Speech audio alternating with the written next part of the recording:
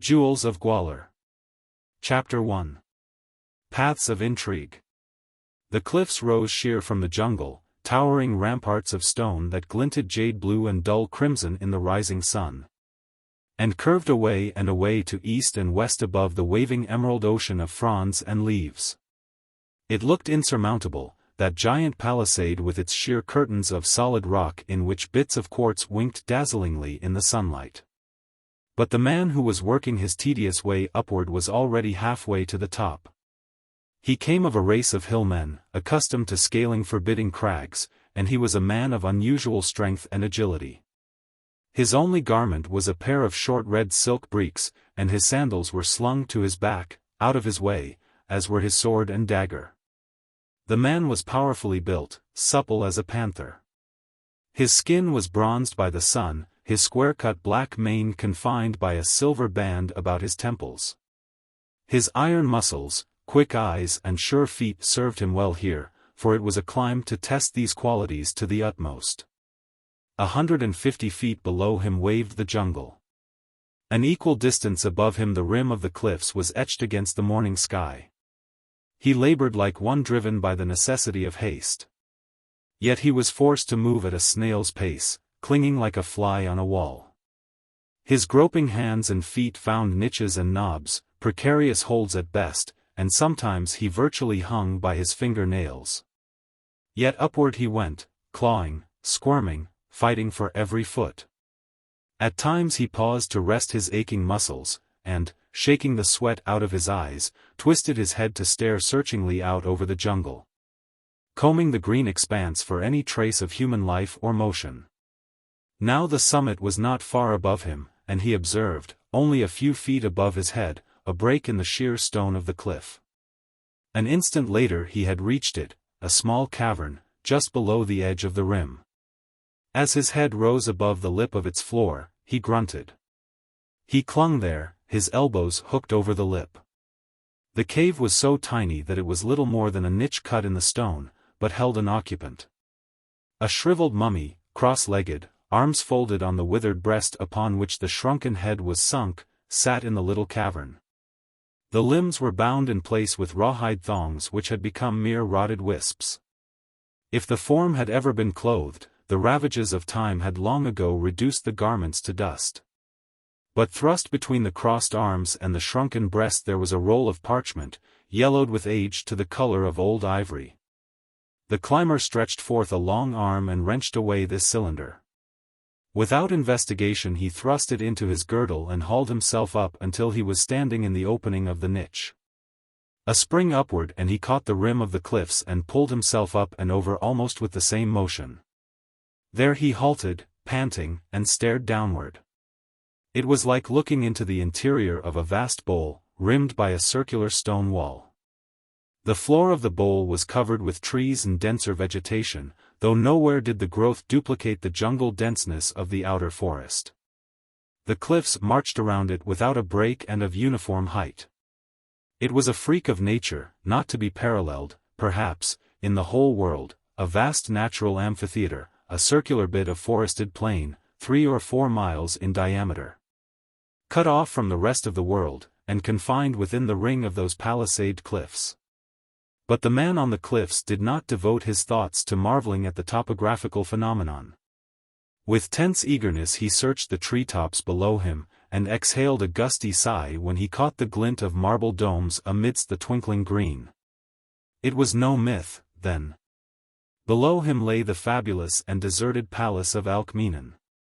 Conan the Cimmerian, late of the Baracha Isles, of the Black Coast, and of many other climes where life ran wild, had come to the kingdom of Keshan following the lure of a fabled treasure that outshone the hoard of the Turanian kings. Keshan was a barbaric kingdom lying in the eastern hinterlands of Kush where the broad grasslands merge with the forests that roll up from the south. The people were a mixed race, a dusky nobility ruling a population that was largely pure Negro.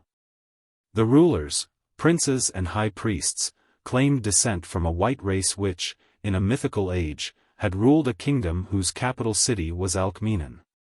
Conflicting legends sought to explain the reason for that race's eventual downfall, and the abandonment of the city by the survivors. Equally nebulous were the tales of the teeth of Gwahlur, the treasure of Alkmenen. But these misty legends had been enough to bring Conan to Keshen, over vast distances of plain, river-laced jungle, and mountains.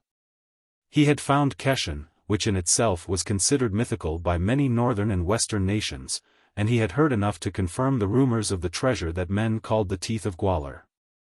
But its hiding place he could not learn, and he was confronted with the necessity of explaining his presence in Keshen.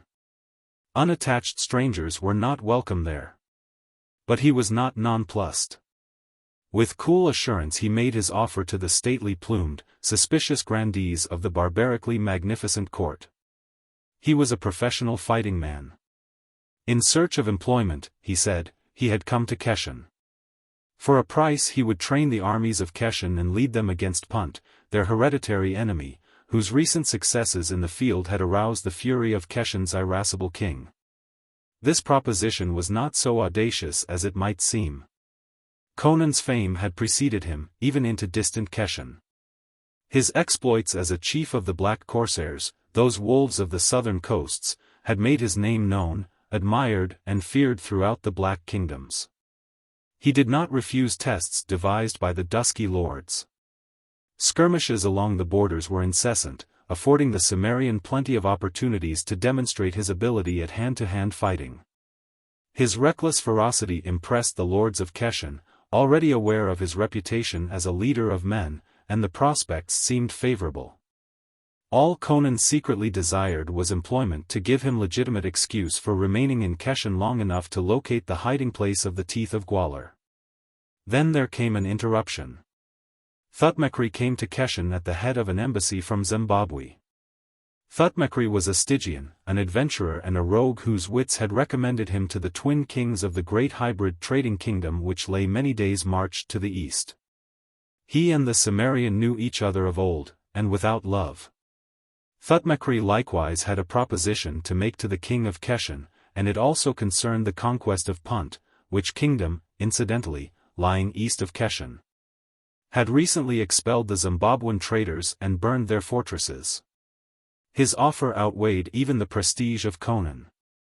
He pledged himself to invade Punt from the east with a host of black spearmen, Shemitish archers, and mercenary swordsmen, and to aid the king of Keshen to annex the hostile kingdom.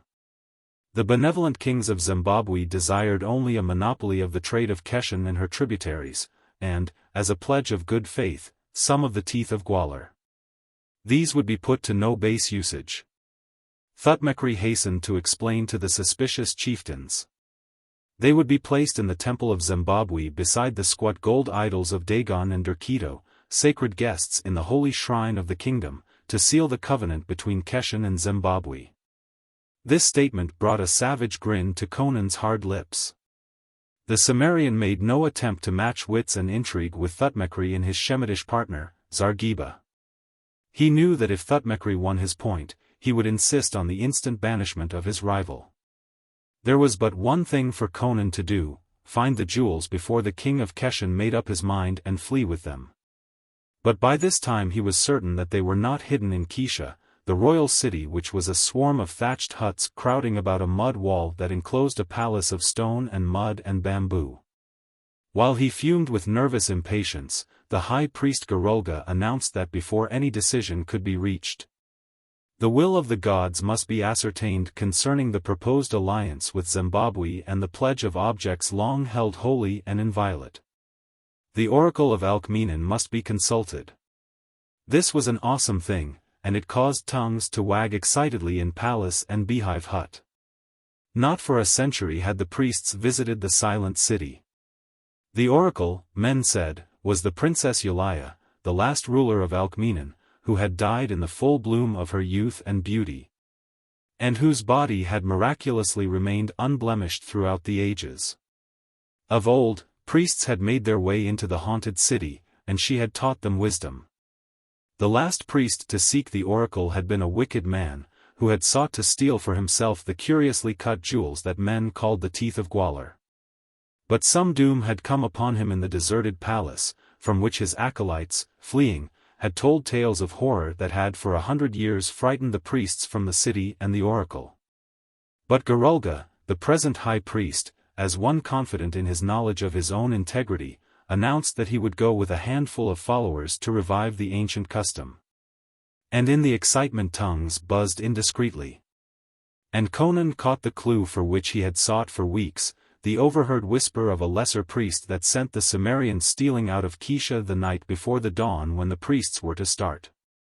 Riding as hard as he dared for a night and a day and a night, he came in the early dawn to the cliffs of Alkmenen, which stood in the southwestern corner of the kingdom, amidst uninhabited jungle which was taboo to common men. None but the priests dared approach the haunted vale within a distance of many miles. And not even a priest had entered Alkmenen for 100 years. No man had ever climbed these cliffs, legend said, and none but the priests knew the secret entrance into the valley. Conan did not waste time looking for it. Steeps that balked these people, horsemen and dwellers of plain and level forest, were not impossible for a man born in the rugged hills of Cimmeria. Now on the summit of the cliffs he looked down into the circular valley and wondered what plague. War or superstition had driven the members of that ancient race forth from their stronghold to mingle with and be absorbed by the tribes that hemmed them in. This valley had been their citadel. There the palace stood, and there only the royal family and their court dwelt. The real city stood outside the cliffs. Those waving masses of green jungle vegetation hid its ruins. But the domes that glistened in the leaves below him were the unbroken pinnacles of the royal palace of Alkmenen which had defied the corroding ages. Swinging a leg over the rim he went down swiftly. The inner side of the cliffs was more broken, not quite so sheer. In less than half the time it had taken him to ascend the outer side, he dropped to the sward valley floor. With one hand on his sword, he looked alertly about him. There was no reason to suppose men lied when they said that Alkmenen was empty and deserted, haunted only by the ghosts of the dead past. But it was Conan's nature to be suspicious and wary. The silence was primordial, not even a leaf quivered on a branch. When he bent to peer under the trees, he saw nothing but the marching rows of trunks, receding and receding into the blue gloom of the deep woods. Nevertheless he went warily, sword in hand, his restless eyes combing the shadows from side to side, his springy tread making no sound on the sward. All about him he saw signs of an ancient civilization. Marble fountains, voiceless and crumbling, stood in circles of slender trees whose patterns were too symmetrical to have been a chance of nature. Forest growth and underbrush had invaded the evenly planned groves, but their outlines were still visible. Broad pavements ran away under the trees, broken, and with grass growing through the wide cracks. He glimpsed walls with ornamental copings, lattices of carven stone that might once have served as the walls of pleasure pavilions.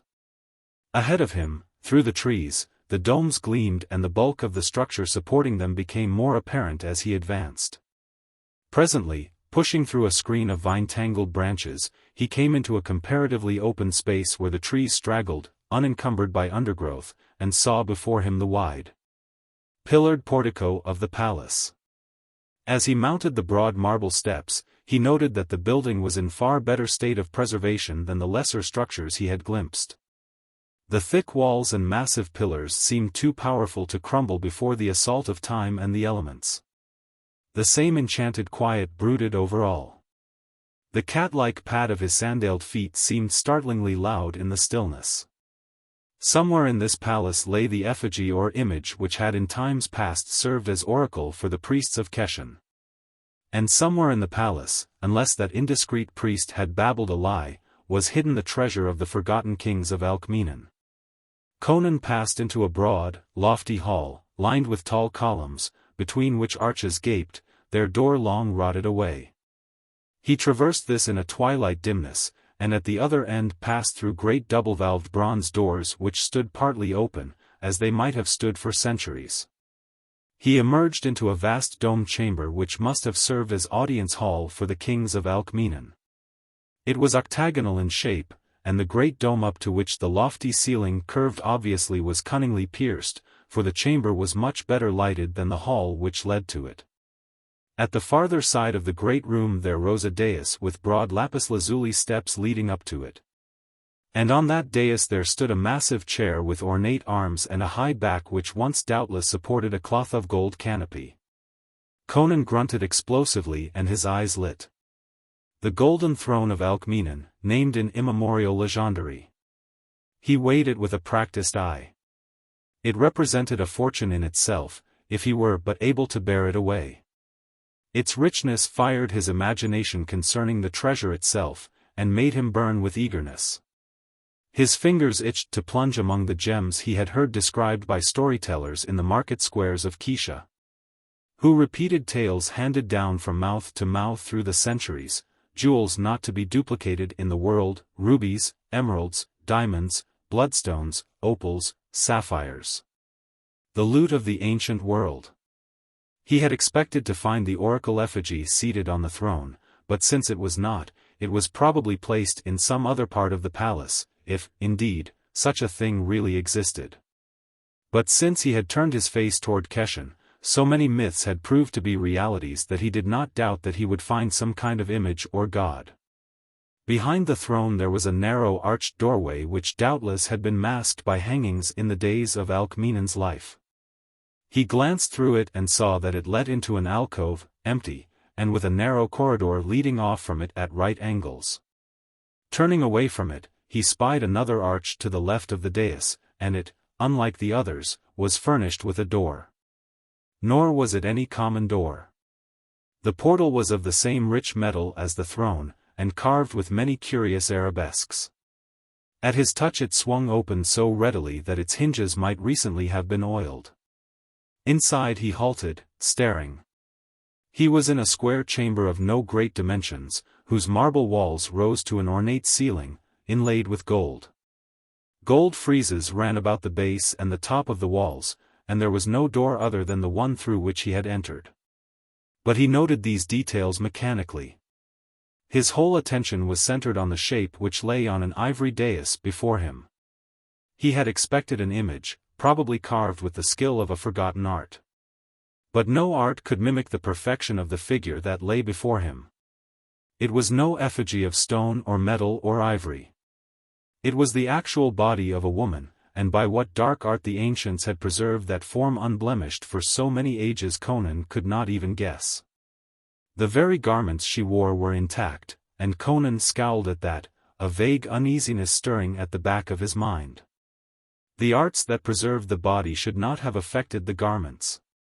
Yet there they were, gold breastplates set with concentric circles of small gems, gilded sandals, and a short silken skirt upheld by a jeweled girdle. Neither cloth nor metal showed any signs of decay. Yulia was coldly beautiful, even in death. Her body was like alabaster, slender yet voluptuous. A great crimson jewel gleamed against the darkly piled foam of her hair. Conan stood frowning down at her, and then tapped the dais with his sword. Possibilities of a hollow containing the treasure occurred to him, but the dais rang solid. He turned and paced the chamber in some indecision. Where should he search first, in the limited time at his disposal? The priest he had overheard babbling to a courtesan had said the treasure was hidden in the palace. But that included a space of considerable vastness. He wondered if he should hide himself until the priests had come and gone, and then renew the search. But there was a strong chance that they might take the jewels with them when they returned to Kisha. For he was convinced that Thutmekri had corrupted Gwahlur. Conan could predict Thutmekri's plans from his knowledge of the man. He knew that it had been Thutmekri who had proposed the conquest of Punt to the kings of Zimbabwe, which conquest was but one move toward their real goal, the capture of the teeth of Gwahlur. Those wary kings would demand proof that the treasure really existed before they made any move. The jewels Thutmekri asked as a pledge would furnish that proof. With positive evidence of the treasure's reality, the kings of Zimbabwe would move. Punt would be invaded simultaneously from the east and the west, but the Zimbabweans would see to it that the Kashani did most of the fighting, and then, when both Punt and Keshan were exhausted from the struggle, the Zimbabweans would crush both races, loot Keshan and take the treasure by force. If they had to destroy every building and torture every living human in the kingdom. But there was always another possibility. if Thutmekri could get his hands on the hoard, it would be characteristic of the man to cheat his employers, steal the jewels for himself and decamp, leaving the Zimbabwean emissaries holding the sack. Conan believed that this consulting of the oracle was but a ruse to persuade the king of Keshan to accede to Thutmekri's wishes, for he never for a moment doubted that Gwahlur was as subtle and devious as all the rest mixed up in this grand swindle. Conan had not approached the high priest himself, because in the game of bribery he would have no chance against Thutmekri, and to attempt it would be to play directly into the Stygian's hands. Gwahlur could denounce the Cimmerian to the people, establish a reputation for integrity, and rid Thutmekri of his rival at one stroke. He wondered how Thutmekri had corrupted the high priest, and just what could be offered as a bribe to a man who had the greatest treasure in the world under his fingers.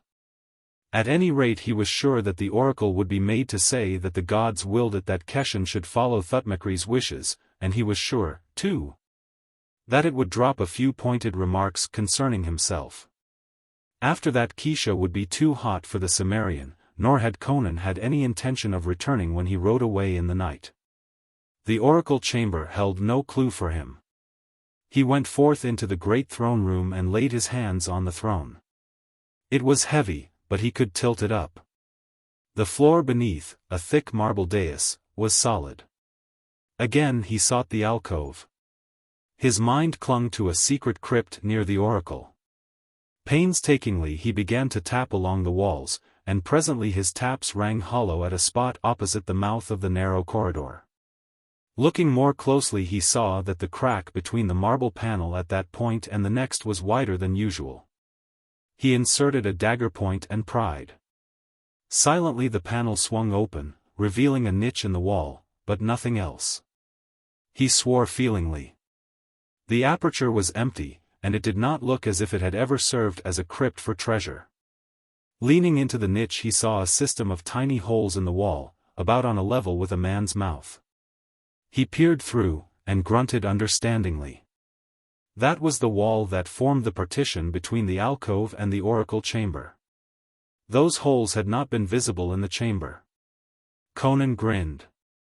This explained the mystery of the oracle, but it was a bit cruder than he had expected.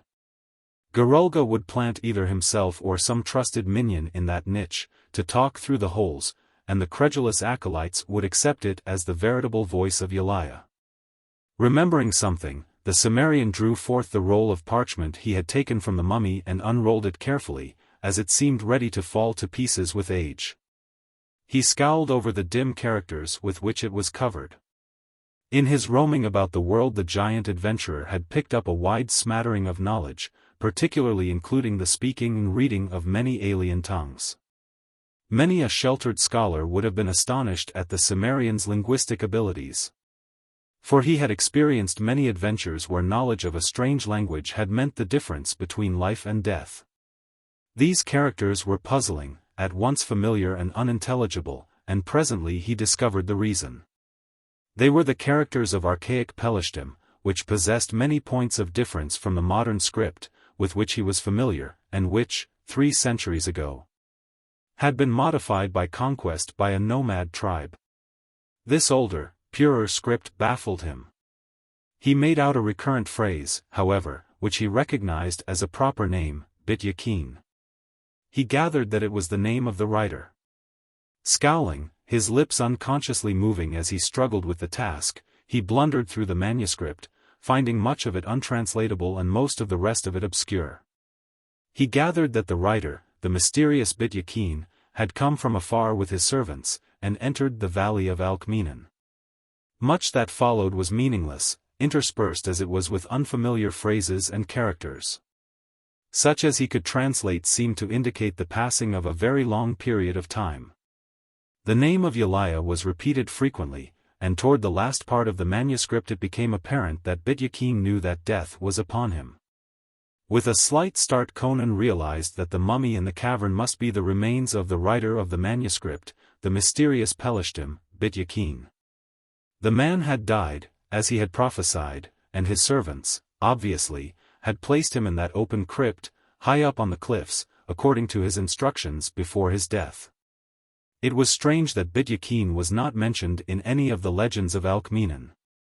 Obviously he had come to the valley after it had been deserted by the original inhabitants. The manuscript indicated as much, but it seemed peculiar that the priests who came in the old days to consult the oracle had not seen the man or his servants. Conan felt sure that the mummy and this parchment were more than 100 years old. Bit-Yakin had dwelt in the valley when the priests came of old to bow before dead Yaliah. Yet concerning him the legends were silent, telling only of a deserted city, haunted only by the dead.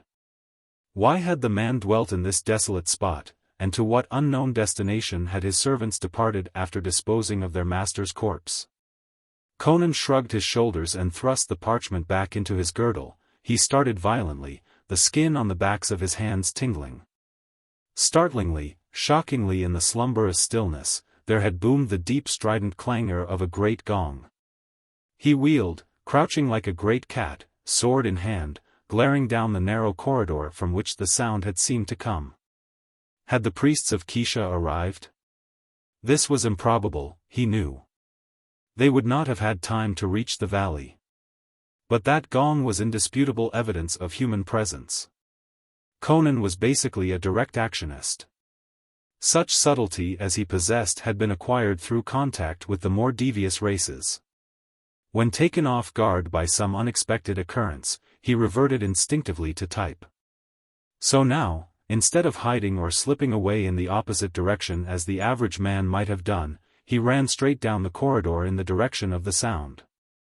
His sandals made no more sound than the pads of a panther would have made, his eyes were slits, his lips unconsciously a snarl. Panic had momentarily touched his soul at the shock of that unexpected reverberation. And the red rage of the primitive that is wakened by threat of peril always lurked close to the surface of the Cimmerian. He emerged presently from the winding corridor into a small open court. Something glinting in the sun caught his eye. It was the gong, a great gold disc, hanging from a gold arm extending from the crumbling wall. A brass mallet lay near, but there was no sound or sight of humanity. The surrounding arches gaped emptily. Conan crouched inside the doorway for what seemed a long time. There was no sound or movement throughout the great palace. His patience exhausted at last, he glided around the curve of the court, peering into the arches, ready to leap either way like a flash of light, or to strike right or left as a cobra strikes. He reached the gong, stared into the arch nearest it. He saw only a dim chamber, littered with the debris of decay. Beneath the gong the polished marble flags showed no footprints, but there was a scent in the air, a faintly fetid odor he could not classify. His nostrils dilated like those of a wild beast as he sought in vain to identify it. He turned toward the arch. With appalling suddenness the seemingly solid flags splintered and gave way under his feet. Even as he fell he spread wide his arms and caught the edges of the aperture that gaped beneath him. The edges crumbled off under his clutching fingers. Down into utter darkness he shot, into black icy water that gripped him and whirled him away with breathless speed. Chapter 2. Goddess Awakens. The Cimmerian at first made no attempt to fight the current that was sweeping him through lightless night. He kept himself afloat, gripping between his teeth the sword, which he had not relinquished, even in his fall, and did not even seek to guess to what doom he was being born. But suddenly a beam of light lanced the darkness ahead of him. He saw the surging, seething black surface of the water, in turmoil as if disturbed by some monster of the deep, and he saw the sheer stone walls of the channel curved up to a vault overhead. On each side ran a narrow ledge, just below the arching roof, but they were far out of his reach. At one point this roof had been broken, probably fallen in, and the light was streaming through the aperture. Beyond that shaft of light was utter blackness, and panic assailed the Cimmerian as he saw he would be swept on past that spot of light, and into the unknown blackness again. Then he saw something else. Bronze ladders extended from the ledges to the water's surface at regular intervals, and there was one just ahead of him. Instantly he struck out for it, fighting the current that would have held him to the middle of the stream. It dragged at him as with tangible, animate slimy hands, but he buffeted the rushing surge with the strength of desperation and now drew closer and closer inshore, fighting furiously for every inch. Now he was even with the ladder, and with a fierce, gasping plunge he gripped the bottom rung and hung on, breathless. A few seconds later he struggled up out of the seething water, trusting his weight dubiously to the corroded rungs. They sagged and bent, but they held, and he clambered up onto the narrow ledge which ran along the wall scarcely a man's length below the curving roof. The tall Cimmerian was forced to bend his head as he stood up. A heavy bronze door showed in the stone at a point even with the head of the ladder, but it did not give to Conan's efforts. He transferred his sword from his teeth to its scabbard, spitting blood, for the edge had cut his lips in that fierce fight with the river, and turned his attention to the broken roof. He could reach his arms up through the crevice and grip the edge, and careful testing told him it would bear his weight. An instant later he had drawn himself up through the hole, and found himself in a wide chamber, in a state of extreme disrepair. Most of the roof had fallen in, as well as a great section of the floor, which was laid over the vault of a subterranean river. Broken arches opened into other chambers and corridors, and Conan believed he was still in the great palace. He wondered uneasily how many chambers in that palace had underground water directly under them. And when the ancient flags or tiles might give way again and precipitate him back into the current from which he had just crawled. And he wondered just how much of an accident that fall had been. Had those rotten flags simply chanced to give way beneath his weight, or was there a more sinister explanation? One thing at least was obvious: he was not the only living thing in that palace. That gong had not sounded of its own accord, whether the noise had been meant to lure him to his death, or not. The silence of the palace became suddenly sinister, fraught with crawling menace. Could it be someone on the same mission as himself? A sudden thought occurred to him, at the memory of the mysterious Bit-Yakin. Was it not possible that this man had found the teeth of Gwahlur in his long residence in Alkmeenan, that his servants had taken them with them when they departed? The possibility that he might be following a will-o'-the-wisp infuriated the Cimmerian. Choosing a corridor which he believed led back toward the part of the palace he had first entered, he hurried along it. Stepping gingerly as he thought of that black river that seethed and foamed somewhere below his feet. His speculations recurrently revolved about the oracle chamber and its cryptic occupant. Somewhere in that vicinity must be the clue to the mystery of the treasure, if indeed it still remained in its immemorial hiding place. The great palace lay silent as ever, disturbed only by the swift passing of his sandaled feet. The chambers and halls he traversed were crumbling into ruin, but as he advanced the ravages of decay became less apparent. He wondered briefly for what purpose the ladders had been suspended from the ledges over the subterranean river, but dismissed the matter with a shrug. He was little interested in speculating over unremunerative problems of antiquity. He was not sure just where the oracle chamber lay, from where he was, but presently he emerged into a corridor which led back into the great throne room under one of the arches. He had reached a decision: it was useless for him to wander aimlessly about the palace, seeking the hoard. He would conceal himself somewhere here, wait until the Kashani priests came, and then, after they had gone through the farce of consulting the oracle, he would follow them to the hiding place of the gems, to which he was certain they would go. Perhaps they would take only a few of the jewels with them. He would content himself with the rest. Drawn by a morbid fascination, he re-entered the oracle chamber and stared down again at the motionless figure of the princess who was worshipped as a goddess, entranced by her frigid beauty. What cryptic secret was locked in that marvelously molded form? He started violently. The breath sucked through his teeth, the short hairs prickled at the back of his scalp. The body still lay as he had first seen it, silent, motionless, in breastplates of jeweled gold, gilded sandals and silken shirt. But now there was a subtle difference. The lissom limbs were not rigid, a peach bloom touched the cheeks, the lips were red. With a panicky curse Conan ripped out his sword. Crom! She's alive. At his words the long dark lashes lifted, the eyes opened and gaped up at him inscrutably, dark, lustrous, mystical. He glared in frozen speechlessness. She sat up with a supple ease, still holding his ensorcelled stare. He licked his dry lips and found voice. Are you Yulia?" he stammered. "I am Yulia." The voice was rich and musical, and he stared with new wonder. "Do not fear. I will not harm you if you do my bidding. How can a dead woman come to life after all these centuries?" he demanded, as if skeptical of what his senses told him. A curious gleam was beginning to smolder in his eyes. She lifted her arms in a mystical gesture. "I am a goddess. 1,000 years ago there descended upon me the curse of the greater gods, the gods of darkness beyond the borders of light. The mortal in me died, the goddess in me could never die. Here I have lain for so many centuries, to awaken each night at sunset and hold my court as of yore, with specters drawn from the shadows of the past. Man, if you would not view that which will blast your soul forever, get hence quickly. I command you. Go." The voice became imperious, and her slender arm lifted and pointed. Conan, his eyes burning slits, slowly sheathed his sword, but he did not obey her order. He stepped closer, as if impelled by a powerful fascination. Without the slightest warning he grabbed her up in a bear-like grasp.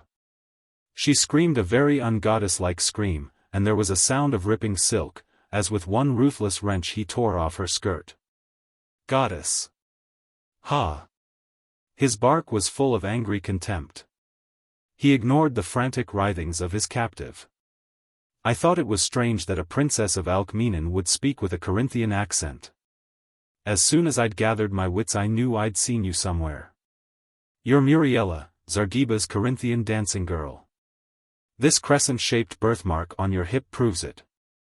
I saw it once when Zargiba was whipping you. Goddess! Bah!" He smacked the betraying hip contemptuously and resoundingly with his open hand, and the girl yelped piteously. All her imperiousness had gone out of her.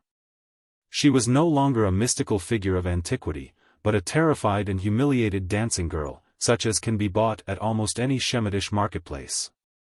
She lifted up her voice and wept unashamedly. Her captor glared down at her with angry triumph. "Goddess! Ha! So you were one of the veiled women Zargiba brought to Keisha with him. Did you think you could fool me, you little idiot? A year ago I saw you in Akbatana with that swine, Zargiba, and I don't forget faces, or women's figures. I think I'll..." Squirming about in his grasp she threw her slender arms about his massive neck in an abandon of terror, tears coursed down her cheeks, and her sobs quivered with a note of hysteria. "Oh, please don't hurt me.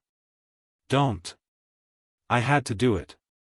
Zargiba brought me here to act as the oracle." "Why, you sacrilegious little hussy," rumbled Conan. "Do you not fear the gods? Crom! Is there no honesty anywhere?" "Oh, please," she begged, quivering with abject fright. "I couldn't disobey Zargiba. Oh, what shall I do? I shall be cursed by these heathen gods. What do you think the priests will do to you if they find out you're an impostor?" he demanded. At the thought her legs refused to support her, and she collapsed in a shuddering heap. Clasping Conan's knees and mingling incoherent pleas for mercy and protection with piteous protestations of her innocence of any malign intention. It was a vivid change from her pose as the ancient princess, but not surprising. The fear that had nerved her then was now her undoing.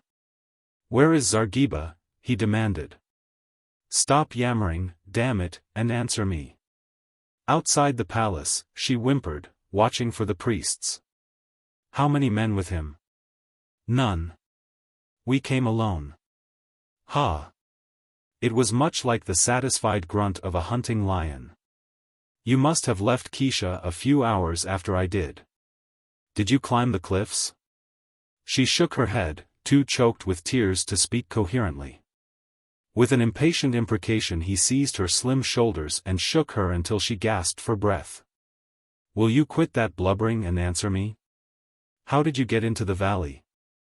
"Zargiba knew the secret way," she gasped. "The priest Gwarunga told him, and Thutmekri." On the south side of the valley there is a broad pool lying at the foot of the cliffs. There is a cave mouth under the surface of the water that is not visible to the casual glance. We ducked under the water and entered it. The cave slopes up out of the water swiftly and leads through the cliffs. The opening on the side of the valley is masked by heavy thickets.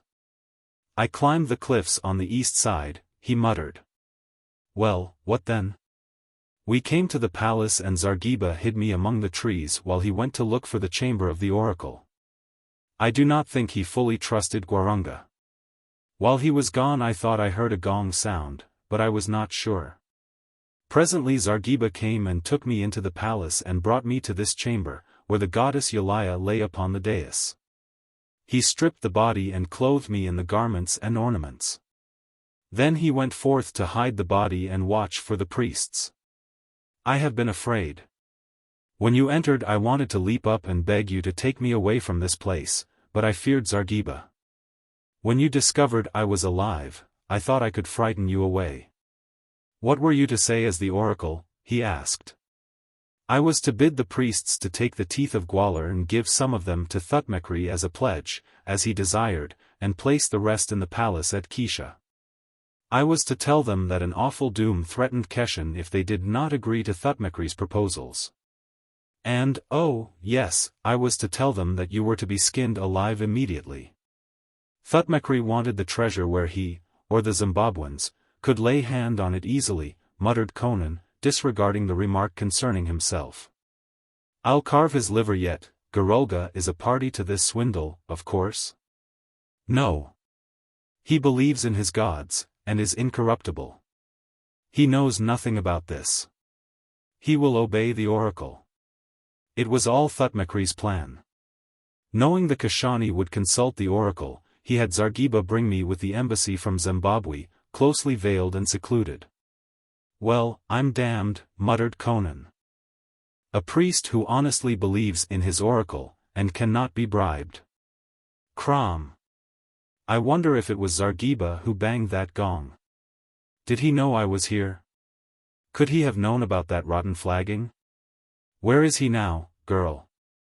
Hiding in a thicket of lotus trees, near the ancient avenue that leads from the south wall of the cliffs to the palace, she answered.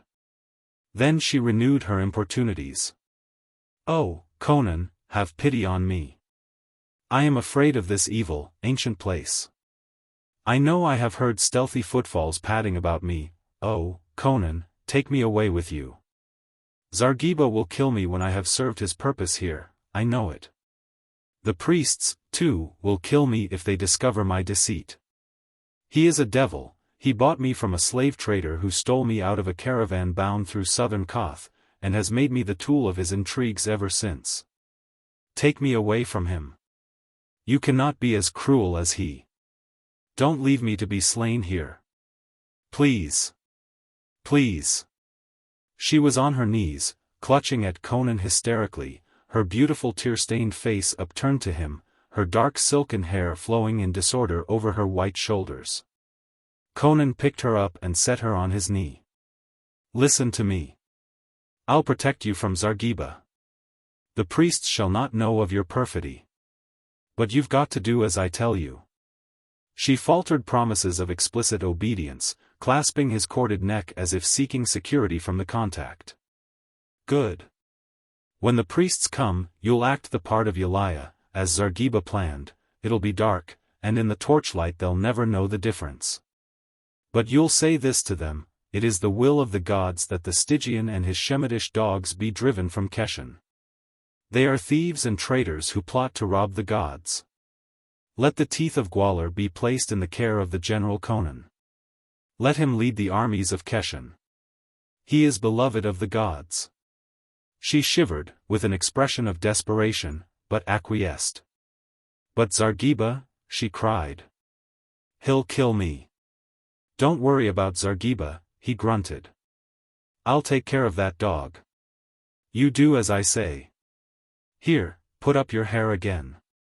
It's fallen all over your shoulders. And the gem's fallen out of it. He replaced the great glowing gem himself, nodding approval. It's worth a room full of slaves, itself alone. Here, put your skirt back on. It's torn down the side, but the priests will never notice it. Wipe your face. A goddess doesn't cry like a whipped schoolgirl.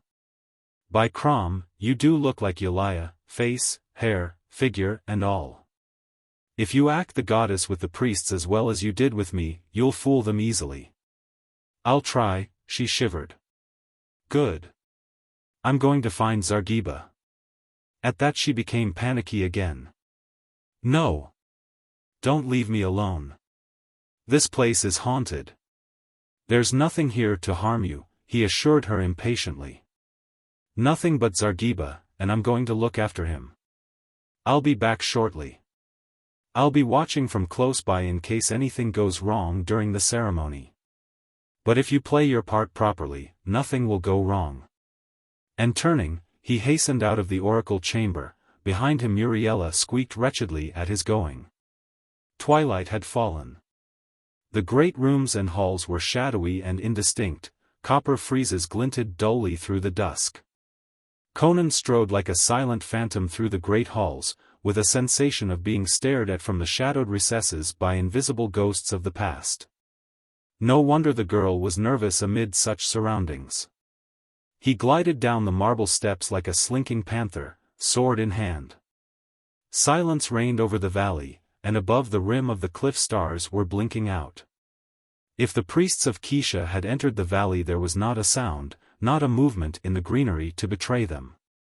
He made out the ancient broken paved avenue, wandering away to the south, lost amid clustering masses of fronds and thick-leaved bushes. He followed it warily, hugging the edge of the paving where the shrubs massed their shadows thickly, until he saw ahead of him, dimly in the dusk, the clump of lotus trees. The strange growth peculiar to the black lands of Kush. There, according to the girl, Zargiba should be lurking. Conan became stealth personified. A velvet-footed shadow, he melted into the thickets. He approached the lotus grove by a circuitous movement, and scarcely the rustle of a leaf proclaimed his passing. At the edge of the trees he halted suddenly, crouched like a suspicious panther among the deep shrubs. Ahead of him, among the dense leaves, showed a pallid oval, dim in the uncertain light. It might have been one of the great white blossoms which shone thickly among the branches. But Conan knew that it was a man's face. And it was turned toward him. He shrank quickly deeper into the shadows. Had Zargiba seen him? The man was looking directly toward him. Seconds passed. That dim face had not moved. Conan could make out the dark tuft below that was the short black beard. And suddenly Conan was aware of something unnatural. Zargiba, he knew, was not a tall man. Standing erect, his head would scarcely top the Cimmerian's shoulder, yet that face was on a level with Conan's own. Was the man standing on something? Conan bent and peered toward the ground below the spot where the face showed, but his vision was blocked by undergrowth and the thick boles of the trees. But he saw something else, and he stiffened. Through a slot in the underbrush he glimpsed the stem of the tree under which, apparently, Zargiba was standing. The face was directly in line with that tree. He should have seen below that face, not the tree trunk, but Zargiba's body, but there was no body there. Suddenly tenser than a tiger who stalks his prey, Conan glided deeper into the thicket, and a moment later drew aside a leafy branch and glared at the face that had not moved. Nor would it ever move again, of its own volition. He looked on Zargiba's severed head, suspended from the branch of the tree by its own long black hair. Chapter 3. The Return of the Oracle. Conan wheeled supplely, sweeping the shadows with a fiercely questing stare.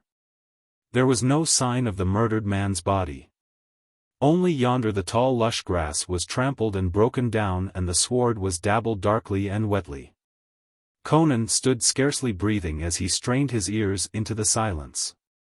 The trees and bushes with their great pallid blossoms stood dark, still and sinister, etched against the deepening dusk. Primitive fears whispered at the back of Conan's mind. Was this the work of the priests of Keshan? If so, where were they? Was it Zargiba, after all, who had struck the gong? Again there rose the memory of Bityakin and his mysterious servants. Bityakin was dead, shriveled to a hulk of wrinkled leather and bound in his hollowed crypt to greet the rising sun forever. But the servants of Bityakin were unaccounted for. There was no proof they had ever left the valley. Conan thought of the girl, Muriela, alone and unguarded in that great shadowy palace. He wheeled and ran back down the shadowed avenue, and he ran as a suspicious panther runs, poised even in full stride to whirl right or left and strike death blows. The palace loomed through the trees, and he saw something else, the glow of fire reflecting redly from the polished marble. He melted into the bushes that lined the broken street, glided through the dense growth and reached the edge of the open space before the portico. Voices reached him. Torches bobbed and their flare shone on glossy ebon shoulders. The priests of Keshan had come. They had not advanced up the wide, overgrown avenue as Zargiba had expected them to do. Obviously there was more than one secret way into the valley of Alkmenen. They were filing up the broad marble steps, holding their torches high. He saw Gwahlur at the head of the parade, a profile chiseled out of copper, etched in the torch glare. The rest were acolytes, giant black men from whose skins the torches struck highlights. At the end of the procession there stalked a huge Negro with an unusually wicked cast of countenance, at the sight of whom Conan scowled. That was Gwahlur, whom Muriela had named as the man who had revealed the secret of the pool entrance to Zargiba. Conan wondered how deeply the man was in the intrigues of the Stygian. He hurried toward the portico, circling the open space to keep in the fringing shadows. They left no one to guard the entrance. The torches streamed steadily down the long dark hall. Before they reached the double-valved door at the other end, Conan had mounted the other steps and was in the hall behind them. Slinking swiftly along the column-lined wall, he reached the great door as they crossed the huge throne room, their torches driving back the shadows. They did not look back. In single file, their ostrich plumes nodding, their leopard-skin tunics contrasting curiously with the marble and arabesqued metal of the ancient palace. They moved across the wide room and halted momentarily at the golden door to the left of the throne dais. Gwahlur's voice boomed eerily and hollowly in the great empty space, framed in sonorous phrases unintelligible to the lurking listener. Then the high priest thrust open the golden door and entered, bowing repeatedly from his waist, and behind him the torches sank and rose, showering flakes of flame. As the worshippers imitated their master. The gold door closed behind them, shutting out sound and sight, and Conan darted across the throne chamber and into the alcove behind the throne. He made less sound than a wind blowing across the chamber. Tiny beams of light streamed through the apertures in the wall, as he pried open the secret panel. Gliding into the niche, he peered through. Muriela sat upright on the dais, her arms folded, her head leaning back against the wall, within a few inches of his eyes. The delicate perfume of her foamy hair was in his nostrils. He could not see her face, of course, but her attitude was as if she gazed tranquilly into some far gulf of space, over and beyond the shaven heads of the black giants who knelt before her. Conan grinned with appreciation. The little slut's an actress, he told himself. He knew she was shriveling with terror, but she showed no sign. In the uncertain flare of the torches she looked exactly like the goddess he had seen lying on that same dais, if one could imagine that goddess imbued with vibrant life. Gwahlur was booming forth some kind of a chant in an accent unfamiliar to Conan, and which was probably some invocation in the ancient tongue of Alkmenen. Handed down from generation to generation of high priests. It seemed interminable. Conan grew restless. The longer the thing lasted, the more terrific would be the strain on Muriela. If she snapped, he hitched his sword and dagger forward. He could not see the little trollop tortured and slain by these men. But the chant, deep, low-pitched and indescribably ominous, came to a conclusion at last, and a shouted acclaim from the acolytes marked its period. Lifting his head and raising his arms toward the silent form on the dais, Gwahlur cried in the deep, rich resonance that was the natural attribute of the Kashani priest, "O great goddess. Dweller with the Great One of Darkness, let thy heart be melted, thy lips open for the ears of thy slave whose head is in the dust beneath thy feet. Speak, great goddess of the holy valley. Thou knowest the paths before us, the darkness that vexes us is as the light of the midday sun to thee. Shed the radiance of thy wisdom on the paths of thy servants. Tell us, O mouthpiece of the gods, what is their will concerning Thutmekri the Stygian? The high-piled burnished mass of hair that caught the torchlight in dull bronze gleams quivered slightly. A gusty sigh rose from the blacks, half in awe, half in fear. Muriella's voice came plainly to Conan's ears in the breathless silence, and it seemed, cold, detached, impersonal, though the Cimmerian winced at the Corinthian accent. It is the will of the gods that the Stygian and his Shemitish dogs be driven from Keshan. She was repeating his exact words. They are thieves and traitors who plot to rob the gods. Let the teeth of Gwahlur be placed in the care of the general Conan. Let him lead the armies of Keshan. He is beloved of the gods. There was a quiver in her voice as she ended, and Conan began to sweat, believing she was on the point of an hysterical collapse.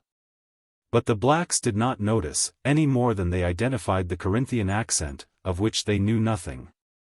They smote their palms softly together and a murmur of wonder and awe rose from them. Garulga's eyes glittered fanatically in the torchlight. Yelaya has spoken, he cried in an exalted voice. It is the will of the gods. Long ago, in the days of our ancestors, they were made taboo and hidden at the command of the gods, who wrenched them from the awful jaws of Gwahlur the king of darkness, in the birth of the world. At the command of the gods the teeth of Gwahlur were hidden, at their command they shall be brought forth again.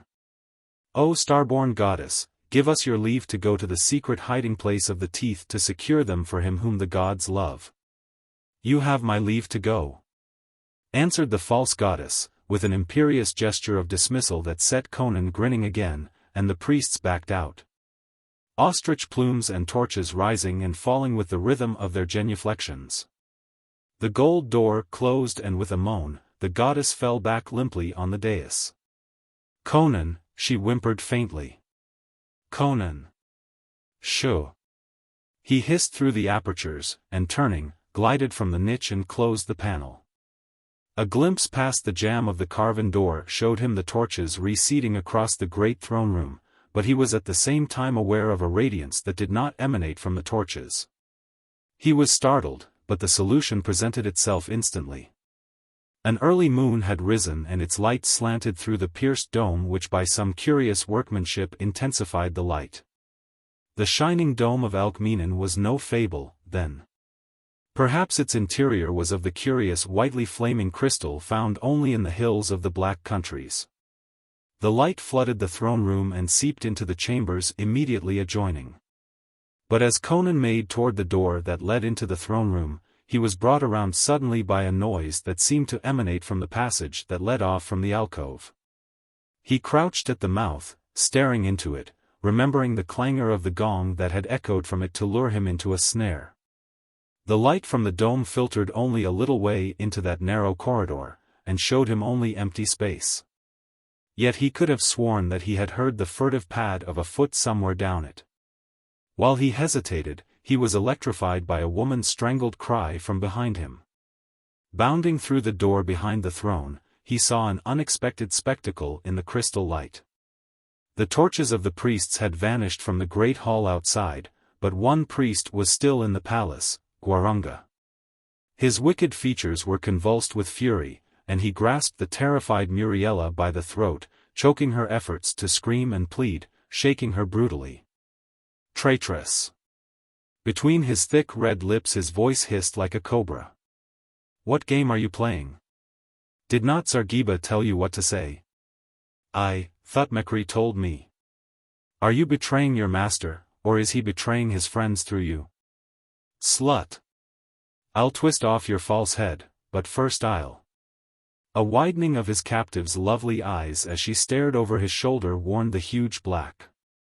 He released her and wheeled, just as Conan's sword lashed down. The impact of the stroke knocked him headlong backward to the marble floor, where he lay twitching, blood oozing from a ragged gash in his scalp. Conan started toward him to finish the job, for he knew that the priest's sudden movement had caused the blade to strike flat, but Muriela threw her arms convulsively about him. "I've done as you ordered," she gasped hysterically. "Take me away. Oh, please take me away." "We can't go yet," he grunted. "I want to follow the priests and see where they get the jewels. There may be more loot hidden there. But you can go with me. Where's the gem you wore in your hair?" "It must have fallen out on the dais," she stammered, feeling for it. "I was so frightened. When the priests left I ran out to find you, and this big brute had stayed behind, and he grabbed me." "Well, go get it while I dispose of this carcass," he commanded. "Go on.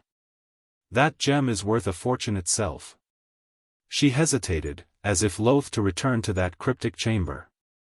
Then, as he grasped Gwarunga's girdle and dragged him into the alcove, she turned and entered the oracle room. Conan dumped the senseless black on the floor, and lifted his sword. The Cimmerian had lived too long in the wild places of the world to have any illusions about mercy. The only safe enemy was a headless enemy. But before he could strike, a startling scream checked the lifted blade. It came from the oracle chamber. "Conan! Conan! She's come back!" The shriek ended in a gurgle and a scraping shuffle. With an oath Conan dashed out of the alcove, across the throne dais and into the oracle chamber, almost before the sound had ceased. There he halted, glaring bewilderedly. To all appearances Muriela lay placidly on the dais, eyes closed as in slumber. "What in thunder are you doing?" he demanded acidly. "Is this any time to be playing jokes?" His voice trailed away. His gaze ran along the ivory thigh molded in the close-fitting silk skirt. That skirt should gape from girdle to hem. He knew, because it had been his own hand that tore it as he ruthlessly stripped the garment from the dancer's writhing body. But the skirt showed no rent. A single stride brought him to the dais and he laid his hand on the ivory body, snatched it away as if it had encountered hot iron instead of the cold immobility of death. "Crom!" he muttered, his eyes suddenly slits of bale fire. "It's not Muriela. It's Yulia." He understood now that frantic scream that had burst from Muriela's lips when she entered the chamber. The goddess had returned. The body had been stripped by Zargiba to furnish the accoutrements for the pretender. Yet now it was clad in silk and jewels as Conan had first seen it. A peculiar prickling made itself manifest among the short hairs at the base of Conan's scalp. "Muriela!" he shouted suddenly. "Muriela! Where the devil are you?" The walls threw back his voice mockingly. There was no entrance that he could see except the golden door, and none could have entered or departed through that without his knowledge. This much was indisputable. Yulia had been replaced on the dais within the few minutes that had elapsed since Muriela had first left the chamber to be seized by Gwarunga. His ears were still tingling with the echoes of Muriela's scream, yet the Corinthian girl had vanished as if into thin air. There was but one explanation that offered itself to the Cimmerian, if he rejected the darker speculation that suggested the supernatural. Somewhere in the chamber there was a secret door. And even as the thought crossed his mind, he saw it. In what had seemed a curtain of solid marble, a thin perpendicular crack showed, and in the crack hung a wisp of silk. In an instant he was bending over it. That shred was from Muriela's torn skirt. The implication was unmistakable. It had been caught in the closing door and torn off as she was borne through the opening by whatever grim beings were her captors. The bit of clothing had prevented the door from fitting perfectly into its frame. Thrusting his dagger point into the crack, Conan exerted leverage with a corded forearm. The blade bent, but it was of unbreakable Akbitanan steel. The marble door opened. Conan's sword was lifted as he peered into the aperture beyond, but he saw no shape of menace.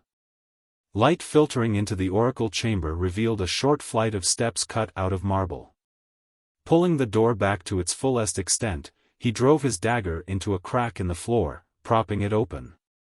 Then he went down the steps without hesitation.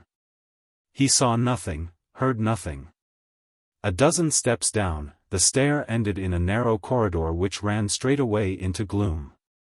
He halted suddenly, posed like a statue at the foot of the stair, staring at the paintings which frescoed the walls, half visible in the dim light which filtered down from above. The art was unmistakably Pelishtim. He had seen frescoes of identical characteristics on the walls of Ascalon. But the scenes depicted had no connection with anything Pelishtim, except for one human figure, frequently recurrent, a lean, white-bearded old man whose racial characteristics were unmistakable. They seemed to represent various sections of the palace above. Several scenes showed a chamber he recognized as the oracle chamber with the figure of Yeliah stretched upon the ivory dais and huge black men kneeling before it. And there were other figures, too, figures that moved through the deserted palace, did the bidding of the Pelishtim, and dragged unnameable things out of the subterranean river. In the few seconds Conan stood frozen, hitherto unintelligible phrases in the parchment manuscript blazed in his brain with chilling clarity. The loose bits of the pattern clicked into place. The mystery of Bit-Yakin was a mystery no longer, nor the riddle of Bit-Yakin's servants. Conan turned and peered into the darkness, an icy finger crawling along his spine. Then he went along the corridor, cat-footed, and without hesitation, moving deeper and deeper into the darkness as he drew farther away from the stair. The air hung heavy with the odor he had scented in the court of the gong. Now in utter blackness he heard a sound ahead of him, the shuffle of bare feet, or the swish of loose garments against stone, he could not tell which. But an instant later his outstretched hand encountered a barrier which he identified as a massive door of carven metal.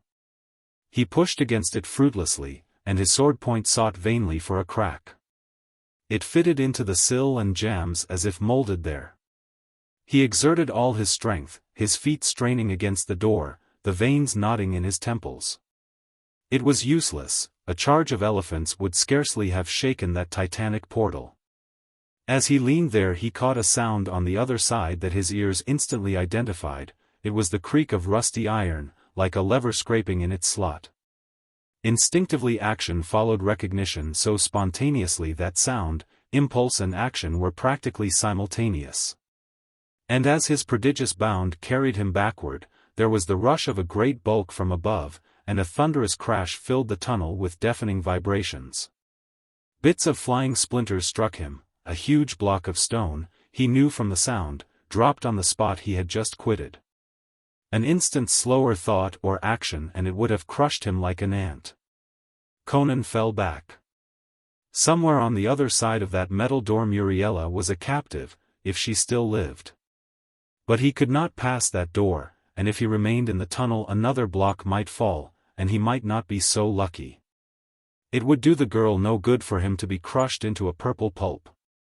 He could not continue his search in that direction. He must get above ground and look for some other avenue of approach. He turned and hurried toward the stair, sighing as he emerged into comparative radiance. And as he set foot on the first step, the light was blotted out, and above him the marble door rushed shut with a resounding reverberation. Something like panic seized the Cimmerian then, trapped in that black tunnel, and he wheeled on the stair, lifting his sword and glaring murderously into the darkness behind him, expecting a rush of ghoulish assailants. But there was no sound or movement down the tunnel. Did the men beyond the door, if they were men, believe that he had been disposed of by the fall of the stone from the roof, which had undoubtedly been released by some sort of machinery? Then why had the door been shut above him? Abandoning speculation, Conan groped his way up the steps, his skin crawling in anticipation of a knife in his back at every stride. Yearning to drown his semi-panic in a barbarous burst of bloodletting. He thrust against the door at the top, and cursed soulfully to find that it did not give to his efforts. Then as he lifted his sword with his right hand to hew at the marble, his groping left encountered a metal bolt that evidently slipped into place at the closing of the door. In an instant he had drawn this bolt, and then the door gave to his shove. He bounded into the chamber like a slit-eyed, snarling incarnation of fury, ferociously desirous to come to grips with whatever enemy was hounding him. The dagger was gone from the floor. The chamber was empty, and so was the dais. Yaliah had again vanished. "By Crom," muttered the Cimmerian. "Is she alive, after all?" He strode out into the throne room, baffled, and then, struck by a sudden thought, stepped behind the throne and peered into the alcove. There was blood on the smooth marble where he had cast down the senseless body of Gwahlur, that was all. The black man had vanished as completely as Yaliah. Chapter 4. The Teeth of Gwahlur. Baffled wrath confused the brain of Conan the Cimmerian. He knew no more how to go about searching for Muriela than he had known how to go about searching for the teeth of Gwahlur. Only one thought occurred to him: to follow the priests. Perhaps at the hiding place of the treasure some clue would be revealed to him. It was a slim chance, but better than wandering about aimlessly. As he hurried through the great shadowy hall that led to the portico, he half expected the lurking shades to come to life behind him with rending fangs and talons. But only the beat of his own rapid heart accompanied him into the moonlight that dappled the shimmering marble. At the foot of the wide steps he cast about in the bright moonlight for some sign to show him the direction he must go. And he found it. Petals scattered on the sward told where an arm or garment had brushed against a blossom-laden branch. Grass had been pressed down under heavy feet.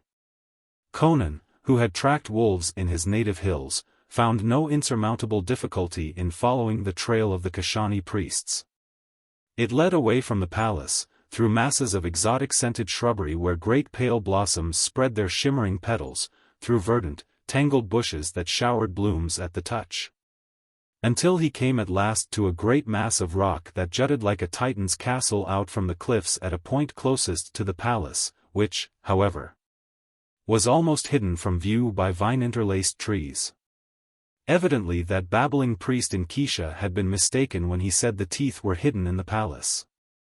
This trail had led him away from the place where Muriela had disappeared, but a belief was growing in Conan that each part of the valley was connected with that palace by subterranean passages. Crouching in the deep velvet-black shadows of the bushes, he scrutinized the great jut of rock which stood out in bold relief in the moonlight. It was covered with strange, grotesque carvings, depicting men and animals, and half-bestial creatures that might have been gods or devils. The style of art differed so strikingly from that of the rest of the valley, that Conan wondered if it did not represent a different era and race. And was itself a relic of an age lost and forgotten at whatever immeasurably distant date the people of Alkmenen had found and entered the haunted valley. A great door stood open in the sheer curtain of the cliff, and a gigantic dragon head was carved about it so that the open door was like the dragon's gaping mouth. The door itself was of carven bronze and looked to weigh several tons. There was no lock that he could see, but a series of bolts showing along the edge of the massive portal, as it stood open, told him that there was some system of locking and unlocking, a system doubtless known only to the priests of Keshan. The trail showed that Gwahlur and his henchmen had gone through that door. But Conan hesitated. To wait until they emerged would probably mean to see the door locked in his face, and he might not be able to solve the mystery of its unlocking.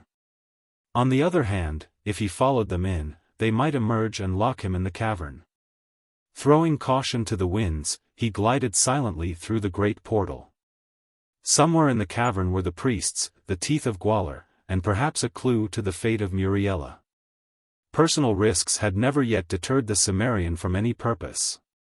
Moonlight illumined, for a few yards, the wide tunnel in which he found himself. Somewhere ahead of him he saw a faint glow and heard the echo of a weird chanting. The priests were not so far ahead of him as he had thought. The tunnel debouched into a wide room before the moonlight played out, an empty cavern of no great dimensions, but with a lofty, vaulted roof, glowing with a phosphorescent incrustation, which, as Conan knew, was a common phenomenon in that part of the world. It made a ghostly half-light, in which he was able to see a bestial image squatting on a shrine and the black mouths of 6 or 7 tunnels leading off from the chamber. Down the widest of these, the one directly behind the squat image which looked toward the outer opening, he caught the gleam of torches wavering, whereas the phosphorescent glow was fixed. and heard the chanting increase in volume. Down it he went recklessly, and was presently peering into a larger cavern than the one he had just left. There was no phosphorus here, but the light of the torches fell on a larger altar and a more obscene and repulsive god squatting toad-like upon it. Before this repugnant deity Gwahlur and his 10 acolytes knelt and beat their heads upon the ground, while chanting monotonously. Conan realized why their progress had been so slow. Evidently approaching the secret crypt of the teeth was a complicated and elaborate ritual. He was fidgeting in nervous impatience before the chanting and bowing were over, but presently they rose and passed into the tunnel which opened behind the idol. Their torches bobbed away into the night vault, and he followed swiftly.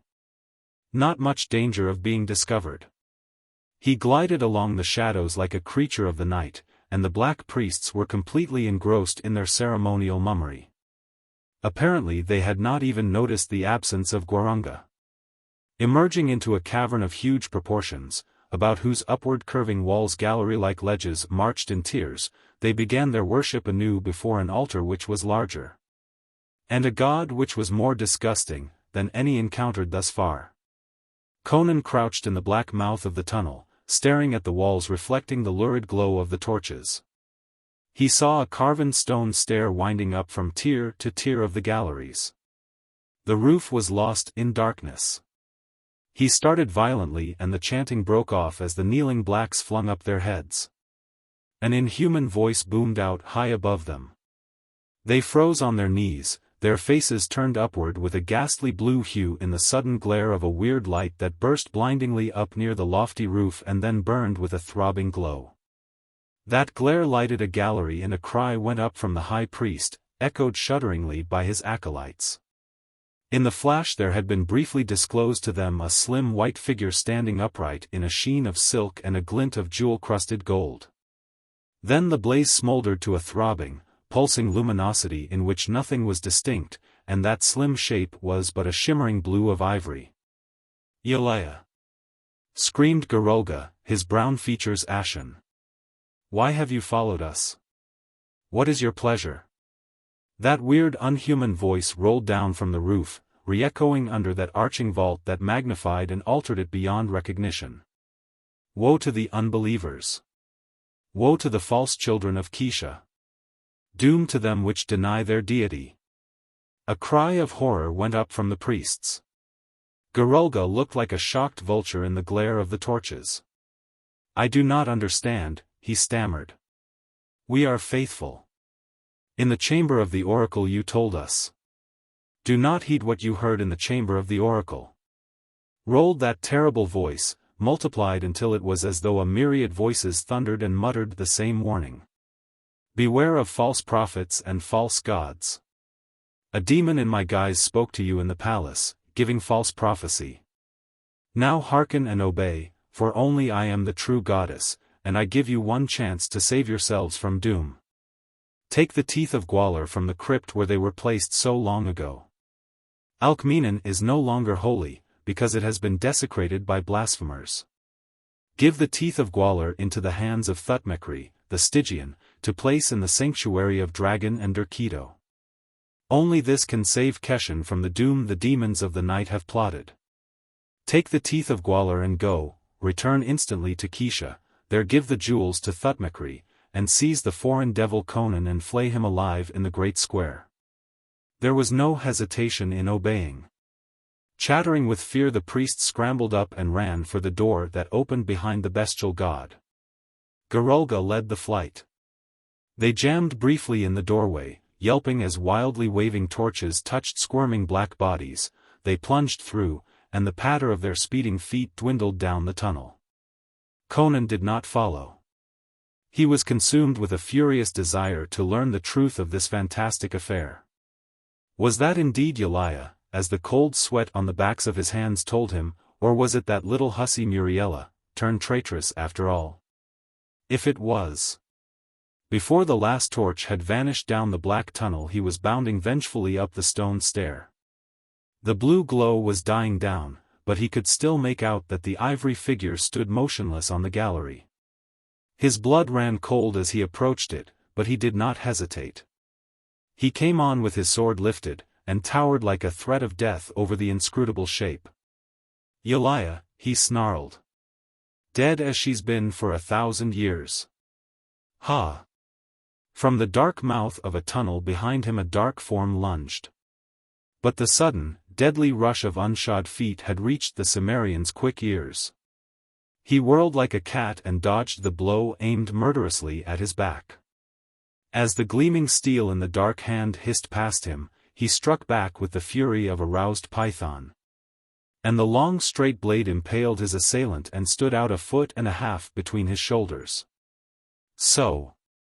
Conan tore his sword free as the victim sagged to the floor, gasping and gurgling. The man writhed briefly and stiffened. In the dying light Conan saw a black body and ebon countenance, hideous in the blue glare. He had killed Gwahlur. Conan turned from the corpse to the goddess.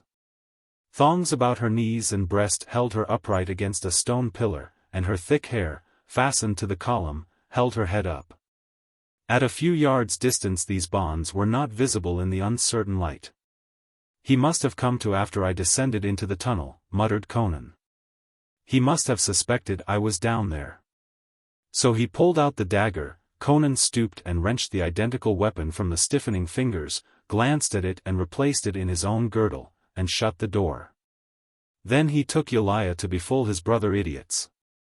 That was he shouting a while ago. You couldn't recognize his voice, under this echoing roof. And that bursting blue flame, I thought it looked familiar. It's a trick of the Stygian priests. Thutmekri must have given some of it to Gwahlur.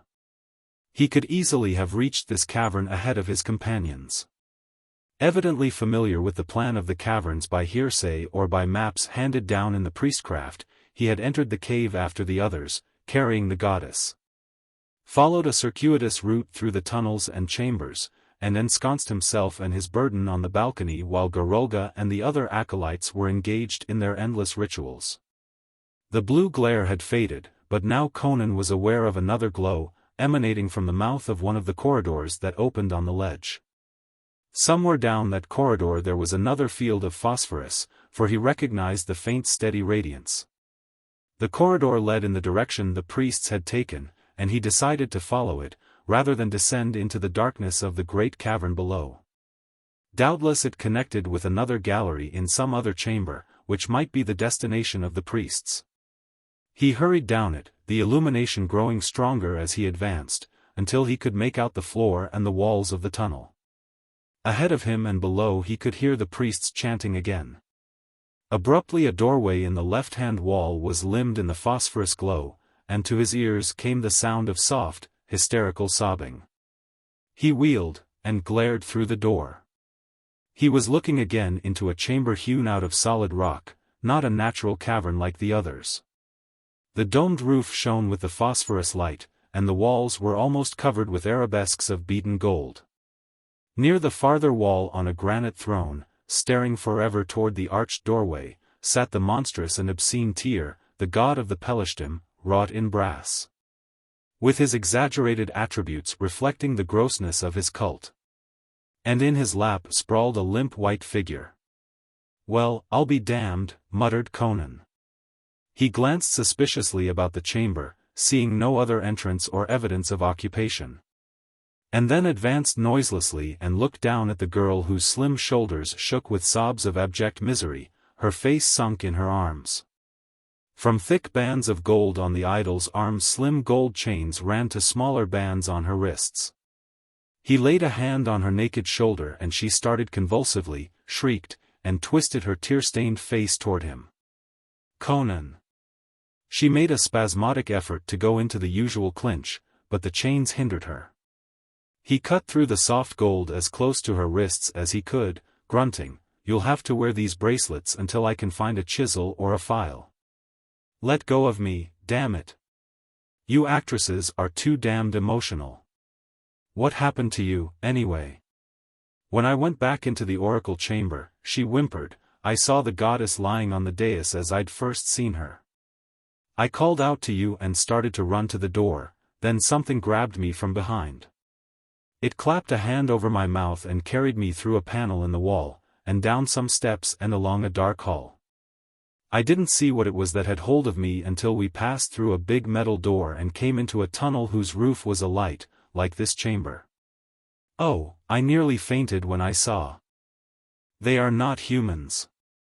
They are grey, hairy devils that walk like men and speak a gibberish no human could understand. They stood there and seemed to be waiting, and once I thought I heard somebody trying the door. Then one of the things pulled a metal lever in the wall, and something crashed on the other side of the door. Then they carried me on and on through winding tunnels and up stone stairways into this chamber, where they chained me on the knees of this abominable idol, and then they went away. Oh, Conan, what are they?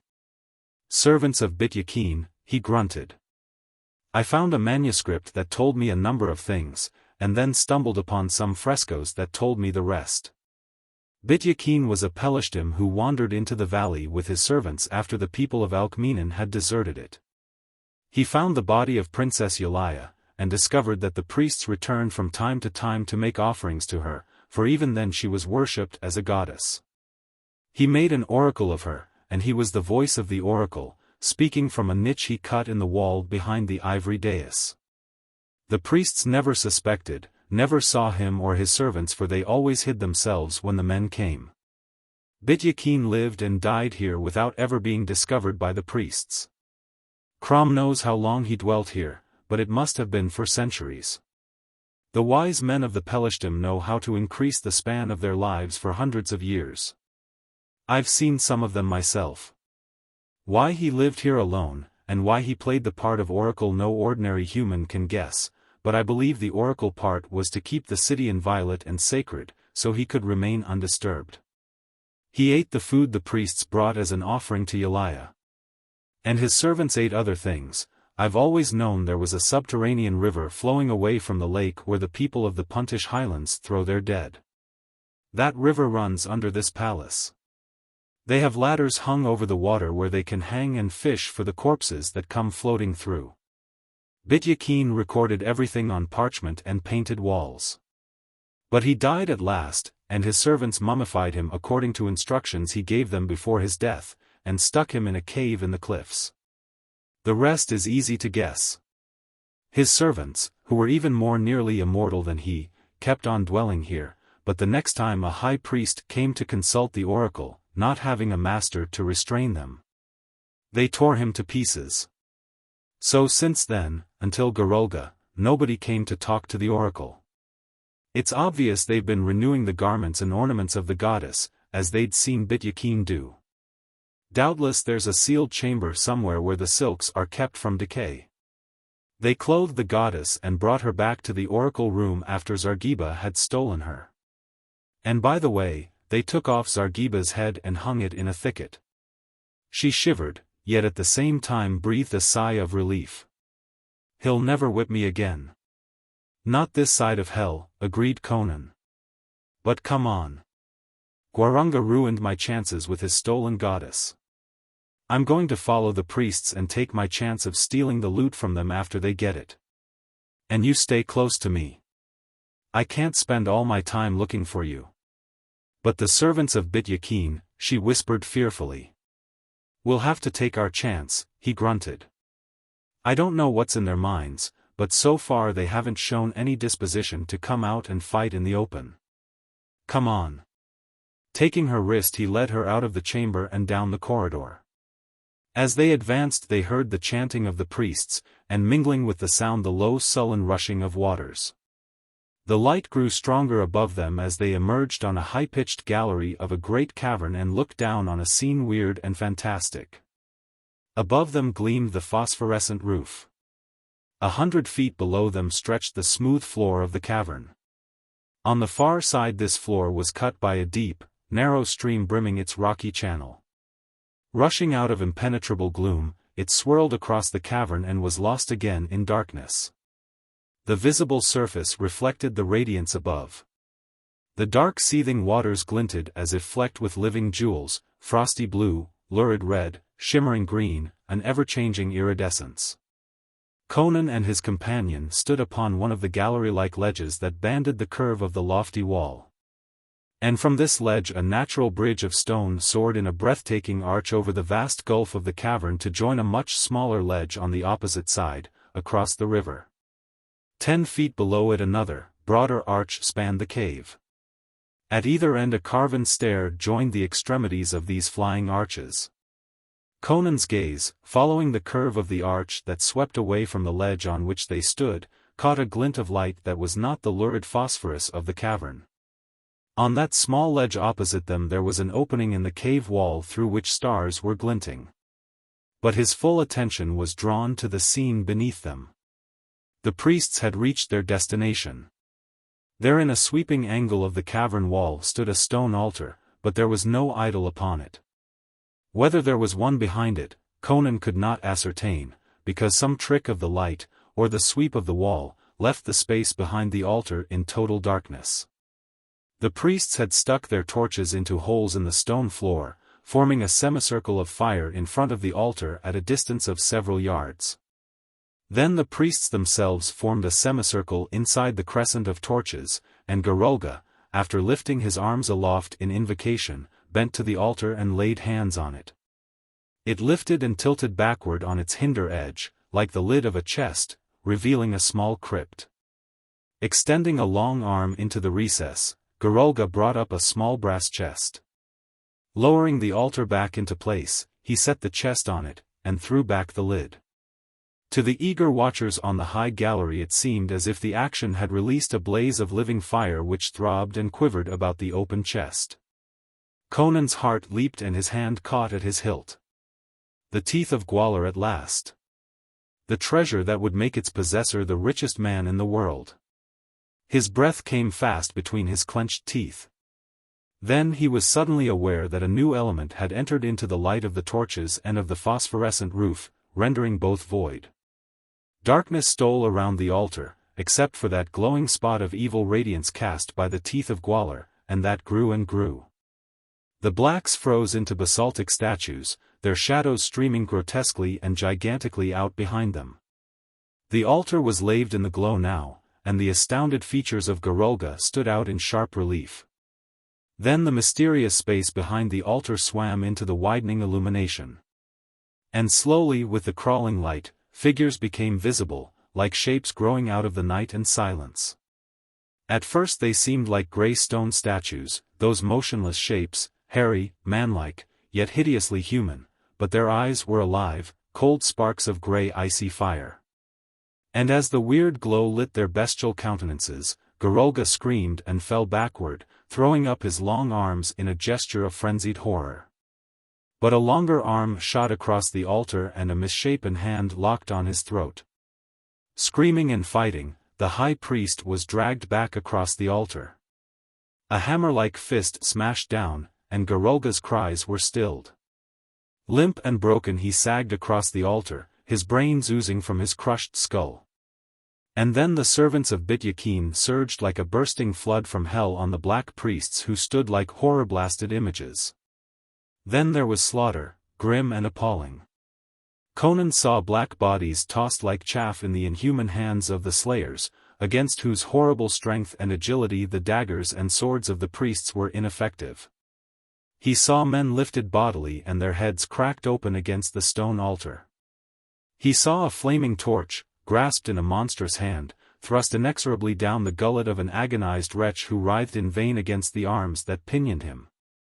He saw a man torn in 2 pieces, as one might tear a chicken, and the bloody fragments hurled clear across the cavern. The massacre was as short and devastating as the rush of a hurricane. In a burst of red abysmal ferocity it was over, except for one wretch who fled screaming back the way the priests had come. Pursued by a swarm of blood-dabbled shapes of horror which reached out their red-smeared hands for him. Fugitive and pursuers vanished down the black tunnel, and the screams of the human came back dwindling and confused by the distance. Muriela was on her knees clutching Conan's legs, her face pressed against his knee and her eyes tightly shut. She was a quaking, quivering mold of abject terror. But Conan was galvanized. A quick glance across at the aperture where the stars shone, a glance down at the chest that still blazed open on the blood-smeared altar, and he saw and seized the desperate gamble. "I'm going after that chest," he grated. "Stay here." "Oh, Mitra, no." In an agony of fright she fell to the floor and caught at his sandals. Don't. Don't leave me." "Lie still and keep your mouth shut," he snapped, disengaging himself from her frantic clasp. He disregarded the tortuous stare. He dropped from ledge to ledge with reckless haste. There was no sign of the monsters as his feet hit the floor. A few of the torches still flared in their sockets, the phosphorescent glow throbbed and quivered, and the river flowed with an almost articulate muttering, scintillant with undreamed radiances. The glow that had heralded the appearance of the servants had vanished with them. Only the light of the jewels in the brass chest shimmered and quivered.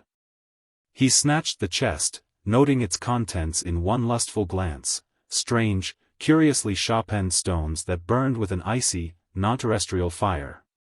He slammed the lid, thrust the chest under his arm, and ran back up the steps.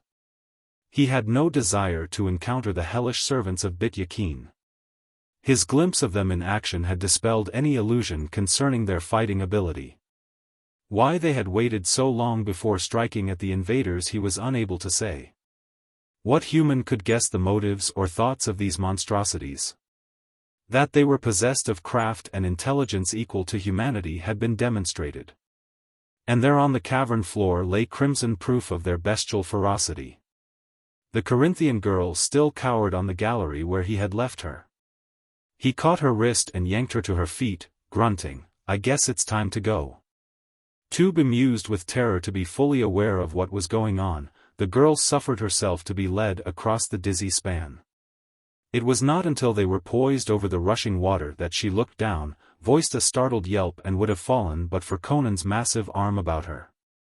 Growling an objurgation in her ear, he snatched her up under his free arm and swept her, in a flutter of limply waving arms and legs, across the arch and into the aperture that opened at the other end. Without bothering to set her on her feet, he hurried through the short tunnel into which this aperture opened. An instant later they emerged upon a narrow ledge on the outer side of the cliffs that circled the valley. Less than 100 feet below them the jungle waved in the starlight. Looking down, Conan vented a gusty sigh of relief. He believed that he could negotiate the descent, even though burdened with the jewels and the girl. Although he doubted if even he, unburdened, could have ascended at that spot. He set the chest, still smeared with Garolga's blood and clotted with his brains, on the ledge, and was about to remove his girdle in order to tie the box to his back. When he was galvanized by a sound behind him, a sound sinister and unmistakable. "Stay here," he snapped at the bewildered Corinthian girl. "Don't move." And drawing his sword, he glided into the tunnel, glaring back into the cavern. Halfway across the upper span he saw a grey deformed shape. One of the servants of Bit-Yakin was on his trail. There was no doubt that the brute had seen them and was following them. Conan did not hesitate. It might be easier to defend the mouth of the tunnel, but this fight must be finished quickly, before the other servants could return. He ran out on the span, straight toward the oncoming monster. It was no ape, neither was it a man. It was some shambling horror spawned in the mysterious, nameless jungles of the south, where strange life teemed in the reeking rot without the dominance of man. And drums thundered in temples that had never known the tread of a human foot. How the ancient Pelishtim had gained lordship over them, and with it eternal exile from humanity, was a foul riddle about which Conan did not care to speculate, even if he had had opportunity. Man and monster, they met at the highest arch of the span, where, 100 feet below, rushed the furious black water. As the monstrous shape with its leprous grey body and the features of a carven, unhuman idol loomed over him, Conan struck as a wounded tiger strikes. With every ounce of thew and fury behind the blow. That stroke would have sheared a human body asunder, but the bones of the servant of Bit-Yakin were like tempered steel. Yet even tempered steel could not wholly have withstood that furious stroke. Ribs and shoulder bone parted and blood spouted from the great gash. There was no time for a second stroke. Before the Cimmerian could lift his blade again or spring clear, the sweep of a giant arm knocked him from the span as a fly is flicked from a wall. As he plunged downward, the rush of the river was like a knell in his ears, but his twisted body fell halfway across the lower arch. He wavered there precariously for one blood-chilling instant, then his clutching fingers hooked over the farther edge, and he scrambled to safety, his sword still in his other hand. As he sprang up, he saw the monster, spurting blood hideously, rush toward the cliff end of the bridge, obviously intending to descend the stair that connected the arches and renew the feud. At the very ledge the brute paused in mid-flight, and Conan saw it too. Muriela, with the jewel chest under her arm, stood staring wildly in the mouth of the tunnel. With a triumphant bellow the monster scooped her up under one arm, snatched the jewel chest with the other hand as she dropped it, and turning, lumbered back across the bridge. Conan cursed with passion and ran for the other side also. He doubted if he could climb the stair to the higher arch in time to catch the brute before it could plunge into the labyrinth of tunnels on the other side. But the monster was slowing, like clockwork running down. Blood gushed from that terrible gash in his breast, and he lurched drunkenly from side to side. Suddenly he stumbled, reeled and toppled sidewise, pitched headlong from the arch and hurtled downward. Girl and jewel chest fell from his nerveless hands and Muriela's scream rang terribly above the snarl of the water below. Conan was almost under the spot from which the creature had fallen. The monster struck the lower arch glancingly and shot off, but the writhing figure of the girl struck and clung, and the chest hit the edge of the span near her. One falling object struck on one side of Conan and one on the other. Either was within arm's length. For the fraction of a split second the chest teetered on the edge of the bridge, and Muriela clung by one arm, her face turned desperately toward Conan. Her eyes dilated with the fear of death and her lips parted in a haunting cry of despair. Conan did not hesitate, nor did he even glance toward the chest that held the wealth of an epoch.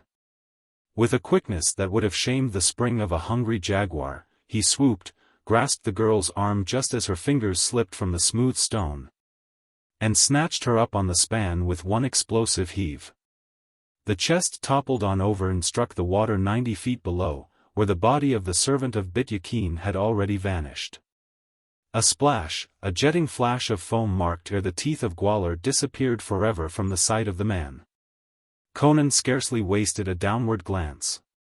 He darted across the span and ran up the cliff stair like a cat, carrying the limp girl as if she had been an infant. A hideous ululation caused him to glance over his shoulder as he reached the higher arch, to see the other servants streaming back into the cavern below, blood dripping from their bared fangs. They raced up the stair that wound from tier to tier, roaring vengefully. But he slung the girl unceremoniously over his shoulder, dashed through the tunnel and went down the cliffs like an ape himself, dropping and springing from hold to hold with breakneck recklessness. When the fierce countenances looked over the ledge of the aperture, it was to see the Cimmerian and the girl disappearing into the forest that surrounded the cliffs. "Well," said Conan, setting the girl on her feet within the sheltering screen of branches, "we can take our time now. I don't think those brutes will follow us outside the valley. Anyway, I've got a horse tied at a waterhole close by, if the lions haven't eaten him." "Cromps devils! What are you crying about now?" She covered her tear-stained face with her hands, and her slim shoulders shook with sobs. "I lost the jewels for you," she wailed miserably. "It was my fault. If I'd obeyed you and stayed out on the ledge, that brute would never have seen me. You should have caught the gems and let me drown." "Yes, I suppose I should," he agreed. "But forget it. Never worry about what's past. And stop crying, will you? That's better. Come on. You mean you're going to keep me? Take me with you?" she asked hopefully. "What else do you suppose I'd do with you?" He ran an approving glance over her figure and grinned at the torn skirt which revealed a generous expanse of tempting ivory-tinted curves. "I can use an actress like you. There's no use going back to Keisha. There's nothing in Keshan now that I want. We'll go to Punt. The people of Punt worship an ivory woman, and they wash gold out of the rivers in wicker baskets. I'll tell them that Keshan is intriguing with Thutmekri to enslave them, which is true, and that the gods have sent me to protect them, for about a houseful of gold. If I can manage to smuggle you into their temple to exchange places with their ivory goddess, we'll skin them out of their jaw teeth before we get through with them. Beyond the Black River. Chapter 1. Conan loses his axe. The stillness of the forest trail was so primeval that the tread of a soft-booted foot was a startling disturbance. At least it seemed so to the ears of the wayfarer, though he was moving along the path with the caution that must be practiced by any man who ventures beyond Thunder River. He was a young man of medium height, with an open countenance and a mop of tousled tawny hair unconfined by cap or helmet. His garb was common enough for that country, a coarse tunic, belted at the waist, short leather breeches beneath, and soft buckskin boots that came short of the knee. A knife hilt jutted from one boot top. The broad leather belt supported a short, heavy sword and a buckskin pouch. There was no perturbation in the wide eyes that scanned the green walls which fringed the trail. Though not tall, he was well built, and the arms that the short wide sleeves of the tunic left bare were thick with corded muscle. He tramped imperturbably along, although the last settler's cabin lay miles behind him, and each step was carrying him nearer the grim peril that hung like a brooding shadow over the ancient forest. He was not making as much noise as it seemed to him. Though he well knew that the faint tread of his booted feet would be like a tocsin of alarm to the fierce ears that might be lurking in the treacherous green fastness. His careless attitude was not genuine, his eyes and ears were keenly alert, especially his ears, for no gaze could penetrate the leafy tangle for more than a few feet in either direction.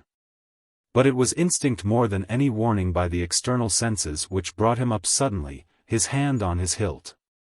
He stood stock-still in the middle of the trail, unconsciously holding his breath, wondering what he had heard, and wondering if indeed he had heard anything.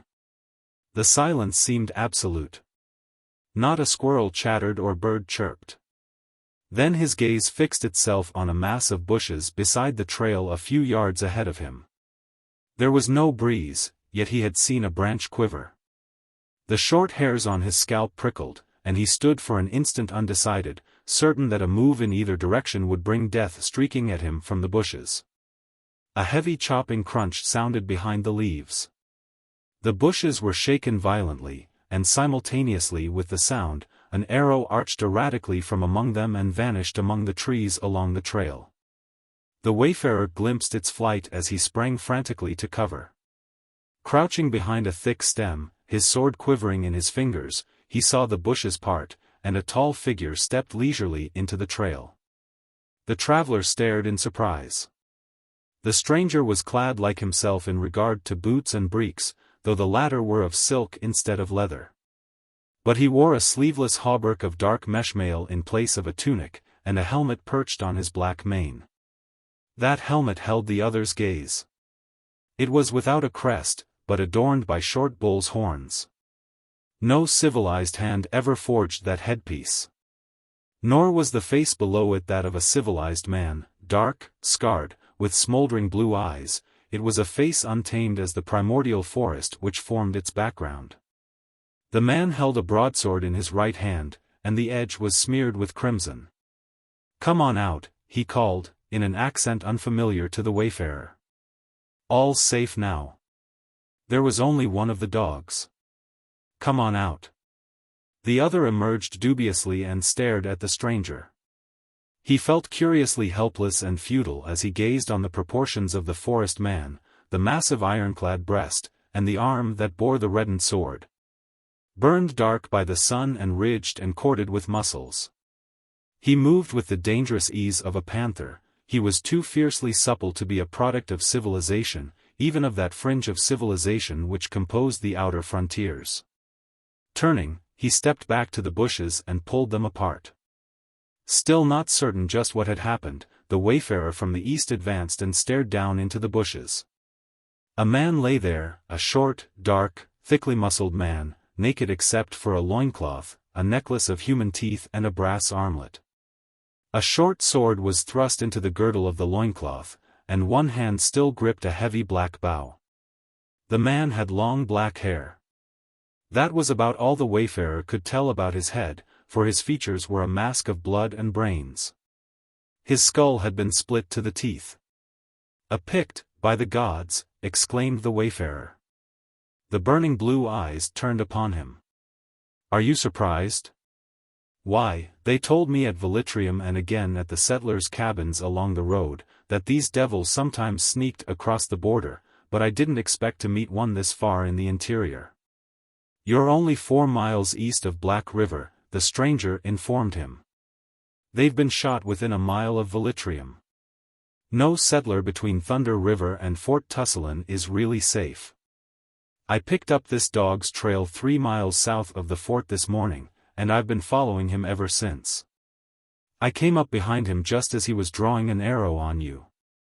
Another instant and there'd have been a stranger in hell. But I spoiled his aim for him." The wayfarer was staring wide-eyed at the larger man, dumbfounded by the realization that the man had actually tracked down one of the forest devils and slain him unsuspected. That implied woodsmanship of a quality undreamed, even for Conan. "You are one of the fort's garrison?" he asked. "I'm no soldier. I draw the pay and rations of an officer of the line, but I do my work in the woods. Valanus knows I'm of more use ranging along the river than cooped up in the fort." Casually the slayer shoved the body deeper into the thickets with his foot, pulled the bushes together and turned away down the trail. The other followed him. "My name is Balthus," he offered. "I was at Velitrium last night. I haven't decided whether I'll take up a hide of land, or enter fort service." "The best land near Thunder River is already taken," grunted the slayer. "Plenty of good land between Scalp Creek, you crossed it a few miles back, and the fort, but that's getting too devilish close to the river. The Picts steal over to burn and murder, as that one did. They don't always come singly. Someday they'll try to sweep the settlers out of Conan. And they may succeed, probably will succeed. This colonization business is mad, anyway. There's plenty of good land east of the Bosonian Marches.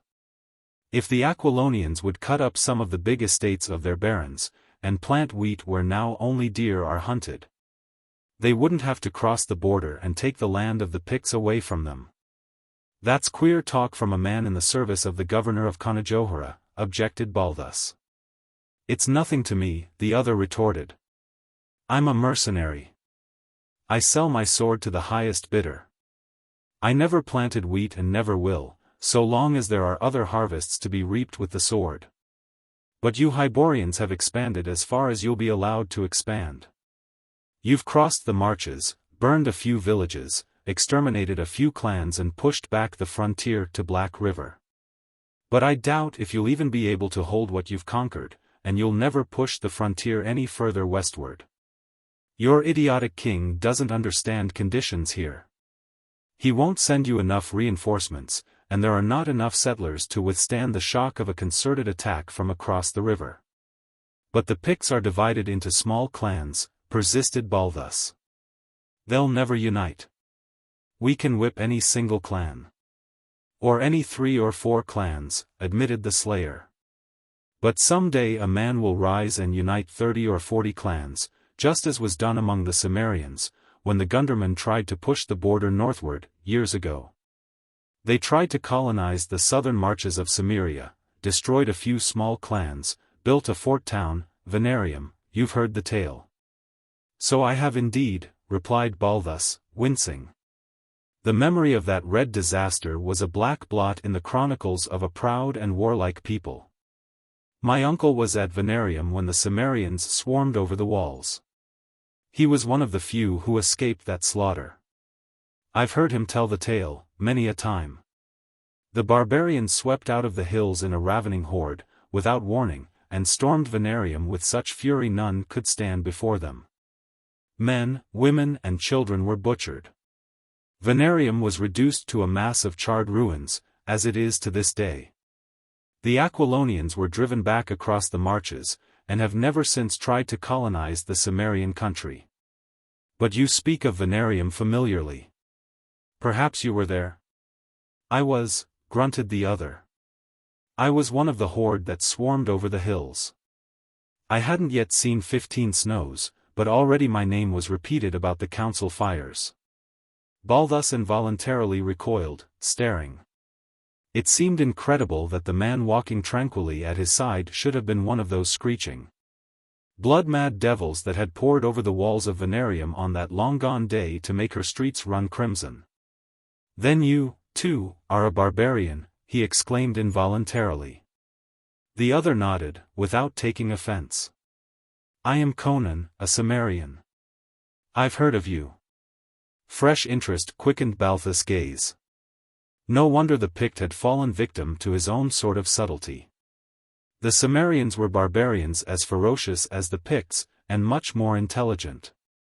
Evidently Conan had spent much time among civilized men, though that contact had obviously not softened him, nor weakened any of his primitive instincts. Balthus' apprehension turned to admiration as he marked the easy cat-like stride, the effortless silence with which the Cimmerian moved along the trail. The oiled links of his armor did not clink, and Balthus knew Conan could glide through the deepest thicket or most tangled copse as noiselessly as any naked Pict that ever lived. You're not a Gunderman? It was more assertion than question. Balthus shook his head. I'm from the Tauran. I've seen good woodsmen from the Tauran. But the Basonians have sheltered you Aquilonians from the outer wildernesses for too many centuries. You need hardening. That was true. The Basonian marches, with their fortified villages filled with determined bowmen, had long served Aquilonia as a buffer against the outlying barbarians. Now among the settlers beyond Thunder River there was growing up a breed of forest men capable of meeting the barbarians at their own game, but their numbers were still scanty. Most of the frontiersmen were like Balthus, more of the settler than the woodsman type. The sun had not set, but it was no longer in sight, hidden as it was behind the dense forest wall. The shadows were lengthening, deepening back in the woods as the companions strode on down the trail. It will be dark before we reach the fort, commented Conan casually, then, listen. He stopped short, half crouching, sword ready, transformed into a savage figure of suspicion and menace, poised to spring and rend. Balthus had heard it too, a wild scream that broke at its highest note. It was the cry of a man in dire fear or agony. Conan was off in an instant, racing down the trail, each stride widening the distance between him and his straining companion. Balthus puffed a curse. Among the settlements of the Tauran he was accounted a good runner, but Conan was leaving him behind with maddening ease. Then Balthus forgot his exasperation as his ears were outraged by the most frightful cry he had ever heard. It was not human, this one. It was a demoniacal caterwauling of hideous triumph that seemed to exult over fallen humanity and find echo in black gulfs beyond human ken. Balthus faltered in his stride, and clammy sweat beaded his flesh. But Conan did not hesitate. He darted around a bend in the trail and disappeared, and Balthus, panicky at finding himself alone with that awful scream still shuddering through the forest in grisly echoes, put on an extra burst of speed and plunged after him. The Aquilonian slid to a stumbling halt, almost colliding with the Cimmerian who stood in the trail over a crumpled body. But Conan was not looking at the corpse which lay there in the crimson-soaked dust. He was glaring into the deep woods on either side of the trail. Balthus muttered a horrified oath. It was the body of a man which lay there in the trail, a short, fat man, clad in the gilt-worked boots and, despite the heat, the ermine-trimmed tunic of a wealthy merchant. His fat, pale face was set in a stare of frozen horror, his thick throat had been slashed from ear to ear as if by a razor-sharp blade. The short sword still in its scabbard seemed to indicate that he had been struck down without a chance to fight for his life. A Pict? Balthus whispered, as he turned to peer into the deepening shadows of the forest. Conan shook his head and straightened to scowl down at the dead man. A forest devil. This is the fifth, by Crom. What do you mean? Did you ever hear of a Pictish wizard called Zogar Sag? Balthus shook his head uneasily. He dwells in Gwahlur, the nearest village across the river. 3 months ago he hid beside this road and stole a string of pack mules from a pack train bound for the fort, drugged their drivers, somehow. The mules belonged to this man. Conan casually indicated the corpse with his foot, Tiberius, a merchant of Velitrium. They were loaded with ale kegs, and old Zogar stopped to guzzle before he got across the river. A woodsman named Soractus trailed him, and led Valanus and 3 soldiers to where he lay dead drunk in a thicket. At the importunities of Tiberius, Valanus threw Zogar Sag into a cell, which is the worst insult you can give a Pict. He managed to kill his guard and escape, and sent back word that he meant to kill Tiberius and the 5 men who captured him in a way that would make Aquilonians shudder for centuries to come. Well, Soractus and the soldiers are dead. Soractus was killed on the river, the soldiers in the very shadow of the fort. And now Tiberius is dead. No Pict killed any of them. Each victim, except Tiberius, as you see, lacked his head, which no doubt is now ornamenting the altar of Zogar Sag's particular god. How do you know they weren't killed by the Picts? Demanded Balthus. Conan pointed to the corpse of the merchant. You think that was done with a knife or a sword? Look closer and you'll see that only a talon could have made a gash like that. The flesh is ripped, not cut. Perhaps a panther, began Balthus, without conviction. Conan shook his head impatiently. A man from the Tauran couldn't mistake the mark of a panther's claws. No. It's a forest devil summoned by Zogar Sag to carry out his revenge. Tiberius was a fool to start for Velitrium alone, and so close to dusk. But each one of the victims seemed to be smitten with madness just before doom overtook him. Look here, the signs are plain enough. Tiberius came riding along the trail on his mule, maybe with a bundle of choice otter pelts behind his saddle to sell in Velitrium, and the thing sprang on him from behind that bush. See where the branches are crushed down. Tiberius gave one scream, and then his throat was torn open and he was selling his otter skins in hell. The mule ran away into the woods. Listen. Even now you can hear him thrashing about under the trees. The demon didn't have time to take Tiberius' head, it took fright as we came up. As you came up, amended Balthus. It must not be a very terrible creature if it flees from one armed man. But how do you know it was not a Pict with some kind of a hook that rips instead of slicing? Did you see it?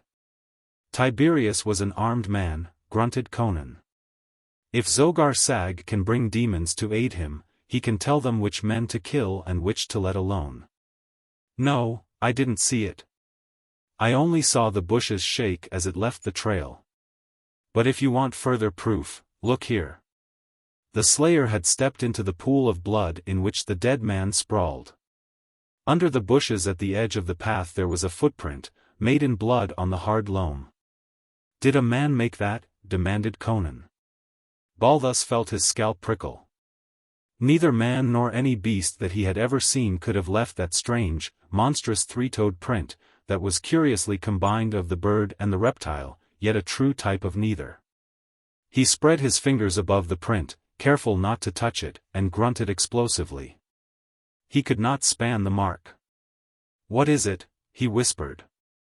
I never saw a beast that left a spoor like that. Nor any other sane man, answered Conan grimly. It's a swamp demon, they're thick as bats in the swamps beyond Black River.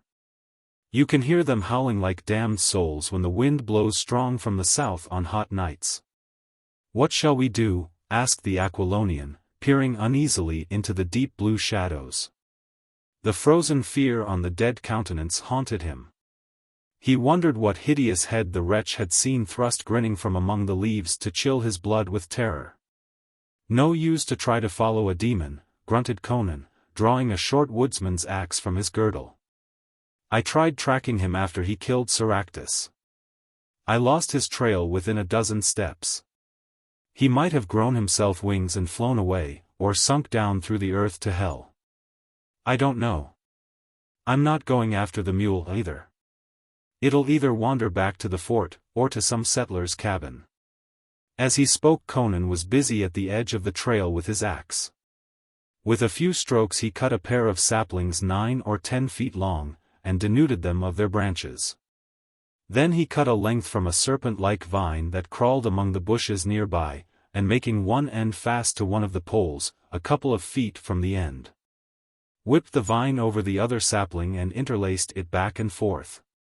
In a few moments he had a crude but strong litter. "The demon isn't going to get Tiberius' head if I can help it," he growled. "We'll carry the body into the fort. It isn't more than 3 miles. I never liked the fat fool, but we can't have Pictish devils making so cursed free with white men's heads." The Picts were a white race, though swarthy, but the border men never spoke of them as such. Balthus took the rear end of the litter, onto which Conan unceremoniously dumped the unfortunate merchant, and they moved on down the trail as swiftly as possible. Conan made no more noise laden with their grim burden than he had made when unencumbered. He had made a loop with the merchant's belt at the end of the poles, and was carrying his share of the load with one hand, while the other gripped his naked broadsword. And his restless gaze roved the sinister walls about them. The shadows were thickening. A darkening blue mist blurred the outlines of the foliage. The forest deepened in the twilight, became a blue haunt of mystery sheltering unguessed things. They had covered more than a mile, and the muscles in Balthus' sturdy arms were beginning to ache a little, when a cry rang shuddering from the woods whose blue shadows were deepening into purple. Conan started convulsively, and Balthus almost let go the poles. "A woman," cried the younger man. "Great Mitra," a woman cried out then. "A settler's wife straying in the woods," snarled Conan, setting down his end of the litter. "Looking for a cow, probably, and, stay here." He dived like a hunting wolf into the leafy wall. Balthus' hair bristled. "Stay here alone with this corpse and a devil hiding in the woods," he yelped. "I'm coming with you." And suiting action to words, he plunged after the Cimmerian. Conan glanced back at him, but made no objection, though he did not moderate his pace to accommodate the shorter legs of his companion. Balthus wasted his wind in swearing as the Cimmerian drew away from him again, like a phantom between the trees, and then Conan burst into a dim glade and halted crouching, lips snarling. Sword lifted. "What are we stopping for?" panted Balthus, dashing the sweat out of his eyes and gripping his short sword. "That scream came from this glade, or nearby," answered Conan. "I don't mistake the location of sounds, even in the woods." "But where?" Abruptly the sound rang out again, behind them, in the direction of the trail they had just quitted. It rose piercingly and pitifully, the cry of a woman in frantic terror, and then, shockingly, it changed to a yell of mocking laughter that might have burst from the lips of a fiend of lower hell. What in Mitra's name? Balthus' face was a pale blur in the gloom. With a scorching oath Conan wheeled and dashed back the way he had come, and the Aquilonian stumbled bewilderedly after him. He blundered into the Cimmerian as the latter stopped dead, and rebounded from his brawny shoulders as though from an iron statue. Gasping from the impact, he heard Conan's breath hiss through his teeth. The Cimmerian seemed frozen in his tracks. Looking over his shoulder, Balthus felt his hair stand up stiffly. Something was moving through the deep bushes that fringed the trail, something that neither walked nor flew, but seemed to glide like a serpent. But it was not a serpent. Its outlines were indistinct, but it was taller than a man, and not very bulky. It gave off a glimmer of weird light, like a faint blue flame. Indeed, the eerie fire was the only tangible thing about it. It might have been an embodied flame moving with reason and purpose through the blackening woods. Conan snarled a savage curse and hurled his axe with ferocious will. But the thing glided on without altering its course. Indeed, it was only a few instants' fleeting glimpse they had of it, a tall, shadowy thing of misty flame floating through the thickets. Then it was gone, and the forest crouched in breathless stillness. With a snarl Conan plunged through the intervening foliage and into the trail. His profanity, as Balthus floundered after him, was lurid and impassioned. The Cimmerian was standing over the litter on which lay the body of Tiberius. And that body no longer possessed a head. Tricked us with its damnable caterwauling, raved Conan, swinging his great sword about his head in his wrath. I might have known. I might have guessed a trick. Now there'll be 5 heads to decorate Zogar's altar.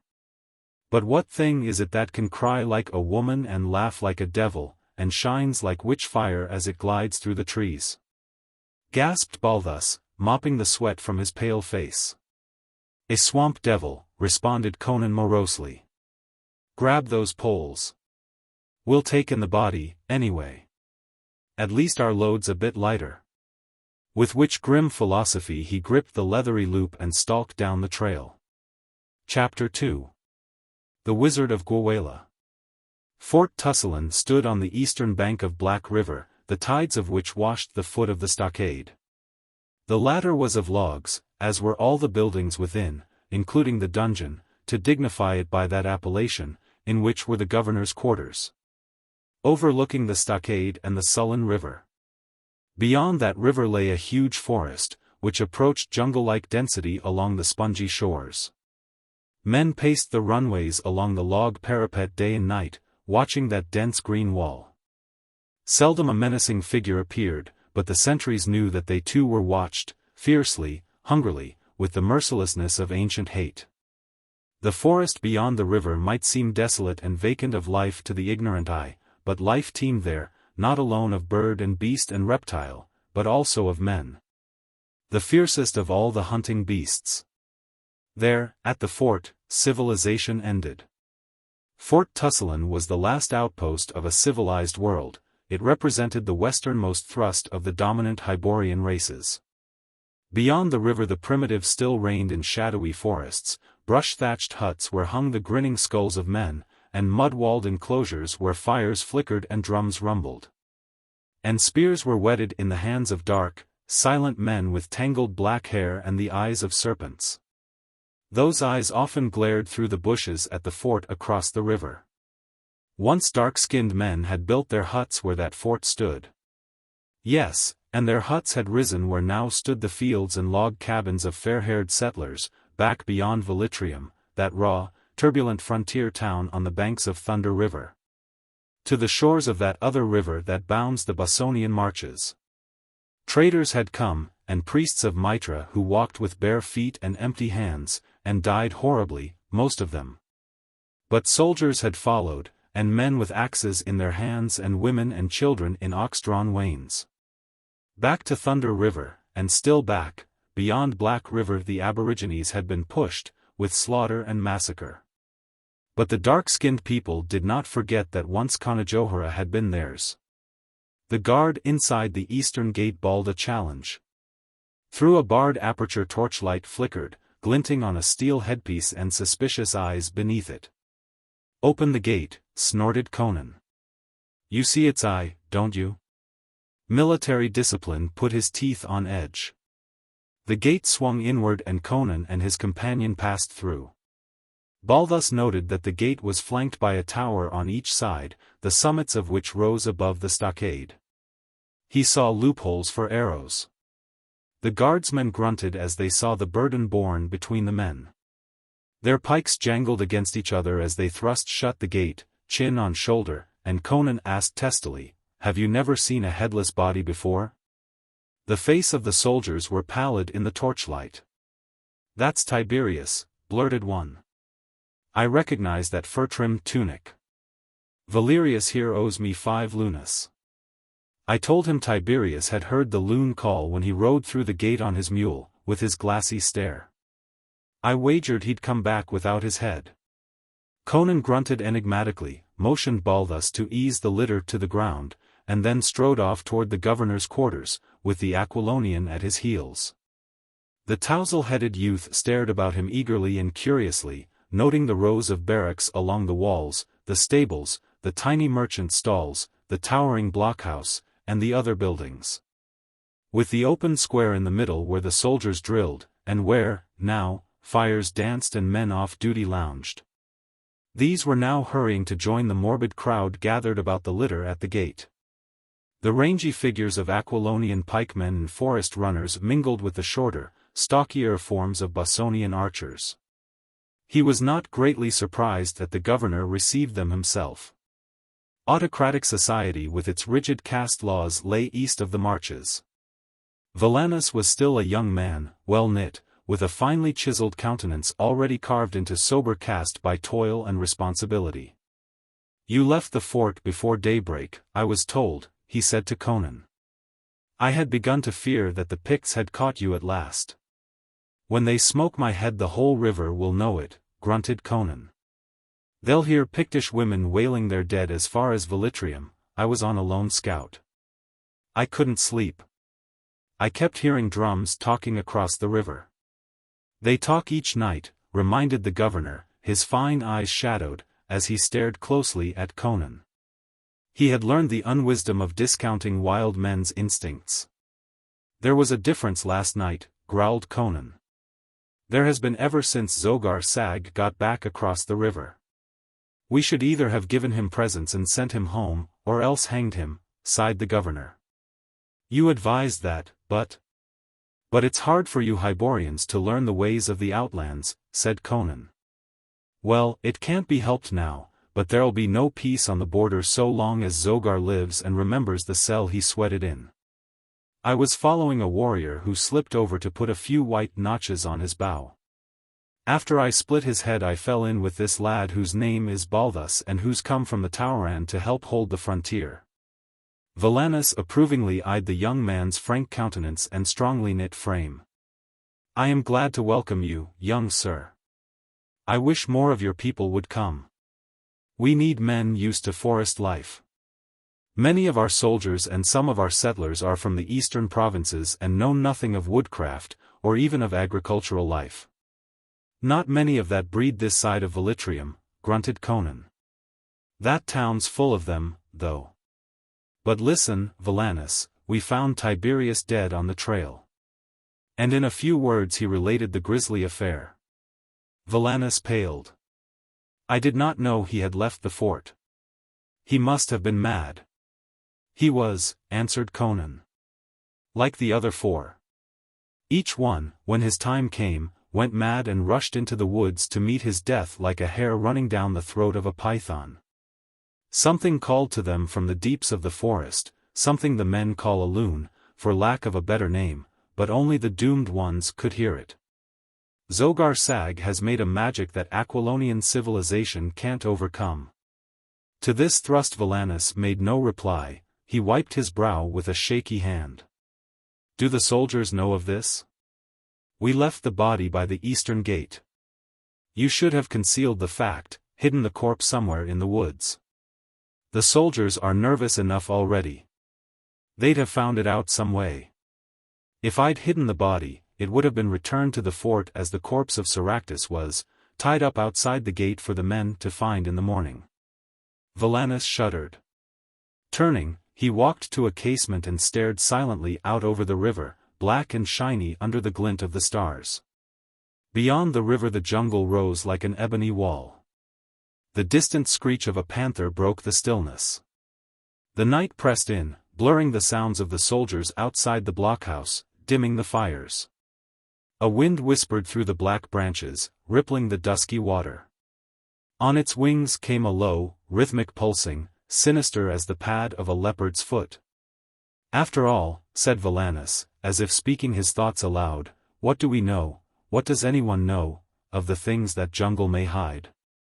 We have dim rumors of great swamps and rivers, and a forest that stretches on and on over everlasting plains and hills to end at last on the shores of the Western Ocean. But what things lie between this river and that ocean we dare not even guess. No white man has ever plunged deep into that fastness and returned alive to tell us what he found. We are wise in our civilized knowledge, but our knowledge extends just so far, to the western bank of that ancient river. Who knows what shapes earthly and unearthly may lurk beyond the dim circle of light our knowledge has cast? Who knows what gods are worshipped under the shadows of that heathen forest, or what devils crawl out of the black ooze of the swamps? Who can be sure that all the inhabitants of that black country are natural? Zogar Sag, a sage of the eastern cities would sneer at his primitive magic-making as the mummery of a fakir. Yet he has driven mad and killed 5 men in a manner no man can explain. I wonder if he himself is wholly human. If I can get within axe-throwing distance of him I'll settle that question, growled Conan, helping himself to the governor's wine and pushing a glass toward Balthus, who took it hesitatingly. And with an uncertain glance toward Valanis. The governor turned toward Conan and stared at him thoughtfully. The soldiers, who do not believe in ghosts or devils, he said, are almost in a panic of fear. You, who believe in ghosts, ghouls, goblins, and all manner of uncanny things, do not seem to fear any of the things in which you believe. There's nothing in the universe cold steel won't cut, answered Conan. I threw my axe at the demon, and he took no hurt, but I might have missed, in the dusk, or a branch deflected its flight. I'm not going out of my way looking for devils, but I wouldn't step out of my path to let one go by. Valanis lifted his head and met Conan's gaze squarely. Conan, more depends on you than you realize. You know the weakness of this province, a slender wedge thrust into the untamed wilderness. You know that the lives of all the people west of the marches depend on this fort. Were it to fall, red axes would be splintering the gates of Velitrium before a horseman could cross the marches. His Majesty, or His Majesty's advisers, have ignored my plea that more troops be sent to hold the frontier. They know nothing of border conditions, and are averse to expending any more money in this direction. The fate of the frontier depends upon the men who now hold it. You know that most of the army which conquered Conajohara has been withdrawn. You know the force left me is inadequate, especially since that devil Zogar Sag managed to poison our water supply, and 40 men died in one day. Many of the others are sick, or have been bitten by serpents or mauled by wild beasts which seem to swarm in increasing numbers in the vicinity of the fort. The soldiers believe Zogar's boast that he could summon the forest beasts to slay his enemies. I have 300 pikemen, 400 Bosonian archers, and perhaps 50 men who, like yourself, are skilled in woodcraft. They are worth 10 times their number of soldiers, but there are so few of them. Frankly, Conan, my situation is becoming precarious. The soldiers whisper of desertion. They are low-spirited, believing Zogar Sag has loosed devils on us. They fear the black plague with which he threatened us, the terrible black death of the swamplands. When I see a sick soldier I sweat with fear of seeing him turn black and shrivel and die before my eyes. Conan, if the plague is loosed upon us, the soldiers will desert in a body. The border will be left unguarded and nothing will check the sweep of the dark-skinned hordes to the very gates of Velitrium, maybe beyond. If we cannot hold the fort, how can they hold the town? Conan, Zogar Sag must die, if we are to hold Conajohara. You have penetrated the unknown deeper than any other man in the fort. You know where Gwahlur stands, and something of the forest trails across the river. Will you take a band of men tonight and endeavor to kill or capture him? Oh, I know it's mad. There isn't more than one chance in 1,000 that any of you will come back alive. But if we don't get him, it's death for us all. You can take as many men as you wish. 12 men are better for a job like that than a regiment, answered Conan. 500 men couldn't fight their way to Gwahlur and back, but 12 might slip in and out again. Let me pick my men. I don't want any soldiers. Let me go, eagerly exclaimed Balthus. I've hunted deer all my life on the Tauran. All right. Valanis, we'll eat at the stall where the foresters gather, and I'll pick my men. We'll start within an hour, drop down the river in a boat to a point below the village and then steal upon it through the woods. If we live, we should be back by daybreak. Chapter 3. The Crawlers in the Dark. The river was a vague trace between walls of ebony. The paddles that propelled the long boat creeping along in the dense shadow of the eastern bank dipped softly into the water, making no more noise than the beak of a heron. The broad shoulders of the man in front of Balthus were a blur in the dense gloom. He knew that not even the keen eyes of the man who knelt in the prow would discern anything more than a few feet ahead of them. Conan was feeling his way by instinct and an intensive familiarity with the river. No one spoke. Balthus had had a good look at his companions in the fort before they slipped out of the stockade and down the bank into the waiting canoe. They were of a new breed growing up in the world on the raw edge of the frontier, men whom grim necessity had taught woodcraft. Aquilonians of the western provinces to a man, they had many points in common. They dressed alike, in buckskin boots, leathern breeks and deerskin shirts, with broad girdles that held axes and short swords, and they were all gaunt and scarred and hard-eyed, sinewy and taciturn. They were wild men, of a sort, yet there was still a wide gulf between them and the Cimmerian. They were sons of civilization, reverted to a semi-barbarism. He was a barbarian of 1,000 generations of barbarians. They had acquired stealth and craft, but he had been born to these things. He excelled them even in lithe economy of motion. They were wolves, but he was a tiger. Balthus admired them and their leader and felt a pulse of pride that he was admitted into their company. He was proud that his paddle made no more noise than did theirs. In that respect at least he was their equal, though woodcraft learned in hunts on the Tauran could never equal that ground into the souls of men on the savage border. Below the fort the river made a wide bend. The lights of the outpost were quickly lost, but the canoe held on its way for nearly a mile, avoiding snags and floating logs with almost uncanny precision. Then a low grunt from their leader, and they swung its head about and glided toward the opposite shore. Emerging from the black shadows of the brush that fringed the bank and coming into the open of the midstream created a peculiar illusion of rash exposure. But the stars gave little light, and Balthus knew that unless one were watching for it, it would be all but impossible for the keenest eye to make out the shadowy shape of the canoe crossing the river. They swung in under the overhanging bushes of the western shore and Balthus groped for and found a projecting root which he grasped. No word was spoken. All instructions had been given before the scouting party left the fort. As silently as a great panther Conan slid over the side and vanished in the bushes. Equally noiseless, 9 men followed him. To Balthus, grasping the root with his paddle across his knee, it seemed incredible that 10 men should thus fade into the tangled forest without a sound. He settled himself to wait. No word passed between him and the other man who had been left with him. Somewhere, a mile or so to the northwest, Zogar Sag's village stood girdled with thick woods. Balthus understood his orders. He and his companion were to wait for the return of the raiding party. If Conan and his men had not returned by the first tinge of dawn, they were to race back up the river to the fort and report that the forest had again taken its immemorial toll of the invading race. The silence was oppressive. No sound came from the black woods, invisible beyond the ebony masses that were the overhanging bushes. Balthus no longer heard the drums. They had been silent for hours.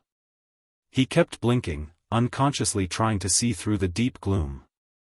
The dank night smells of the river and the damp forest oppressed him. Somewhere, nearby, there was a sound as if a big fish had flopped and splashed the water.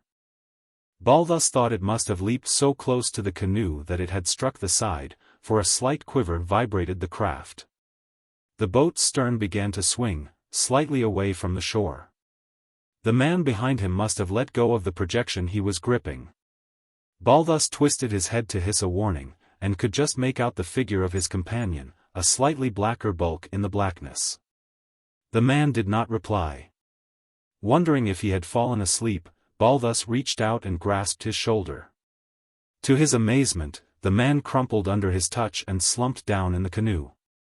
Twisting his body half about, Balthus groped for him, his heart shooting into his throat. His fumbling fingers slid over the man's throat, only the youth's convulsive clenching of his jaws choked back the cry that rose to his lips. His fingers encountered a gaping, oozing wound, his companion's throat had been cut from ear to ear. In that instant of horror and panic Balthus started up, and then a muscular arm out of the darkness locked fiercely about his throat, strangling his yell. The canoe rocked wildly. Balthus' knife was in his hand, though he did not remember jerking it out of his boot, and he stabbed fiercely and blindly. He felt the blade sink deep, and a fiendish yell rang in his ear, a yell that was horribly answered. The darkness seemed to come to life about him. A bestial clamor rose on all sides, and other arms grappled him. Borne under a mass of hurtling bodies, the canoe rolled sidewise, but before he went under with it, something cracked against Balthus' head, and the night was briefly illuminated by a blinding burst of fire before it gave way to a blackness where not even stars shone. Chapter 4. The Beasts of Zogar Sag. Fires dazzled Balthus again as he slowly recovered his senses. He blinked, shook his head. Their glare hurt his eyes. A confused medley of sound rose about him, growing more distinct as his senses cleared. He lifted his head and stared stupidly about him. Black figures hemmed him in, etched against crimson tongues of flame. Memory and understanding came in a rush. He was bound upright to a post in an open space, ringed by fierce and terrible figures. Beyond that ring fires burned, tended by naked, dark-skinned women. Beyond the fires he saw huts of mud and wattle, thatched with brush. Beyond the huts there was a stockade with a broad gate. But he saw these things only incidentally. Even the cryptic dark women with their curious coiffures were noted by him only absently. His full attention was fixed in awful fascination on the men who stood glaring at him. Short men, broad-shouldered, deep-chested, lean-hipped, they were naked except for scanty loinclouts. The firelight brought out the play of their swelling muscles in bold relief. Their dark faces were immobile, but their narrow eyes glittered with the fire that burns in the eyes of a stalking tiger. Their tangled manes were bound back with bands of copper. Swords and axes were in their hands. Crude bandages banded the limbs of some, and smears of blood were dried on their dark skins. There had been fighting, recent and deadly. His eyes wavered away from the steady glare of his captors, and he repressed a cry of horror. A few feet away there rose a low, hideous pyramid. It was built of gory human heads. Dead eyes glared glassily up at the black sky. Numbly he recognized the countenances which were turned toward him. They were the heads of the men who had followed Conan into the forest. He could not tell if the Cimmerian's head were among them. Only a few faces were visible to him. It looked to him as if there must be 10 or 11 heads at least. A deadly sickness assailed him. He fought a desire to retch. Beyond the heads lay the bodies of half a dozen Picts, and he was aware of a fierce exultation at the sight. The forest runners had taken toll, at least. Twisting his head away from the ghastly spectacle, he became aware that another post stood near him, a stake painted black as was the one to which he was bound. A man sagged in his bonds there, naked except for his leathern breeks, whom Balthus recognized as one of Conan's woodsmen. Blood trickled from his mouth, oozed sluggishly from a gash in his side. Lifting his head as he licked his livid lips, he muttered, making himself heard with difficulty above the fiendish clamor of the Picts, "So they got you, too." "Sneaked up in the water and cut the other fellow's throat," groaned Balthus. "We never heard them till they were on us. Mitra, how can anything move so silently?" "They're devils," mumbled the frontiersman. "They must have been watching us from the time we left midstream. We walked into a trap. Arrows from all sides were ripping into us before we knew it. Most of us dropped at the first fire. 3 or 4 broke through the bushes and came to hand grips. But there were too many. Conan might have gotten away. I haven't seen his head. Been better for you and me if they'd killed us outright. I can't blame Conan. Ordinarily we'd have gotten to the village without being discovered. They don't keep spies on the river bank as far down as we landed. We must have stumbled into a big party coming up the river from the south. Some devilment is up. Too many Picts here. These aren't all Gwahlur, men from the western tribes here and from up and down the river." Balthus stared at the ferocious shapes. Little as he knew of Pictish ways, he was aware that the number of men clustered about them was out of proportion to the size of the village. There were not enough huts to have accommodated them all. Then he noticed that there was a difference in the barbaric tribal designs painted on their faces and breasts. "Some kind of devilment," muttered the forest runner. "They might have gathered here to watch Zogar's magic making. He'll make some rare magic with our carcasses. Well, a borderman doesn't expect to die in bed. But I wish we'd gone out along with the rest." The wolfish howling of the Picts rose in volume and exultation, and from a movement in their ranks, an eager surging and crowding, Balthus deduced that someone of importance was coming. Twisting his head about, he saw that the stakes were set before a long building, larger than the other huts, decorated by human skulls dangling from the eaves. Through the door of that structure now danced a fantastic figure. "Zogar," muttered the woodsman, his bloody countenance set in wolfish lines as he unconsciously strained at his cords. Balthus saw a lean figure of middle height, almost hidden in ostrich plumes set on a harness of leather and copper. From amidst the plumes peered a hideous and malevolent face. The plumes puzzled Balthus. He knew their source lay half the width of a world to the south. They fluttered and rustled evilly as the shaman leaped and cavorted. With fantastic bounds and prancings he entered the ring and whirled before his bound and silent captives. With another man it would have seemed ridiculous, a foolish savage prancing meaninglessly in a whirl of feathers. But that ferocious face glaring out from the billowing mass gave the scene a grim significance.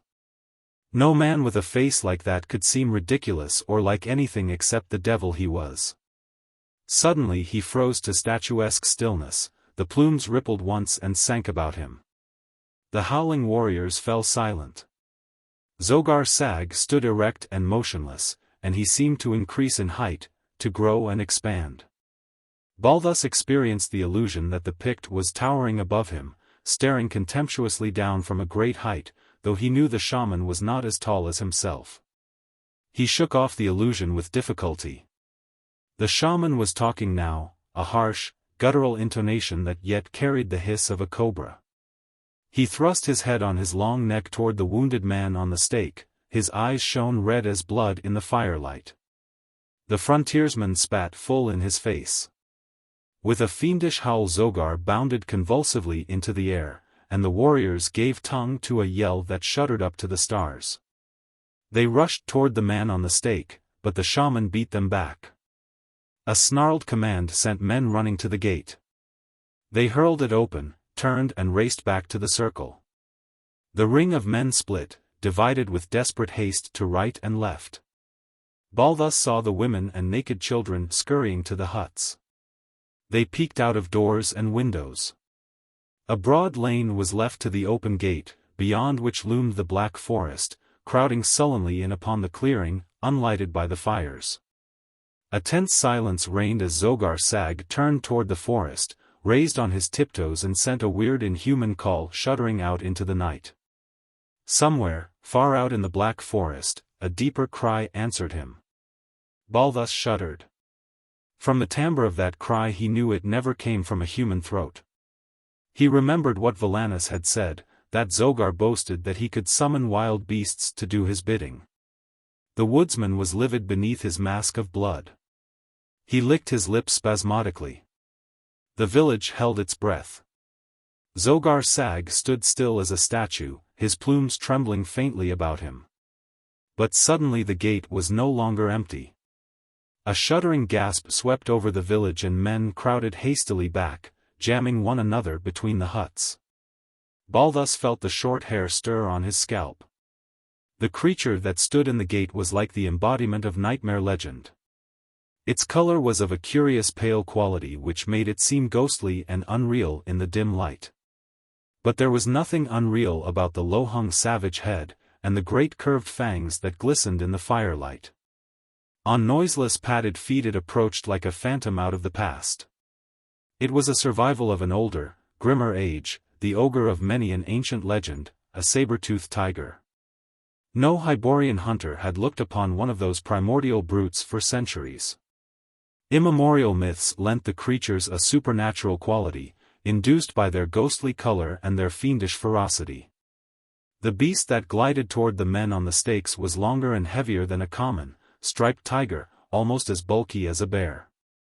Its shoulders and forelegs were so massive and mightily muscled as to give it a curiously top-heavy look, though its hindquarters were more powerful than that of a lion. Its jaws were massive, but its head was brutishly shaped. Its brain capacity was small. It had room for no instincts except those of destruction. It was a freak of carnivorous development, evolution run amok in a horror of fangs and talons. This was the monstrosity Zogar Sag had summoned out of the forest. Balthus no longer doubted the actuality of the shaman's magic. Only the black arts could establish a domination over that tiny-brained, mighty-thewed monster. Like a whisper at the back of his consciousness rose the vague memory of the name of an ancient god of darkness and primordial fear, to whom once both men and beasts bowed and whose children, men whispered, still lurked in dark corners of the world. New horror tinged the glare he fixed on Zogar Sag. The monster moved past the heap of bodies and the pile of gory heads without appearing to notice them. He was no scavenger. He hunted only the living, in a life dedicated solely to slaughter. An awful hunger burned greenly in the wide, unwinking eyes, the hunger not alone of belly emptiness, but the lust of death-dealing. His gaping jaws slavered. The shaman stepped back, his hand waved toward the woodsman. The great cat sank into a crouch. And Balthus numbly remembered tales of its appalling ferocity, of how it would spring upon an elephant and drive its sword-like fangs so deeply into the titan's skull that they could never be withdrawn, but would keep it nailed to its victim, to die by starvation. The shaman cried out shrilly, and with an ear-shattering roar the monster sprang. Balthus had never dreamed of such a spring, such a hurtling of incarnated destruction embodied in that giant bulk of iron thews and ripping talons. Full on the woodsman's breast it struck, and the stake splintered and snapped at the base, crashing to the earth under the impact. Then the saber-tooth was gliding toward the gate, half dragging, half carrying a hideous crimson hulk that only faintly resembled a man. Balthus glared almost paralyzed, his brain refusing to credit what his eyes had seen. In that leap the great beast had not only broken off the stake, it had ripped the mangled body of its victim from the post to which it was bound. The huge talons in that instant of contact had disemboweled and partially dismembered the man, and the giant fangs had torn away the whole top of his head, shearing through the skull as easily as through flesh. Stout rawhide thongs had given way like paper, where the thongs had held, flesh and bones had not. Balthus retched suddenly. He had hunted bears and panthers, but he had never dreamed the beast lived which could make such a red ruin of a human frame in the flicker of an instant. The saber-tooth vanished through the gate, and a few moments later a deep roar sounded through the forest, receding in the distance. But the Picts still shrank back against the huts, and the shaman still stood facing the gate that was like a black opening to let in the night. Cold sweat burst suddenly out on Balthus' skin. What new horror would come through that gate to make carrion meat of his body? Sick panic assailed him and he strained futilely at his thongs. The night pressed in very black and horrible outside the firelight. The fires themselves glowed lurid as the fires of hell. He felt the eyes of the Picts upon him, hundreds of hungry, cruel eyes that reflected the lust of souls utterly without humanity as he knew it. They no longer seemed men.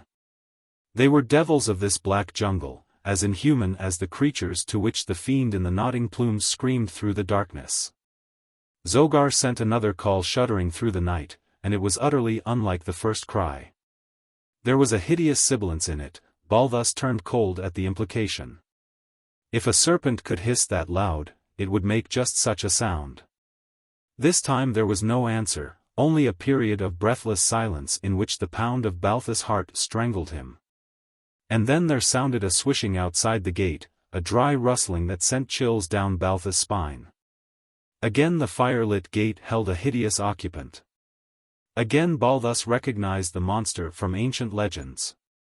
He saw and knew the ancient and evil serpent which swayed there, its wedge-shaped head, huge as that of a horse, as high as a tall man's head, and its palely gleaming barrel rippling out behind it. A forked tongue darted in and out, and the firelight glittered on bared fangs. Balthus became incapable of emotion. The horror of his fate paralyzed him. That was the reptile that the ancients called ghost snake, the pale, abominable terror that of old glided into huts by night to devour whole families. Like the python it crushed its victim, but unlike other constrictors its fangs bore venom that carried madness and death. It too had long been considered extinct. But Valanus had spoken truly. No white man knew what shapes haunted the great forests beyond Black River. It came on silently rippling over the ground, its hideous head on the same level, its neck curving back slightly for the stroke. Balthus gazed with glazed, hypnotized stare into that loathsome gullet down which he would soon be engulfed, and he was aware of no sensation except a vague nausea. And then something that glinted in the firelight streaked from the shadows of the huts, and the great reptile whipped about and went into instant convulsions. As in a dream Balthus saw a short throwing spear transfixing the mighty neck, just below the gaping jaws, the shaft protruded from one side, the steel head from the other.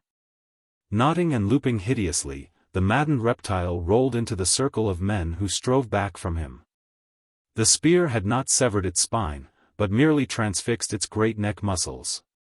Its furiously lashing tail mowed down a dozen men and its jaws snapped convulsively, splashing others with venom that burned like liquid fire.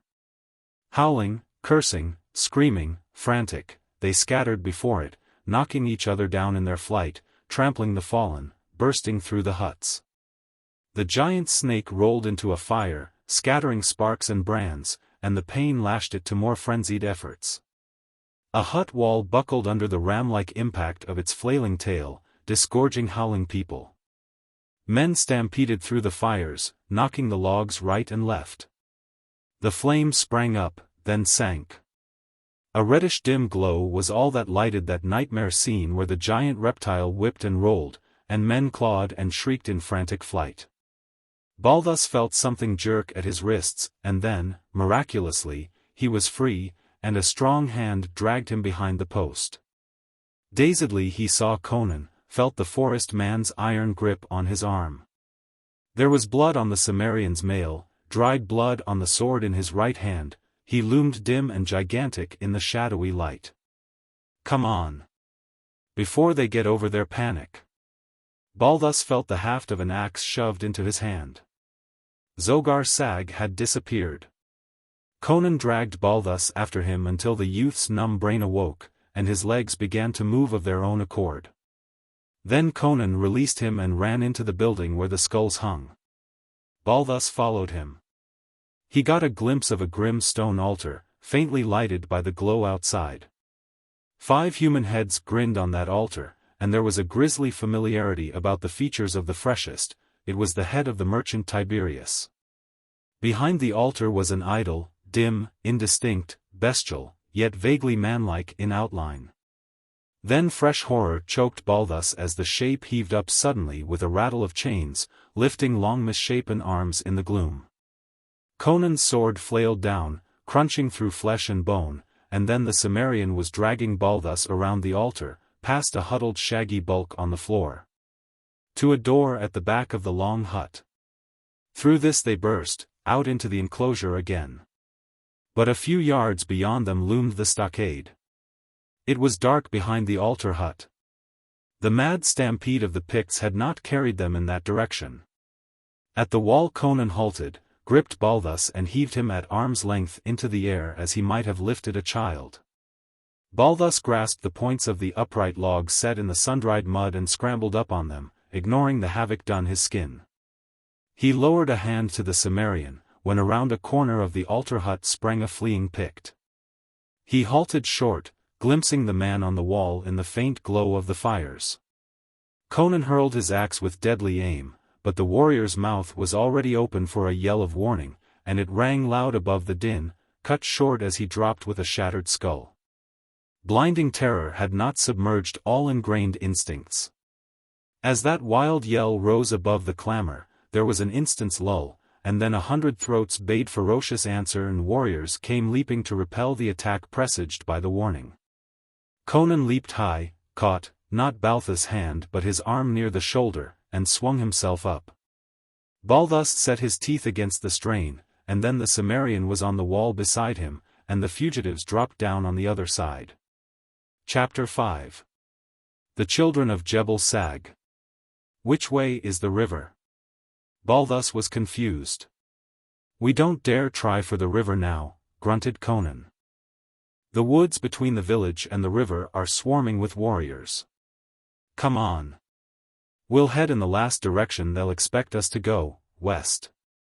Looking back as they entered the thick growth, Balthus beheld the wall dotted with black heads as the savages peered over. The Picts were bewildered. They had not gained the wall in time to see the fugitives take cover. They had rushed to the wall expecting to repel an attack in force. They had seen the body of the dead warrior. But no enemy was in sight. Balthus realized that they did not yet know their prisoner had escaped. From other sounds he believed that the warriors, directed by the shrill voice of Zogar Sag, were destroying the wounded serpent with arrows. The monster was out of the shaman's control. A moment later the quality of the yells was altered. Screeches of rage rose in the night. Conan laughed grimly. He was leading Balthus along a narrow trail that ran west under the black branches, stepping as swiftly and surely as if he trod a well-lighted thoroughfare. Balthus stumbled after him, guiding himself by feeling the dense wall on either hand. They'll be after us now. Zogar's discovered you're gone, and he knows my head wasn't in the pile before the altar hut. The dog. If I'd had another spear I'd have thrown it through him before I struck the snake. Keep to the trail. They can't track us by torchlight, and there are a score of paths leading from the village. They'll follow those leading to the river first, throw a cordon of warriors for miles along the bank, expecting us to try to break through. We won't take to the woods until we have to. We can make better time on this trail. Now buckle down to it and run as you never ran before. They got over their panic cursed quick, panted Balthus, complying with a fresh burst of speed. They're not afraid of anything, very long, grunted Conan. For a space nothing was said between them. The fugitives devoted all their attention to covering distance. They were plunging deeper and deeper into the wilderness and getting farther away from civilization at every step, but Balthus did not question Conan's wisdom. The Cimmerian presently took time to grunt. When we're far enough away from the village we'll swing back to the river in a big circle. No other village within miles of Gwahlur. All the Picts are gathered in that vicinity. We'll circle wide around them. They can't track us until daylight. They'll pick up our path then, but before dawn we'll leave the trail and take to the woods. They plunged on. The yells died out behind them. Balthus' breath was whistling through his teeth. He felt a pain in his side, and running became torture. He blundered against the bushes on each side of the trail. Conan pulled up suddenly, turned and stared back down the dim path. Somewhere the moon was rising, a dim white glow amidst a tangle of branches. Shall we take to the woods? Panted Balthus. Give me your axe, murmured Conan softly. Something is close behind us. Then we'd better leave the trail, exclaimed Balthus. Conan shook his head and drew his companion into a dense thicket. The moon rose higher, making a dim light in the path. We can't fight the whole tribe, whispered Balthus. No human being could have found our trail so quickly, or followed us so swiftly, muttered Conan. Keep silent. There followed a tense silence in which Balthus felt that his heart could be heard pounding for miles away. Then abruptly, without a sound to announce its coming, a savage head appeared in the dim path. Balthus' heart jumped into his throat. At first glance he feared to look upon the awful head of the saber-tooth. But this head was smaller, more narrow. It was a leopard which stood there, snarling silently and glaring down the trail. What wind there was blowing toward the hiding men, concealing their scent. The beast lowered his head and snuffed the trail, then moved forward uncertainly. A chill played down Balthus' spine. The brute was undoubtedly trailing them. And it was suspicious. It lifted its head, its eyes glowing like balls of fire, and growled low in its throat. And at that instant Conan hurled the axe. All the weight of arm and shoulder was behind the throw, and the axe was a streak of silver in the dim moon. Almost before he realized what had happened, Balthus saw the leopard rolling on the ground in its death throes, the handle of the axe standing up from its head. The head of the weapon had split its narrow skull. Conan bounded from the bushes, wrenched his axe free and dragged the limp body in among the trees, concealing it from the casual glance. "Now let's go, and go fast," he grunted, leading the way southward, away from the trail. "There'll be warriors coming after that cat." As soon as he got his wits back, Zogar sent him after us. The Picts would follow him, but he'd leave them far behind. He'd circle the village until he hit our trail and then come after us like a streak. They couldn't keep up with him, but they'll have an idea as to our general direction. They'd follow, listening for his cry. Well, they won't hear that, but they'll find the blood on the trail, and look around and find the body in the brush. They'll pick up our spoor there, if they can. Walk with care. He avoided clinging briars and low-hanging branches effortlessly, gliding between trees without touching the stems and always planting his feet in the places calculated to show least evidence of his passing. But with Balthus it was slower, more laborious work. No sound came from behind them. They had covered more than a mile when Balthus said, "Does Zogar Sag catch leopard cubs and train them for bloodhounds?" Conan shook his head. That was a leopard he called out of the woods. But, Balthus persisted, if he can order the beasts to do his bidding, why doesn't he rouse them all and have them after us? The forest is full of leopards, why send only one after us? Conan did not reply for a space, and when he did it was with a curious reticence. He can't command all the animals. Only such as remember Jebel Sag. Jebel Sag? Balthus repeated the ancient name hesitantly. He had never heard it spoken more than 3 or 4 times in his whole life. Once all living things worshipped him. That was long ago, when beasts and men spoke one language. Men have forgotten him, even the beasts forget. Only a few remember. The men who remember Jebel Sag and the beasts who remember are brothers and speak the same tongue. Balthus did not reply. He had strained at a Pictish stake and seen the night jungle give up its fanged horrors at a shaman's call. "Civilized men laugh," said Conan. "But not one can tell me how Zogar Sag can call pythons and tigers and leopards out of the wilderness and make them do his bidding. They would say it is a lie, if they dared. That's the way with civilized men. When they can't explain something by their half-baked science, they refuse to believe it.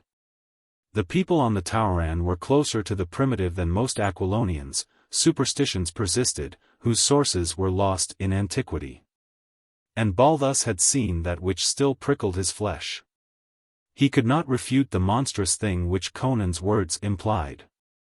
"I've heard that there's an ancient grove sacred to Jebel Sag somewhere in this forest," said Conan. "I don't know. I've never seen it. But more beasts remember in this country than any I've ever seen." "Then others will be on our trail?" "They are now," was Conan's disquieting answer.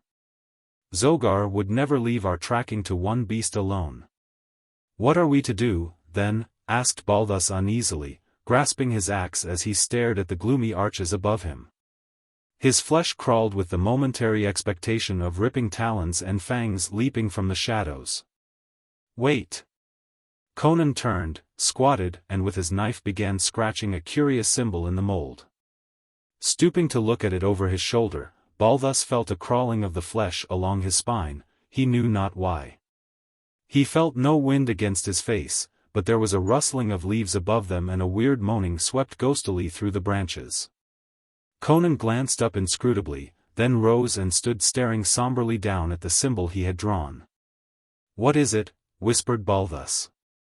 It looked archaic and meaningless to him.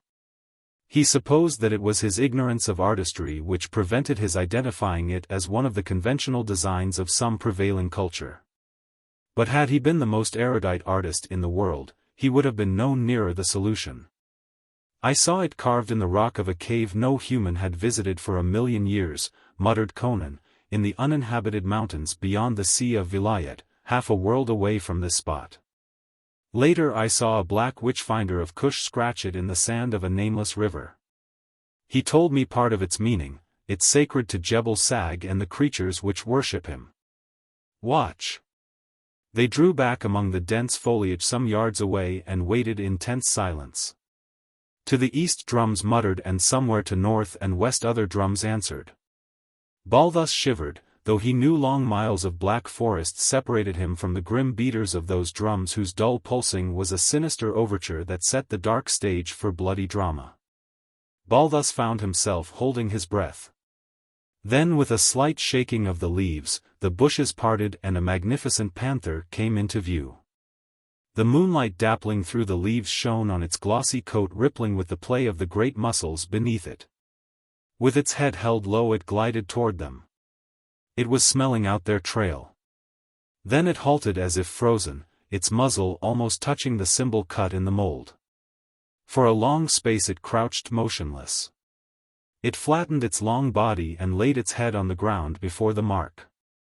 And Balthus felt the short hairs stir on his scalp. For the attitude of the great carnivore was one of awe and adoration. Then the panther rose and backed away carefully, belly almost to the ground. With his hindquarters among the bushes he wheeled as if in sudden panic and was gone like a flash of dappled light. Balthus mopped his brow with a trembling hand and glanced at Conan. The barbarian's eyes were smoldering with fires that never lit the eyes of men bred to the ideas of civilization. In that instant he was all wild, and had forgotten the man at his side. In his burning gaze Balthus glimpsed and vaguely recognized pristine images and half-embodied memories, shadows from life's dawn, forgotten and repudiated by sophisticated races, ancient. Primeval phantasms unnamed and nameless. Then the deeper fires were masked and Conan was silently leading the way deeper into the forest. "We've no more to fear from the beasts," he said after a while, "but we've left a sign for men to read. They won't follow our trail very easily, and until they find that symbol they won't know for sure we've turned south. Even then it won't be easy to smell us out without the beasts to aid them. But the woods south of the trail will be full of warriors looking for us. If we keep moving after daylight, we'll be sure to run into some of them. As soon as we find a good place we'll hide and wait until another night to swing back and make the river. We've got to warn Vilanus, but it won't help him any if we get ourselves killed." "Warn Vilanus? Hell, the woods along the river are swarming with Picts. That's why they got us. Zogar's brewing war magic, no mere raid this time. He's done something no Pict has done in my memory, united as many as 15 or 16 clans.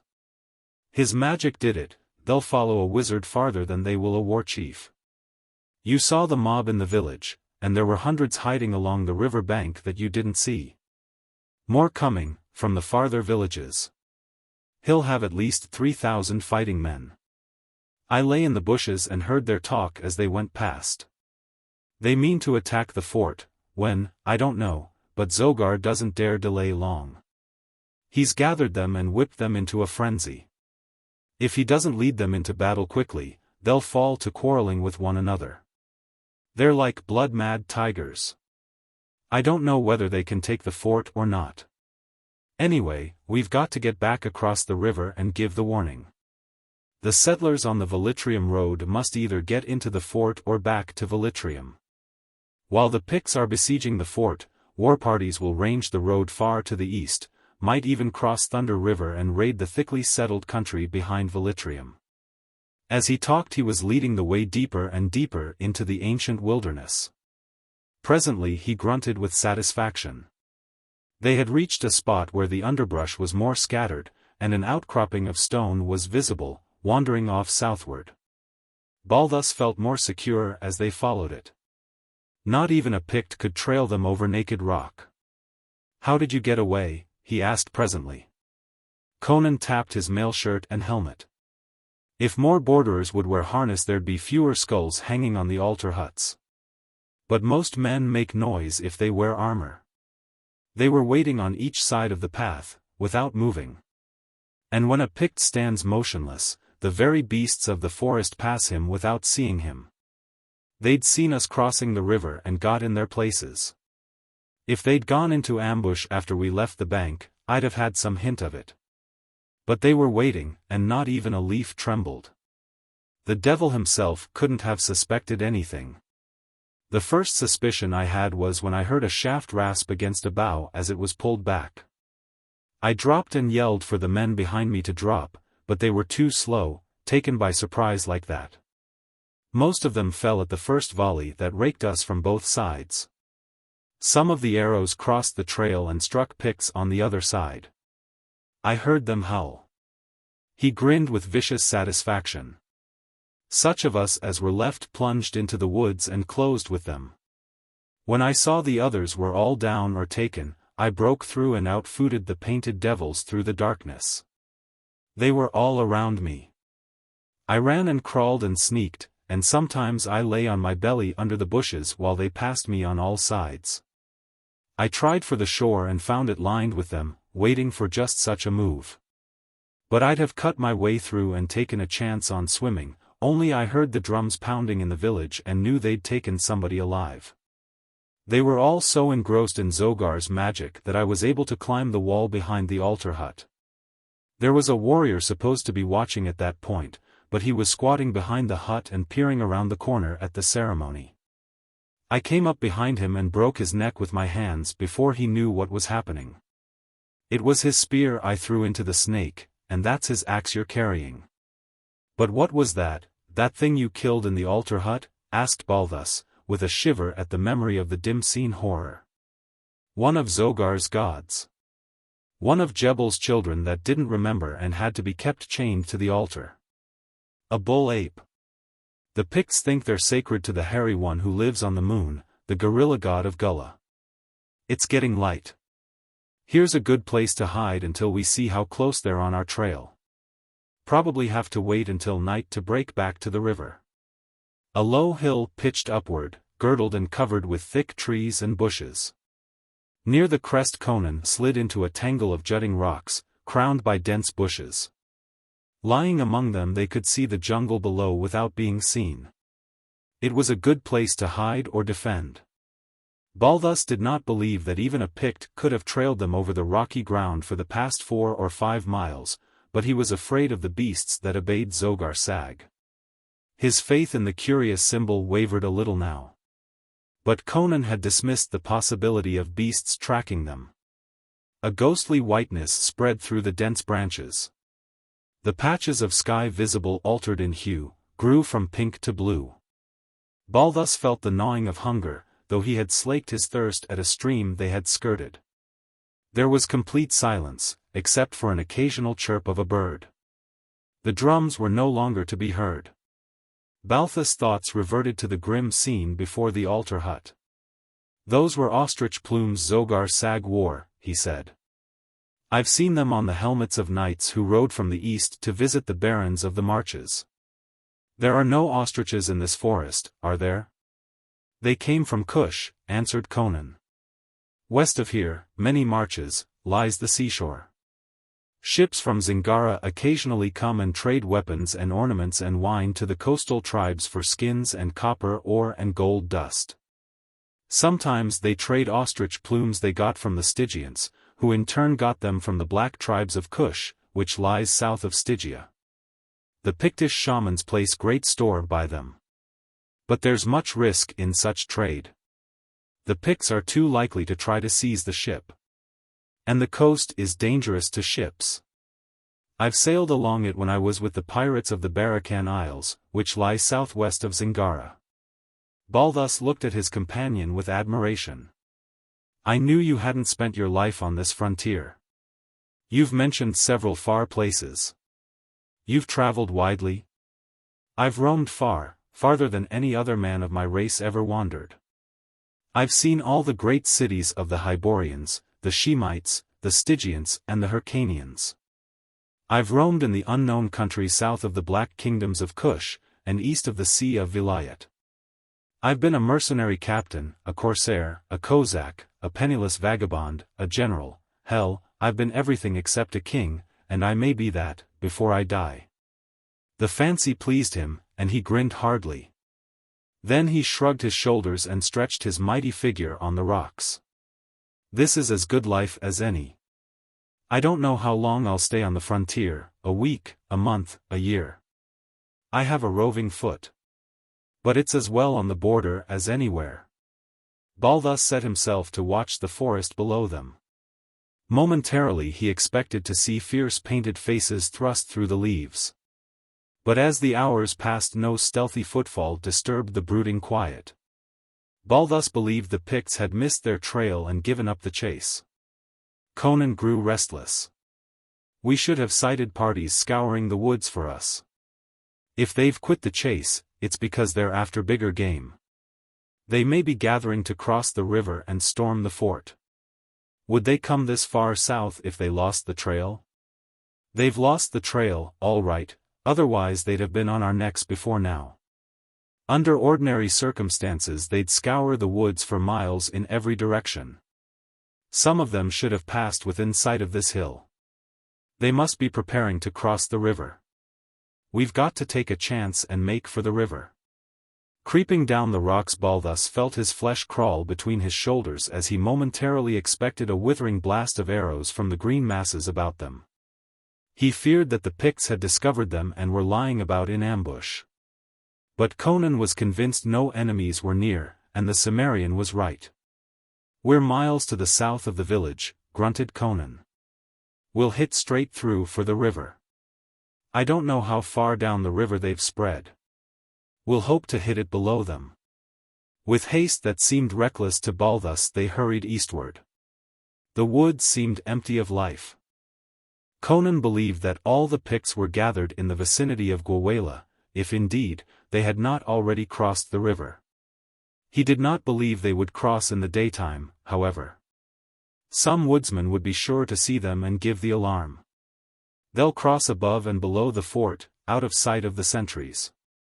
Then others will get in canoes and make straight across for the river wall. As soon as they attack, those hidden in the woods on the east shore will assail the fort from the other sides. They've tried that before, and got the guts shot and hacked out of them. But this time they've got enough men to make a real onslaught of it. They pushed on without pausing, though Balthus gazed longingly at the squirrels flitting among the branches, which he could have brought down with a cast of his axe. With a sigh he drew up his broad belt. The everlasting silence and gloom of the primitive forest was beginning to depress him.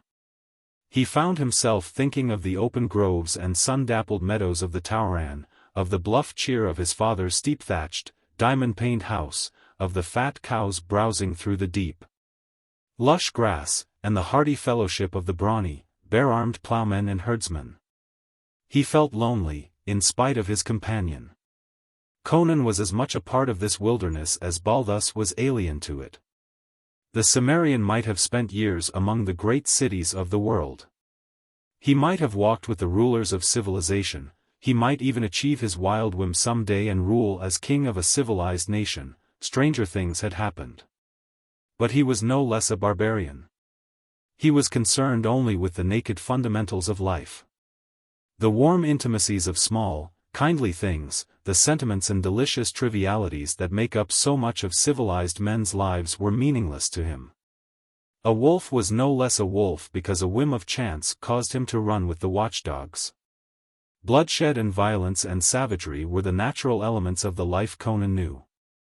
He could not, and would never, understand the little things that are so dear to civilized men and women. The shadows were lengthening when they reached the river and peered through the masking bushes. They could see up and down the river for about a mile each way. The sullen stream lay bare and empty. Conan scowled across at the other shore. We've got to take another chance here. We've got to swim the river. We don't know whether they've crossed or not. The woods over there may be alive with them. We've got to risk it. We're about 6 miles south of Gwahlur. He wheeled and ducked as a bowstring twanged. Something like a white flash of light streaked through the bushes. Balthus knew it was an arrow. Then with a tigerish bound Conan was through the bushes. Balthus caught the gleam of steel as he whirled his sword, and heard a death scream. The next instant he had broken through the bushes after the Cimmerian. A Pict with a shattered skull lay face down on the ground, his fingers spasmodically clawing at the grass. Half a dozen others were swarming about Conan, swords and axes lifted. They had cast away their bows, useless at such deadly close quarters. Their lower jaws were painted white, contrasting vividly with their dark faces, and the designs on their muscular breasts differed from any Balthus had ever seen. One of them hurled his axe at Balthus and rushed after it with lifted knife. Balthus ducked and then caught the wrist that drove the knife licking at his throat. They went to the ground together, rolling over and over. The Pict was like a wild beast, his muscles hard as steel strings. Balthus was striving to maintain his hold on the wild man's wrist and bring his own axe into play, but so fast and furious was the struggle that each attempt to strike was blocked. The Pict was wrenching furiously to free his knife hand, was clutching at Balthus' axe, and driving his knees at the youth's groin. Suddenly he attempted to shift his knife to his free hand, and in that instant Balthus, struggling up on one knee, split the painted head with a desperate blow of his axe. He sprang up and glared wildly about for his companion, expecting to see him overwhelmed by numbers. Then he realized the full strength and ferocity of the Cimmerian. Conan best rode 2 of his attackers, shorn half asunder by that terrible broadsword. As Balthus looked he saw the Cimmerian beat down a thrusting short sword. Avoid the stroke of an axe with a cat-like sidewise spring which brought him within arm's length of a squat savage stooping for a bow. Before the Pict could straighten, the red sword flailed down and clove him from shoulder to mid-breastbone, where the blade stuck. The remaining warriors rushed in, one from either side. Balthus hurled his axe with an accuracy that reduced the attackers to 1, and Conan, abandoning his efforts to free his sword, wheeled and met the remaining Pict with his bare hands. The stocky warrior, a head shorter than his tall enemy, leaped in, striking with his axe, at the same time stabbing murderously with his knife. The knife broke on the Cimmerian's mail, and the axe checked in midair as Conan's fingers locked like iron on the descending arm. A bone snapped loudly, and Balthus saw the Pict wince and falter. The next instant he was swept off his feet, lifted high above the Cimmerian's head, he writhed in midair for an instant, kicking and thrashing. And then was dashed headlong to the earth with such force that he rebounded, and then lay still, his limp posture telling of splintered limbs and a broken spine. Come on. Conan wrenched his sword free and snatched up an axe. Grab a bow and a handful of arrows, and hurry. We've got to trust to our heels again. That yell was heard. They'll be here in no time. If we tried to swim now, they'd feather us with arrows before we reached midstream. Chapter 6. Red Axes of the Border. Conan did not plunge deeply into the forest. A few hundred yards from the river, he altered his slanting course and ran parallel with it. Balthus recognized a grim determination not to be hunted away from the river which they must cross if they were to warn the men in the fort. Behind them rose more loudly the yells of the forest men. Balthus believed the Picts had reached the glade where the bodies of the slain men lay. Then further yells seemed to indicate that the savages were streaming into the woods in pursuit. They had left a trail any Pict could follow. Conan increased his speed, and Balthus grimly set his teeth and kept on his heels, though he felt he might collapse any time. It seemed centuries since he had eaten last. He kept going more by an effort of will than anything else. His blood was pounding so furiously in his eardrums that he was not aware when the yells died out behind them. Conan halted suddenly. Balthus leaned against a tree and panted. "They've quit," grunted the Cimmerian, scowling. "Sneaking up on us," gasped Balthus. Conan shook his head. A short chase like this they'd yell every step of the way. No. They've gone back. I thought I heard somebody yelling behind them a few seconds before the noise began to get dimmer. They've been recalled. And that's good for us, but damned bad for the men in the fort. It means the warriors are being summoned out of the woods for the attack. These men we ran into were warriors from a tribe down the river. They were undoubtedly headed for Gwahlur to join in the assault on the fort. Damn it, we're farther away than ever, now. We've got to get across the river. Turning east he hurried through the thickets with no attempt at concealment. Balthus followed him, for the first time feeling the sting of lacerations on his breast and shoulder where the Pict's savage teeth had scored him. He was pushing through the thick bushes that fringed the bank when Conan pulled him back. Then he heard a rhythmic splashing, and peering through the leaves, saw a dugout canoe coming up the river, its single occupant paddling hard against the current. He was a strongly built Pict with a white heron feather thrust in a copper band that confined his square-cut mane. "That's a Gwahlur man," muttered Conan. "Emissary from Zogar. White plume shows that.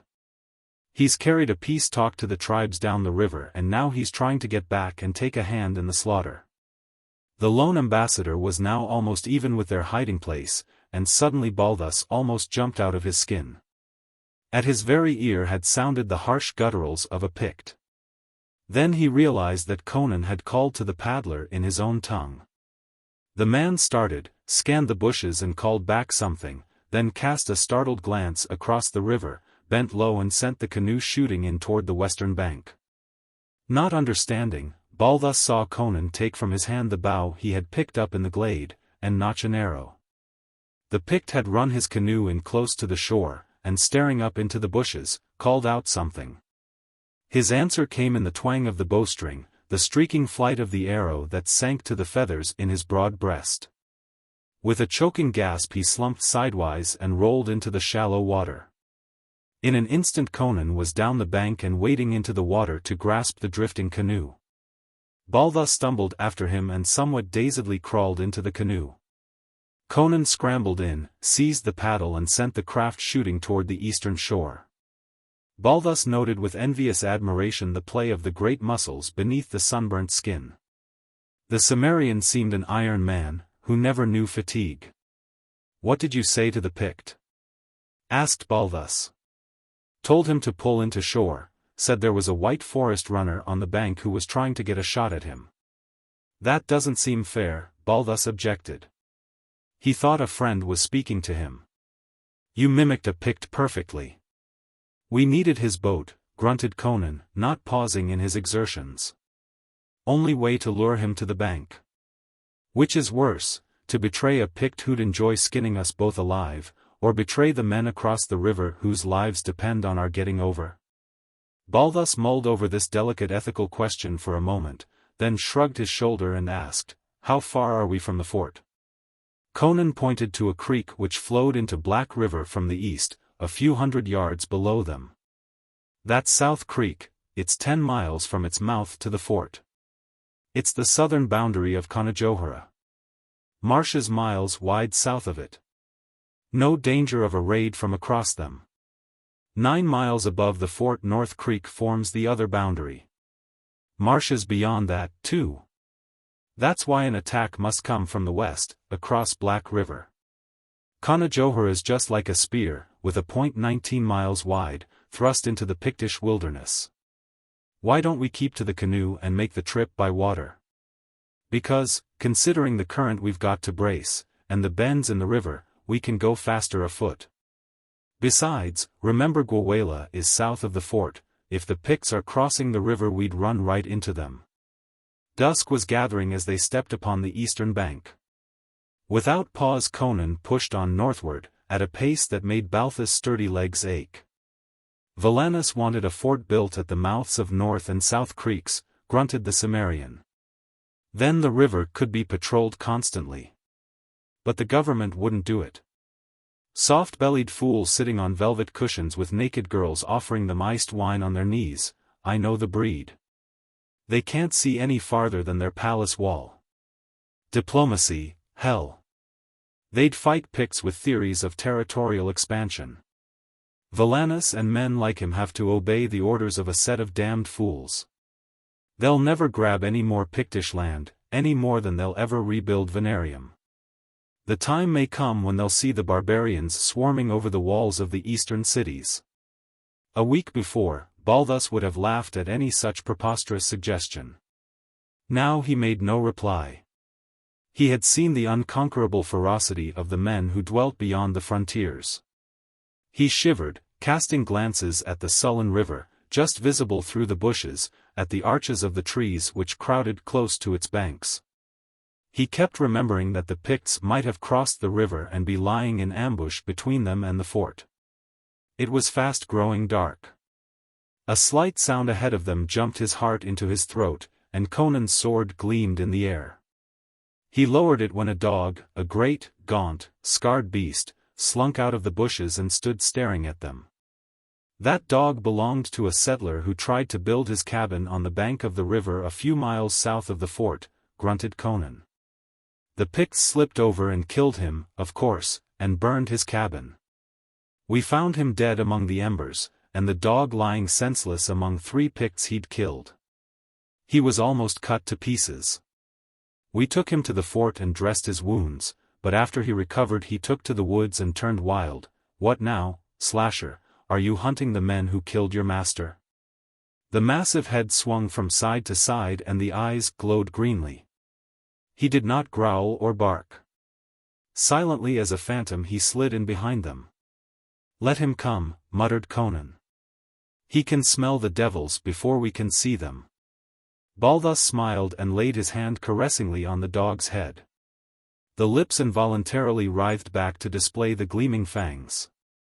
Then the great beast bent his head sheepishly, and his tail moved with jerky uncertainty, as if the owner had almost forgotten the emotions of friendliness. Balthus mentally compared the great gaunt hard body with the fat sleek hounds tumbling vociferously over one another in his father's kennel yard. He sighed. The frontier was no less hard for beasts than for men. This dog had almost forgotten the meaning of kindness and friendliness.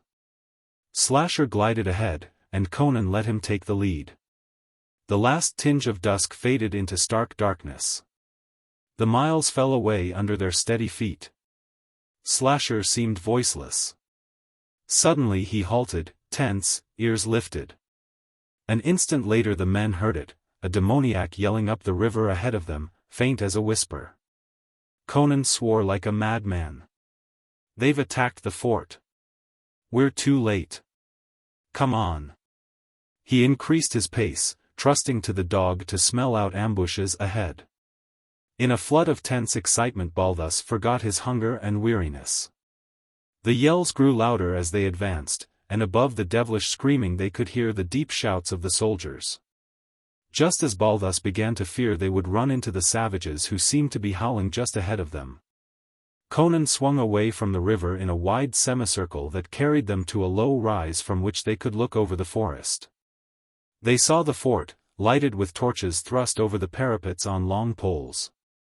These cast a flickering, uncertain light over the clearing, and in that light they saw throngs of naked, painted figures along the fringe of the clearing.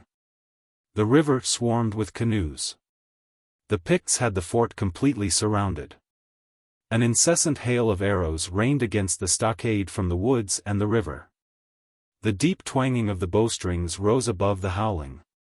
Yelling like wolves, several hundred naked warriors with axes in their hands ran from under the trees and raced toward the eastern gate. They were within 150 yards of their objective when a withering blast of arrows from the wall littered the ground with corpses and sent the survivors fleeing back to the trees. The men in the canoes rushed their boats toward the river wall, and were met by another shower of cloth-yard shafts and a volley from the small ballistas mounted on towers on that side of the stockade. Stones and logs whirled through the air and splintered and sank half a dozen canoes, killing their occupants, and the other boats drew back out of range. A deep roar of triumph rose from the walls of the fort, answered by bestial howling from all quarters. "Shall we try to break through?" asked Balthus, trembling with eagerness. Conan shook his head. He stood with his arms folded, his head slightly bent, a somber and brooding figure. The fort's doomed. The Picts are blood-mad, and won't stop until they're all killed. And there are too many of them for the men in the fort to kill. We couldn't break through, and if we did, we could do nothing but die with Villainous. There's nothing we can do but save our own hides, then? Yes. We've got to warn the settlers. Do you know why the Picts are not trying to burn the fort with fire arrows? Because they don't want a flame that might warn the people to the east. They plan to stamp out the fort, and then sweep east before anyone knows of its fall. They may cross Thunder River and take Velitrium before the people know what's happened. At least they'll destroy every living thing between the fort and Thunder River. We've failed to warn the fort, and I see now it would have done no good if we had succeeded. The fort's too poorly manned. A few more charges and the Picts will be over the walls and breaking down the gates. But we can start the settlers toward Velitrium. Come on. We're outside the circle the Picts have thrown around the fort. We'll keep clear of it. They swung out in a wide arc, hearing the rising and falling of the volume of the yells, marking each charge and repulse. The men in the fort were holding their own. But the shrieks of the Picts did not diminish in savagery. They vibrated with a timbre that held assurance of ultimate victory. Before Balthus realized they were close to it, they broke into the road leading east. Now run, grunted Conan. Balthus set his teeth. It was 19 miles to Velitrium, a good 5 to Scalp Creek beyond which began the settlements. It seemed to the Aquilonian that they had been fighting and running for centuries. But the nervous excitement that rioted through his blood stimulated him to Herculean efforts. Slasher ran ahead of them, his head to the ground, snarling low, the first sound they had heard from him. Picts ahead of us, snarled Conan, dropping to one knee and scanning the ground in the starlight. He shook his head, baffled. I can't tell how many. Probably only a small party. Some that couldn't wait to take the fort. They've gone ahead to butcher the settlers in their beds. Come on. Ahead of them presently they saw a small blaze through the trees, and heard a wild and ferocious chanting. The trail bent there, and leaving it, they cut across the bend, through the thickets. A few moments later they were looking on a hideous sight. An ox wain stood in the road piled with meager household furnishings. It was burning, the oxen lay near with their throats cut. A man and a woman lay in the road, stripped and mutilated. 5 Picts were dancing about them with fantastic leaps and bounds, waving bloody axes. One of them brandished the woman's red-smeared gown. At the sight a red haze swam before Balthus. Lifting his bow he lined the prancing figure, black against the fire, and loosed. The slayer leaped convulsively and fell dead with the arrow through his heart. Then the 2 white men and the dog were upon the startled survivors. Conan was animated merely by his fighting spirit and an old racial hate, but Balthus was afire with wrath. He met the first Pict to oppose him with a ferocious swipe that split the painted skull, and sprang over his falling body to grapple with the others. But Conan had already killed one of the 2 he had chosen, and the leap of the Aquilonian was a second late. The warrior was down with the long sword through him even as Balthus' axe was lifted. Turning toward the remaining Pict, Balthus saw Slasher rise from his victim, his great jaws dripping blood. Balthus said nothing as he looked down at the pitiful forms in the road beside the burning wain. Both were young, the woman little more than a girl. By some whim of chance the Picts had left her face unmarred, and even in the agonies of an awful death it was beautiful. But her soft young body had been hideously slashed with many knives. A mist clouded Balthus' eyes and he swallowed chokingly. The tragedy momentarily overcame him. He felt like falling upon the ground and weeping and biting the earth. Some young couple just hitting out on their own, Conan was saying as he wiped his sword unemotionally. On their way to the fort when the Picts met them.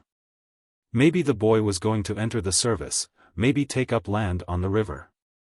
Well, that's what will happen to every man, woman and child this side of Thunder River if we don't get them into Velitrium in a hurry." Balthus' knees trembled as he followed Conan. But there was no hint of weakness in the long easy stride of the Cimmerian. There was a kinship between him and the great gaunt brute that glided beside him. Slasher no longer growled with his head to the trail. The way was clear before them. The yelling on the river came faintly to them, but Balthus believed the fort was still holding. Conan halted suddenly, with an oath. He showed Balthus a trail that led north from the road. It was an old trail, partly grown with new young growth, and this growth had recently been broken down. Balthus realized this fact more by feel than sight, though Conan seemed to see like a cat in the dark. The Cimmerian showed him where broad wagon tracks turned off the main trail, deeply indented in the forest mold. "Settlers going to the licks after salt," he grunted. "They're at the edges of the marsh, about 9 miles from here. Blast it. They'll be cut off and butchered to a man. Listen. One man can warn the people on the road. Go ahead and wake them up and herd them into Velitrium.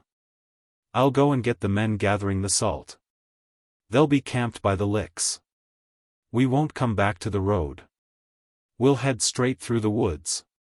With no further comment, Conan turned off the trail and hurried down the dim path, and Balthus, after staring after him for a few moments, set out along the road. The dog had remained with him, and glided softly at his heels. When Balthus had gone a few rods he heard the animal growl. Whirling, he glared back the way he had come, and was startled to see a vague ghostly glow vanishing into the forest in the direction Conan had taken. Slasher rumbled deep in his throat, his hackles stiff and his eyes balls of green fire. Balthus remembered the grim apparition that had taken the head of the merchant Tiberius not far from that spot, and he hesitated. The thing must be following Conan. But the giant Cimmerian had repeatedly demonstrated his ability to take care of himself, and Balthus felt his duty lay toward the helpless settlers who slumbered in the path of the red hurricane. The horror of the fiery phantom was overshadowed by the horror of those limp, violated bodies beside the burning ox wain. He hurried down the road, crossed Scalp Creek and came in sight of the first settler's cabin, a long, low structure of axe-hewn logs. In an instant he was pounding on the door. A sleepy voice inquired his pleasure. "Get up. The Picts are over the river." That brought instant response. A low cry echoed his words, and then the door was thrown open by a woman in a scanty shift. Her hair hung over her bare shoulders in disorder, she held a candle in one hand and an axe in the other. Her face was colorless, her eyes wide with terror. "Come in," she begged. "We'll hold the cabin." "No. We must make for Velitrium. The fort can't hold them back. It may have fallen already. Don't stop to dress. Get your children and come on." "But my man's gone with the others after salt," she wailed, wringing her hands. Behind her peered 3 tousled youngsters, blinking and bewildered. "Conan's gone after them. He'll fetch them through safe. We must hurry up the road to warn the other cabins." Relief flooded her countenance. "Mitra be thanked," she cried. "If the Cimmerian's gone after them, they're safe if mortal man can save them." In a whirlwind of activity she snatched up the smallest child and herded the others through the door ahead of her. Balthus took the candle and ground it out under his heel. He listened an instant. No sound came up the dark road. "Have you got a horse?" "In the stable," she groaned. "Oh, hurry." He pushed her aside as she fumbled with shaking hands at the bars. He led the horse out and lifted the children on its back, telling them to hold to its mane and to one another. They stared at him seriously, making no outcry. The woman took the horse's halter and set out up the road. She still gripped her axe, and Balthus knew that if cornered she would fight with the desperate courage of a she-panther. He held behind, listening. He was oppressed by the belief that the fort had been stormed and taken. That the dark-skinned hordes were already streaming up the road toward Velitrium, drunken on slaughter and mad for blood. They would come with the speed of starving wolves. Presently they saw another cabin looming ahead. The woman started to shriek a warning, but Balthus stopped her. He hurried to the door and knocked. A woman's voice answered him. He repeated his warning, and soon the cabin disgorged its occupants, an old woman, 2 young women and 4 children. Like the other woman's husband, their men had gone to the salt licks the day before, unsuspecting of any danger. One of the young women seemed dazed, the other prone to hysteria.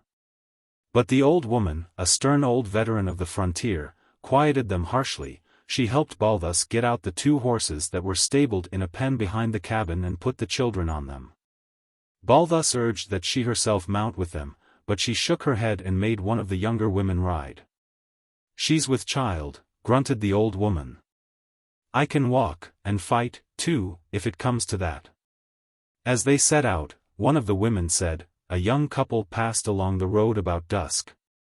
"We advised them to spend the night at our cabin, but they were anxious to make the fort tonight." Did. "They met the Picts," answered Balthus briefly, and the woman sobbed in horror. They were scarcely out of sight of the cabin when some distance behind them quavered a long high-pitched yell. "A wolf!" exclaimed one of the women. "A painted wolf with an axe in his hand," muttered Balthus. "Go! Rouse the other settlers along the road and take them with you. I'll scout along behind." Without a word the old woman herded her charges ahead of her. As they faded into the darkness, Balthus could see the pale ovals that were the faces of the children twisted back over their shoulders to stare toward him. He remembered his own people on the Tauran and a moment's giddy sickness swam over him. With momentary weakness he groaned and sank down in the road. His muscular arm fell over Slasher's massive neck and he felt the dog's warm moist tongue touch his face. He lifted his head and grinned with a painful effort. "Come on, boy," he mumbled, rising. "We've got work to do." A red glow suddenly became evident through the trees. The Picts had fired the last hut. He grinned. How Zogar Sag would froth if he knew his warriors had let their destructive natures get the better of them. The fire would warn the people farther up the road. They would be awake and alert when the fugitives reached them. But his face grew grim. The women were traveling slowly, on foot and on the overloaded horses. The swift-footed Picts would run them down within a mile, unless he took his position behind a tangle of fallen logs beside the trail. The road west of him was lighted by the burning cabin, and when the Picts came he saw them first, black furtive figures etched against the distant glare. Drawing a shaft to the head, he loosed and one of the figures crumpled. The rest melted into the woods on either side of the road. Slasher whimpered with the killing lust beside him. Suddenly a figure appeared on the fringe of the trail, under the trees, and began gliding toward the fallen timbers. Balthus' bowstring twanged and the Pict yelped, staggered and fell into the shadows with the arrow through his thigh. Slasher cleared the timbers with a bound and leaped into the bushes. They were violently shaken and then the dog slunk back to Balthus' side, his jaws crimson. No more appeared in the trail. Balthus began to fear they were stealing past his position through the woods, and when he heard a faint sound to his left he loosed blindly. He cursed as he heard the shaft splinter against a tree, but Slasher glided away as silently as a phantom, and presently Balthus heard a thrashing and a gurgling. Then Slasher came like a ghost through the bushes, snuggling his great, crimson-stained head against Balthus' arm. Blood oozed from a gash in his shoulder, but the sounds in the wood had ceased forever. The men lurking on the edges of the road evidently sensed the fate of their companion, and decided that an open charge was preferable to being dragged down in the dark by a devil beast they could neither see nor hear. Perhaps they realized that only one man lay behind the logs. They came with a sudden rush, breaking cover from both sides of the trail. 3 dropped with arrows through them, and the remaining pair hesitated. One turned and ran back down the road, but the other lunged over the breastwork, his eyes and teeth gleaming in the dim light, his axe lifted. Balthus' foot slipped as he sprang up, but the slip saved his life. The descending axe shaved a lock of hair from his head, and the Pict rolled down the logs from the force of his wasted blow. Before he could regain his feet, Slasher tore his throat out. Then followed a tense period of waiting, in which time Balthus wondered if the man who had fled had been the only survivor of the party. Obviously it had been a small band that had either left the fighting at the fort, or was scouting ahead of the main body. Each moment that passed increased the chances for safety of the women and children hurrying toward Velitrium. Then without warning a shower of arrows whistled over his retreat. A wild howling rose from the woods along the trail. Either the survivor had gone after aid, or another party had joined the first. The burning cabin still smoldered, lending a little light. Then they were after him, gliding through the trees beside the trail. He shot 3 arrows and threw the bow away. As if sensing his plight, they came on, not yelling now, but in deadly silence except for a swift pad of many feet.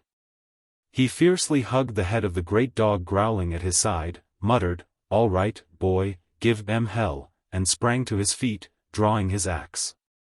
Then the dark figures flooded over the breastworks and closed in a storm of flailing axes, stabbing knives and ripping fangs. Chapter 7. The Devil in the Fire. When Conan turned from the Velitrium road he expected a run of some 9 miles and set himself to the task. But he had not gone 4 when he heard the sounds of a party of men ahead of him. From the noise they were making in their progress he knew they were not Picts. He hailed them. "Who's there?" challenged a harsh voice. "Stand where you are until we know you, or you'll get an arrow through you." "You couldn't hit an elephant in this darkness," answered Conan impatiently. "Come on, fool. It's I, Conan. The Picts are over the river." "We suspected as much," answered the leader of the men, as they strode forward, tall, rangy men, stern-faced, with bows in their hands. "One of our party wounded an antelope and tracked it nearly to Black River. He heard them yelling down the river and ran back to our camp. We left the salt and the wagons, turned the oxen loose and came as swiftly as we could. If the Picts are besieging the fort, war parties will be ranging up the road toward our cabins." "Your families are safe," grunted Conan. "My companion went ahead to take them to Velitrium. If we go back to the main road we may run into the whole horde. We'll strike southeast, through the timber." "Go ahead. I'll scout behind." A few moments later the whole band was hurrying southeastward. Conan followed more slowly, keeping just within earshot. He cursed the noise they were making, that many Picts or Cimmerians would have moved through the woods with no more noise than the wind makes as it blows through the black branches. He had just crossed a small glade when he wheeled, answering the conviction of his primitive instincts that he was being followed. Standing motionless among the bushes he heard the sounds of the retreating settlers fade away. Then a voice called faintly back along the way he had come, "Conan! Conan! Wait for me, Conan!" "Balthus," he swore bewilderedly. Cautiously he called, "Here I am." "Wait for me, Conan," the voice came more distinctly. Conan moved out of the shadows, scowling. "What the devil are you doing here, Crom?" He half crouched, the flesh prickling along his spine. It was not Balthus who was emerging from the other side of the glade. A weird glow burned through the trees. It moved toward him, shimmering weirdly, a green witch fire that moved with purpose and intent. It halted some feet away and Conan glared at it, trying to distinguish its fire-misted outlines. The quivering flame had a solid core. The flame was but a green garment that masked some animate and evil entity, but the Cimmerian was unable to make out its shape or likeness. Then, shockingly, a voice spoke to him from amidst the fiery column. "Why do you stand like a sheep waiting for the butcher, Conan?" The voice was human but carried strange vibrations that were not human. "Sheep?" Conan's wrath got the best of his momentary awe. "Do you think I'm afraid of a damned Pictish swamp devil? A friend called me." "I called in his voice," answered the other. "The men you follow belong to my brother, I would not rob his knife of their blood." But you are mine. Oh, fool, you have come from the far grey hills of Cimmeria to meet your doom in the forests of Conan. You've had your chance at me before now, snorted Conan. Why didn't you kill me then, if you could? My brother had not painted a skull black for you and hurled it into the fire that burns forever on Gullah's black altar. He had not whispered your name to the black ghosts that haunt the uplands of the dark land. But a bat has flown over the mountains of the dead and drawn your image in blood on the white tiger's hide that hangs before the long hut where sleep the four brothers of the night. The great serpents coil about their feet and the stars burn like fireflies in their hair. Why have the gods of darkness doomed me to death? Growled Conan. Something, a hand, foot or talon, he could not tell which, thrust out from the fire and marked swiftly on the mold. A symbol blazed there, marked with fire, and faded, but not before he recognized it. You dared make the sign which only a priest of Jebel Sag dare make. Thunder rumbled through the black mountain of the dead and the altar hut of Gwahlur was thrown down by a wind from the Gulf of Ghosts. The loon which is messenger to the four brothers of the night flew swiftly and whispered your name in my ear. Your head will hang in the altar hut of my brother. Your body will be eaten by the black-winged, sharp-beaked children of Jill. Who the devil is your brother? Demanded Conan. His sword was naked in his hand, and he was subtly loosening the axe in his belt. Zogar Sag, a child of Jebel Sag who still visits his sacred groves at times. A woman of Gwahlur slept in a grove holy to Jebel Sag. Her babe was Zogar Sag. I too am a son of Jebel Sag, out of a fire being from a far realm. Zogar Sag summoned me out of the misty lands. With incantations and sorcery and his own blood he materialized me in the flesh of his own planet. We are one, tied together by invisible threads. His thoughts are my thoughts. If he is struck, I am bruised. If I am cut, he bleeds. But I have talked enough. Soon your ghost will talk with the ghosts of the dark land, and they will tell you of the old gods which are not dead, but sleep in the outer abysses, and from time to time awake. I'd like to see what you look like, muttered Conan, working his axe free, you who leave a track like a bird, who burn like a flame and yet speak with a human voice. You shall see, answered the voice from the flame, see, and carry the knowledge with you into the dark land. The flames leaped and sank, dwindling and dimming. A face began to take shadowy form. At first Conan thought it was Zogar Sag himself who stood wrapped in green fire. But the face was higher than his own and there was a demoniac aspect about it. Conan had noted various abnormalities about Zogar Sag's features, an obliqueness of the eyes, a sharpness of the ears, a wolfish thinness of the lips. These peculiarities were exaggerated in the apparition which swayed before him. The eyes were red as coals of living fire. More details came into view, a slender torso, covered with snaky scales, which was yet manlike in shape, with manlike arms, from the waist upward. Below, long crane-like legs ended in splay, three-toed feet like those of some huge bird. Along the monstrous limbs the blue fire fluttered and ran. He saw it as through a glistening mist.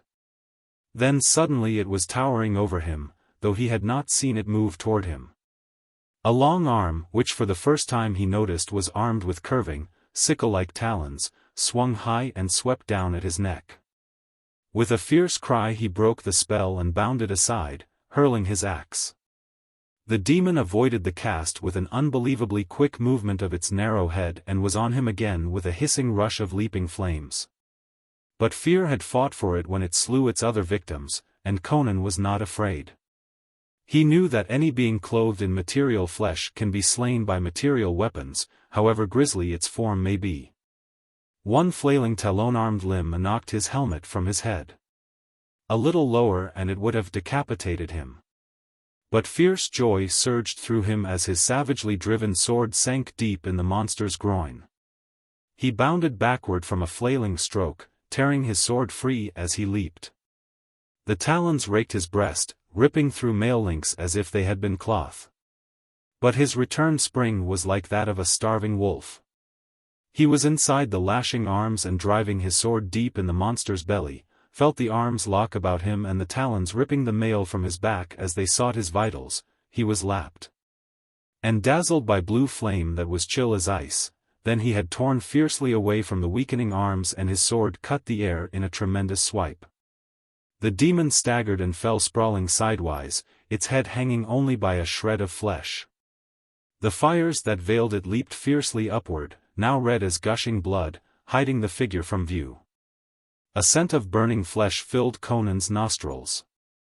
Shaking the blood and sweat from his eyes, he wheeled and ran staggering through the woods. Blood trickled down his limbs. Somewhere, miles to the south, he saw the faint glow of flames that might mark a burning cabin. Behind him, toward the road, rose a distant howling that spurred him to greater efforts. Chapter 8. Hyboria no more. There had been fighting on Thunder River, fierce fighting before the walls of Velitrium. Axe and torch had been piled up and down the bank, and many a settler's cabin lay in ashes before the painted horde was rolled back. A strange quiet followed the storm, in which people gathered and talked in hushed voices, and men with red-stained bandages drank their ale silently in the taverns along the river bank. There, to Conan the Cimmerian, moodily quaffing from a great wineglass, came a gaunt forester with a bandage about his head and his arm in a sling. He was the one survivor of Fort Tussullan. You went with the soldiers to the ruins of the fort? Conan nodded. I wasn't able, murmured the other. There was no fighting? The Picts had fallen back across the Black River. Something must have broken their nerve, though only the devil who made them knows what. The woodsman glanced at his bandaged arm and sighed. They say there were no bodies worth disposing of. Conan shook his head. Ashes. The Picts had piled them in the fort and set fire to the fort before they crossed the river.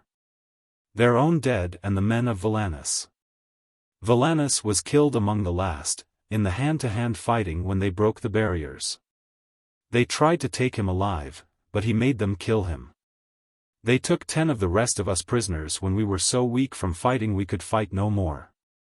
They butchered 9 of us then and there. It was when Zogar Sag died that I got my chance to break free and run for it.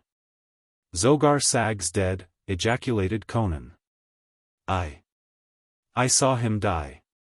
That's why the Picts didn't press the fight against Velitrium as fiercely as they did against the fort. It was strange. He took no wounds in battle. He was dancing among the slain, waving an axe with which he'd just brained the last of my comrades. He came at me, howling like a wolf, and then he staggered and dropped the axe, and began to reel in a circle screaming as I never heard a man or beast scream before. He fell between me and the fire they'd built to roast me, gagging and frothing at the mouth, and all at once he went rigid and the Picts shouted that he was dead. It was during the confusion that I slipped my cords and ran for the woods. I saw him lying in the firelight. No weapon had touched him. Yet there were red marks like the wounds of a sword in the groin, belly, and neck, the last as if his head had been almost severed from his body. What do you make of that? Conan made no reply, and the forester, aware of the reticence of barbarians on certain matters, continued, he lived by magic, and somehow, he died by magic. It was the mystery of his death that took the heart out of the Picts. Not a man who saw it was in the fighting before Velitrium. They hurried back across Black River. Those that struck Thunder River were warriors who had come on before Zogar Sag died. They were not enough to take the city by themselves. I came along the road, behind their main force, and I know none followed me from the fort. I sneaked through their lines and got into the town. You brought the settlers through all right, but their women and children got into Velitrium just ahead of those painted devils. If the youth Balthus and old Slasher hadn't held them up a while, they'd have butchered every woman and child in Hyboria. I passed the place where Balthus and the dog made their last stand. They were lying amid a heap of dead Picts, I counted 7, brained by his axe, or disemboweled by the dog's fangs, and there were others in the road with arrows sticking in them. Gods, what a fight that must have been! He was a man, said Conan. I drink to his shade, and to the shade of the dog, who knew no fear. He quaffed part of the wine, then emptied the rest upon the floor, with a curious heathen gesture, and smashed the goblet. The heads of 10 Picts shall pay for his, and 7 heads for the dog, who was a better warrior than many a man. And the forester, staring into the moody, smoldering blue eyes, knew the barbaric oath would be kept. They'll not rebuild the fort? No, Conajohara is lost to Aquilonia. The frontier has been pushed back. Thunder River will be the new border. The woodsman sighed and stared at his calloused hand, worn from contact with axe haft and sword hilt. Conan reached his long arm for the wine jug. The forester stared at him, comparing him with the men about them, the men who had died along the lost river, comparing him with those other wild men over that river. Conan did not seem aware of his gaze. Barbarism is the natural state of mankind, the borderer said, still staring somberly at the Cimmerian. Civilization is unnatural. It is a whim of circumstance. And barbarism must always ultimately triumph. Shadows in Zamboula. Chapter 1. A drum begins. Peril hides in the house of Aram Baksh. The speaker's voice quivered with earnestness and his lean, black-nailed fingers clawed at Conan's mightily muscled arm as he croaked his warning. He was a wiry, sunburnt man with a straggling black beard, and his ragged garments proclaimed him a nomad. He looked smaller and meaner than ever in contrast to the giant Cimmerian with his black brows, broad chest, and powerful limbs. They stood in a corner of the sword-maker's bazaar, and on either side of them flowed past the many-tongued, many-colored stream of the Zamboula streets, which is exotic, hybrid, flamboyant and clamorous. Conan pulled his eyes back from following a bold-eyed, red-lipped Ghanara whose short skirt bared her brown thigh at each insolent step, and frowned down at his importunate companion. "What do you mean by peril?" he demanded.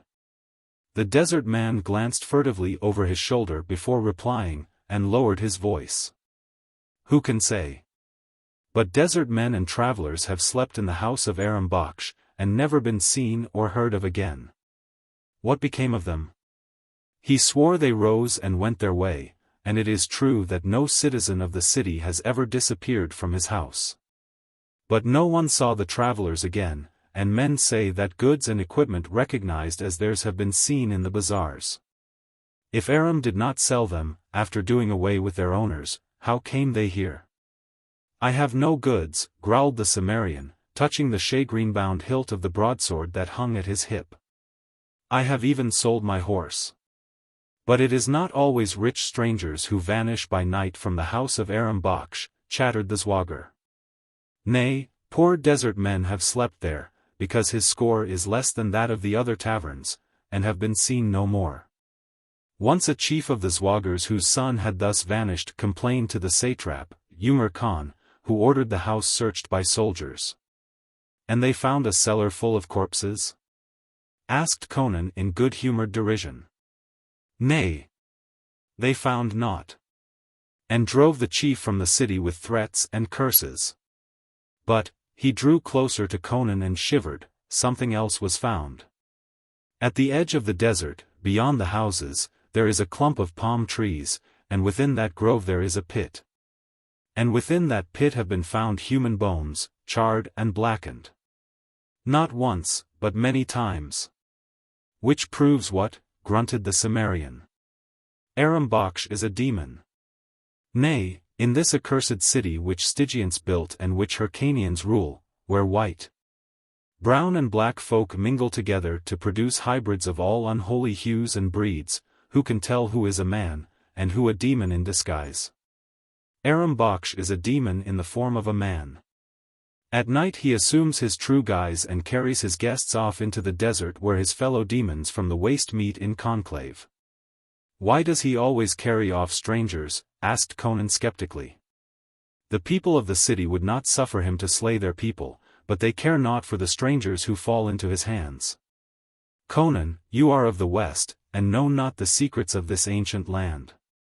But, since the beginning of happenings, the demons of the desert have worshipped Yog, the lord of the empty abodes, with fire, fire that devours human victims. Be warned. You have dwelt for many moons in the tents of the Zwagars, and you are our brother. Go not to the house of Aram Baksh.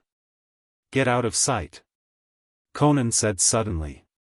Yonder comes a squad of the city watch. If they see you they may remember a horse that was stolen from the satrap stable. The Zwagar gasped, and moved convulsively. He ducked between a booth and a stone horse trough, pausing only long enough to chatter, "Be warned, my brother. There are demons in the house of Aram Baksh." Then he darted down a narrow alley and was gone. Conan shifted his broad sword belt to his liking, and calmly returned the searching stares directed at him by the squad of watchmen as they swung past. They eyed him curiously and suspiciously, for he was a man who stood out even in such a motley throng as crowded the winding streets of Zamboula. His blue eyes and alien features distinguished him from the eastern swarms, and the straight sword at his hip added point to the racial difference. The watchman did not accost him, but swung on down the street, while the crowd opened a lane for them. They were Pelishtim, squat, hook-nosed, with blue-black beards sweeping their mailed breasts, mercenaries hired for work the ruling Turanians considered beneath themselves. And no less hated by the mongrel population for that reason. Conan glanced at the sun, just beginning to dip behind the flat-topped houses on the western side of the bazaar, and hitching once more at his belt. Moved off in the direction of Aram Baksh's tavern. With a hillman stride he moved through the ever-shifting colors of the streets, where the ragged tunics of whining beggars brushed against the ermine-trimmed culottes of lordly merchants, and the pearl-sewn satin of rich courtesans. Giant black slaves slouched along, jostling blue-bearded wanderers from the Shemitish cities, ragged nomads from the surrounding deserts, traders and adventurers from all the lands of the east. The native population was no less heterogeneous. Here, centuries ago, the armies of Stygia had come, carving an empire out of the eastern desert.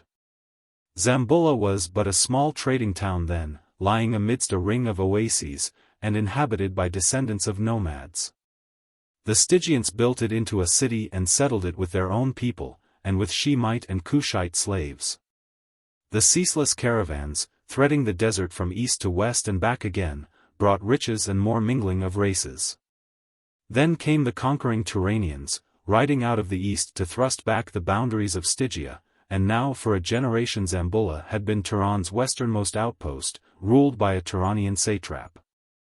The babble of a myriad tongues smote on the Cimmerian's ears as the restless pattern of the Zamboula streets weaved about him, cleft now and then by a squad of clattering horsemen, the tall, supple warriors of Turan, with dark hawk faces, clinking metal and curved swords.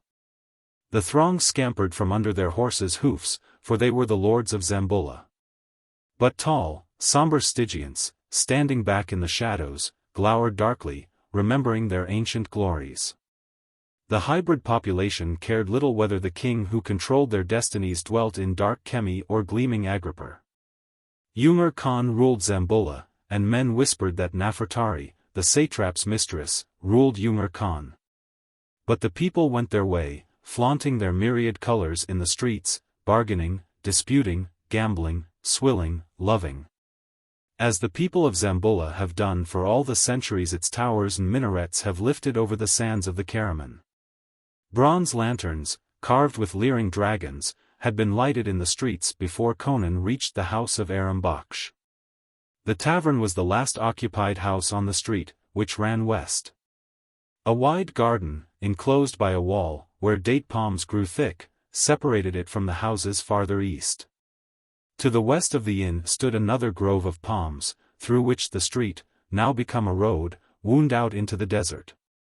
Across the road from the tavern stood a row of deserted huts, shaded by straggling palm trees, and occupied only by bats and jackals. As Conan came down the road he wondered why the beggars, so plentiful in Zamboula, had not appropriated these empty houses for sleeping quarters. The light ceased some distance behind him. Here were no lanterns, except the one hanging before the tavern gate, only the stars, the soft dust of the road underfoot, and the rustle of the palm leaves in the desert breeze. Aram's gate did not open upon the road, but upon the alley which ran between the tavern and the garden of the date palms. Conan jerked lustily at the rope which depended from the bell beside the lantern, augmenting its clamor by hammering on the iron-bound teakwork gate with the hilt of his sword. A wicket opened in the gate and a black face peered through. "Open, blast you," requested Conan. "I'm a guest. I've paid Aram for a room, and a room I'll have, by Crom." The black craned his neck to stare into the starlit road behind Conan, but he opened the gate without comment, and closed it again behind the Cimmerian, locking and bolting it.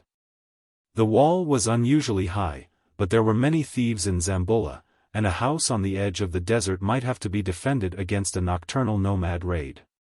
Conan strode through a garden where great pale blossoms nodded in the starlight, and entered the taproom, where a Stygian with the shaven head of a student sat at a table brooding over nameless mysteries, and some nondescripts wrangled over a game of dice in a corner.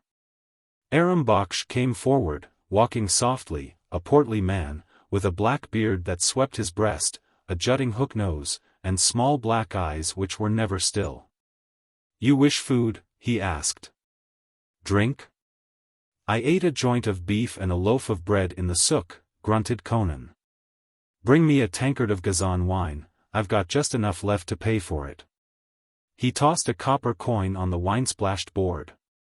"You did not win at the gaming tables?" "How could I, with only a handful of silver to begin with? I paid you for the room this morning, because I knew I'd probably lose. I wanted to be sure I had a roof over my head tonight. I notice nobody sleeps in the streets in Zamboula. The very beggars hunt a niche they can barricade before dark. The city must be full of a particularly bloodthirsty brand of thieves." He gulped the cheap wine with relish, and then followed Aram out of the taproom. Behind him the players halted their game to stare after him with a cryptic speculation in their eyes. They said nothing, but the Stygian laughed, a ghastly laugh of inhuman cynicism and mockery. The others lowered their eyes uneasily, avoiding one another's glance. The arts studied by a Stygian scholar are not calculated to make him share the feelings of a normal human being. Conan followed Aram down a corridor lighted by copper lamps, and it did not please him to note his host's noiseless tread. Aram's feet were clad in soft slippers and the hallway was carpeted with thick Turanian rugs, but there was an unpleasant suggestion of stealthiness about the Zamboulan. At the end of the winding corridor Aram halted at a door, across which a heavy iron bar rested in powerful metal brackets. This Aram lifted and showed the Cimmerian into a well-appointed chamber, the windows of which, Conan instantly noted, were small and strongly set with twisted bars of iron, tastefully gilded. There were rugs on the floor, a couch, after the Eastern fashion, and ornately carved stools.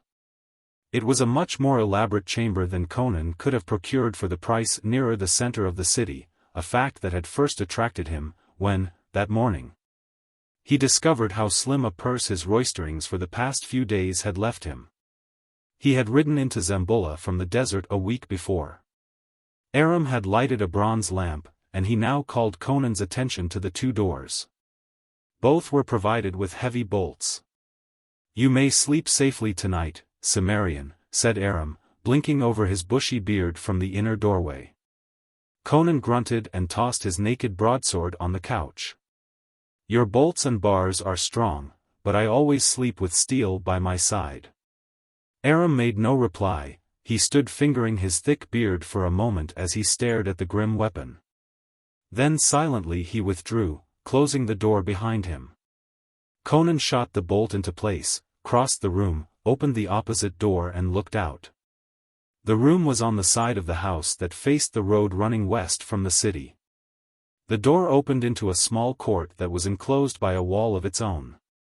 The end walls, which shut it off from the rest of the tavern compound, were high and without entrances, but the wall that flanked the road was low, and there was no lock on the gate.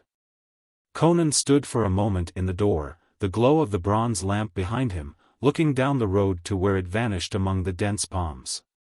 Their leaves rustled together in the faint breeze. Beyond them lay the naked desert. Far up the street, in the other direction, lights gleamed and the noises of the city came faintly to him. Here was only starlight, the whispering of the palm leaves, and beyond that low wall, the dust of the road and the deserted huts thrusting their flat roofs against the low stars. Somewhere beyond the palm groves a drum began. The garbled warnings of the Zwager returned to him, seeming somehow less fantastic than they had seemed in the crowded, sunlit streets. He wondered again at the riddle of those empty huts. Why did the beggars shun them? He turned back into the chamber, shut the door and bolted it. The light began to flicker, and he investigated, swearing when he found the palm oil in the lamp was almost exhausted. He started to shout for Aram, then shrugged his shoulders and blew out the light. In the soft darkness he stretched himself fully clad on the couch, his sinewy hand by instinct searching for and closing on the hilt of his broadsword. Glancing idly at the stars framed in the barred windows, with the murmur of the breeze through the palms in his ears, he sank into slumber with a vague consciousness of the muttering drum. Out on the desert, the low rumble and mutter of a leather-covered drum, beaten with soft, rhythmic strokes of an open black hand. Chapter 2. The Night Skulkers. It was the stealthy opening of a door which awakened the Cimmerian. He did not awake as civilized men do, drowsy and drugged and stupid. He awoke instantly, with a clear mind, recognizing the sound that had interrupted his sleep. Lying there tensely in the dark he saw the outer door slowly open. In a widening crack of starlit sky he saw framed a great black bulk, broad, stooping shoulders and a misshapen head blocked out against the stars. Conan felt the skin crawl between his shoulders. He had bolted that door securely. How could it be opening now, save by supernatural agency? And how could a human being possess a head like that outlined against the stars? All the tales he had heard in the Zwager tents of devils and goblins came back to bead his flesh with clammy sweat. Now the monster slid noiselessly into the room, with a crouching posture and a shambling gait. And a familiar scent assailed the Cimmerian's nostrils, but did not reassure him, since Zwager legendary represented demons as smelling like that. Noiselessly Conan coiled his long legs under him. His naked sword was in his right hand, and when he struck it was as suddenly and murderously as a tiger lunging out of the dark. Not even a demon could have avoided that catapulting charge. His sword met and clove through flesh and bone, and something went heavily to the floor with a strangling cry. Conan crouched in the dark above it, sword dripping in his hand. Devil or beast or man, the thing was dead there on the floor. He sensed death as any wild thing senses it. He glared through the half-open door into the starlit court beyond. The gate stood open, but the court was empty. Conan shut the door but did not bolt it. Groping in the darkness he found the lamp and lighted it. There was enough oil in it to burn for a minute or so. An instant later he was bending over the figure that sprawled on the floor in a pool of blood. It was a gigantic black man, naked but for a loincloth. One hand still grasped a knotty-headed bludgeon. The fellow's kinky wool was built up into horn-like spindles with twigs and dried mud. This barbaric coiffure had given the head its misshapen appearance in the starlight. Provided with a clue to the riddle, Conan pushed back the thick red lips, and grunted as he stared down at teeth filed to points. He understood now the mystery of the strangers who had disappeared from the house of Aram Baksh. The riddle of the black drum thrumming out there beyond the palm groves, and of that pit of charred bones, that pit where strange meat might be roasted under the stars, while black beasts squatted about to glut a hideous hunger. The man on the floor was a cannibal slave from Darfar. There were many of his kind in the city. Cannibalism was not tolerated openly in Zamboula. But Conan knew now why people locked themselves in so securely at night, and why even beggars shunned the open alleys and doorless ruins. He grunted in disgust as he visualized brutish black shadows skulking up and down the night streets, seeking human prey, and such men as Aram Baksh to open the doors to them. The innkeeper was not a demon, he was worse. The slaves from Darfar were notorious thieves, there was no doubt that some of their pilfered loot found its way into the hands of Aram Baksh. And in return he sold them human flesh. Conan blew out the light, stepped to the door and opened it, and ran his hand over the ornaments on the outer side. One of them was movable and worked the bolt inside.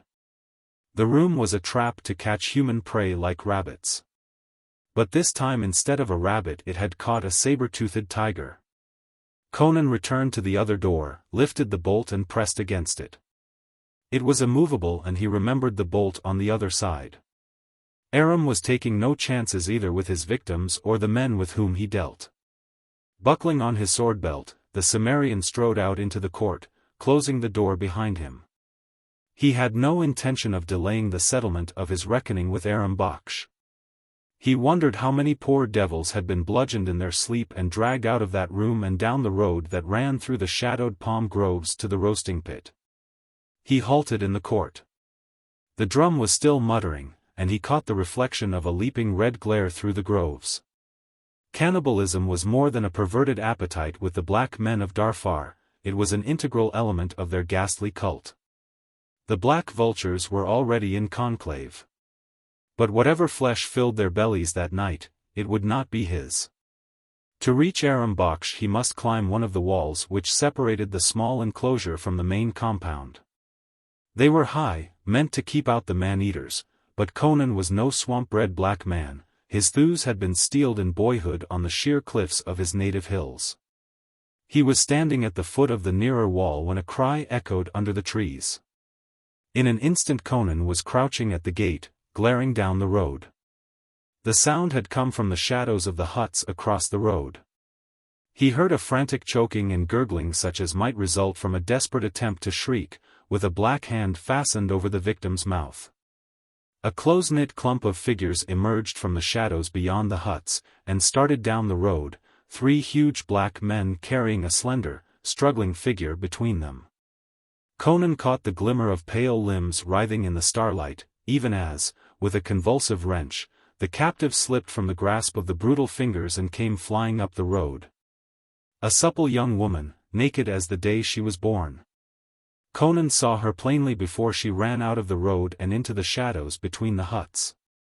The blacks were at her heels, and back in the shadows the figures merged and an intolerable scream of anguish and horror rang out. Stirred to red rage by the ghoulishness of the episode, Conan raced across the road. Neither victim nor abductors were aware of his presence until the soft swish of the dust about his feet brought them about, and then he was almost upon them. Coming with the gusty fury of a hill wind. 2 of the blacks turned to meet him, lifting their bludgeons. But they failed to estimate properly the speed at which he was coming. One of them was down, disemboweled, before he could strike, and wheeling cat-like, Conan evaded the stroke of the other's cudgel and lashed in a whistling countercut. The black's head flew into the air, the headless body took 3 staggering steps, spurting blood and clawing horribly at the air with groping hands, and then slumped to the dust. The remaining cannibal gave back with a strangled yell, hurling his captive from him. She tripped and rolled in the dust, and the black fled in blind panic toward the city. Conan was at his heels. Fear winged the black feet, but before they reached the easternmost hut, he sensed death at his back, and bellowed like an ox in the slaughter yards. Black dog of hell! Conan drove his sword between the dusky shoulders with such vengeful fury that the broad blade stood out half its length from the black breast. With a choking cry the black stumbled headlong, and Conan braced his feet and dragged out his sword as his victim fell. Only the breeze disturbed the leaves. Conan shook his head as a lion shakes its mane and growled his unsatiated bloodlust. But no more shapes slunk from the shadows, and before the huts the starlit road stretched empty. He whirled at the quick patter of feet behind him, but it was only the girl, rushing to throw herself on him and clasp his neck in a desperate grasp. Frantic from terror of the abominable fate she had just escaped. "Easy, girl," he grunted. "You're all right. How did they catch you?" She sobbed something unintelligible. He forgot all about Aram Baksh as he scrutinized her by the light of the stars. She was white, though a very definite brunette, obviously one of Zamboula's many mixed breeds. She was tall, with a slender, supple form, as he was in a good position to observe. Admiration burned in his fierce eyes as he looked down on her splendid bosom and her lithe limbs, which still quivered from fright and exertion. He passed an arm around her flexible waist and said, reassuringly, "Stop shaking, wench, you're safe enough." His touch seemed to restore her shaken sanity. She tossed back her thick, glossy locks and cast a fearful glance over her shoulder, while she pressed closer to the Cimmerian as if seeking security in the contact. "They caught me in the streets," she muttered, shuddering.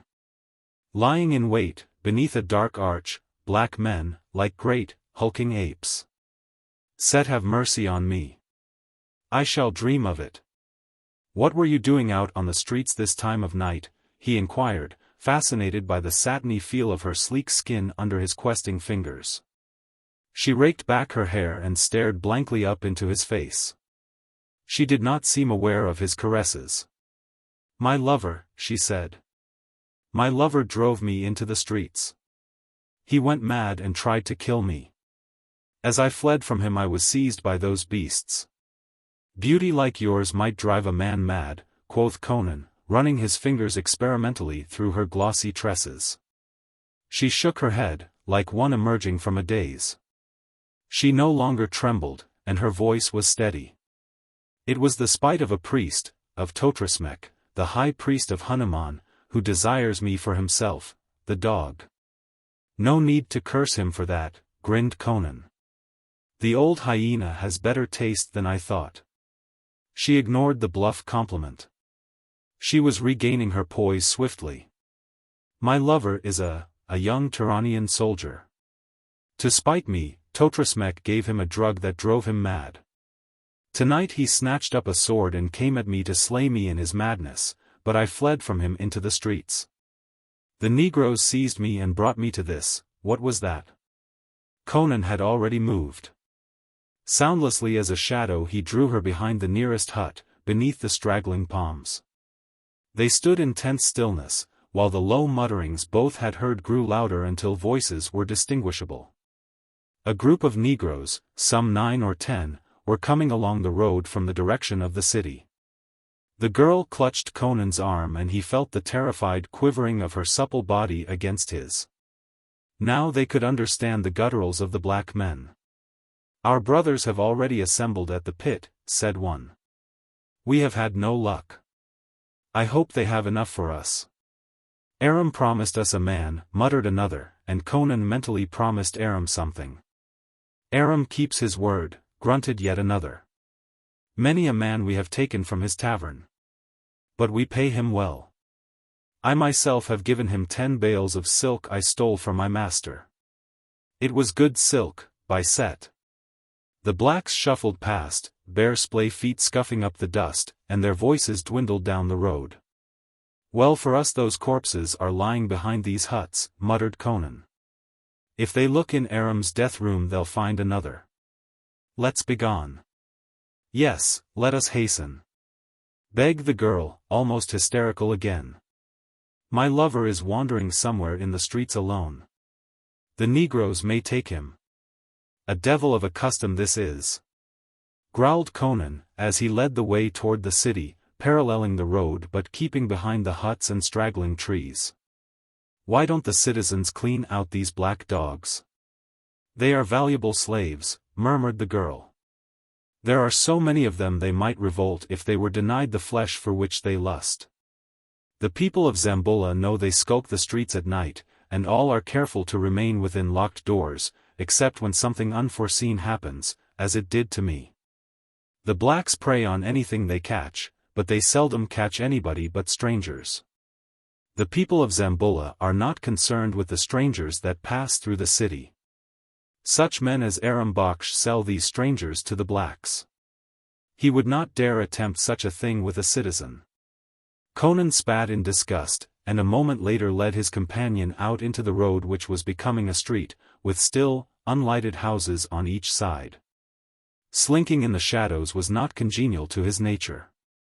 "Where do you want to go?" he asked. The girl did not seem to object to his arm about her waist. To my house, to rouse my servants, she answered. To bid them search for my lover.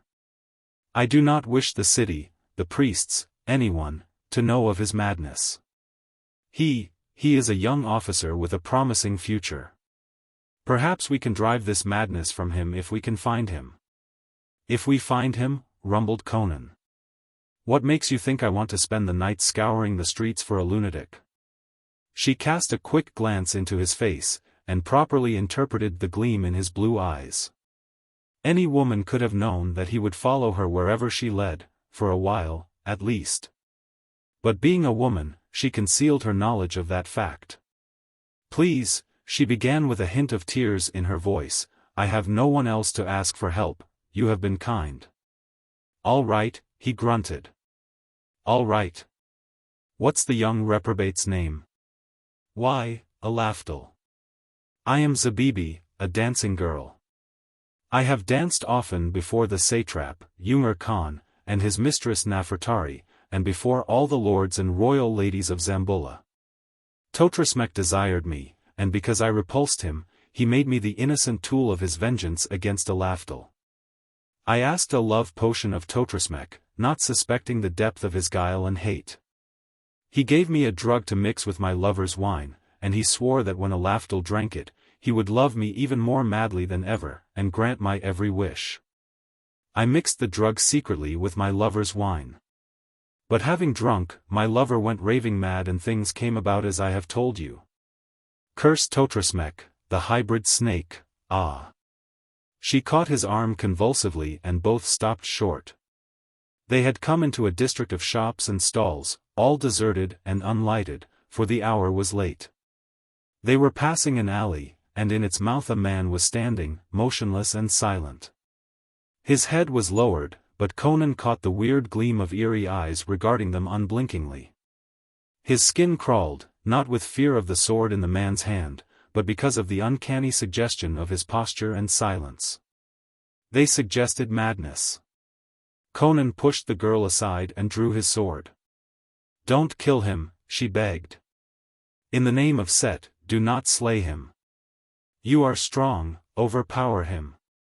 We'll see, he muttered, grasping his sword in his right hand and clenching his left into a mallet-like fist. He took a wary step toward the alley, and with a horrible moaning laugh the Turanian charged.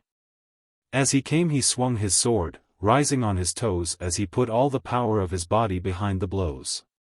Sparks flashed blue as Conan parried the blade, and the next instant the madman was stretched senseless in the dust from a thundering buffet of Conan's left fist.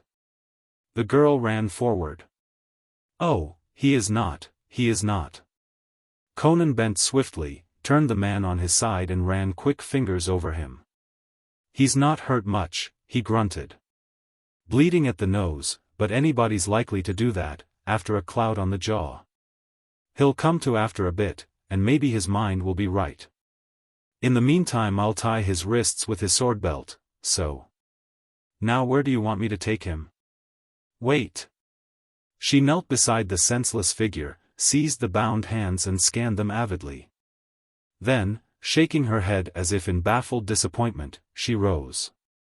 She came close to the giant Cimmerian, and laid her slender hands on his arching breast. Her dark eyes, like wet black jewels in the starlight, gazed up into his. You are a man. Help me. Totrasmek must die. Slay him for me. And put my neck into a Turanian noose, he grunted. Nay. The slender arms, strong as pliant steel, were around his corded neck. Her supple body throbbed against his. The Hyrcanians have no love for Totrasmek. The priests of Set fear him. He is a mongrel, who rules men by fear and superstition. I worship Set, and the Turanians bow to Erlik, but Totrasmek sacrifices to Hanuman the accursed. The Turanian lords fear his black arts and his power over the hybrid population, and they hate him. If he were slain in his temple at night, they would not seek his slayer very closely. And what of his magic? Rumbled the Cimmerian. You are a fighting man, she answered.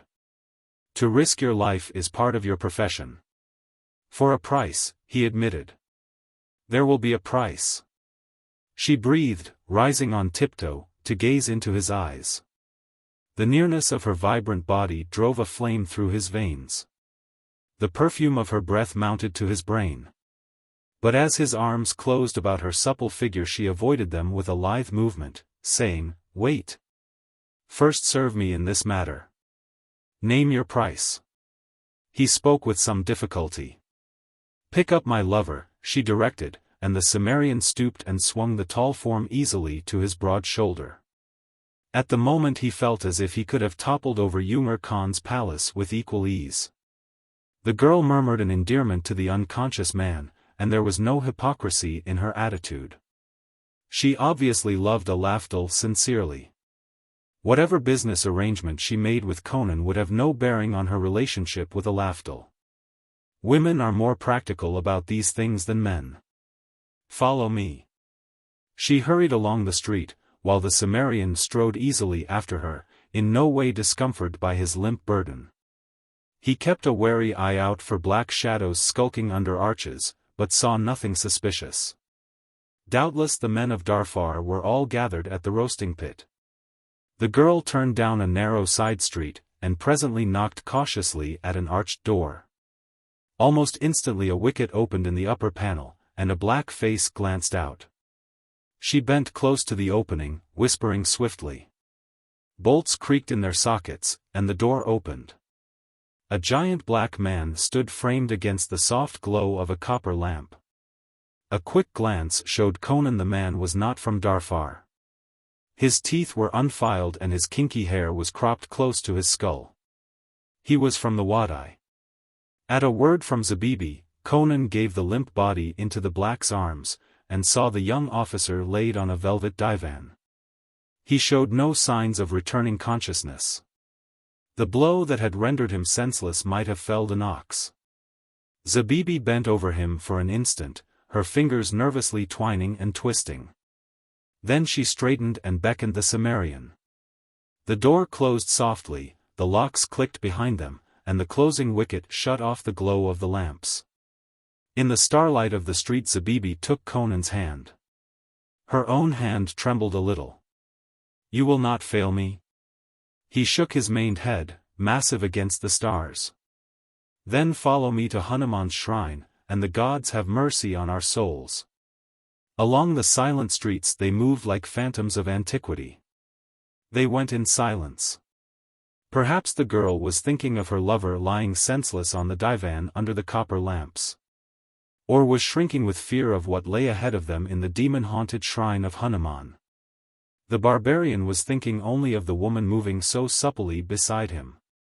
The perfume of her scented hair was in his nostrils, the sensuous aura of her presence filled his brain and left room for no other thoughts.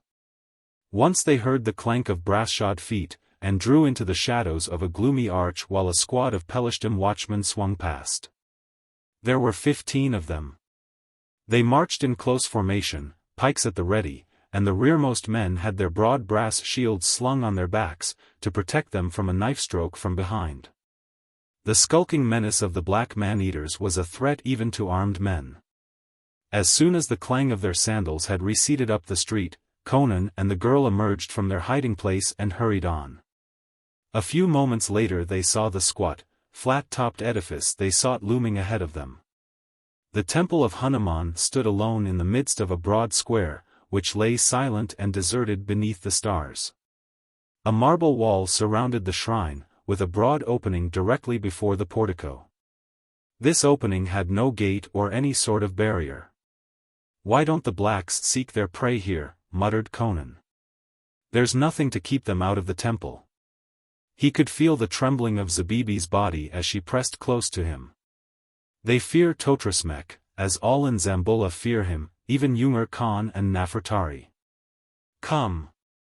Come quickly, before my courage flows from me like water." The girl's fear was evident, but she did not falter. Conan drew his sword and strode ahead of her as they advanced through the open gateway. He knew the hideous habits of the priests of the East, and was aware that an invader of Hanuman's shrine might expect to encounter almost any sort of nightmare horror. He knew there was a good chance that neither he nor the girl would ever leave the shrine alive, but he had risked his life too many times before to devote much thought to that consideration. They entered a court paved with marble which gleamed whitely in the starlight. A short flight of broad marble steps led up to the pillared portico. The great bronze doors stood wide open as they had stood for centuries. But no worshippers burnt incense within. In the day men and women might come timidly into the shrine and place offerings to the ape god on the black altar. At night the people shunned the temple of Hanuman as hares shun the lair of the serpent. Burning censers bathed the interior in a soft weird glow that created an illusion of unreality. Near the rear wall, behind the black stone altar, sat the god with his gaze fixed forever on the open door, through which for centuries his victims had come, dragged by chains of roses. A faint groove ran from the sill to the altar, and when Conan's foot felt it, he stepped away as quickly as if he had trodden upon a snake. That groove had been worn by the faltering feet of the multitude of those who had died screaming on that grim altar. Bestial in the uncertain light Hanuman leered with his carven mask. He sat, not as an ape would crouch, but cross-legged as a man would sit, but his aspect was no less simian for that reason. He was carved from black marble, but his eyes were rubies, which glowed red and lustful as the coals of hell's deepest pits. His great hands lay upon his lap, palms upward, taloned fingers spread and grasping. In the gross emphasis of his attributes, in the leer of his satyr countenance, was reflected the abominable cynicism of the degenerate cult which deified him.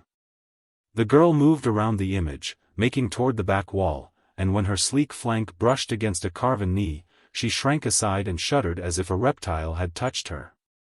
There was a space of several feet between the broad back of the idol and the marble wall with its frieze of gold leaves. On either hand, flanking the idol, an ivory door under a gold arch was set in the wall. "Those doors open into each end of a hairpin-shaped corridor," she said hurriedly. "Once I was in the interior of the shrine, once." She shivered and twitched her slim shoulders at a memory both terrifying and obscene. "The corridor is bent like a horseshoe, with each horn opening into this room. Totrismek's chambers are enclosed within the curve of the corridor and open into it. But there is a secret door in this wall which opens directly into an inner chamber." She began to run her hands over the smooth surface, where no crack or crevice showed. Conan stood beside her, sword in hand, glancing warily about him. The silence, the emptiness of the shrine, with imagination picturing what might lie behind that wall, made him feel like a wild beast nosing a trap. Ah! The girl had found a hidden spring at last. A square opening gaped blackly in the wall. "Set!" she screamed, and even as Conan leaped toward her, he saw that a great misshapen hand had fastened itself in her hair. She was snatched off her feet and jerked head first through the opening. Conan, grabbing ineffectually at her, felt his fingers slip from a naked limb, and in an instant she had vanished and the wall showed blank as before. Only from beyond it came briefly the muffled sounds of a struggle, a scream, faintly heard, and a low laugh that made Conan's blood congeal in his veins. Chapter 3. Black Hands Gripping. With an oath the Cimmerian smote the wall a terrific blow with the pommel of his sword, and the marble cracked and chipped. But the hidden door did not give way, and reason told him that doubtless it had been bolted on the other side of the wall. Turning, he sprang across the chamber to one of the ivory doors. He lifted his sword to shatter the panels, but on a venture tried the door first with his left hand. It swung open easily, and he glared into a long corridor that curved away into dimness under the weird light of censers similar to those in the shrine. A heavy gold bolt showed on the jamb of the door, and he touched it lightly with his finger-tips. The faint warmness of the metal could have been detected only by a man whose faculties were akin to those of a wolf. That bolt had been touched, and therefore drawn, within the last few seconds. The affair was taking on more and more of the aspect of a baited trap. He might have known Totrismek would know when anyone entered the temple. To enter the corridor would undoubtedly be to walk into whatever trap the priest had set for him. But Conan did not hesitate. Somewhere in that dim-lit interior Zabibi was a captive, and, from what he knew of the characteristics of Hanuman's priests, he was sure that she needed help badly. Conan stalked into the corridor with a pantherish tread, poised to strike right or left. On his left, ivory, arched doors opened into the corridor, and he tried each in turn. All were locked. He had gone perhaps 75 feet when the corridor bent sharply to the left, describing the curve the girl had mentioned. A door opened into this curve, and it gave under his hand. He was looking into a broad, square chamber, somewhat more clearly lighted than the corridor. Its walls were of white marble, the floor of ivory, the ceiling of fretted silver. He saw divans of rich satin, gold-worked footstools of ivory, a disc-shaped table of some massive, metal-like substance. On one of the divans a man was reclining, looking toward the door. He laughed as he met the Cimmerian's startled glare. This man was naked except for a loincloth and high-strapped sandals. He was brown-skinned, with close-cropped black hair and restless black eyes that set off a broad, arrogant face. In girth and breadth he was enormous, with huge limbs on which the great muscles swelled and rippled at each slightest movement. His hands were the largest Conan had ever seen. The assurance of gigantic physical strength colored his every action and inflection. "Why not enter, barbarian?" he called mockingly, with an exaggerated gesture of invitation. Conan's eyes began to smolder ominously, but he trod warily into the chamber, his sword ready. "Who the devil are you?" he growled.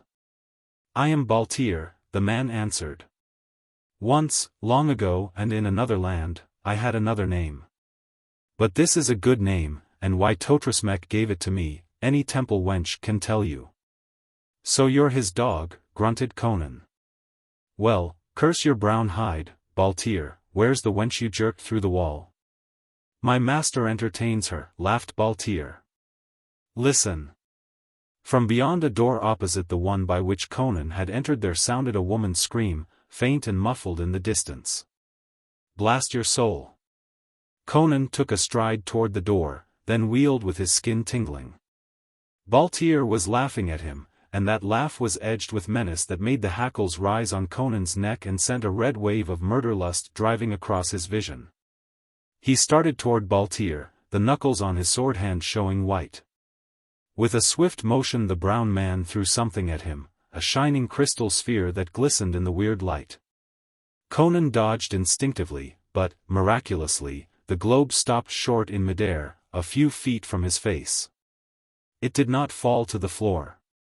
It hung suspended, as if by invisible filaments, some 5 feet above the floor. And as he glared in amazement, it began to rotate with growing speed. And as it revolved it grew, expanded, became nebulous. It filled the chamber. It enveloped him. It blotted out furniture, walls, the smiling countenance of Baltir. He was lost in the midst of a blinding bluish blur of whirling speed. Terrific winds screamed past Conan, tugging, tearing at him, striving to wrench him from his feet, to drag him into the vortex that spun madly before him. With a choking cry Conan lurched backward, reeled, felt the solid wall against his back. At the contact the illusion ceased to be. The whirling, titanic sphere vanished like a bursting bubble. Conan reeled upright in the silver-ceilinged room, with a grey mist coiling about his feet, and saw Baltir lolling on the divan, shaking with silent laughter. "Son of a slut!" Conan lunged at him. But the mist swirled up from the floor, blotting out that giant brown form. Groping in a rolling cloud that blinded him, Conan felt a rending sensation of dislocation, and then room and mist and brown man were gone together. He was standing alone among the high reeds of a marshy fen, and a buffalo was lunging at him, head down. He leaped aside from the ripping scimitar-curved horns, and drove his sword in behind the foreleg, through ribs and heart. And then it was not a buffalo dying there in the mud, but the brown-skinned Baltir. With a curse Conan struck off his head. And the head soared from the ground and snapped beast-like tusks into his throat. For all his mighty strength he could not tear it loose, he was choking, strangling. Then there was a rush and roar through space, the dislocating shock of an immeasurable impact, and he was back in the chamber with Baltir, whose head was once more set firmly on his shoulders. And who laughed silently at him from the divan. Mesmerism, muttered Conan, crouching and digging his toes hard against the marble. His eyes blazed. This brown dog was playing with him, making sport of him. But this mummery, this child's play of mists and shadows of thought, it could not harm him. He had but to leap and strike and the brown acolyte would be a mangled corpse under his heel. This time he would not be fooled by shadows of illusion, but he was. A blood-curdling snarl sounded behind him, and he wheeled and struck in a flash at the panther crouching to spring on him from the metal-colored table. Even as he struck, the apparition vanished and his blade clashed deafeningly on the adamantine surface. Instantly he sensed something abnormal. The blade stuck to the table. He wrenched at it savagely. It did not give. This was no mesmeristic trick. The table was a giant magnet. He gripped the hilt with both hands, when a voice at his shoulder brought him about, to face the brown man, who had at last risen from the divan.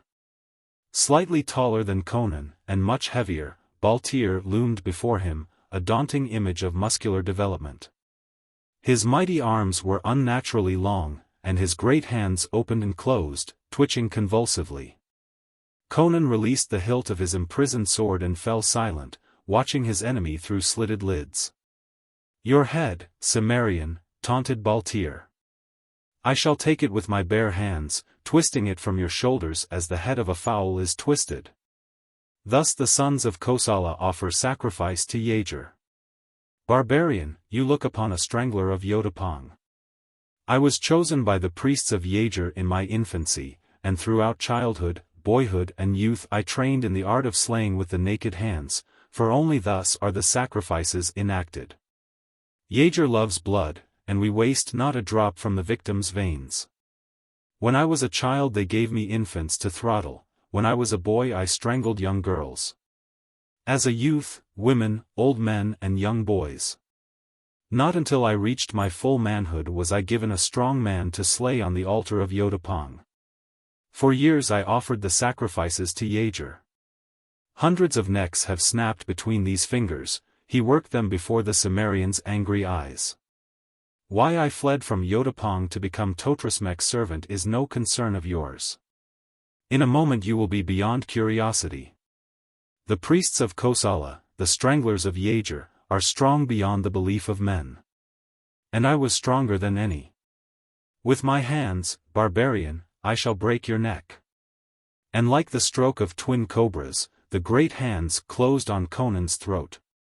The Cimmerian made no attempt to dodge or fend them away, but his own hands darted to the Kosalan's bullneck. Baltir's black eyes widened as he felt the thick cords of muscles that protected the barbarian's throat. With a snarl he exerted his inhuman strength, and knots and lumps and ropes of thews rose along his massive arms. And then a choking gasp burst from him as Conan's fingers locked on his throat. For an instant they stood there like statues, their faces masks of effort, veins beginning to stand out purply on their temples. Conan's thin lips drew back from his teeth in a grinning snarl. Baltir's eyes were distended, in them grew an awful surprise and the glimmer of fear. Both men stood motionless as images, except for the expanding of their muscles on rigid arms and braced legs. But strength beyond common conception was warring there, strength that might have uprooted trees and crushed the skulls of bullocks. The wind whistled suddenly from between Baltir's parted teeth. His face was growing purple. Fear flooded his eyes. His thews seemed ready to burst from his arms and shoulders, yet the muscles of the Cimmerian's thick neck did not give, they felt like masses of woven iron cords under his desperate fingers. But his own flesh was giving way under the iron fingers of the Cimmerian, which ground deeper and deeper into the yielding throat muscles, crushing them in upon jugular and windpipe. The statuesque immobility of the group gave way to sudden, frenzied motion, as the Kosalan began to wrench and heave, seeking to throw himself backward. He let go of Conan's throat and grasped his wrists, trying to tear away those inexorable fingers. With a sudden lunge Conan bore him backward until the small of his back crashed against the table. And still farther over its edge Conan bent him, back and back, until his spine was ready to snap. Conan's low laugh was merciless as the ring of steel. "You fool," he all but whispered. "I think you never saw a man from the West before. Did you deem yourself strong, because you were able to twist the heads off civilized folk, poor weaklings with muscles like rotten string? Hell! Break the neck of a wild Cimmerian bull before you call yourself strong. I did that, before I was a full-grown man, like this." And with a savage wrench he twisted Baltier's head around until the ghastly face leered over the left shoulder, and the vertebrae snapped like a rotten branch. Conan hurled the flopping corpse to the floor, turned to the sword again and gripped the hilt with both hands, bracing his feet against the floor. Blood trickled down his broad breast from the wounds Baltier's fingernails had torn in the skin of his neck. His black hair was damp, sweat ran down his face, and his chest heaved. For all his vocal scorn of Baltier's strength, he had almost met his match in the inhuman Conan. But without pausing to catch his breath, he exerted all his strength in a mighty wrench that tore the sword from the magnet where it clung. Another instant and he had pushed open the door from behind which the scream had sounded, and was looking down a long straight corridor, lined with ivory doors. The other end was masked by a rich velvet curtain, and from beyond that curtain came the devilish strains of such music as Conan had never heard, not even in nightmares. It made the short hairs bristle on the back of his neck. Mingled with it was the panting, hysterical sobbing of a woman. Grasping his sword firmly, he glided down the corridor. Chapter 4.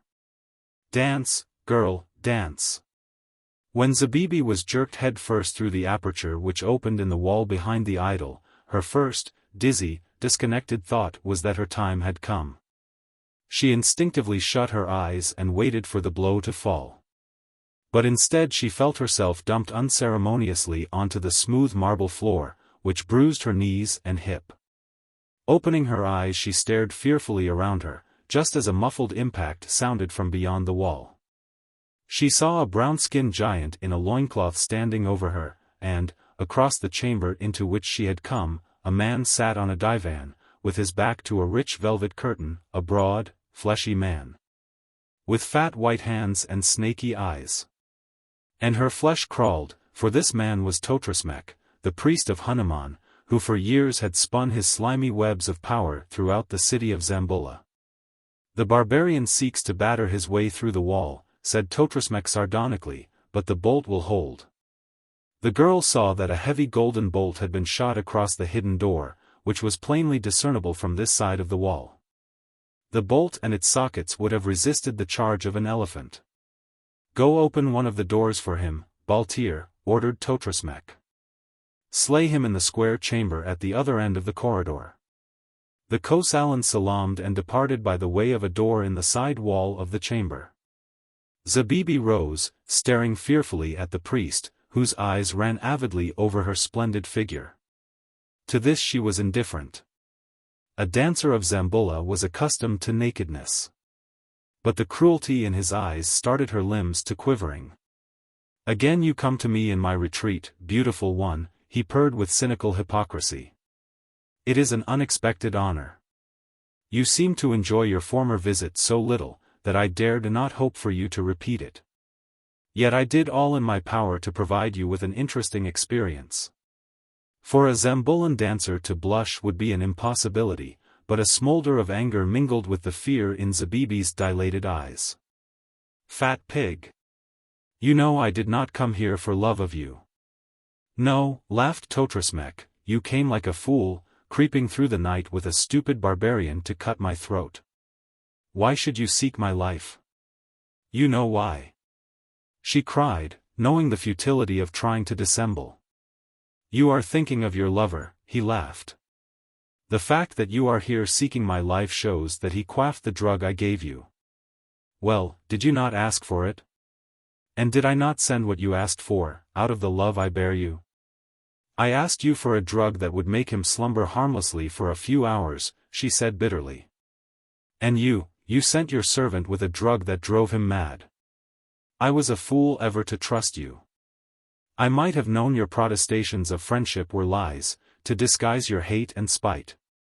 Why did you wish your lover to sleep? He retorted. So you could steal from him the only thing he would never give you, the ring with the jewel men call the Star of Kerala, the star stolen from the Queen of Ophir. Who would pay a roomful of gold for its return? He would not give it to you willingly, because he knew that it holds a magic which, when properly controlled, will enslave the hearts of any of the opposite sex. You wished to steal it from him, fearing that his magicians would discover the key to that magic and he would forget you in his conquests of the queens of the world. You would sell it back to the Queen of Ophir, who understands its power and would use it to enslave men, as she did before it was stolen. And why did you want it? She demanded sulkily. I understand its powers. It would increase the power of my arts. Well, she snapped, you have it now. I have the Star of Kerala. Nay, you err. Why bother to lie? She retorted bitterly. He had it on his finger when he drove me into the streets. He did not have it when I found him again. Your servant must have been watching the house, and have taken it from him, after I escaped him. To the devil with it. I want my lover back sane and whole. You have the ring, you have punished us both. Why do you not restore his mind to him? Can you? I could, he assured her, in evident enjoyment of her distress. He drew a phial from among his robes. This contains the juice of the golden lotus. If your lover drank it he would be sane again. Yes, I will be merciful. You have both thwarted and flouted me, not once but many times, he has constantly opposed my wishes. But I will be merciful. Come and take the phial from my hand. She stared at Totrismek, trembling with eagerness to seize it, but fearing it was but some cruel jest. She advanced timidly, with a hand extended, and he laughed heartlessly and drew back out of her reach. Even as her lips parted to curse him, some instinct snatched her eyes upward. From the gilded ceiling 4 jade-hued vessels were falling. She dodged, but they did not strike her. They crashed to the floor about her, forming the 4 corners of a square. And she screamed, and screamed again. For out of each ruin reared the hooded head of a cobra, and one struck at her bare leg. Her convulsive movement to evade it brought her within reach of the one on the other side, and again she had to shift like lightning to avoid the flash of its hideous head. She was caught in a frightful trap. All 4 serpents were swaying and striking at foot, ankle, calf, knee, thigh, hip, whatever portion of her voluptuous body chanced to be nearest to them. And she could not spring over them or pass between them to safety. She could only whirl and spring aside and twist her body to avoid the strokes, and each time she moved to dodge one snake, the motion brought her within range of another. So that she had to keep shifting with the speed of light. She could move only a short space in any direction, and the fearful hooded crests were menacing her every second. Only a dancer of Zamboula could have lived in that grisly square. She became, herself, a blur of bewildering motion. The heads missed her by hair's breadths, but they missed, as she pitted her twinkling feet. Flickering limbs and perfect eye against the blinding speed of the scaly demons her enemy had conjured out of thin air.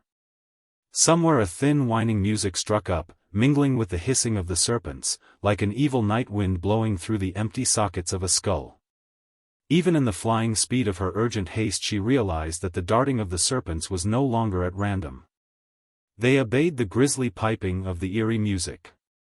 They struck with a horrible rhythm, and perforce her swaying, writhing, spinning body attuned itself to their rhythm. Her frantic motions melted into the measures of a dance compared to which the most obscene tarantella of Zamora would have seemed sane and restrained. Sick with shame and terror Zabibi heard the hateful mirth of her merciless tormentor. The dance of the cobras, my lovely one, laughed Totrismek. So maidens danced in the sacrifice to Hanuman centuries ago, but never with such beauty and suppleness. Dance, girl, dance. How long can you avoid the fangs of the poison people? Minutes? Hours? You will weary at last. Your swift, sure feet will stumble, your legs falter, your hips slow in their rotations. Then the fangs will begin to sink deep into your ivory flesh. Behind him the curtain shook as if struck by a gust of wind, and Totrasmek screamed. His eyes dilated and his hands caught convulsively at the length of bright steel which jutted suddenly from his breast. The music broke off short. The girl swayed dizzily in her dance, crying out in dreadful anticipation of the flickering fangs, and then only 4 wisps of harmless blue smoke curled up from the floor about her. As Totrasmek sprawled headlong from the divan, Conan came from behind the curtain, wiping his broad blade. Looking through the hangings he had seen the girl dancing desperately between 4 swaying spirals of smoke, but he had guessed that their appearance was very different to her. He knew he had killed Totrasmek. Zabibi sank down on the floor, panting, but even as Conan started toward her, she staggered up again, though her legs trembled with exhaustion. "The file!" she gasped. "The file!" Totrasmek still grasped it in his stiffening hand. Ruthlessly she tore it from his locked fingers, and then began frantically to ransack his garments. "What the devil are you looking for?" Conan demanded. "A ring, he stole it from a laftel. He must have, while my lover walked in madness through the streets. Set's devils." She had convinced herself that it was not on the person of Totrasmek. She began to cast about the chamber, tearing up divan covers and hangings, and upsetting vessels.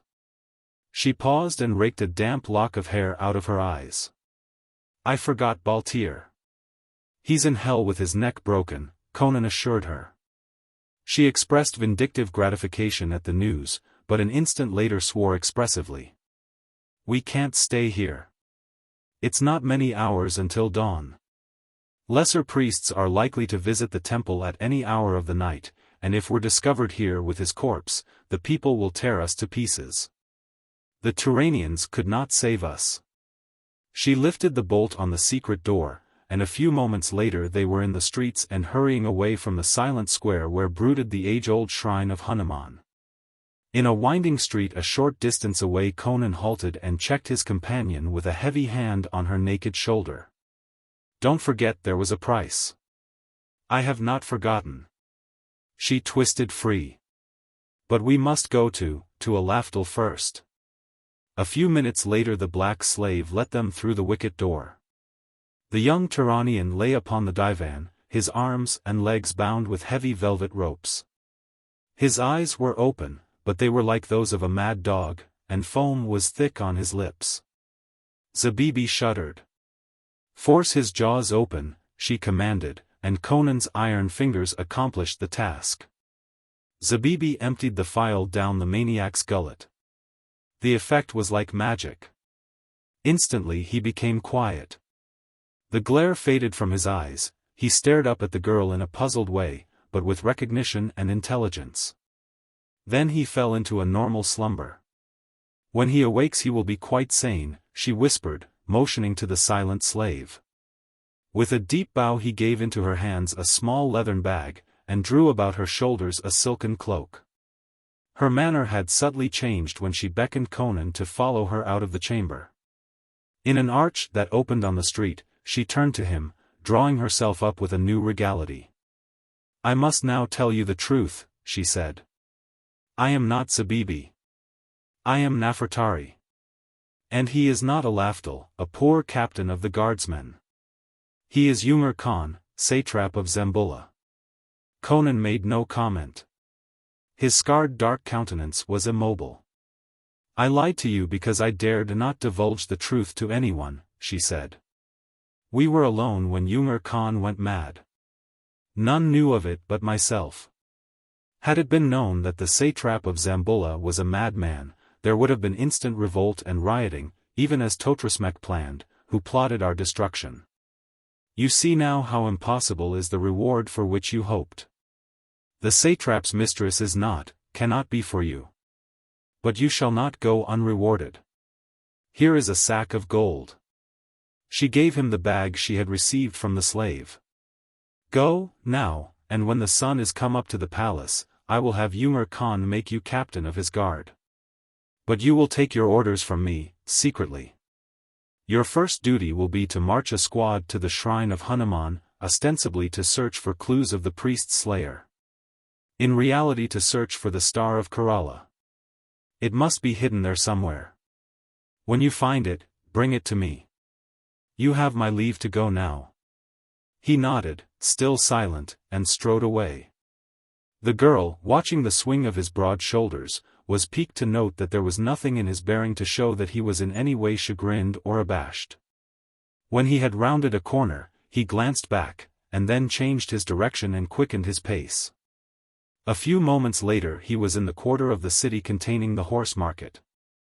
There he smote on a door until from the window above a bearded head was thrust to demand the reason for the disturbance. "A horse," demanded Conan. "The swiftest steed you have." "I open no gates at this time of night," grumbled the horse trader. Conan rattled his coins. "Dog's son knave. Don't you see I'm white and alone? Come down, before I smash your door." Presently, on a bay stallion, Conan was riding toward the house of Aram Baksh. He turned off the road into the alley that lay between the tavern compound and the date palm garden, but he did not pause at the gate. He rode on to the northeast corner of the wall, then turned and rode along the north wall, to halt within a few paces of the northwest angle. No trees grew near the wall, but there were some low bushes. To one of these he tied his horse, and was about to climb into the saddle again, when he heard a low muttering of voices beyond the corner of the wall. Drawing his foot from the stirrup he stole to the angle and peered around it. 3 men were moving down the road toward the palm groves, and from their slouching gait he knew they were Negroes. They halted at his low call, bunching themselves as he strode toward them, his sword in his hand. Their eyes gleamed whitely in the starlight. Their brutish lust shone in their ebony faces, but they knew their 3 cudgels could not prevail against his sword, just as he knew it. "Where are you going?" he challenged. "To bid our brothers put out the fire in the pit beyond the groves," was the sullen, guttural reply. "Aram Baksh promised us a man, but he lied. We found one of our brothers dead in the trap chamber. We go hungry this night." "I think not," smiled Conan. "Aram Baksh will give you a man. Do you see that door?" He pointed to a small, iron-bound portal set in the midst of the western wall. "Wait there. Aram Baksh will give you a man." Backing warily away until he was out of reach of a sudden bludgeon blow, he turned and melted around the northwest angle of the wall.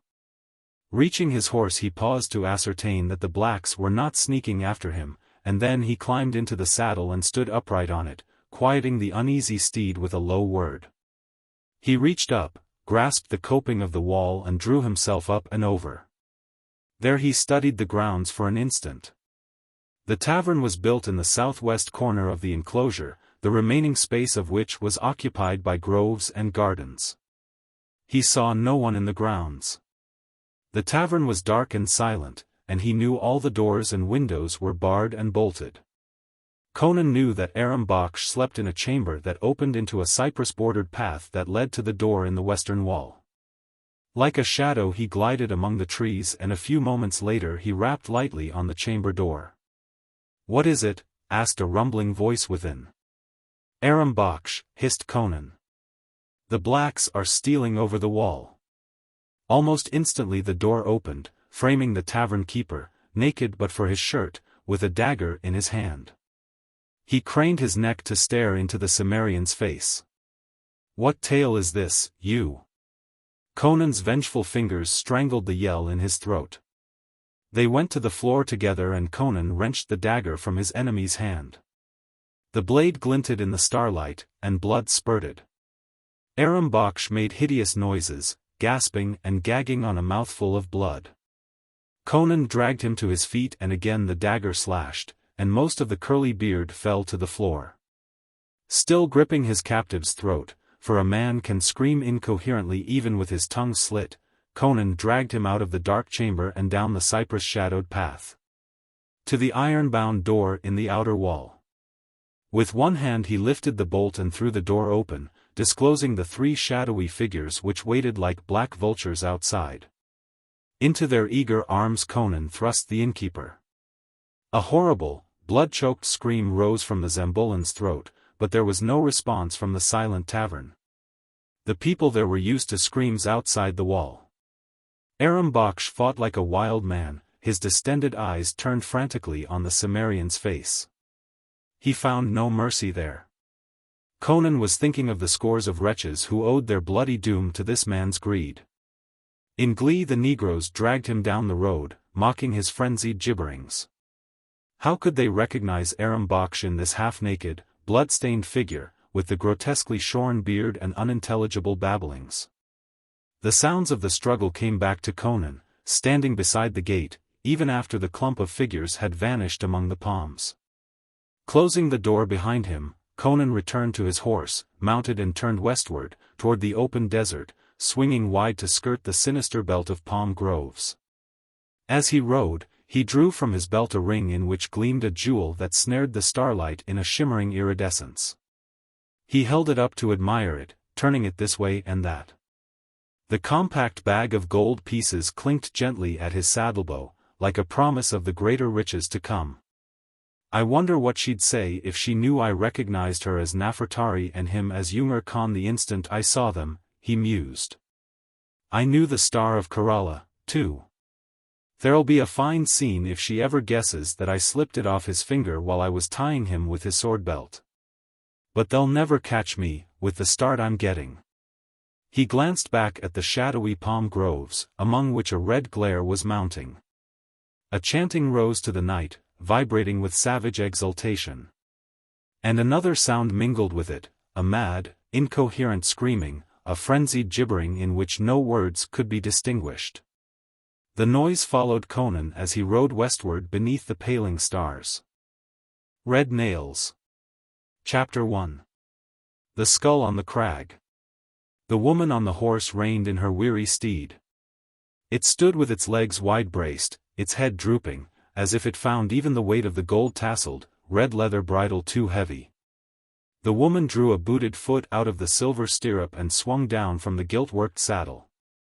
She made the reins fast to the fork of a sapling, and turned about, hands on her hips, to survey her surroundings.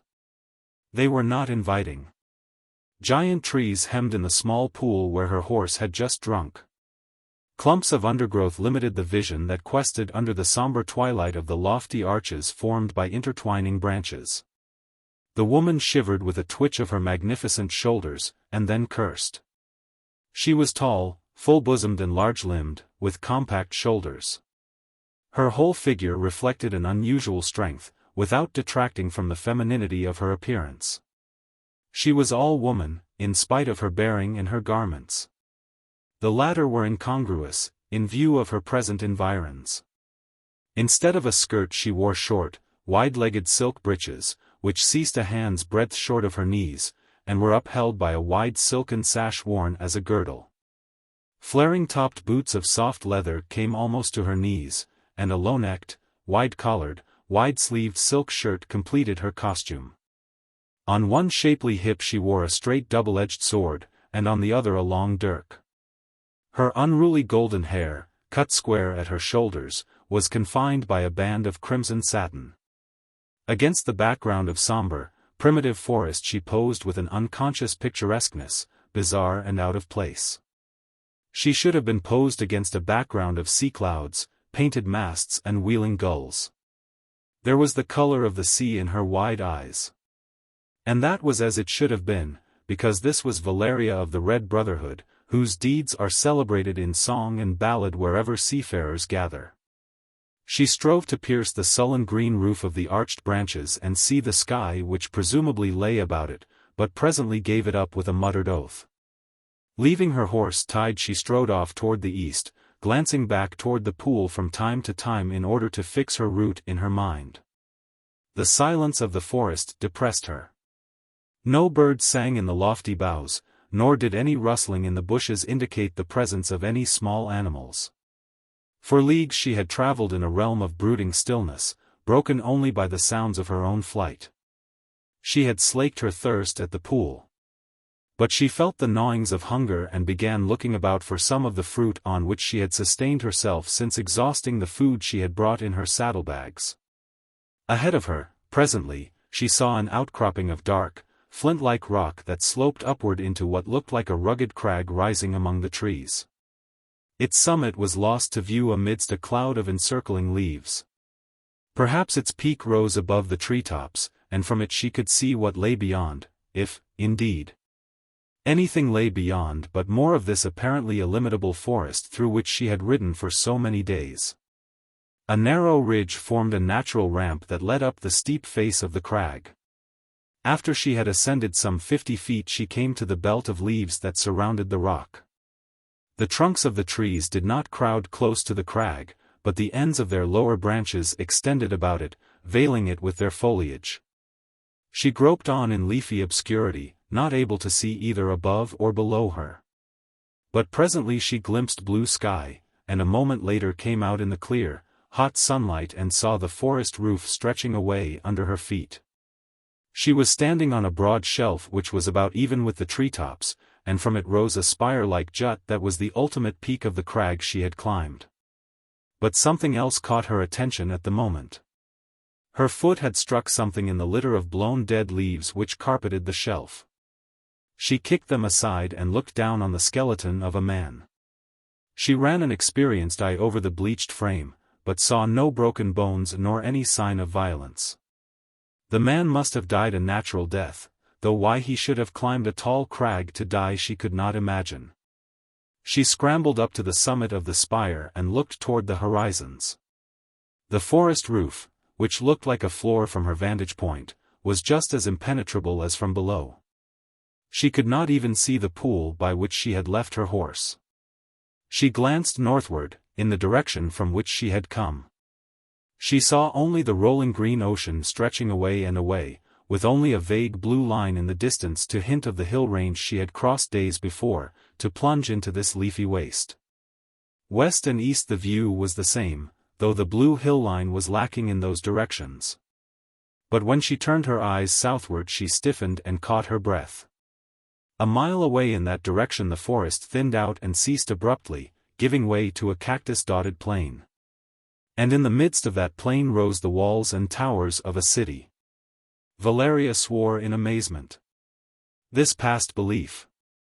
She would not have been surprised to sight human habitations of another sort, the beehive-shaped huts of the black people, or the cliff dwellings of the mysterious brown race which legends declared inhabited some country of this unexplored region. But it was a startling experience to come upon a walled city here so many long weeks' march from the nearest outposts of any sort of civilization. Her hands tiring from clinging to the spire-like pinnacle, she let herself down on the shelf, frowning in indecision. She had come far, from the camp of the mercenaries by the border town of Sukhmet amidst the level grasslands, where desperate adventurers of many races guard the Stygian frontier against the raids that come up like a red wave from Darfur. Her flight had been blind, into a country of which she was wholly ignorant. And now she wavered between an urge to ride directly to that city in the plain, and the instinct of caution which prompted her to skirt it widely and continue her solitary flight. Her thoughts were scattered by the rustling of the leaves below her. She wheeled cat-like, snatched at her sword, and then she froze motionless, staring wide-eyed at the man before her. He was almost a giant in stature, muscles rippling smoothly under his skin which the sun had burned brown. His garb was similar to hers, except that he wore a broad leather belt instead of a girdle. Broadsword and poniard hung from this belt. "Conan, the Cimmerian," ejaculated the woman. "What are you doing on my trail?" He grinned hardly, and his fierce blue eyes burned with a light any woman could understand as they ran over her magnificent figure, lingering on the swell of her splendid breasts beneath the light shirt, and the clear white flesh displayed between breeches and boot-tops. "Don't you know?" he laughed. "Haven't I made my admiration for you plain ever since I first saw you?" "A stallion could have made it no plainer," she answered disdainfully. "But I never expected to encounter you so far from the ale-barrels and meat-pots of Sukhmet. Did you really follow me from Zarallo's camp, or were you whipped forth for a rogue?" He laughed at her insolence and flexed his mighty biceps. "You know Zoralo didn't have enough knaves to whip me out of camp," he grinned. "Of course I followed you. Lucky thing for you, too, wench. When you knifed that Stygian officer, you forfeited Zoralo's favor and protection, and you outlawed yourself with the Stygians." "I know it," she replied sullenly. "But what else could I do? You know what my provocation was." "Sure," he agreed. "If I'd been there, I'd have knifed him myself. But if a woman must live in the war camps of men, she can expect such things." Valeria stamped her booted foot and swore. "Why won't men let me live a man's life? That's obvious." Again his eager eyes devoured her. "But you were wise to run away. The Stygians would have had you skinned. That officer's brother followed you, faster than you thought, I don't doubt. He wasn't far behind you when I caught up with him. His horse was better than yours. He'd have caught you and cut your throat within a few more miles." "Well?" she demanded. "Well, what?" He seemed puzzled. "What of the Stygian?" "Why, what do you suppose?" he returned impatiently. "I killed him, of course, and left his carcass for the vultures. That delayed me, though, and I almost lost your trail when you crossed the rocky spurs of the hills. Otherwise I'd have caught up with you long ago. And now you think you'll drag me back to Zoralo's camp?" she sneered. "Don't talk like a fool," he grunted. "Come, girl, don't be such a spitfire. I'm not like that Stygian you knifed, and you know it." "A penniless vagabond," she taunted. He laughed at her. "What do you call yourself? You haven't enough money to buy a new seat for your breeches. Your disdain doesn't deceive me. You know I've commanded bigger ships and more men than you ever did in your life. As for being penniless, what rover isn't, most of the time? I've squandered enough gold in the seaports of the world to fill a galleon. You know that, too. Where are the fine ships and the bold lads you commanded, now?" she sneered. "At the bottom of the sea, mostly," he replied cheerfully. "The Zingarans sank my last ship off the Shemite shore, that's why I joined Zoralo's free companions. But I saw I'd been stung when we marched to the Darfar border. The pay was poor and the wine was sour, and I don't like black women. And that's the only kind that came to our camp at Sukhmet, rings in their noses and their teeth filed, bah. Why did you join Zoralo? Sukhmet's a long way from salt water." "Red Ortho wanted to make me his mistress," she answered sullenly. "I jumped overboard one night and swam ashore when we were anchored off the Kushite coast. Off Zamboula, it was. There a Shemite trader told me that Zoralo had brought his free companies south to guard the Darfar border. No better employment offered. I joined an eastbound caravan and eventually came to Sukhmet." "It was madness to plunge southward as you did," commented Conan, "but it was wise, too, for Zoralo's patrols never thought to look for you in this direction.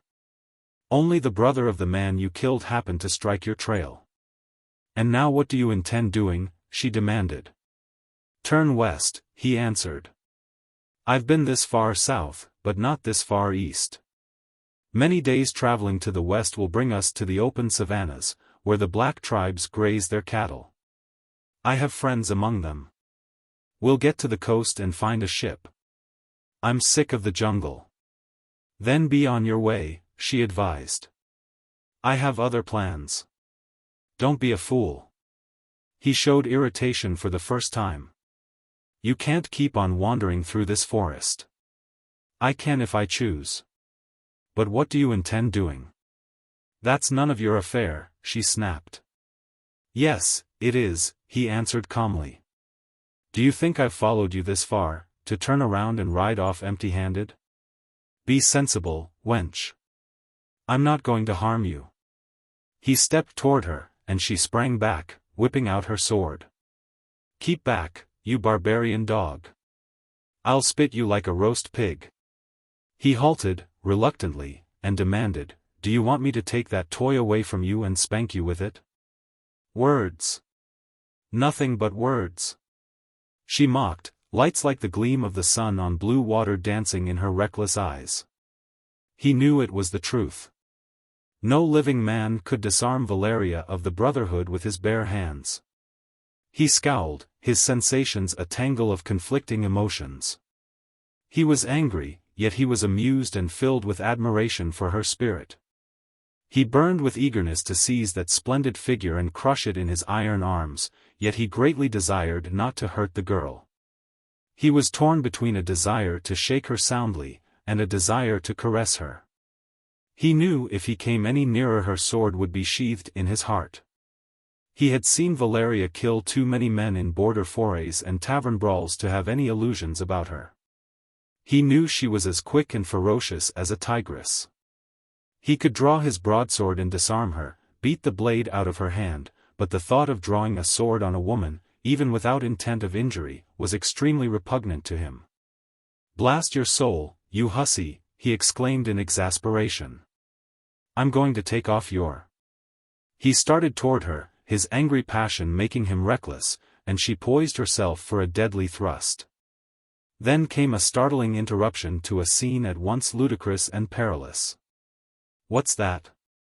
It was Valeria who exclaimed, but they both started violently, and Conan wheeled like a cat, his great sword flashing into his hand. Back in the forest had burst forth an appalling medley of screams, the screams of horses in terror and agony.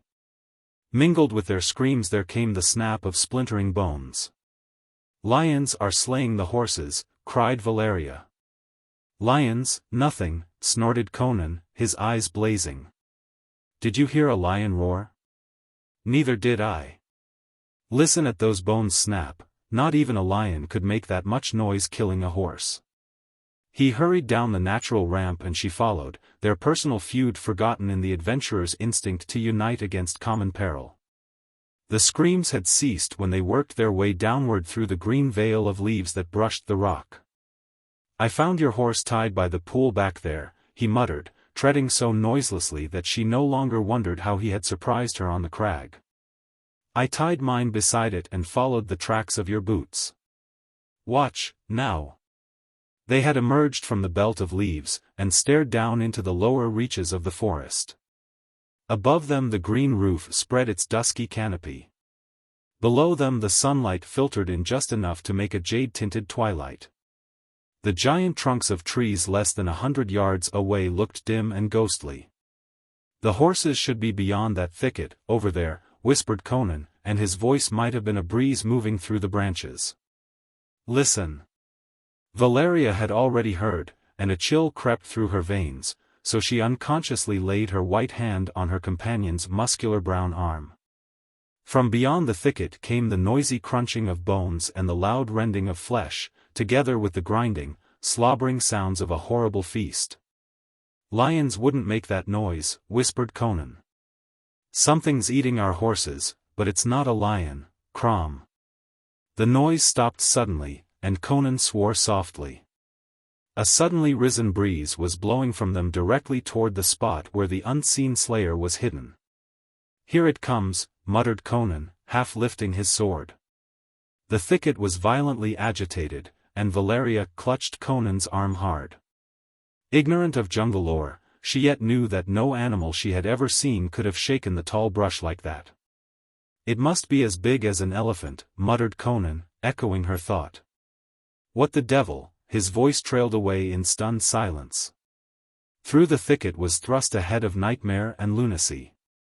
Grinning jaws bared rows of dripping yellow tusks, above the yawning mouth wrinkled a saurian-like snout.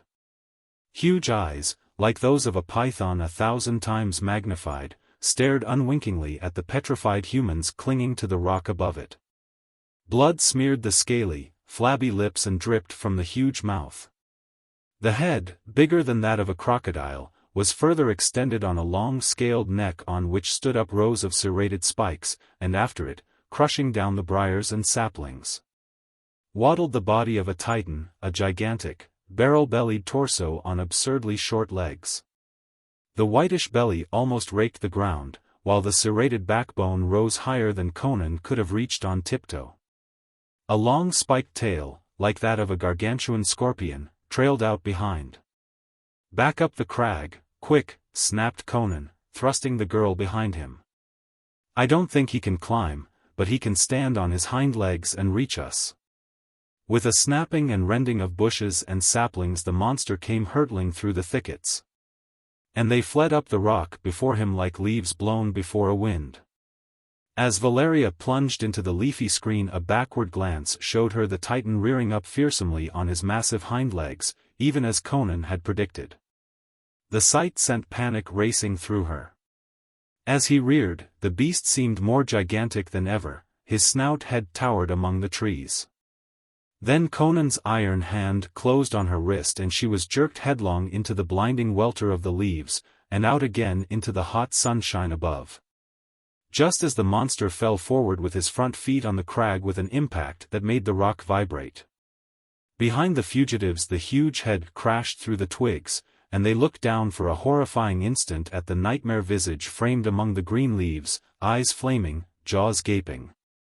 Then the giant tusks clashed together futilely, and after that the head was withdrawn, vanishing from their sight as if it had sunk in a pool. Peering down through broken branches that scraped the rock, they saw it squatting on its haunches at the foot of the crag, staring unblinkingly up at them. Valeria shuddered. "How long do you suppose he'll crouch there?" Conan kicked the skull on the leaf-strewn shelf. "That fellow must have climbed up here to escape him, or one like him. He must have died of starvation. There are no bones broken. That thing must be a dragon, such as the black people speak of in their legends. If so, it won't leave here until we're both dead." Valeria looked at him blankly, her resentment forgotten. She fought down a surging of panic. She had proved her reckless courage 1,000 times in wild battles on sea and land, on the blood-slippery decks of burning warships, in the storming of walled cities. And on the trampled sandy beaches where the desperate men of the Red Brotherhood bathed their knives in one another's blood in their fights for leadership. But the prospect now confronting her congealed her blood. A cutlass stroke in the heat of battle was nothing. But to sit idle and helpless on a bare rock until she perished of starvation, besieged by a monstrous survival of an elder age, the thought sent panic throbbing through her brain. "He must leave to eat and drink," she said helplessly. "He won't have to go far to do either," Conan pointed out. "He's just gorged on horse meat, and like a real snake, he can go for a long time without eating or drinking again. But he doesn't sleep after eating, like a real snake, it seems. Anyway, he can't climb this crag." Conan spoke imperturbably. He was a barbarian, and the terrible patience of the wilderness and its children was as much a part of him as his lusts and rages. He could endure a situation like this with a coolness impossible to a civilized person.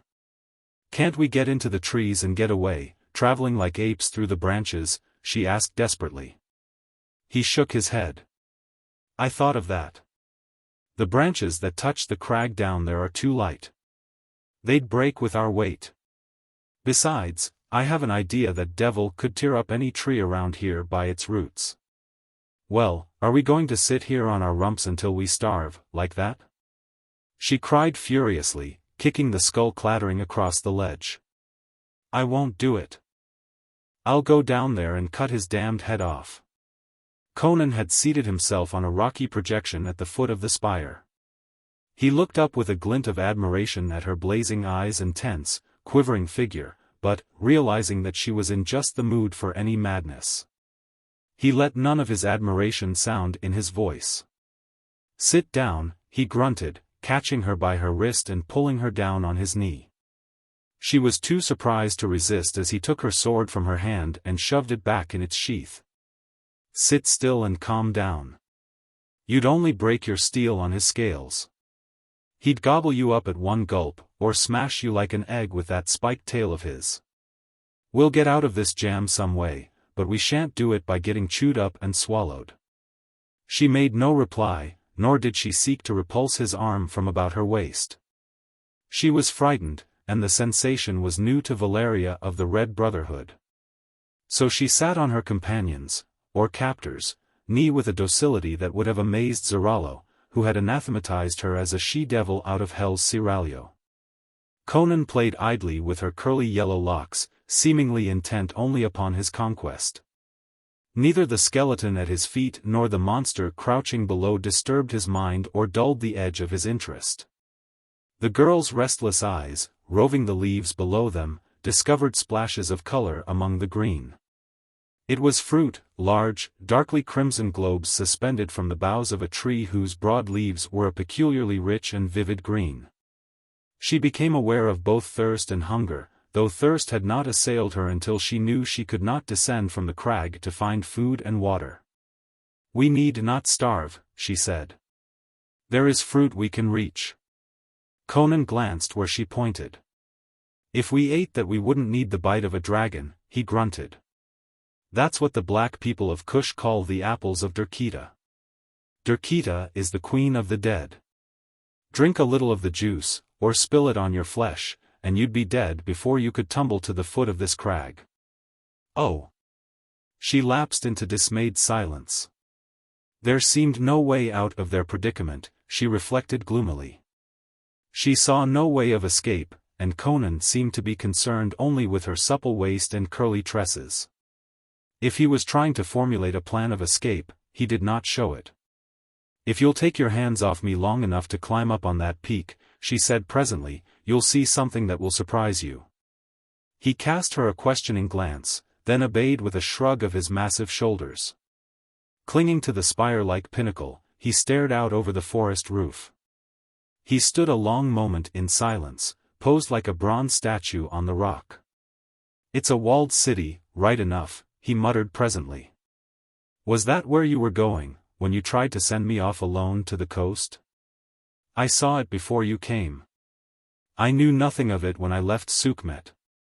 Who'd have thought to find a city here? I don't believe the Stygians ever penetrated this far. Could black people build a city like that? I see no herds on the plain, no signs of cultivation, or people moving about. How could you hope to see all that, at this distance?" she demanded. He shrugged his shoulders and dropped down on the shelf. "Well, the folk of the city can't help us just now. And they might not, if they could. The people of the black countries are generally hostile to strangers. Probably stick us full of spears." He stopped short and stood silent, as if he had forgotten what he was saying, frowning down at the crimson spheres gleaming among the leaves. "Spears," he muttered. "What a blasted fool I am not to have thought of that before. That shows what a pretty woman does to a man's mind." "What are you talking about?" she inquired. Without answering her question, he descended to the belt of leaves and looked down through them. The great brute squatted below, watching the crag with the frightful patience of the reptile folk. So might one of his breed have glared up at their troglodyte ancestors, treed on a high-flung rock, in the dim dawn ages. Conan cursed him without heat, and began cutting branches, reaching out and severing them as far from the end as he could reach. The agitation of the leaves made the monster restless. He rose from his haunches and lashed his hideous tail, snapping off saplings as if they had been toothpicks. Conan watched him warily from the corner of his eye, and just as Valeria believed the dragon was about to hurl himself up the crag again, the Cimmerian drew back and climbed up to the ledge with the branches he had cut. There were 3 of these, slender shafts about 7 feet long, but not larger than his thumb. He had also cut several strands of tough, thin vine. Branches too light for spear hafts, and creepers no thicker than cords, he remarked, indicating the foliage about the crag. "It won't hold our weight, but there's strength in union. That's what the Aquilonian renegades used to tell us Cimmerians when they came into the hills to raise an army to invade their own country. But we always fight by clans and tribes." "What the devil has that got to do with those sticks?" she demanded. "You wait and see." Gathering the sticks in a compact bundle, he wedged his poniard hilt between them at one end. Then with the vines he bound them together, and when he had completed his task, he had a spear of no small strength, with a sturdy shaft 7 feet in length. "What good will that do?" she demanded. You told me that a blade couldn't pierce his scales. He hasn't got scales all over him, answered Conan. There's more than one way of skinning a panther. Moving down to the edge of the leaves, he reached the spear up and carefully thrust the blade through one of the apples of Derketa. Drawing aside to avoid the darkly purple drops that dripped from the pierced fruit. Presently he withdrew the blade and showed her the blue steel stained a dull purplish crimson. I don't know whether it will do the job or not, quoth he. There's enough poison there to kill an elephant, but, well, we'll see. Valeria was close behind him as he let himself down among the leaves.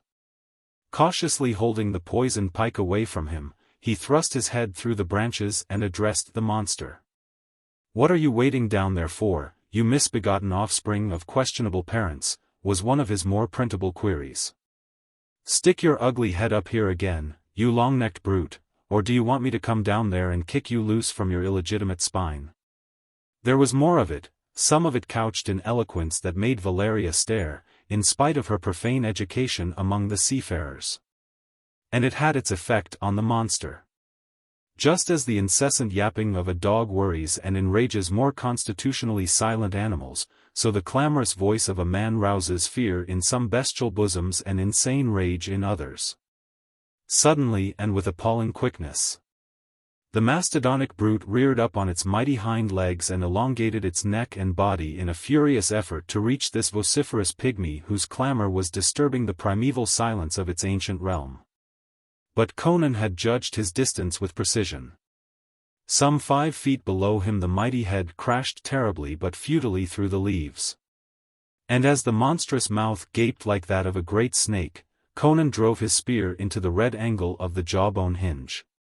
He struck downward with all the strength of both arms, driving the long poniard blade to the hilt in flesh, sinew and bone.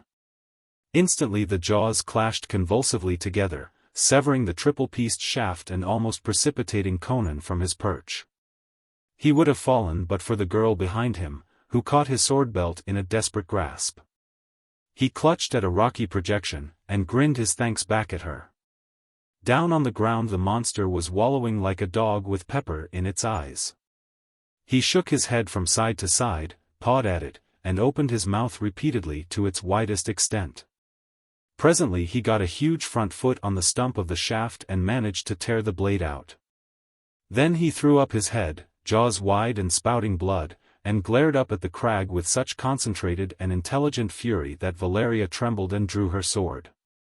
The scales along his back and flanks turned from rusty brown to a dull lurid red. Most horribly the monster's silence was broken. The sounds that issued from his blood-streaming jaws did not sound like anything that could have been produced by an earthly creation. With harsh, grating roars, the dragon hurled himself at the crag that was the citadel of his enemies. Again and again his mighty head crashed upward through the branches, snapping vainly on empty air. He hurled his full ponderous weight against the rock until it vibrated from base to crest.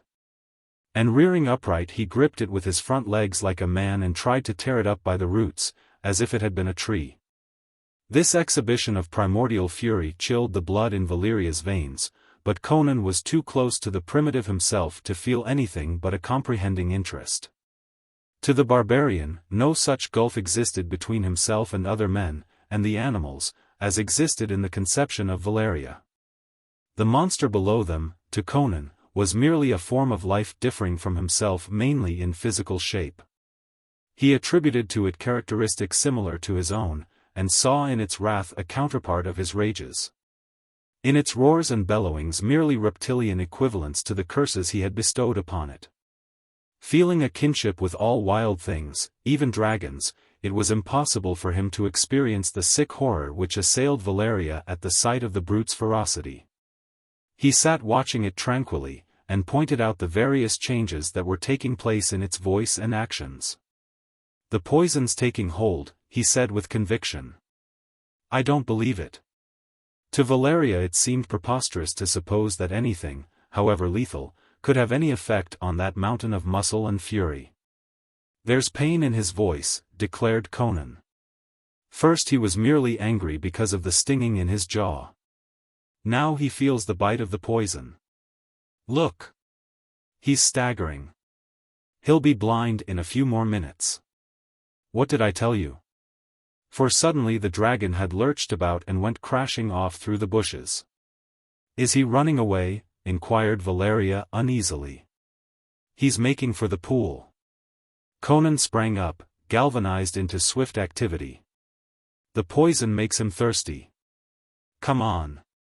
He'll be blind in a few moments, but he can smell his way back to the foot of the crag, and if our scent's here still, he'll sit there until he dies. And others of his kind may come at his cries. Let's go. Down there? Valeria was aghast. Sure. We'll make for the city. They may cut our heads off there, but it's our only chance. We may run into 1,000 more dragons on the way, but it's sure death to stay here. If we wait until he dies, we may have 12 more to deal with. After me, in a hurry.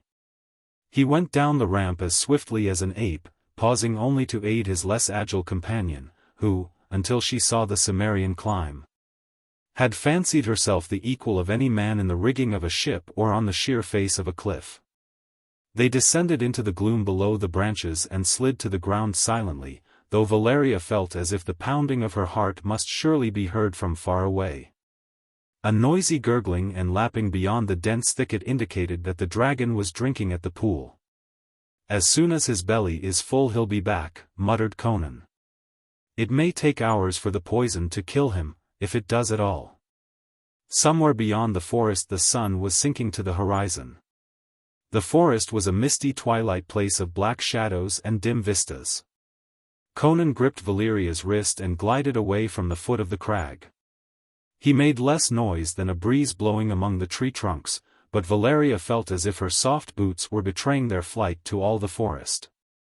I don't think he can follow a trail, muttered Conan.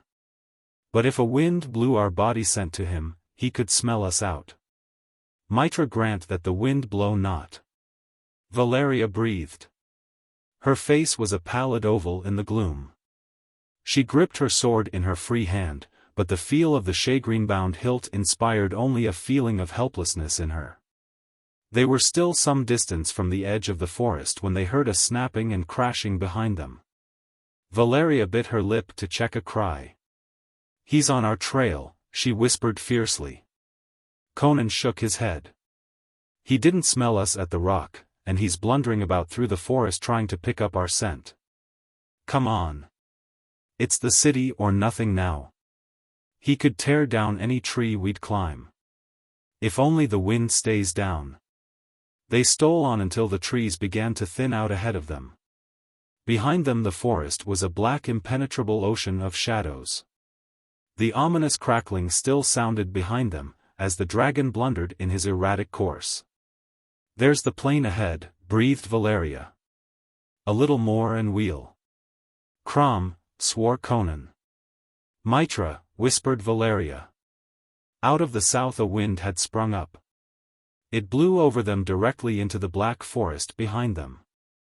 Instantly a horrible roar shook the woods.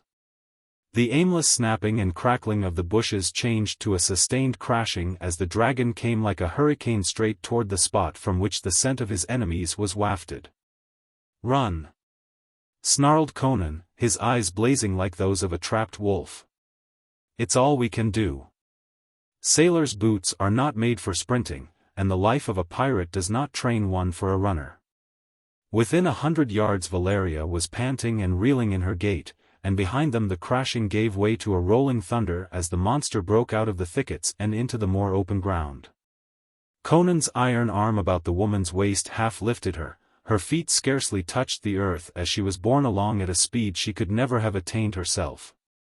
If he could keep out of the beast's way for a bit, perhaps that betraying wind would shift, but the wind held, and a quick glance over his shoulder showed Conan that the monster was almost upon them. Coming like a war galley in front of a hurricane. He thrust Valeria from him with a force that sent her reeling 12 feet to fall in a crumpled heap at the foot of the nearest tree, and the Cimmerian wheeled in the path of the thundering titan. Convinced that his death was upon him, the Cimmerian acted according to his instinct, and hurled himself full at the awful face that was bearing down on him.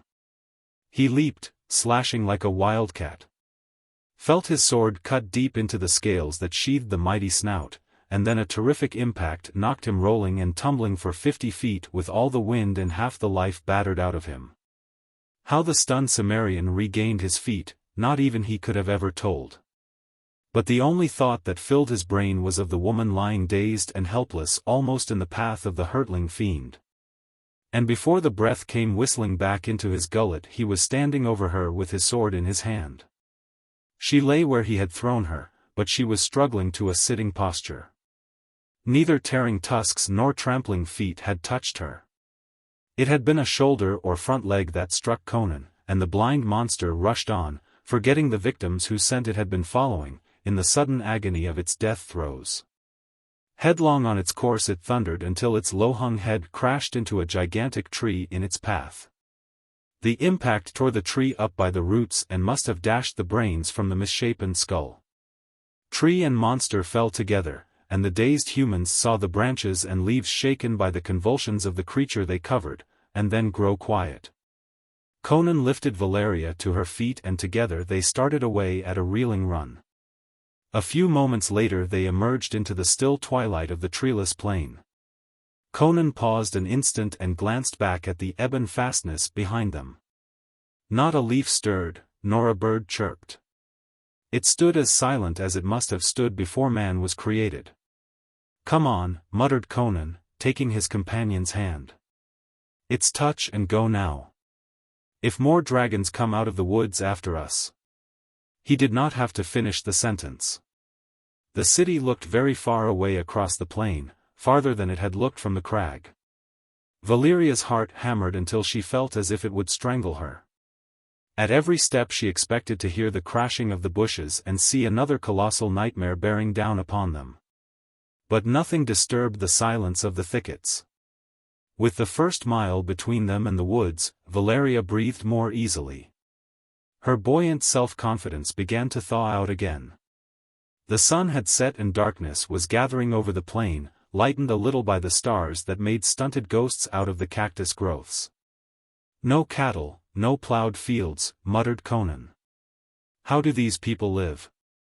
"Perhaps the cattle are in pens for the night," suggested Valeria, "and the fields and grazing pastures are on the other side of the city." "Maybe," he grunted. "I didn't see any from the crag, though." The moon came up behind the city, etching walls and towers blackly in the yellow glow. Valeria shivered. Black against the moon the strange city had a somber, sinister look. Perhaps something of the same feeling occurred to Conan, for he stopped, glanced about him, and grunted, "We stop here. No use coming to their gates in the night. They probably wouldn't let us in. Besides, we need rest, and we don't know how they'll receive us. A few hours' sleep will put us in better shape to fight or run." He led the way to a bed of cactus which grew in a circle, a phenomenon common to the southern desert. With his sword he chopped an opening, and motioned Valeria to enter. "We'll be safe from snakes here, anyhow." She glanced fearfully back toward the black line that indicated the forest some 6 miles away. "Suppose a dragon comes out of the woods?" "We'll keep watch," he answered, though he made no suggestion as to what they would do in such an event. He was staring at the city, a few miles away. Not a light shone from spire or tower. A great black mass of mystery, it reared cryptically against the moonlit sky. "Lie down and sleep. I'll keep the first watch." She hesitated, glancing at him uncertainly, but he sat down cross-legged in the opening, facing toward the plain, his sword across his knees, his back to her. Without further comment she lay down on the sand inside the spiky circle. "Wake me when the moon is at its zenith," she directed. He did not reply nor look toward her. Her last impression, as she sank into slumber, was of his muscular figure, immobile as a statue hewn out of bronze, outlined against the low-hanging stars. Chapter 2. By the blaze of the fire jewels. Valeria awoke with a start, to the realization that a gray dawn was stealing over the plain. She sat up, rubbing her eyes. Conan squatted beside the cactus, cutting off the thick pears and dexterously twitching out the spikes. "You didn't awake me," she accused. "You let me sleep all night." "You were tired," he answered. "Your posterior must have been sore, too, after that long ride. You pirates aren't used to horseback." "What about yourself?" she retorted. "I was a Cossack before I was a pirate," he answered. "They live in the saddle. I snatch naps like a panther watching beside the trail for a deer to come by. My ears keep watch while my eyes sleep." And indeed the giant barbarian seemed as much refreshed as if he had slept the whole night on a golden bed. Having removed the thorns, and peeled off the tough skin, he handed the girl a thick, juicy cactus leaf. "Skin your teeth in that pear. It's food and drink to a desert man. I was a chief of the Zwagars once, desert men who live by plundering the caravans." "Is there anything you haven't been?" inquired the girl, half in derision and half in fascination. "I've never been king of an Hyborian kingdom," he grinned, taking an enormous mouthful of cactus. "But I've dreamed of being even that. I may be too, some day. Why shouldn't I?" She shook her head in wonder at his calm audacity, and fell to devouring her pear. She found it not unpleasing to the palate, and full of cool and thirst-satisfying juice. Finishing his meal, Conan wiped his hands in the sand, rose, ran his fingers through his thick black mane, hitched at his sword belt and said, "Well, let's go. If the people in that city are going to cut our throats they may as well do it now, before the heat of the day begins." His grim humor was unconscious, but Valeria reflected that it might be prophetic. She too hitched her sword belt as she rose. Her terrors of the night were past. The roaring dragons of the distant forest were like a dim dream. There was a swagger in her stride as she moved off beside the Cimmerian. Whatever perils lay ahead of them, their foes would be men.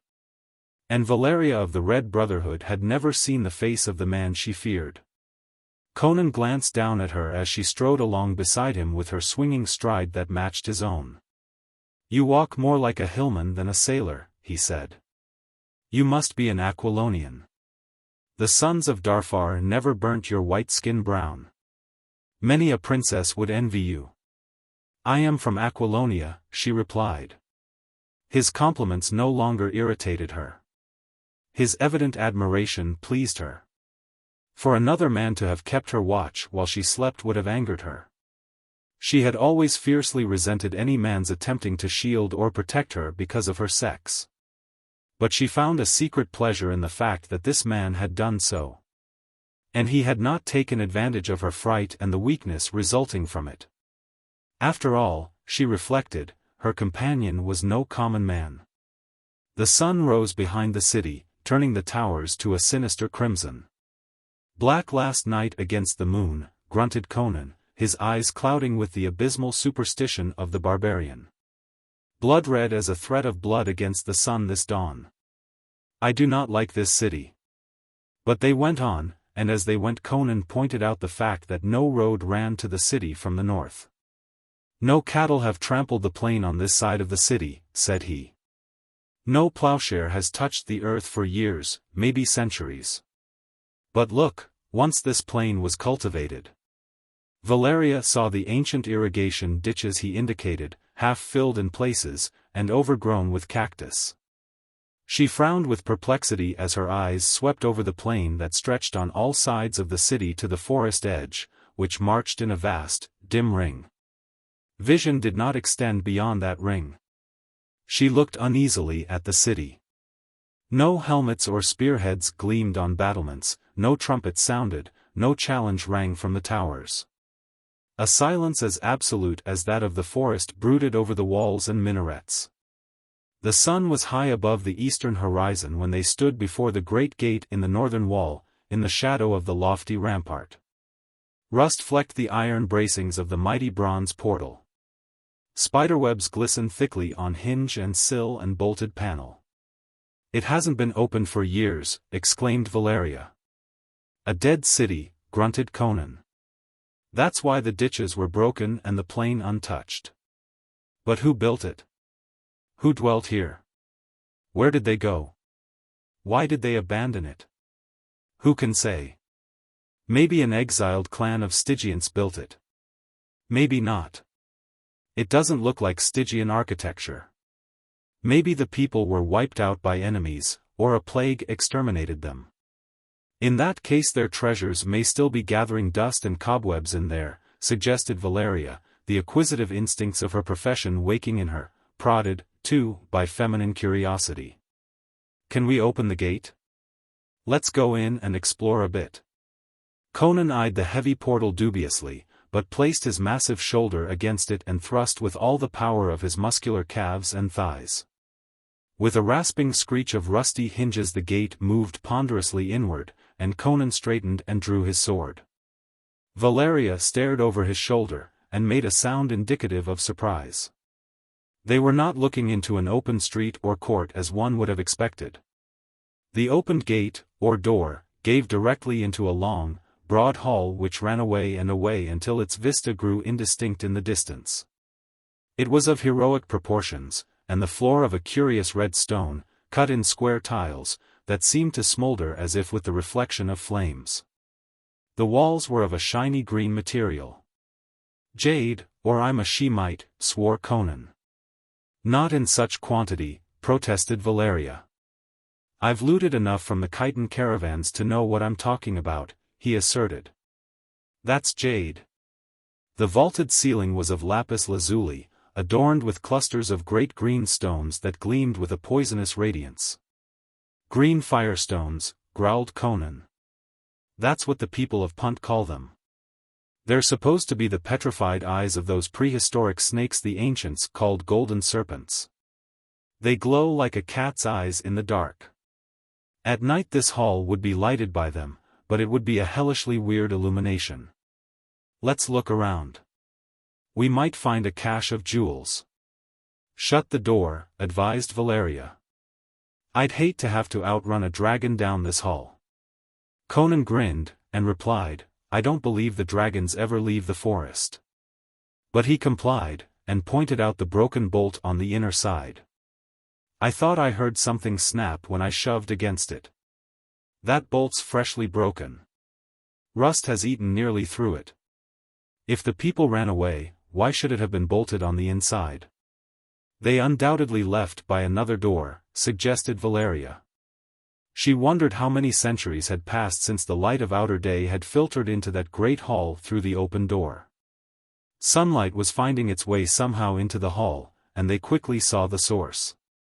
High up in the vaulted ceiling skylights were set in slot-like openings, translucent sheets of some crystalline substance.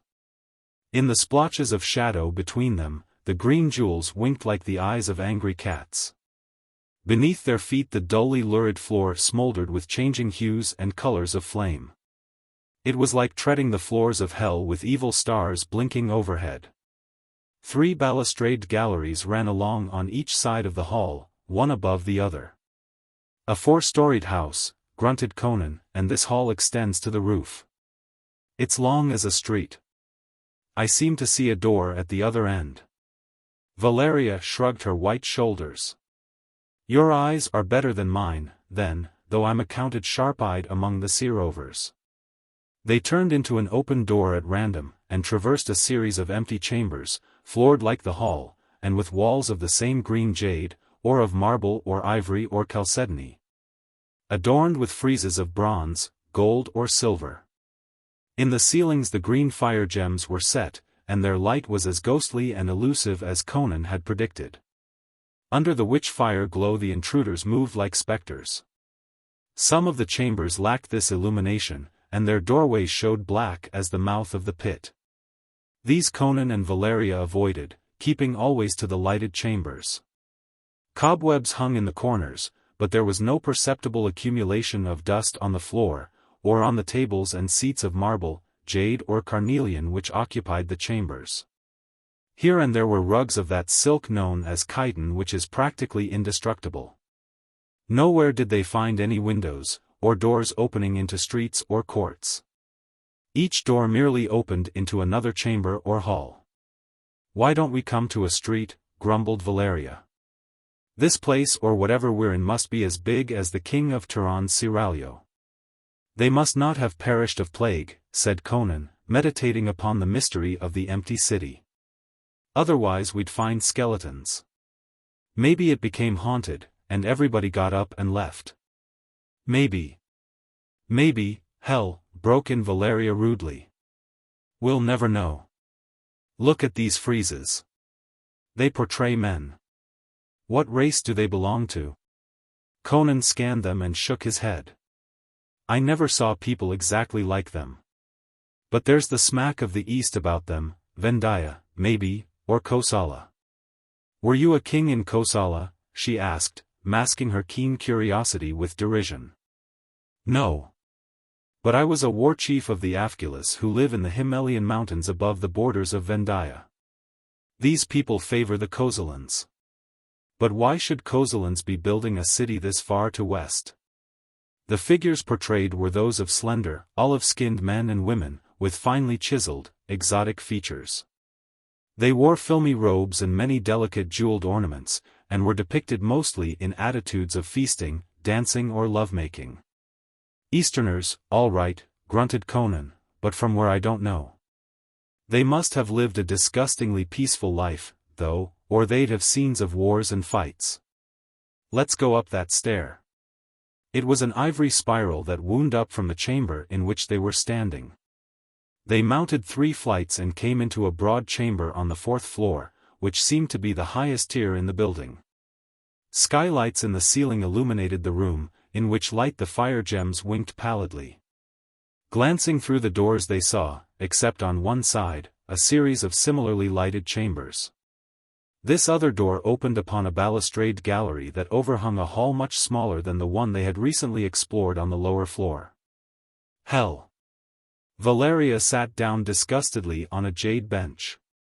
The people who deserted this city must have taken all their treasures with them. I'm tired of wandering through these bare rooms at random. All these upper chambers seem to be lighted, said Conan. I wish we could find a window that overlooked the city. Let's have a look through that door over there.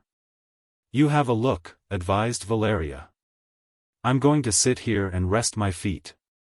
Conan disappeared through the door opposite that one opening upon the gallery, and Valeria leaned back with her hands clasped behind her head, and thrust her booted legs out in front of her. These silent rooms and halls with their gleaming green clusters of ornaments and burning crimson floors were beginning to depress her. She wished they could find their way out of the maze into which they had wandered and emerge into a street. She wondered idly what furtive, dark feet had glided over those flaming floors in past centuries, how many deeds of cruelty and mystery those winking ceiling gems had blazed down upon. It was a faint noise that brought her out of her reflections. She was on her feet with her sword in her hand before she realized what had disturbed her. Conan had not returned, and she knew it was not he that she had heard. The sound had come from somewhere beyond the door that opened onto the gallery. Soundlessly in her soft leather boots she glided through it, crept across the balcony and peered down between the heavy balustrades. A man was stealing along the hall. The sight of a human being in this supposedly deserted city was a startling shock. Crouching down behind the stone balusters, with every nerve tingling, Valeria glared down at the stealthy figure. The man in no way resembled the figures depicted on the friezes. He was slightly above middle height, very dark, though not negroid. He was naked but for a scanty silk clout that only partly covered his muscular hips, and a leather girdle, a hand's breadth broad, about his lean waist. His long black hair hung in lank strands about his shoulders, giving him a wild appearance. He was gaunt, but knots and cords of muscles stood out on his arms and legs, without that fleshy padding that presents a pleasing symmetry of contour. He was built with an economy that was almost repellent. Yet it was not so much his physical appearance as his attitude that impressed the woman who watched him. He slunk along, stooped in a semi-crouch, his head turning from side to side. He grasped a wide-tipped blade in his right hand, and she saw it shake with the intensity of the emotion that gripped him. He was afraid, trembling in the grip of some dire terror. When he turned his head she caught the blaze of wild eyes among the lank strands of black hair. He did not see her.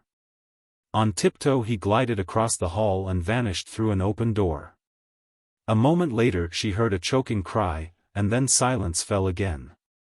Consumed with curiosity, Valeria glided along the gallery until she came to a door above the one through which the man had passed. It opened into another, smaller gallery that encircled a large chamber. This chamber was on the 3rd floor, and its ceiling was not so high as that of the hall.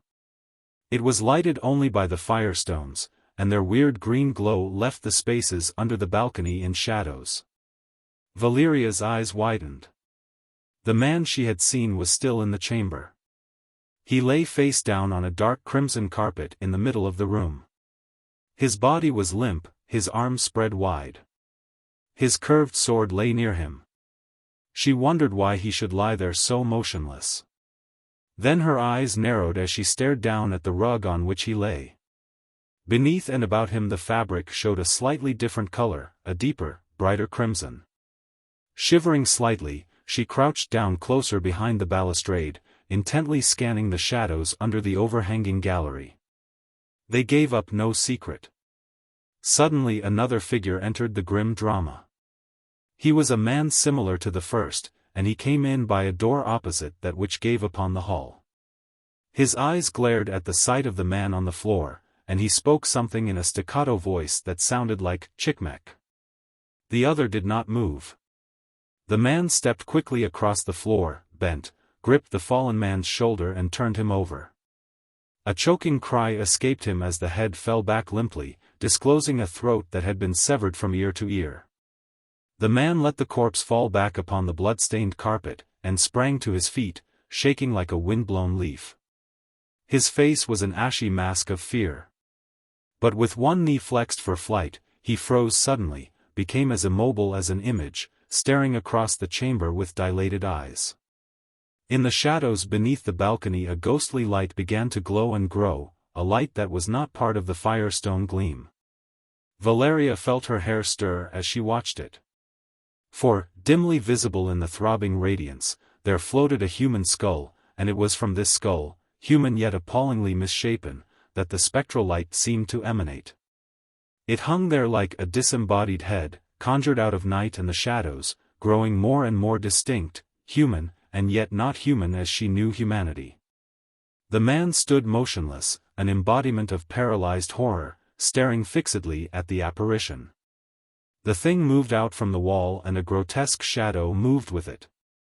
Slowly the shadow became visible as a man-like figure whose naked torso and limbs shone whitely, with the hue of bleached bones.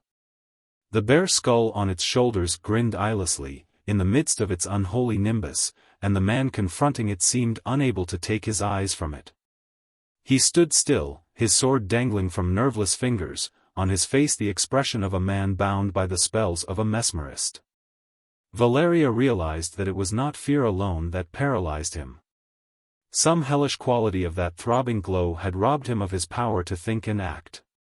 She herself, safely above the scene, felt the subtle impact of a nameless emanation that was a threat to sanity. The horror swept toward its victim and he moved at last, but only to drop his sword and sink to his knees, covering his eyes with his hands. Dumbly he awaited the stroke of the blade that now gleamed in the apparition's hand as it reared above him like death triumphant over mankind. Valeria acted according to the first impulse of her wayward nature. With one tigerish movement she was over the balustrade and dropping to the floor behind the awful shape. It wheeled at the thud of her soft boots on the floor, but even as it turned, her keen blade lashed down, and a fierce exultation swept her as she felt the edge cleave solid flesh and mortal bone. The apparition cried out gurglingly and went down, severed through shoulder, breastbone and spine, and as it fell the burning skull rolled clear, revealing a lank mop of black hair and a dark face twisted in the convulsions of death. Beneath the horrific masquerade there was a human being, a man similar to the one kneeling supinely on the floor. The latter looked up at the sound of the blow and the cry, and now he glared in wild-eyed amazement at the white-skinned woman who stood over the corpse with a dripping sword in her hand. He staggered up, yammering as if the sight had almost unseated his reason. She was amazed to realize that she understood him. He was gibbering in the Stygian tongue, though in a dialect unfamiliar to her. "Who are you? Whence come you? What do you in Zuccotle?" Then rushing on, without waiting for her to reply, "But you are a friend, goddess or devil, it makes no difference. You have slain the burning skull. It was but a man beneath it, after all. We deemed it a demon they conjured up out of the catacombs. Listen." He stopped short in his ravings and stiffened, straining his ears with painful intensity. The girl heard nothing. "We must hasten," he whispered. "They are west of the Great Hall. They may be all around us here. They may be creeping upon us even now." He seized her wrist in a convulsive grasp she found hard to break. "Whom do you mean by they?" she demanded. He stared at her uncomprehendingly for an instant, as if he found her ignorance hard to understand. "They," he stammered vaguely. Why, the people of Xotalanc. The clan of the man you slew. They who dwell by the eastern gate." "You mean to say this city is inhabited?" she exclaimed. I. He was writhing in the impatience of apprehension. "Come away. Come quick. We must return to Tecuhltli." "Where is that?" she demanded. "The quarter by the western gate." He had her wrist again and was pulling her toward the door through which he had first come. Great beads of perspiration dripped from his dark forehead, and his eyes blazed with terror. "Wait a minute," she growled, flinging off his hand. "Keep your hands off me, or I'll split your skull. What's all this about? Who are you? Where would you take me?" He took a firm grip on himself, casting glances to all sides, and began speaking so fast his words tripped over each other. "My name is Tecuhltli. I am of Tecuhltli. I and this man who lies with his throat cut came into the halls of science to try and ambush some of the Xotalankas. But we became separated and I returned here to find him with his gullet slit. The burning skull did it, I know, just as he would have slain me had you not killed him. But perhaps he was not alone. Others may be stealing from Xotalanc. The gods themselves blench at the fate of those they take alive." At the thought he shook as with an ague and his dark skin grew ashy. Valeria frowned puzzledly at him. She sensed intelligence behind this rigmarole, but it was meaningless to her. She turned toward the skull, which still glowed and pulsed on the floor, and was reaching a booted toe tentatively toward it, when the man who called himself Tecuhltli sprang forward with a cry. "Do not touch it. Do not even look at it. Madness and death lurk in it.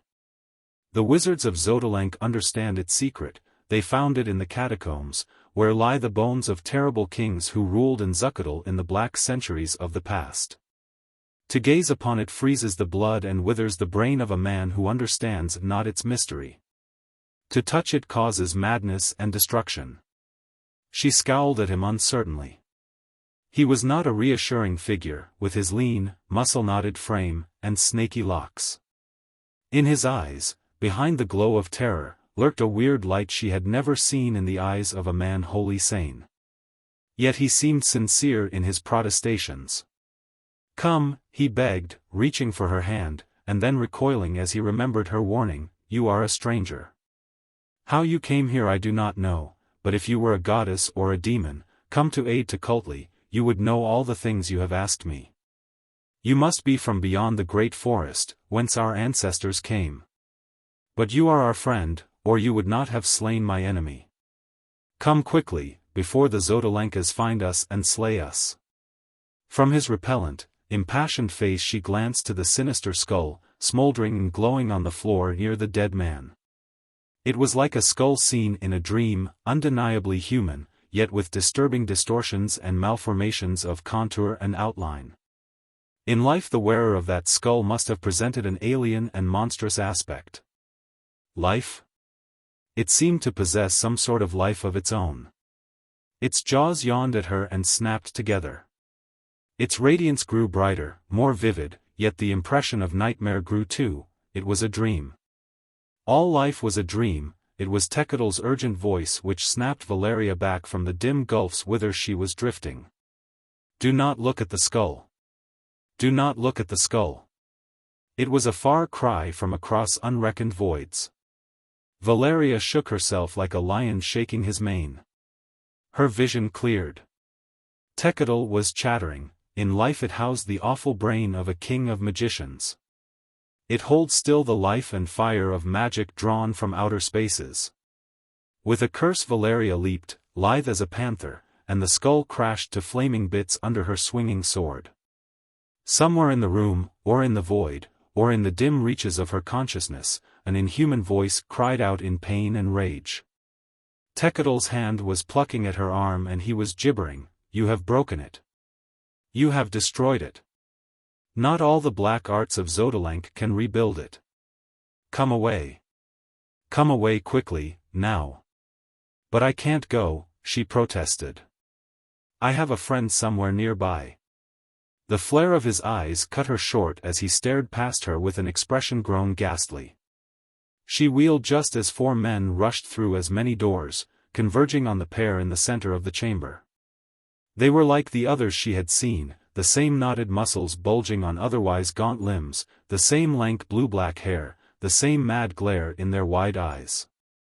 They were armed and clad like Tekadal, but on the breast of each was painted a white skull. There were no challenges or war cries. Like blood-mad tigers the men of Xotalanc sprang at the throats of their enemies.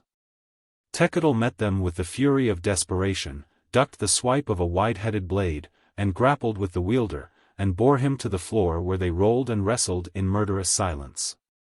The other 3 swarmed on Valeria, their weird eyes red as the eyes of mad dogs. She killed the first who came within reach before he could strike a blow, her long straight blade splitting his skull even as his own sword lifted for a stroke. She sidestepped a thrust, even as she parried a slash. Her eyes danced and her lips smiled without mercy. Again she was Valeria of the Red Brotherhood, and the hum of her steel was like a bridal song in her ears. Her sword darted past a blade that sought to parry, and sheathed 6 inches of its point in a leather-guarded midriff. The man gasped agonizedly and went to his knees, but his tall mate lunged in ferocious silence, raining blow on blow so furiously that Valeria had no opportunity to counter. She stepped back coolly, parrying the strokes and watching for her chance to thrust home. He could not long keep up that flailing whirlwind. His arm would tire, his wind would fail. He would weaken, falter, and then her blade would slide smoothly into his heart. A sidelong glance showed her Tekadal kneeling on the breast of his antagonist and striving to break the other's hold on his wrist and to drive home a dagger. Sweat beaded the forehead of the man facing her, and his eyes were like burning coals. Smite as he would, he could not break past nor beat down her guard. His breath came in gusty gulps, his blows began to fall erratically. She stepped back to draw him out, and felt her thighs locked in an iron grip. She had forgotten the wounded man on the floor. Crouching on his knees, he held her with both arms locked about her legs, and his mate croaked in triumph and began working his way around to come at her from the left side. Valeria wrenched and tore savagely, but in vain. She could free herself of this clinging menace with a downward flick of her sword, but in that instant the curved blade of the tall warrior would crash through her skull. The wounded man began to worry at her bare thigh with his teeth like a wild beast. She reached down with her left hand and gripped his long hair, forcing his head back so that his white teeth and rolling eyes gleamed up at her.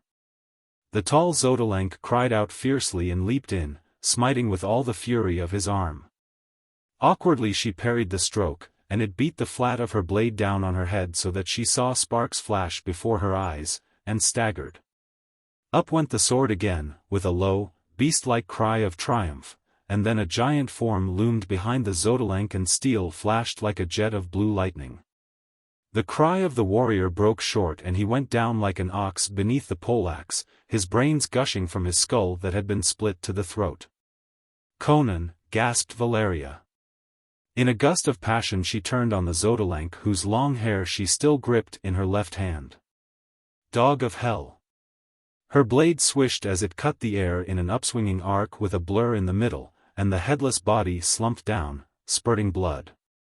She hurled the severed head across the room. What the devil's going on here? Conan bestrode the corpse of the man he had killed, broadsword in hand, glaring about him in amazement. Tekadal was rising from the twitching figure of the last Zodalank, shaking red drops from his dagger. He was bleeding from the stab deep in the thigh. He stared at Conan with dilated eyes. What is all this? Conan demanded again, not yet recovered from the stunning surprise of finding Valeria engaged in a savage battle with these fantastic figures in a city he had thought empty and uninhabited. Returning from an aimless exploration of the upper chambers to find Valeria missing from the room where he had left her, he had followed the sounds of strife that burst on his dumbfounded ears. 5 dead dogs, exclaimed Tekadal, his flaming eyes reflecting a ghastly exultation. 5 slain. 5 crimson nails for the black pillar. The gods of blood be thanked. He lifted quivering hands on high, and then, with the face of a fiend, he spat on the corpses and stamped on their faces, dancing in his ghoulish glee. His recent allies eyed him in amazement, and Conan asked, in the Aquilonian tongue, "Who is this madman?" Valeria shrugged her shoulders. "He says his name's Tekadal. From his babblings I gather that his people live at one end of this crazy city, and these others at the other end. Maybe we'd better go with him. He seems friendly, and it's easy to see that the other clan isn't." Tekadal had ceased his dancing and was listening again, his head tilted sidewise, dog-like, triumph struggling with fear in his repellent countenance. "Come away, now," he whispered. "We have done enough. 5 dead dogs. My people will welcome you. They will honor you. But come. It is far to Tukulti. At any moment the Zodalankas may come on us in numbers too great even for your swords." "Lead the way," grunted Conan. Tekadal instantly mounted a stair leading up to the gallery, beckoning them to follow him, which they did, moving rapidly to keep on his heels. Having reached the gallery, he plunged into a door that opened toward the west, and hurried through chamber after chamber, each lighted by skylights or green fire jewels. "What sort of a place can this be?" muttered Valeria under her breath. "Crom knows," answered Conan. "I've seen his kind before, though. They live on the shores of Lake Zuad, near the border of Kush. They're a sort of mongrel Stygians, mixed with another race that wandered into Stygia from the east some centuries ago and were absorbed by them. They're called Tlazitlans. I'm willing to bet it wasn't they who built this city, though." Tekadal's fear did not seem to diminish as they drew away from the chamber where the dead men lay. He kept twisting his head on his shoulder to listen for sounds of pursuit, and stared with burning intensity into every doorway they passed. Valeria shivered in spite of herself. She feared no man. But the weird floor beneath her feet, the uncanny jewels over her head, dividing the lurking shadows among them, the stealth and terror of their guide, impressed her with a nameless apprehension. A sensation of lurking, inhuman peril. "They may be between us and Tukulti," he whispered once. "We must beware lest they be lying in wait." "Why don't we get out of this infernal palace, and take to the streets?" demanded Valeria. "There are no streets in Zuccotle," he answered. "No squares nor open courts. The whole city is built like one giant palace under one great roof. The nearest approach to a street is the great hall which traverses the city from the north gate to the south gate. The only doors opening into the outer world are the city gates, through which no living man has passed for 50 years. "How long have you dwelt here?" asked Conan. "I was born in the castle of Tukulti 35 years ago. I have never set foot outside the city. For the love of the gods, let us go silently. These halls may be full of lurking devils. Olmec shall tell you all when we reach Tukulti." So in silence they glided on with the green firestones blinking overhead and the flaming floors smoldering under their feet, and it seemed to Valeria as if they fled through hell. Guided by a dark-faced, lank-haired goblin. Yet it was Conan who halted them as they were crossing an unusually wide chamber. His wilderness-bred ears were keener even than the ears of Tekadal, whetted though these were by a lifetime of warfare in those silent corridors. "You think some of your enemies may be ahead of us, lying in ambush? They prowl through these rooms at all hours," answered Tekadal, "as do we. The halls and chambers between Tekultli and Xotalanc are a disputed region, owned by no man. We call it the Halls of Silence." "Why do you ask?" "Because men are in the chambers ahead of us," answered Conan. "I heard steel clink against stone." Again a shaking seized Tekadal, and he clenched his teeth to keep them from chattering. "Perhaps they are your friends," suggested Valeria. "We dare not chance it," he panted, and moved with frenzied activity. He turned aside and glided through a doorway on the left which led into a chamber from which an ivory staircase wound down into darkness. "This leads to an unlighted corridor below us," he hissed, great beads of perspiration standing out on his brow. "They may be lurking there, too. It may all be a trick to draw us into it. But we must take the chance that they have laid their ambush in the rooms above. Come swiftly, now." Softly as phantoms they descended the stair and came to the mouth of a corridor black as night. They crouched there for a moment, listening, and then melted into it. As they moved along, Valeria's flesh crawled between her shoulders in momentary expectation of a sword thrust in the dark. But for Conan's iron fingers gripping her arm she had no physical cognizance of her companions. Neither made as much noise as a cat would have made. The darkness was absolute. One hand, outstretched, touched a wall, and occasionally she felt a door under her fingers. The hallway seemed interminable. Suddenly they were galvanized by a sound behind them. Valeria's flesh crawled anew, for she recognized it as the soft opening of a door. Men had come into the corridor behind them. Even with the thought she stumbled over something that felt like a human skull. It rolled across the floor with an appalling clatter. "Run!" yelped Tekadal, a note of hysteria in his voice, and was away down the corridor like a flying ghost. Again Valeria felt Conan's hand bearing her up and sweeping her along as they raced after their guide. Conan could see in the dark no better than she, but he possessed a sort of instinct that made his course unerring. Without his support and guidance she would have fallen or stumbled against the wall. Down the corridor they sped, while the swift patter of flying feet drew closer and closer, and then suddenly Tekadal panted, "Here is the stair. After me, quick! Oh, quick!"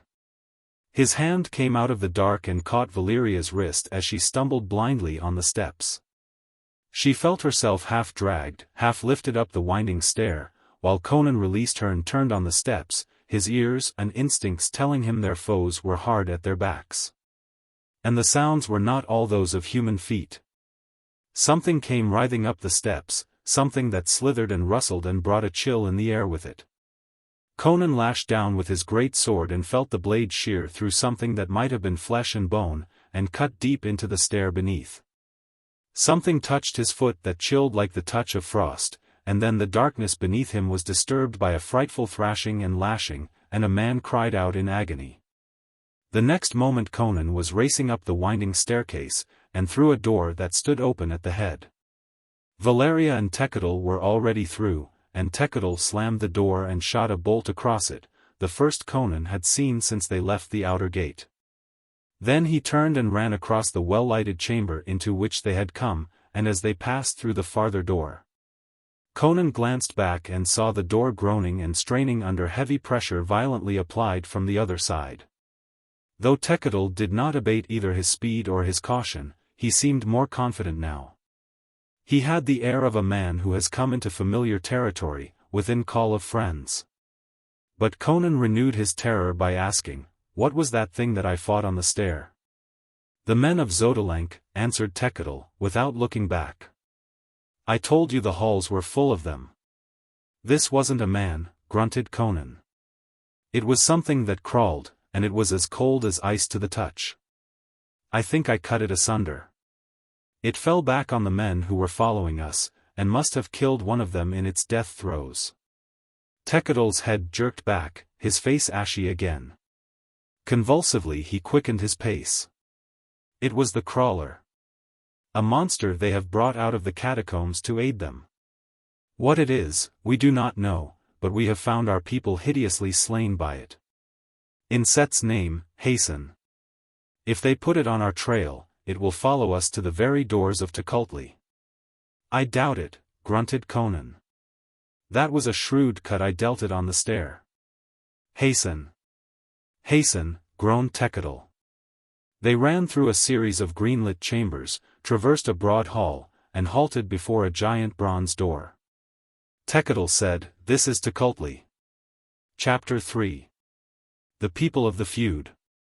Tekadul smote on the bronze door with his clenched hand, and then turned sidewise, so that he could watch back along the hall. Men have been smitten down before this door, when they thought they were safe, he said.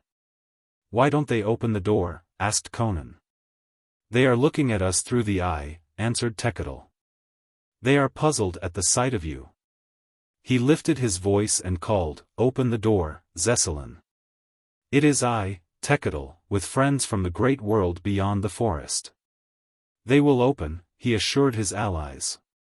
They'd better do it in a hurry, then, said Conan grimly. I hear something crawling along the floor beyond the hall. Tekadul went ashy again and attacked the door with his fists, screaming, "Open, you fools, open. The crawler is at our heels."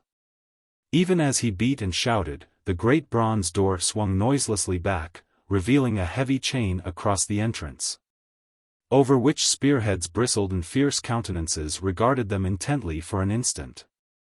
Then the chain was dropped and Tekadul grasped the arms of his friends in a nervous frenzy and fairly dragged them over the threshold.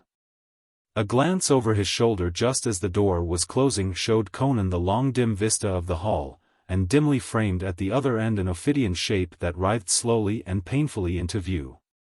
Flowing in a dull-hued length from a chamber door, its hideous blood-stained head wagging drunkenly.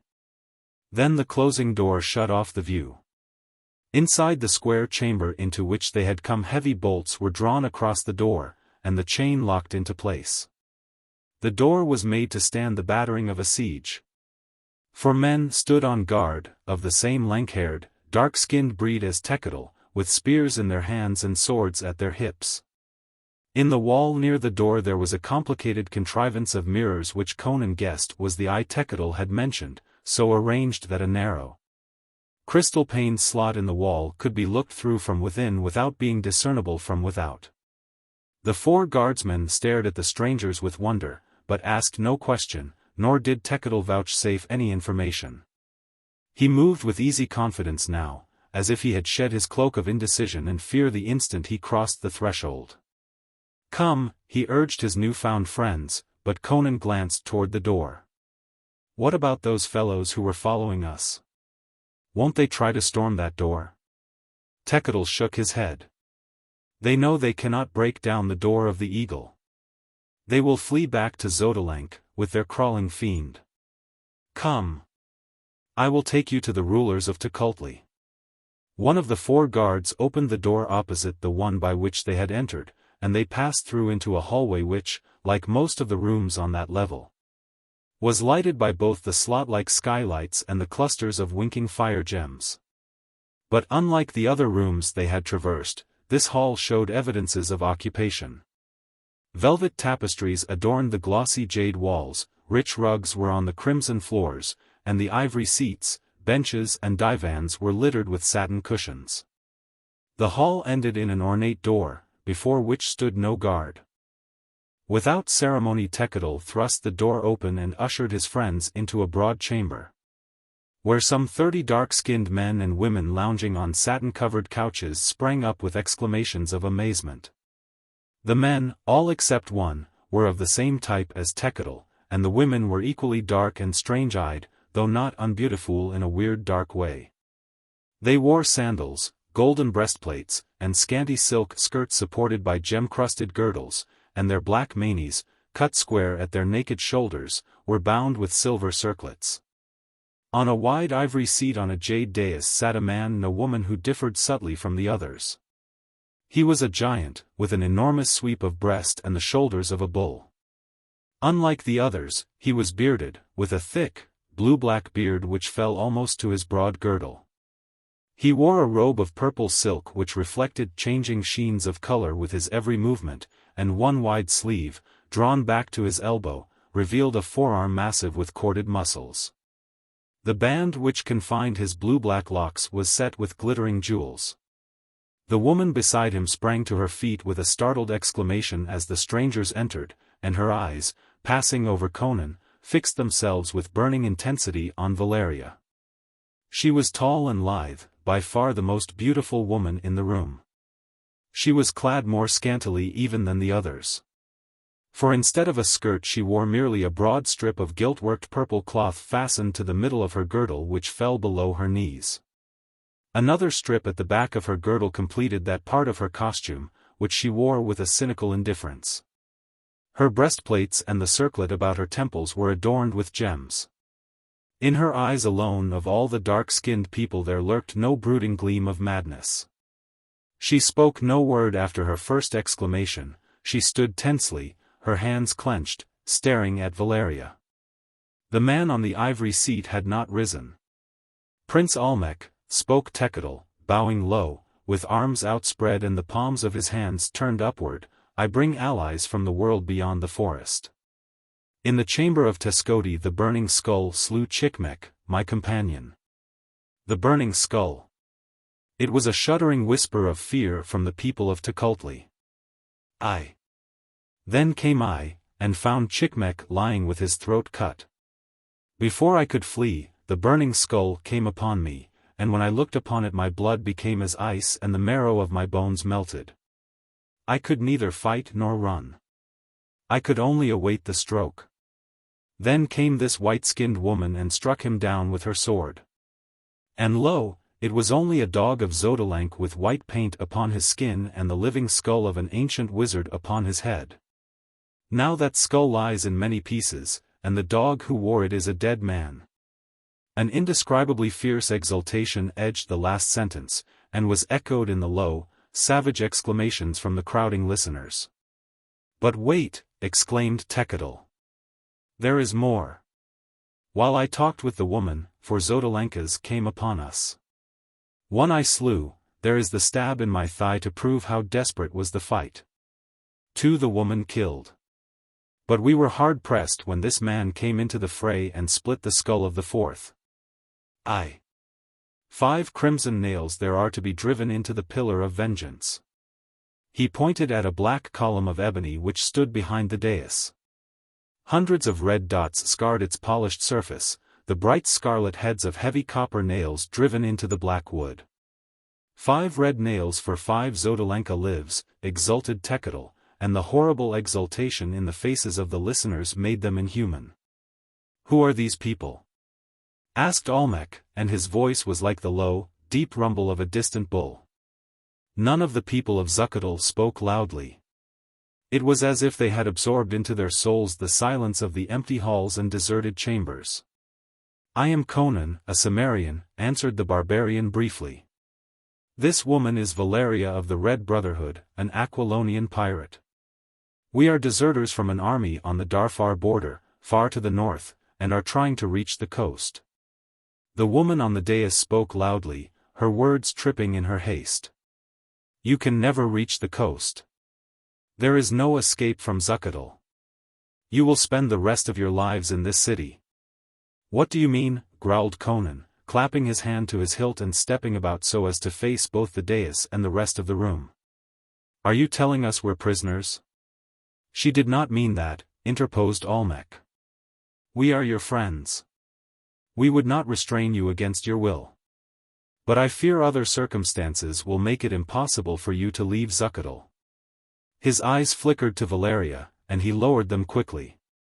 "This woman is Tassila," he said. "She is a princess of Tekultli. But let food and drink be brought our guests. Doubtless they are hungry, and weary from their long travels." He indicated an ivory table, and after an exchange of glances, the adventurers seated themselves.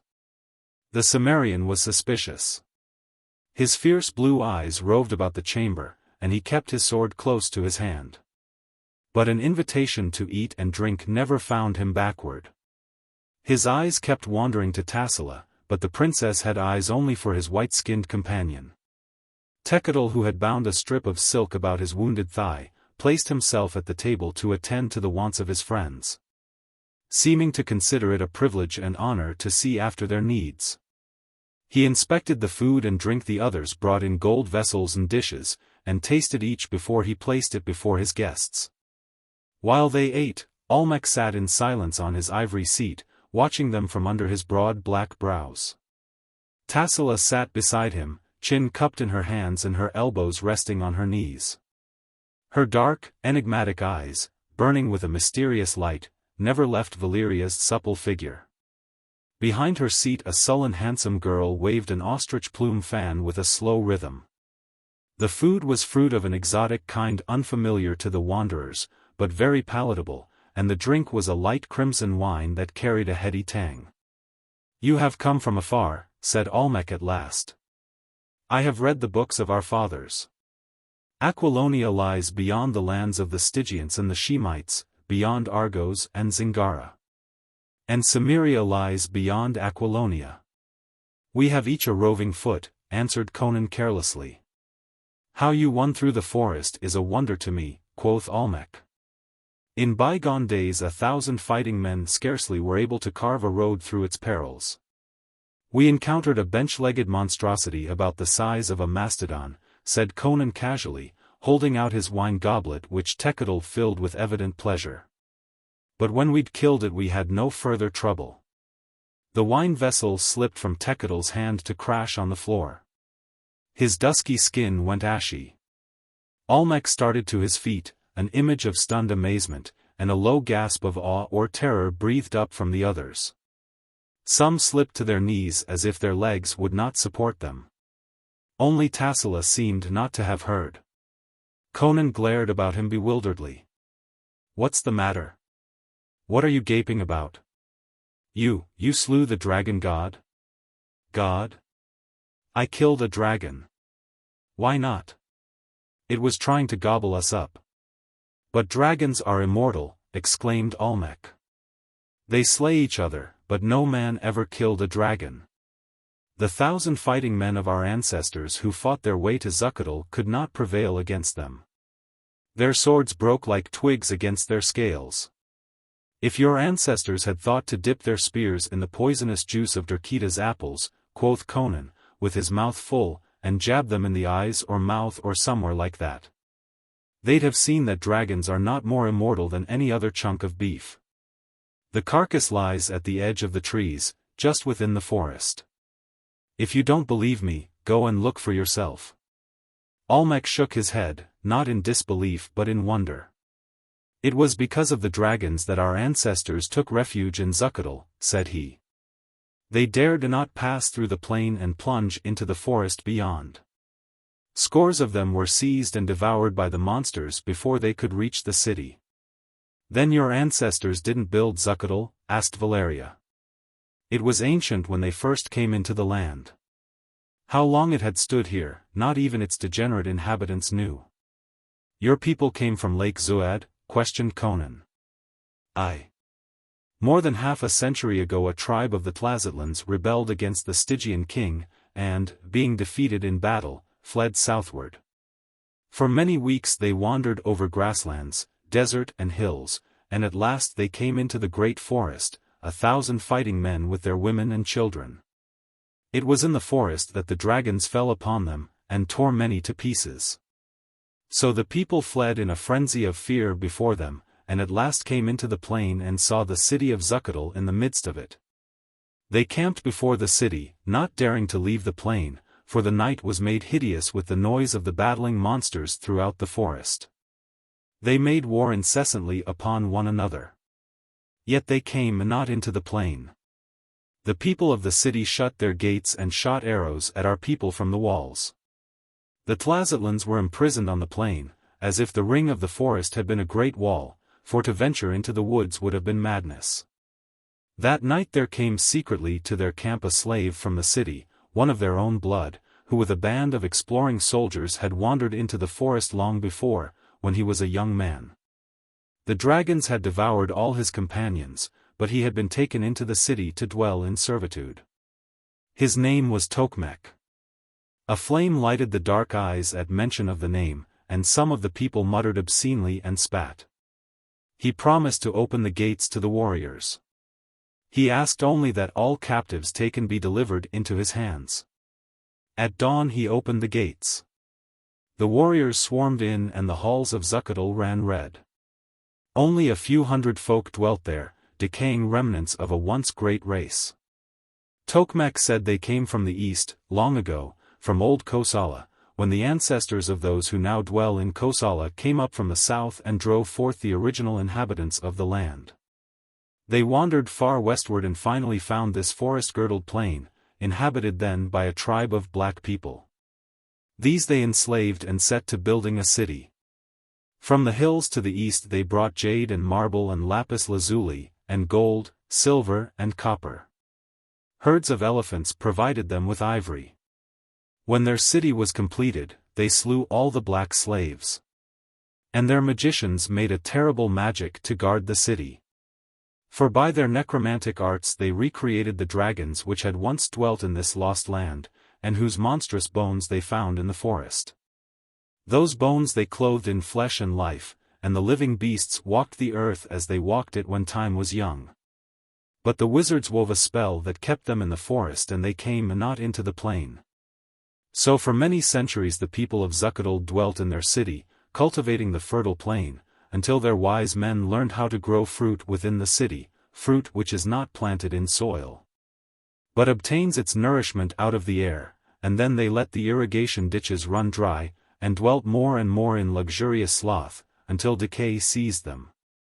They were a dying race when our ancestors broke through the forest and came into the plain.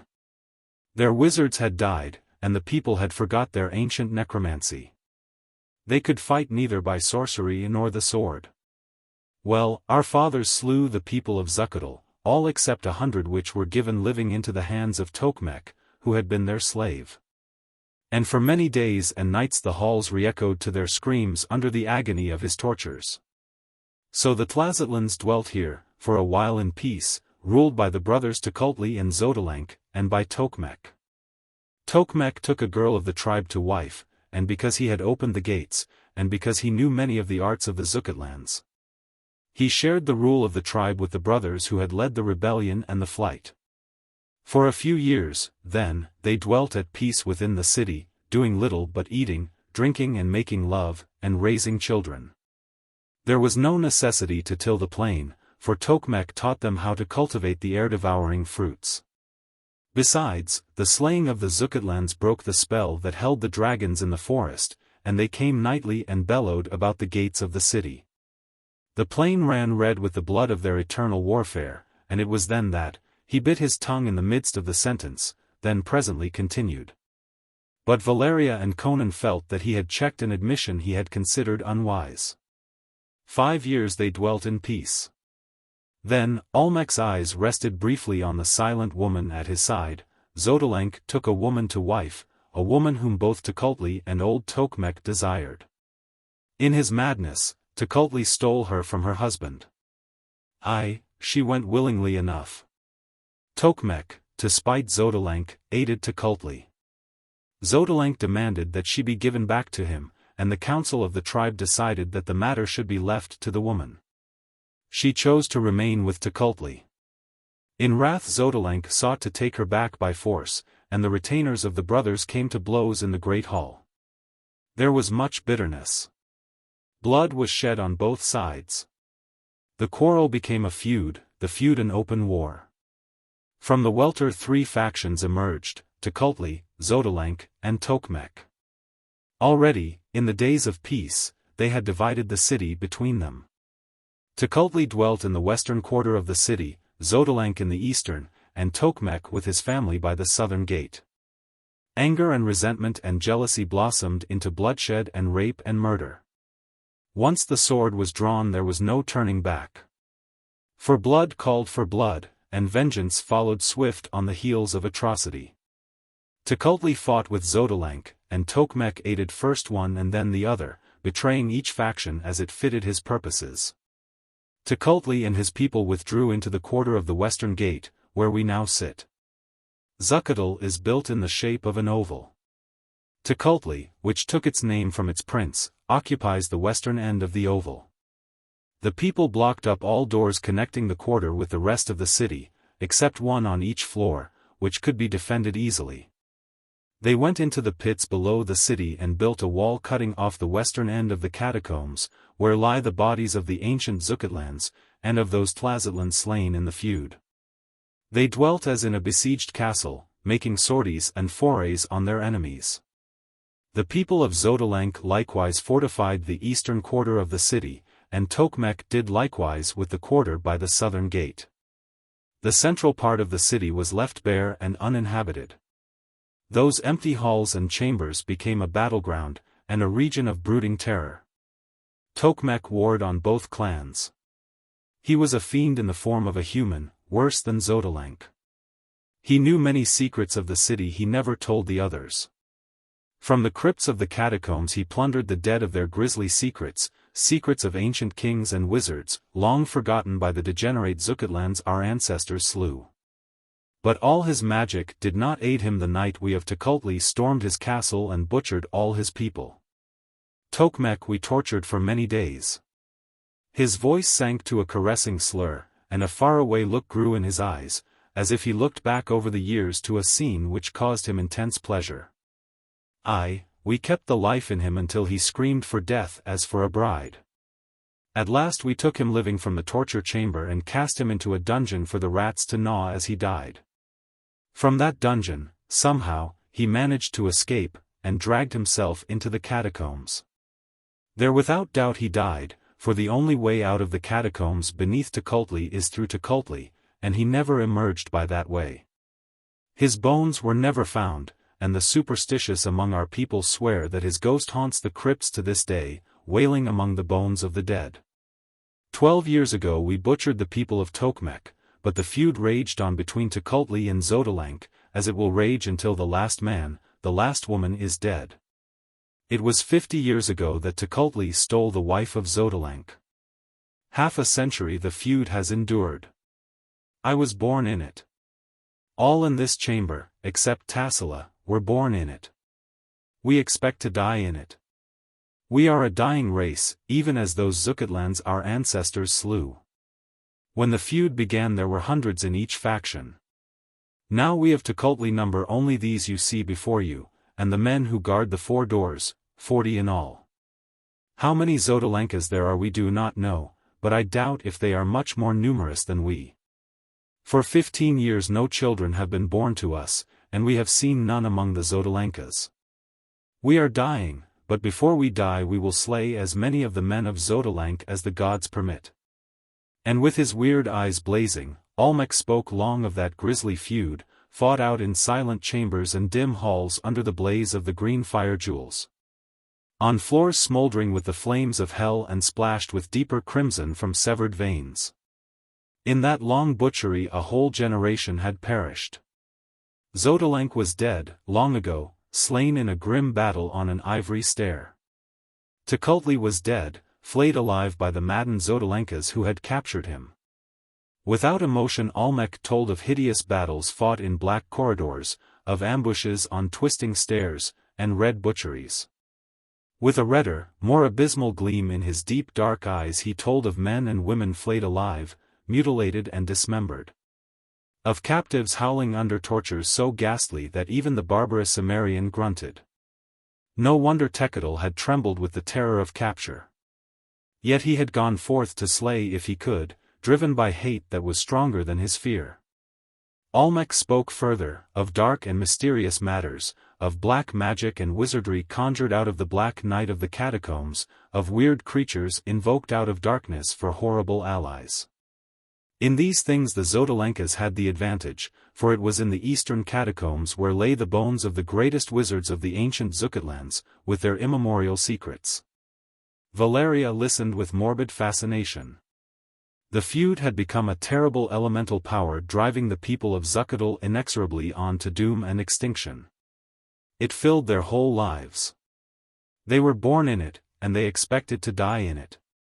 They never left their barricaded castle except to steal forth into the halls of silence that lay between the opposing fortresses, to slay and be slain. Sometimes the raiders returned with frantic captives, or with grim tokens of victory in fight.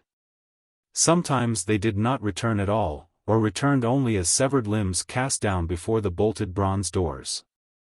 It was a ghastly, unreal nightmare existence these people lived, shut off from the rest of the world, caught together like rabid rats in the same trap, butchering one another through the years. Crouching and creeping through the sunless corridors to maim and torture and murder. While Olmec talked, Valeria felt the blazing eyes of Tassila fixed upon her. The princess seemed not to hear what Olmec was saying. Her expression, as he narrated victories or defeats, did not mirror the wild rage or fiendish exultation that alternated on the faces of the other Tucultli. The feud that was an obsession to her clansmen seemed meaningless to her. Valeria found her indifferent callousness more repugnant than Olmec's naked ferocity. "And we can never leave the city," said Olmec. "For 50 years no one has left it except those," again he checked himself. "Even without the peril of the dragons," he continued, "we who were born and raised in the city would not dare leave it. We have never set foot outside the walls. We are not accustomed to the open sky and the naked sun. No, we were born in Zuccotle, and in Zuccotle we shall die." "Well," said Conan, "with your leave we'll take our chances with the dragons. This feud is none of our business. If you'll show us to the west gate, we'll be on our way." Tassila's hands clenched, and she started to speak, but Olmec interrupted her. "It is nearly nightfall. If you wander forth into the plain by night, you will certainly fall prey to the dragons. We crossed it last night, and slept in the open without seeing any," returned Conan. Tassila smiled mirthlessly. "You dare not leave Zuccotle." Conan glared at her with instinctive antagonism. She was not looking at him, but at the woman opposite him. "I think they dare," retorted Olmec. "But look you, Conan and Valeria, the gods must have sent you to us, to cast victory into the laps of the Tucultli. You are professional fighters, why not fight for us? We have wealth in abundance, precious jewels are as common in Zuccotle as cobblestones are in the cities of the world. Some the Zuccotlans brought with them from Kosala. Some, like the firestones, they found in the hills to the east. Aid us to wipe out the Zodalenkas, and we will give you all the jewels you can carry." "And will you help us destroy the dragons?" asked Valeria. "With bows and poisoned arrows 30 men could slay all the dragons in the forest." "Aye," replied Olmec promptly. "We have forgotten the use of the bow, in years of hand-to-hand fighting, but we can learn again. What do you say?" Valeria inquired of Conan. "We're both penniless vagabonds," he grinned heartily. "I'd as soon kill Zodalenkas as anybody." "Then you agree?" exclaimed Olmec, while Tecucal fairly hugged himself with delight.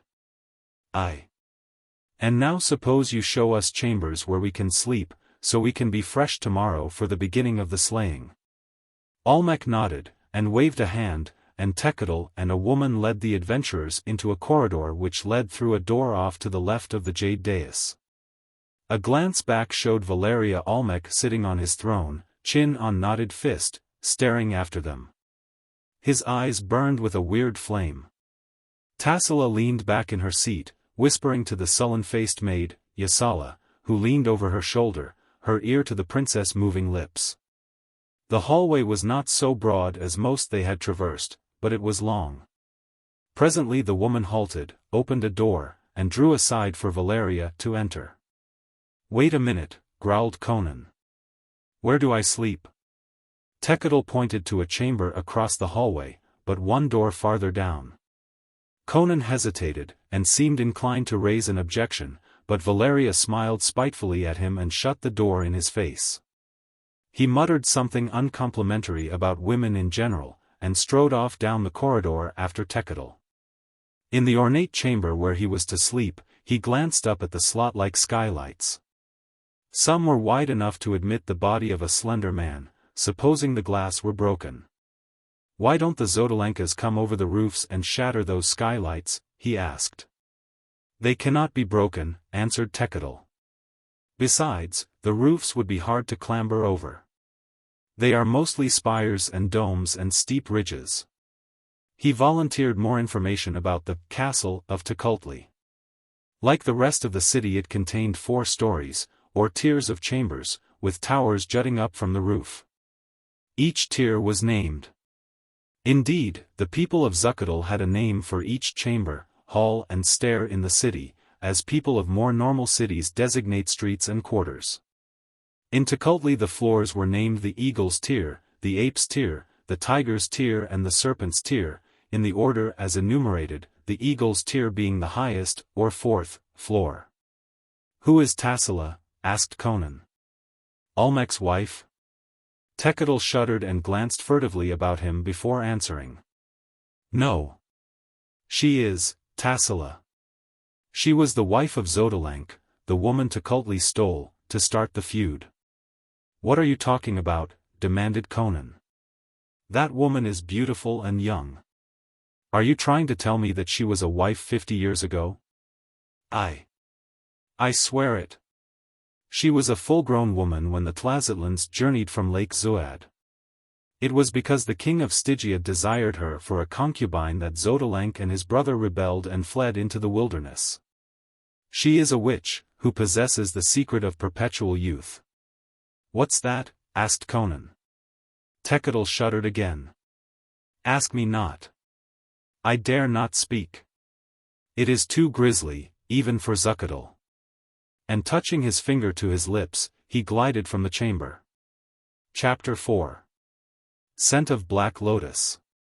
Valeria unbuckled her sword belt and laid it with the sheathed weapon on the couch where she meant to sleep.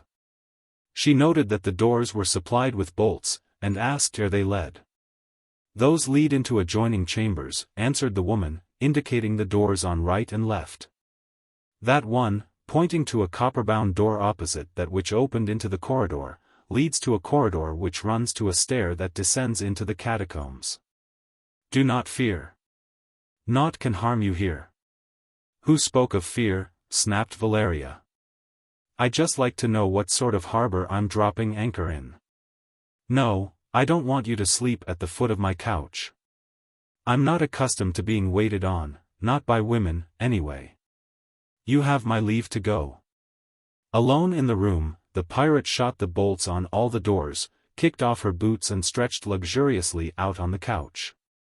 She imagined Conan similarly situated across the corridor, but her feminine vanity prompted her to visualize him as scowling and muttering with chagrin as he cast himself on his solitary couch. And she grinned with gleeful malice as she prepared herself for slumber. Outside, night had fallen. In the halls of Zuccotle the green fire jewels blazed like the eyes of prehistoric cats. Somewhere among the dark towers a night wind moaned like a restless spirit. Through the dim passages stealthy figures began stealing, like disembodied shadows. Valeria awoke suddenly on her couch. In the dusky emerald glow of the fire gems she saw a shadowy figure bending over her. For a bemused instant the apparition seemed part of the dream she had been dreaming. She had seemed to lie on the couch in the chamber as she was actually lying, while over her pulsed and throbbed a gigantic black blossom so enormous that it hid the ceiling. Its exotic perfume pervaded her being, inducing a delicious, sensuous languor that was something more and less than sleep. She was sinking into scented billows of insensible bliss, when something touched her face. So supersensitive were her drugged senses, that the light touch was like a dislocating impact, jolting her rudely into full wakefulness. Then it was that she saw, not a gargantuan blossom, but a dark-skinned woman standing above her. With the realization came anger and instant action. The woman turned lithely, but before she could run Valeria was on her feet and had caught her arm. She fought like a wildcat for an instant, and then subsided as she felt herself crushed by the superior strength of her captor. The pirate wrenched the woman around to face her, caught her chin with her free hand and forced her captive to meet her gaze. It was the sullen Yasala, Tassila's maid. "What the devil were you doing bending over me? What's that in your hand?" The woman made no reply, but sought to cast away the object. Valeria twisted her arm around in front of her, and the thing fell to the floor, a great black exotic blossom on a jade-green stem, large as a woman's head, to be sure, but tiny beside the exaggerated vision she had seen. "The black lotus," said Valeria between her teeth. "The blossom whose scent brings deep sleep. You were trying to drug me. If you hadn't accidentally touched my face with the petals, you'd have. Why did you do it? What's your game?" Yasala maintained a sulky silence, and with an oath Valeria whirled her around, forced her to her knees and twisted her arm up behind her back. "Tell me, or I'll tear your arm out of its socket." Yasala squirmed in anguish as her arm was forced excruciatingly up between her shoulder blades, but a violent shaking of her head was the only answer she made. "Slut!" Valeria cast her from her to sprawl on the floor. The pirate glared at the prostrate figure with blazing eyes. Fear and the memory of Tassila's burning eyes stirred in her, rousing all her tigerish instincts of self-preservation. These people were decadent. Any sort of perversity might be expected to be encountered among them. But Valeria sensed here something that moved behind the scenes, some secret terror fouler than common degeneracy. Fear and revulsion of this weird city swept her. These people were neither sane nor normal, she began to doubt if they were even human. Madness smoldered in the eyes of them all except the cruel, cryptic eyes of Tassila, which held secrets and mysteries more abysmal than madness. She lifted her head and listened intently. The halls of Zuccotle were as silent as if it were in reality a dead city.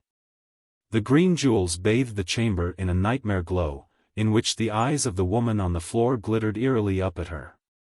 A thrill of panic throbbed through Valeria, driving the last vestige of mercy from her fierce soul. "Why did you try to drug me?"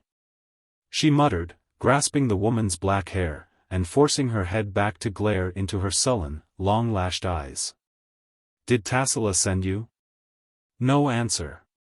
Valeria cursed venomously and slapped the woman first on one cheek and then the other. The blows resounded through the room, but Yasala made no outcry. "Why don't you scream?" demanded Valeria savagely. "Do you fear someone will hear you? Whom do you fear? Tassila? Olmec? Conan?" Yasala made no reply. She crouched, watching her captor with eyes baleful as those of a basilisk. Stubborn silence always fans anger. Valeria turned and tore a handful of cords from a nearby hanging. "You sulky slut," she said between her teeth. "I'm going to strip you stark naked and tie you across that couch and whip you until you tell me what you were doing here, and who sent you." Yasala made no verbal protest, nor did she offer any resistance, as Valeria carried out the first part of her threat with a fury that her captive's obstinacy only sharpened. Then for a space there was no sound in the chamber except the whistle and crackle of hard-woven silken cords on naked flesh. Yasala could not move her fast-bound hands or feet. Her body writhed and quivered under the chastisement, her head swayed from side to side in rhythm with the blows. Her teeth were sunk into her lower lip and a trickle of blood began as the punishment continued. But she did not cry out. The pliant cords made no great sound as they encountered the quivering body of the captive, only a sharp crackling snap, but each cord left a red streak across Yasala's dark flesh. Valeria inflicted the punishment with all the strength of her war-hardened arm, with all the mercilessness acquired during a life where pain and torment were daily happenings. And with all the cynical ingenuity which only a woman displays toward a woman. Yasala suffered more, physically and mentally, than she would have suffered under a lash wielded by a man, however strong. It was the application of this feminine cynicism which at last tamed Yasala. A low whimper escaped from her lips, and Valeria paused, arm lifted, and raked back a damp yellow lock. "Well, are you going to talk?" she demanded. I can keep this up all night, if necessary. Mercy, whispered the woman. I will tell. Valeria cut the cords from her wrists and ankles, and pulled her to her feet. Yasala sank down on the couch, half reclining on one bare hip, supporting herself on her arm, and writhing at the contact of her smarting flesh with the couch. She was trembling in every limb. Wine, she begged, dry-lipped, indicating with a quivering hand a gold vessel on an ivory table. Let me drink. I am weak with pain. Then I will tell you all. Valeria picked up the vessel, and Yasala rose unsteadily to receive it. She took it, raised it toward her lips, then dashed the contents full into the Aquilonian's face. Valeria reeled backward, shaking and clawing the stinging liquid out of her eyes. Through a smarting mist she saw Yasala dart across the room, fling back a bolt, throw open the copper-bound door and run down the hall. The pirate was after her instantly, sword out and murder in her heart. But Yasala had the start, and she ran with the nervous agility of a woman who has just been whipped to the point of hysterical frenzy. She rounded a corner in the corridor, yards ahead of Valeria, and when the pirate turned it, she saw only an empty hall, and at the other end a door that gaped blackly. A damp moldy scent reeked up from it, and Valeria shivered. That must be the door that led to the catacombs. Yasala had taken refuge among the dead. Valeria advanced to the door and looked down a flight of stone steps that vanished quickly into utter blackness. Evidently it was a shaft that led straight to the pits below the city, without opening upon any of the lower floors. She shivered slightly at the thought of the thousands of corpses lying in their stone crypts down there, wrapped in their moldering cloths. She had no intention of groping her way down those stone steps. Yasala doubtless knew every turn and twist of the subterranean tunnels. She was turning back, baffled and furious, when a sobbing cry welled up from the blackness. It seemed to come from a great depth, but human words were faintly distinguishable, and the voice was that of a woman. Oh, help! Help, in Set's name! Ah! It trailed away, and Valeria thought she caught the echo of a ghostly tittering. Valeria felt her skin crawl. What had happened to Yasala down there in the thick blackness? There was no doubt that it had been she who had cried out. But what peril could have befallen her? Was a Xotalanca lurking down there? Olmec had assured them that the catacombs below Tukulti were walled off from the rest, too securely for their enemies to break through. Besides, that tittering had not sounded like a human being at all. Valeria hurried back down the corridor, not stopping to close the door that opened on the stair. Regaining her chamber, she closed the door and shot the bolt behind her. She pulled on her boots and buckled her sword belt about her. She was determined to make her way to Conan's room and urge him, if he still lived, to join her in an attempt to fight their way out of that city of devils. But even as she reached the door that opened into the corridor, a long-drawn scream of agony rang through the halls, followed by the stamp of running feet and the loud clangor of swords. Chapter 5. 20 Red Nails. 2 warriors lounged in the guardroom on the floor known as the Tier of the Eagle. Their attitude was casual, though habitually alert. An attack on the great bronze door from without was always a possibility, but for many years no such assault had been attempted on either side. The strangers are strong allies, said one. Olmec will move against the enemy tomorrow, I believe. He spoke as a soldier in a war might have spoken. In the miniature world of Zuccotle each handful of feudists was an army, and the empty halls between the castles was the country over which they campaigned. The other meditated for a space. Suppose with their aid we destroy Xotalanc, he said. What then, Zatmek? Why, returned Zatmek, we will drive red nails for them all. The captives we will burn and flay and quarter. But afterward, pursued the other. After we have slain them all? Will it not seem strange, to have no foes to fight?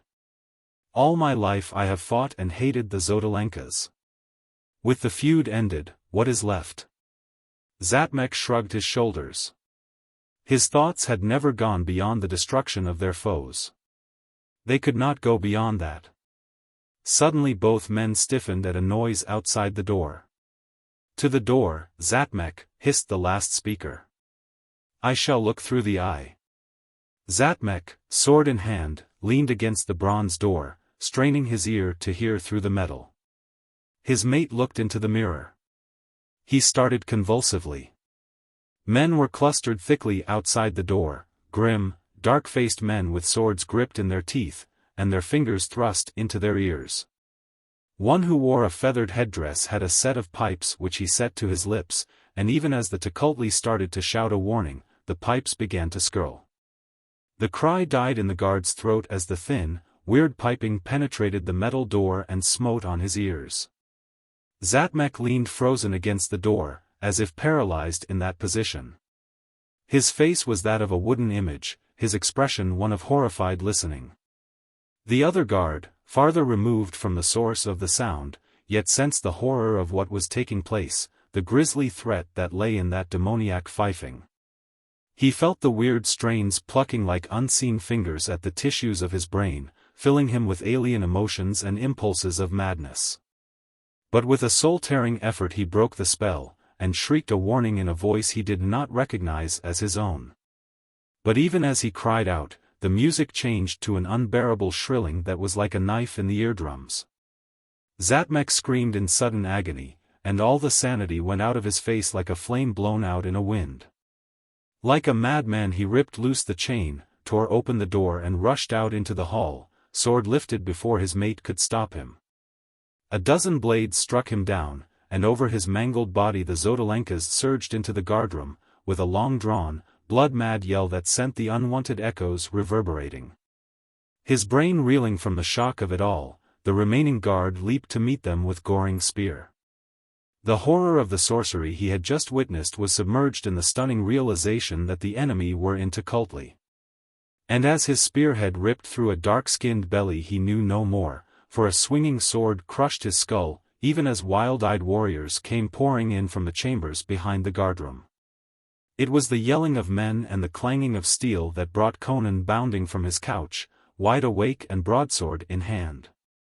In an instant he had reached the door and flung it open, and was glaring out into the corridor just as Tekatl rushed up it, eyes blazing madly. The Zodalenkas! He screamed, in a voice hardly human, they are within the door. Conan ran down the corridor, even as Valeria emerged from her chamber.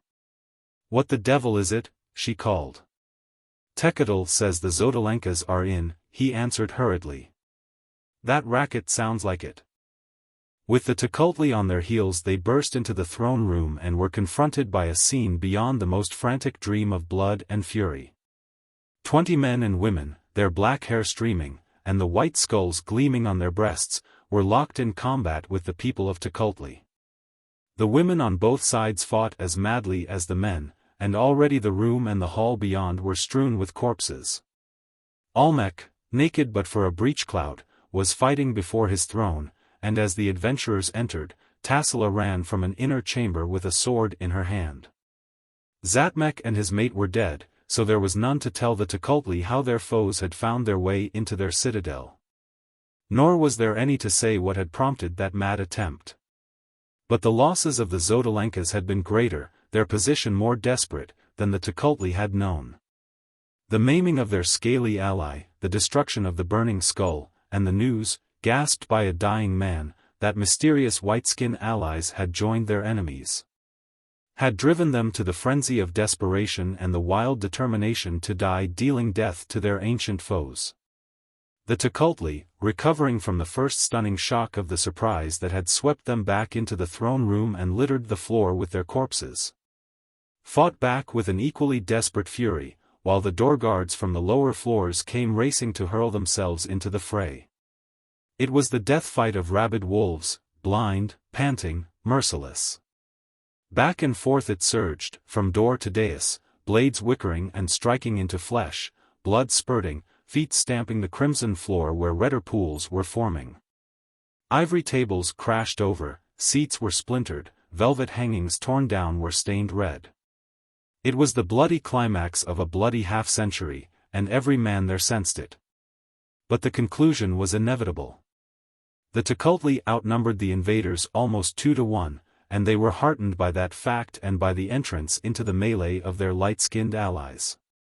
These crashed into the fray with the devastating effect of a hurricane plowing through a grove of saplings.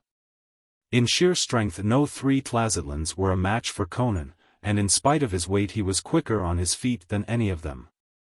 He moved through the whirling, eddying mass with the surety and destructiveness of a grey wolf amidst a pack of alley curs, and he strode over a wake of crumpled figures. Valeria fought beside him, her lips smiling and her eyes blazing. She was stronger than the average man, and far quicker and more ferocious. Her sword was like a living thing in her hand. Where Conan beat down opposition by the sheer weight and power of his blows, breaking spears, splitting skulls and cleaving bosoms to the breastbone, Valeria brought into action a finesse of swordplay that dazzled and bewildered her antagonists before it slew them. Again and again a warrior, heaving high his heavy blade, found her point in his jugular before he could strike. Conan, towering above the field, strode through the welter smiting right and left, but Valeria moved like an elusive phantom, constantly shifting and thrusting and slashing as she shifted.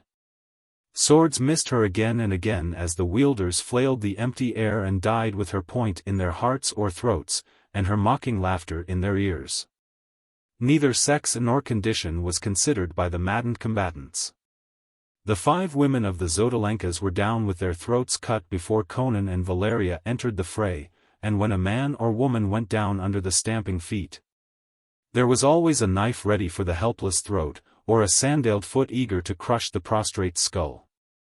From wall to wall, from door to door rolled the waves of combat, spilling over into adjoining chambers. And presently only Tukulti and their white-skinned allies stood upright in the great throne room. The survivors stared bleakly and blankly at each other, like survivors after Judgment Day or the destruction of the world. On legs wide-braced, hands gripping notched and dripping swords, blood trickling down their arms, they stared at one another across the mangled corpses of friends and foes. They had no breath left to shout, but a bestial mad howling rose from their lips.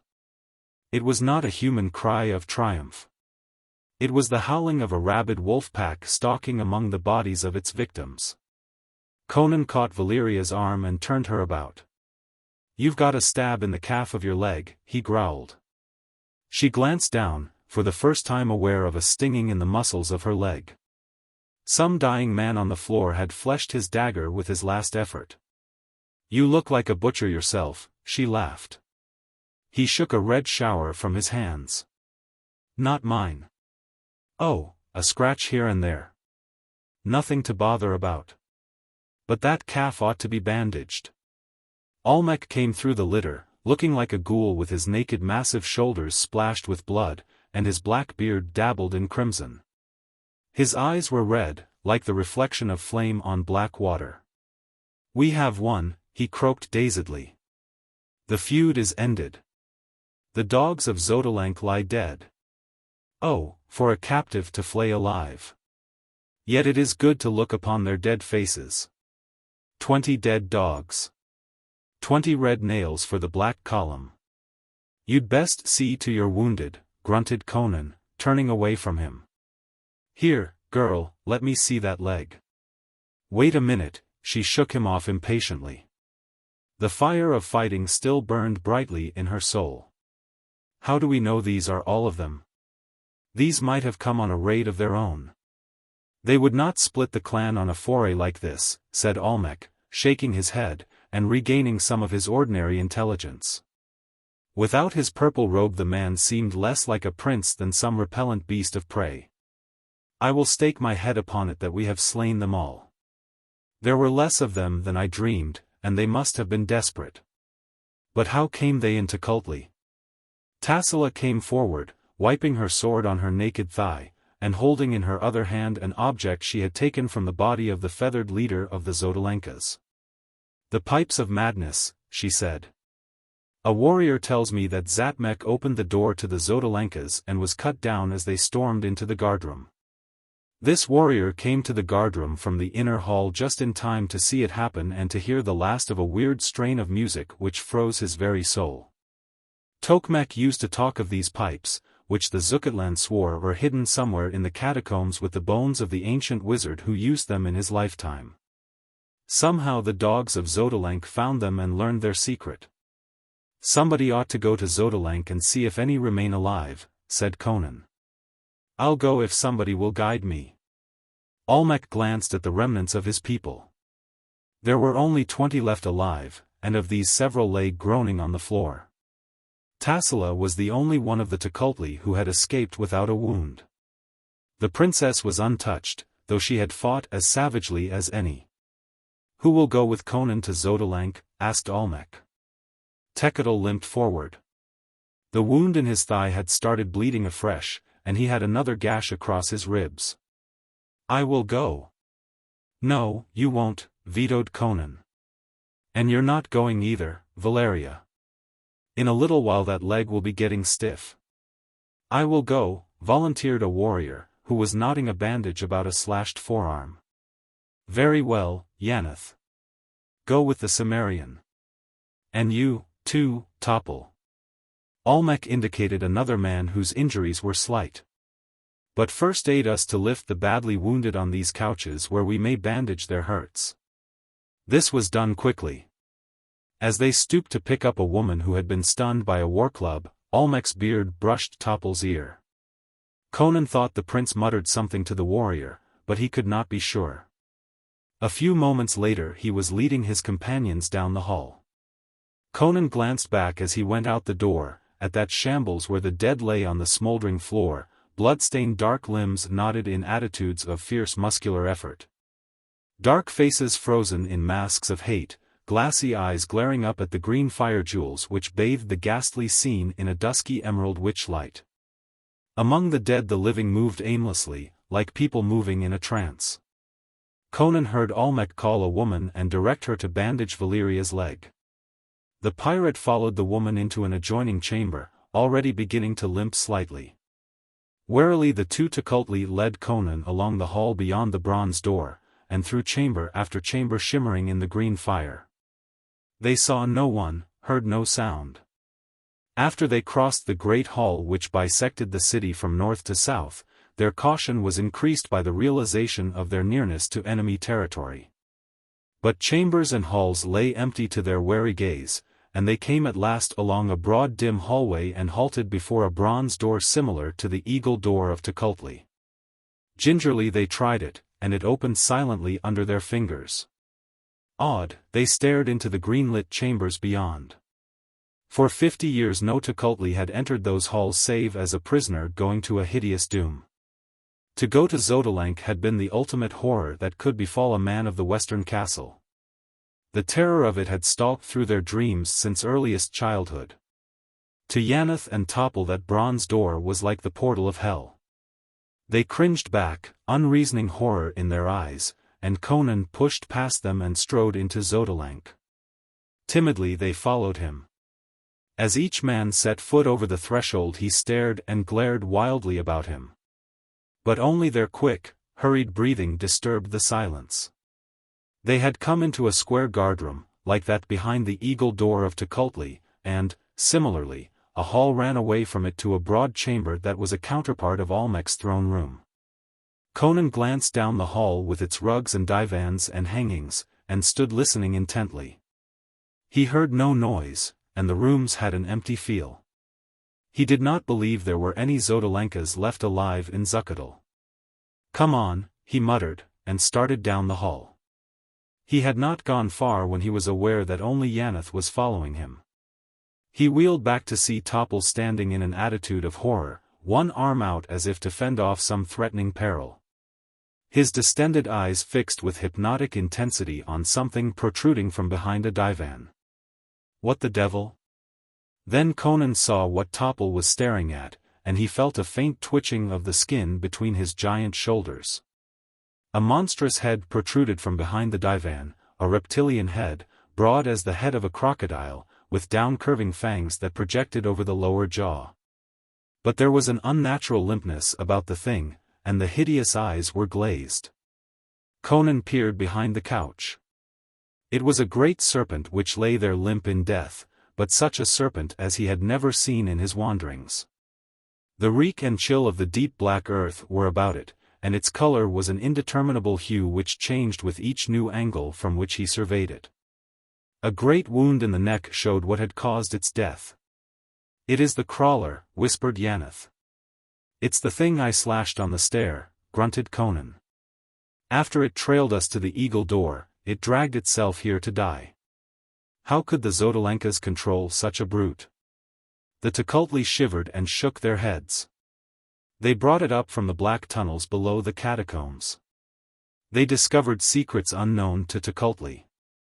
Well, it's dead, and if they'd had any more of them, they'd have brought them along when they came to Tukulti. Come on."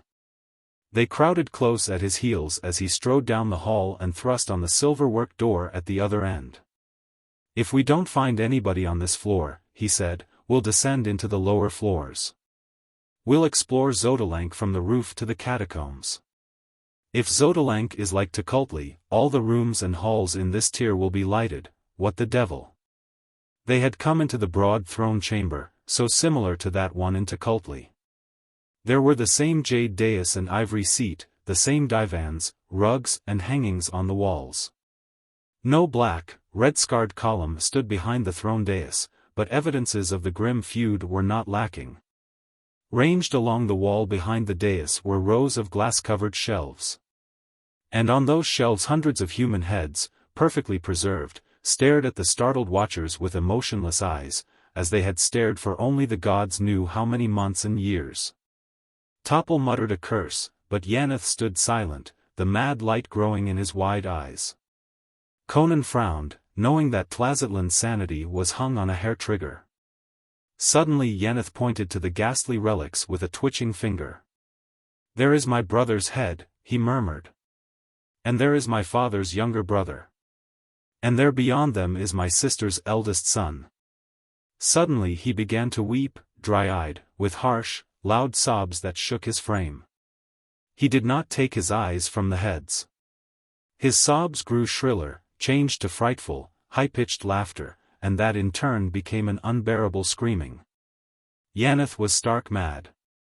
Conan laid a hand on his shoulder, and as if the touch had released all the frenzy in his soul, Yanath screamed and whirled, striking at the Cimmerian with his sword. Conan parried the blow, and Topple tried to catch Yanath's arm. But the madman avoided him, and with froth flying from his lips, he drove his sword deep into Topple's body. Topple sank down with a groan, and Yanath whirled for an instant like a crazy dervish, then he ran at the shelves and began hacking at the glass with his sword, screeching blasphemously. Conan sprang at him from behind, trying to catch him unaware and disarm him, but the madman wheeled and lunged at him, screaming like a lost soul. Realizing that the warrior was hopelessly insane, the Cimmerian sidestepped, and as the maniac went past, he swung a cut that severed the shoulder bone and breast, and dropped the man dead beside his dying victim. Conan bent over Topple, seeing that the man was at his last gasp. It was useless to seek to stanch the blood gushing from the horrible wound. "You're done for, Topple," grunted Conan. "Any word you want to send to your people?" "Bend closer," gasped Topple, and Conan complied, and an instant later caught the man's wrist as Topple struck at his breast with a dagger. "Crom!" swore Conan. "Are you mad, too?" "Olmec ordered it," gasped the dying man. "I know not why.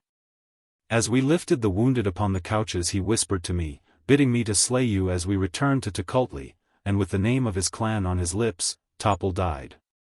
Conan scowled down at him in puzzlement. This whole affair had an aspect of lunacy. Was Olmec mad, too? Were all the Tukulti madder than he had realized? With a shrug of his shoulders he strode down the hall and out of the bronze door, leaving the dead Tukulti lying before the staring dead eyes of their kinsmen's heads. Conan needed no guide back through the labyrinth they had traversed. His primitive instinct of direction led him unerringly along the route they had come. He traversed it as warily as he had before, his sword in his hand, and his eyes fiercely searching each shadowed nook and corner. For it was his former allies he feared now, not the ghosts of the slain Xotalankas. He had crossed the great hall and entered the chambers beyond when he heard something moving ahead of him, something which gasped and panted, and moved with a strange, floundering, scrambling noise. A moment later Conan saw a man crawling over the flaming floor toward him, a man whose progress left a broad bloody smear on the smoldering surface. It was Tekadal, and his eyes were already glazing. From a deep gash in his breast blood gushed steadily between the fingers of his clutching hand. With the other he clawed and hitched himself along. "Conan," he cried chokingly, "Conan. Olmec has taken the yellow-haired woman." "So that's why he told Topple to kill me," murmured Conan, dropping to his knee beside the man, who his experienced eye told him was dying. "Olmec isn't so mad as I thought." Tekadal's groping fingers plucked at Conan's arm. In the cold, loveless, and altogether hideous life of the Tukulti his admiration and affection for the invaders from the outer world formed a warm, human oasis. Constituted a tie that connected him with a more natural humanity that was totally lacking in his fellows, whose only emotions were hate, lust and the urge of sadistic cruelty.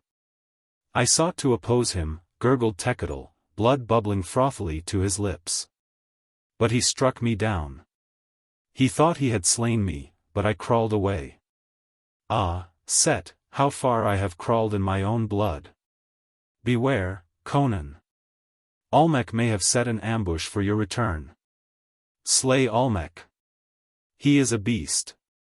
Take Valeria and flee. Fear not to traverse the forest. Olmec and Tassila lied about the dragons. They slew each other years ago, all save the strongest. For a dozen years there has been only one dragon. If you have slain him, there is naught in the forest to harm you. He was the god Olmec worshipped. And Olmec fed human sacrifices to him, the very old and the very young, bound and hurled from the wall. Hasten. Olmec has taken Valeria to the chamber of the... His head slumped down and he was dead before it came to rest on the floor. Conan sprang up, his eyes like live coals. So that was Olmec's game, having first used the strangers to destroy his foes. He should have known that something of the sort would be going on in that black-bearded degenerate's mind. The Cimmerian started toward Tukulti with reckless speed. Rapidly he reckoned the numbers of his former allies. Only 21, counting Olmec, had survived that fiendish battle in the throne room. 3 had died since, which left 17 enemies with which to reckon. In his rage Conan felt capable of accounting for the whole clan single-handed. But the innate craft of the wilderness rose to guide his berserk rage. He remembered Tekadal's warning of an ambush. It was quite probable that the prince would make such provisions, on the chance that Topple might have failed to carry out his order. Olmec would be expecting him to return by the same route he had followed in going to Xotalank. Conan glanced up at a skylight under which he was passing and caught the blurred glimmer of stars. They had not yet begun to pale for dawn. The events of the night had been crowded into a comparatively short space of time. He turned aside from his direct course and descended a winding staircase to the floor below. He did not know where the door was to be found that led into the castle on that level, but he knew he could find it. How he was to force the locks he did not know. He believed that the doors of Tukulti would all be locked and bolted, if for no other reason than the habits of half a century. But there was nothing else but to attempt it. Sword in hand, he hurried noiselessly on through a maze of greenlit or shadowy rooms and halls. He knew he must be near Tukulti when a sound brought him up short. He recognized it for what it was, a human being trying to cry out through a stifling gag. It came from somewhere ahead of him, and to the left. In those deathly still chambers a small sound carried a long way. Conan turned aside and went seeking after the sound, which continued to be repeated. Presently he was glaring through a doorway upon a weird scene. In the room into which he was looking a low rack-like frame of iron lay on the floor, and a giant figure was bound prostrate upon it. His head rested on a bed of iron spikes, which were already crimson-pointed with blood where they had pierced his scalp. A peculiar harness-like contrivance was fastened about his head, though in such a manner that the leather band did not protect his scalp from the spikes. This harness was connected by a slender chain to the mechanism that upheld a huge iron ball which was suspended above the captive's hairy breast. As long as the man could force himself to remain motionless, the iron ball hung in its place. But when the pain of the iron points caused him to lift his head, the ball lurched downward a few inches. Presently his aching neck muscles would no longer support his head in its unnatural position and it would fall back on the spikes again. It was obvious that eventually the ball would crush him to a pulp, slowly and inexorably.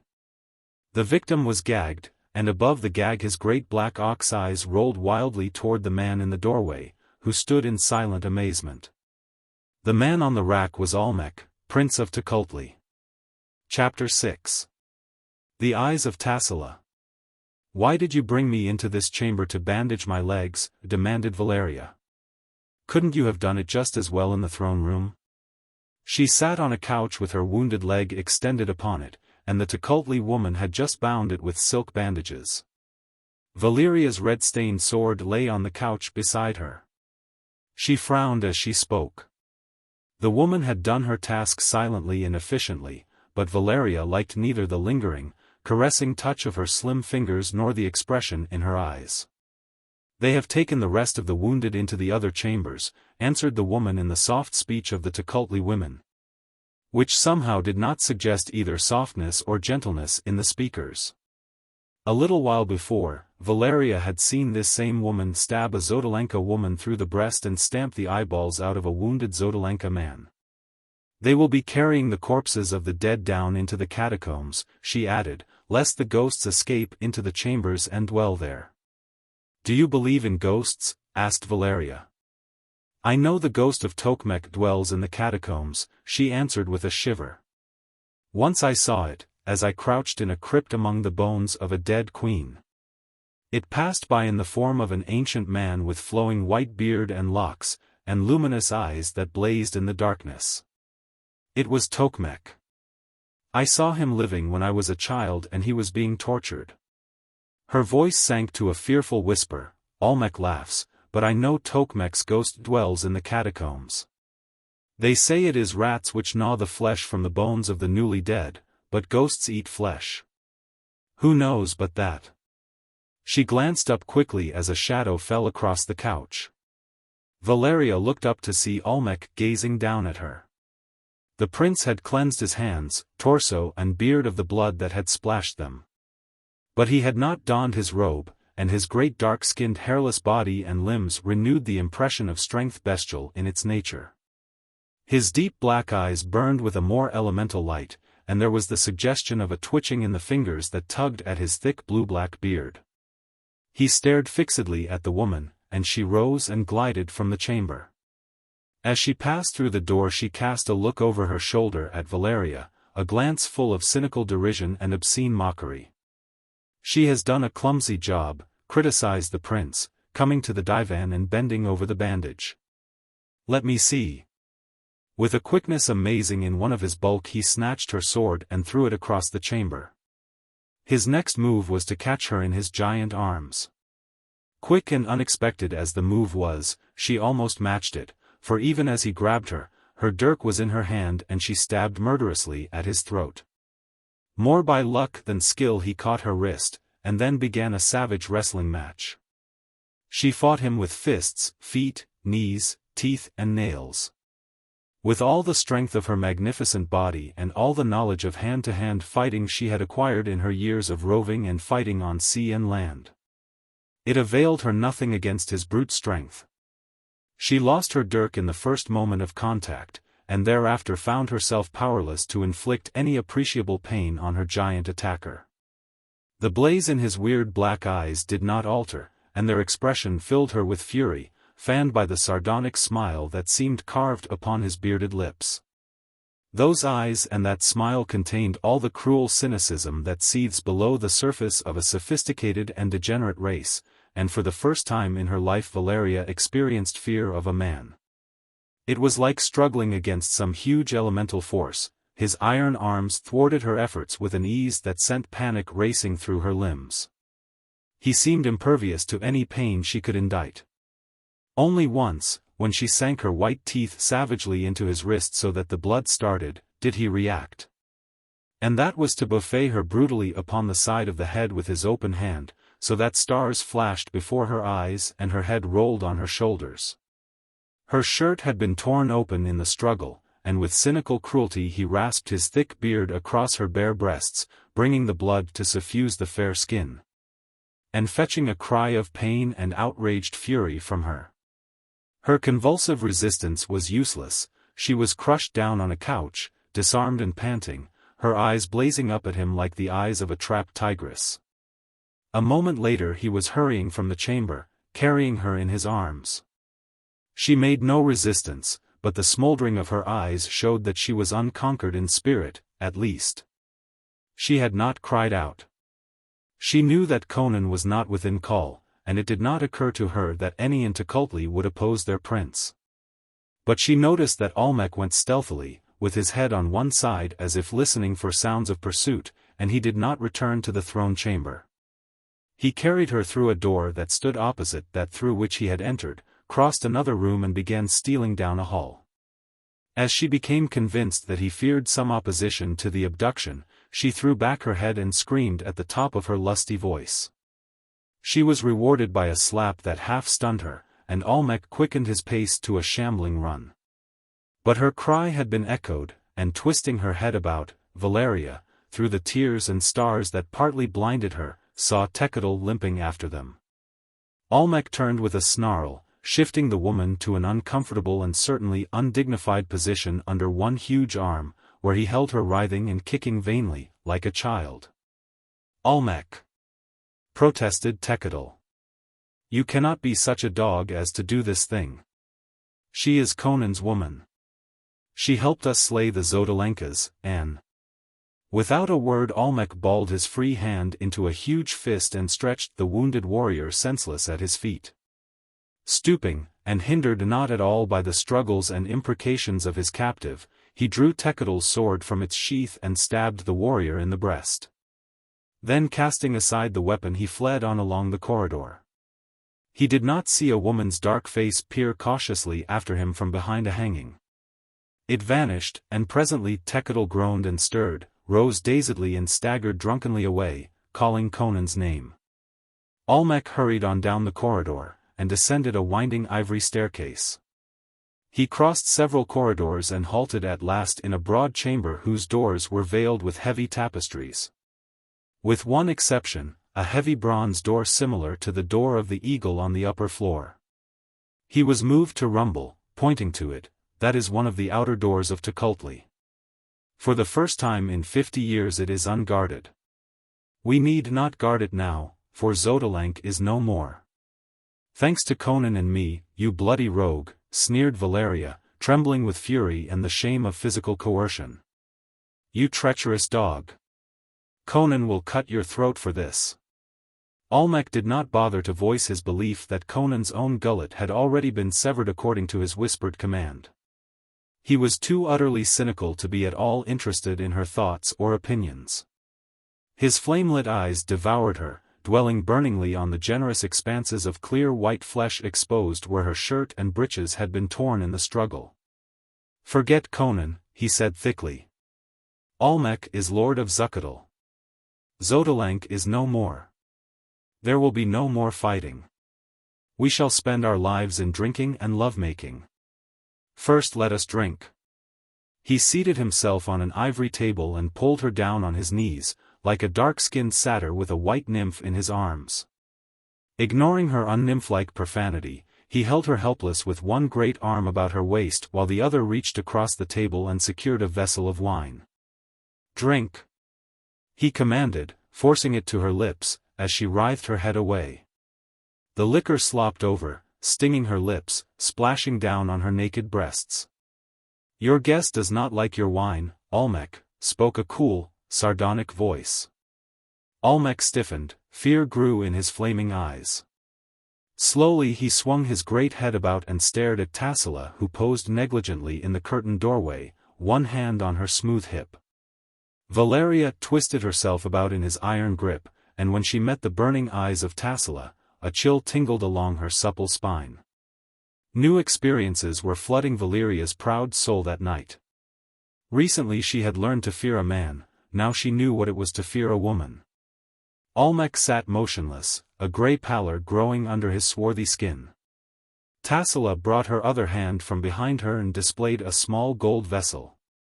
"I feared she would not like your wine, Olmec," purred the princess, "so I brought some of mine. Some I brought with me long ago from the shores of Lake Zuad. Do you understand, Olmec?" Beads of sweat stood out suddenly on Olmec's brow. His muscles relaxed, and Valeria broke away and put the table between them. But though reason told her to dart from the room, some fascination she could not understand held her rigid, watching the scene. Tassila came toward the seated prince with a swaying, undulating walk that was mockery in itself. Her voice was soft, slurringly caressing, but her eyes gleamed. Her slim fingers stroked his beard lightly. "You are selfish, Olmec," she crooned, smiling. "You would keep our handsome guest to yourself, though you knew I wished to entertain her. You are much at fault, Olmec." The mask dropped for an instant. Her eyes flashed, her face was contorted, and with an appalling show of strength her hand locked convulsively in his beard and tore out a great handful.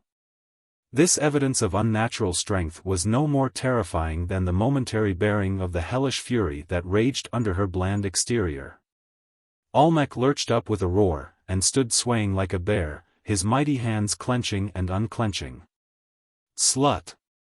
His booming voice filled the room. "Witch! She-devil! Tukulti should have slain you 50 years ago. Begone! I have endured too much from you. This white-skinned wench is mine. Get hence before I slay you." The princess laughed and dashed the blood-stained strands into his face. Her laughter was less merciful than the ring of flint on steel. "Once you spoke otherwise, Olmec," she taunted. "Once, in your youth, you spoke words of love. You were my lover once, years ago, and because you loved me, you slept in my arms beneath the enchanted lotus, and thereby put into my hands the chains that enslaved you. You know you cannot withstand me. You know I have but to gaze into your eyes, with the mystic power a priest of Stygia taught me, long ago, and you are powerless. You remember the night beneath the black lotus that waved above us, stirred by no worldly breeze. You scent again the unearthly perfumes that stole and rose like a cloud about you to enslave you.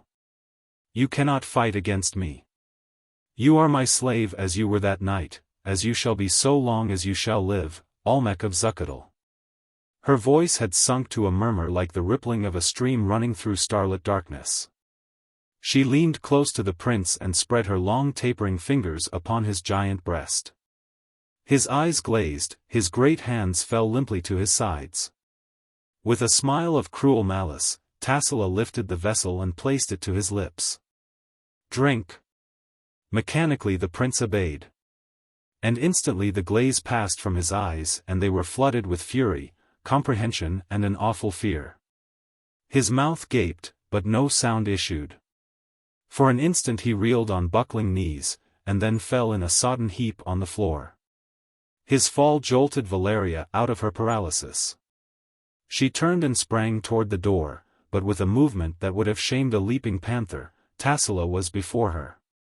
Valeria struck at her with her clenched fist, and all the power of her supple body behind the blow. It would have stretched a man senseless on the floor. But with a lithe twist of her torso, Tassila avoided the blow and caught the pirate's wrist. The next instant Valeria's left hand was imprisoned, and holding her wrists together with one hand, Tassila calmly bound them with a cord she drew from her girdle. Valeria thought she had tasted the ultimate in humiliation already that night, but her shame at being manhandled by Olmec was nothing to the sensations that now shook her supple frame. Valeria had always been inclined to despise the other members of her sex, and it was overwhelming to encounter another woman who could handle her like a child. She scarcely resisted at all when Tassila forced her into a chair and drawing her bound wrists down between her knees, fastened them to the chair. Casually stepping over Olmec, Tassila walked to the bronze door and shot the bolt and threw it open, revealing a hallway without. Opening upon this hall, she remarked, speaking to her feminine captive for the first time, there is a chamber which in old times was used as a torture room. When we retired into Tukulti, we brought most of the apparatus with us, but there was one piece too heavy to move. It is still in working order. I think it will be quite convenient now. An understanding flame of terror rose in Olmec's eyes. Tassila strode back to him, bent and gripped him by the hair. He is only paralyzed temporarily, she remarked conversationally. He can hear, think, and feel, aye, he can feel very well indeed. With which sinister observation she started toward the door, dragging the giant bulk with an ease that made the pirate's eyes dilate. She passed into the hall and moved down it without hesitation, presently disappearing with her captive into a chamber that opened into it, and whence shortly thereafter issued the clank of iron. Valeria swore softly and tugged vainly, with her legs braced against the chair. The cords that confined her were apparently unbreakable. Tassila presently returned alone. Behind her a muffled groaning issued from the chamber. She closed the door but did not bolt it. Tassila was beyond the grip of habit, as she was beyond the touch of other human instincts and emotions. Valeria sat dumbly, watching the woman in whose slim hands, the pirate realized, her destiny now rested. Tassila grasped her yellow locks and forced back her head, looking impersonally down into her face. But the glitter in her dark eyes was not impersonal. I have chosen you for a great honor, she said. You shall restore the youth of Tassila. Oh, you stare at that. My appearance is that of youth, but through my veins creeps the sluggish chill of approaching age, as I have felt it 1,000 times before.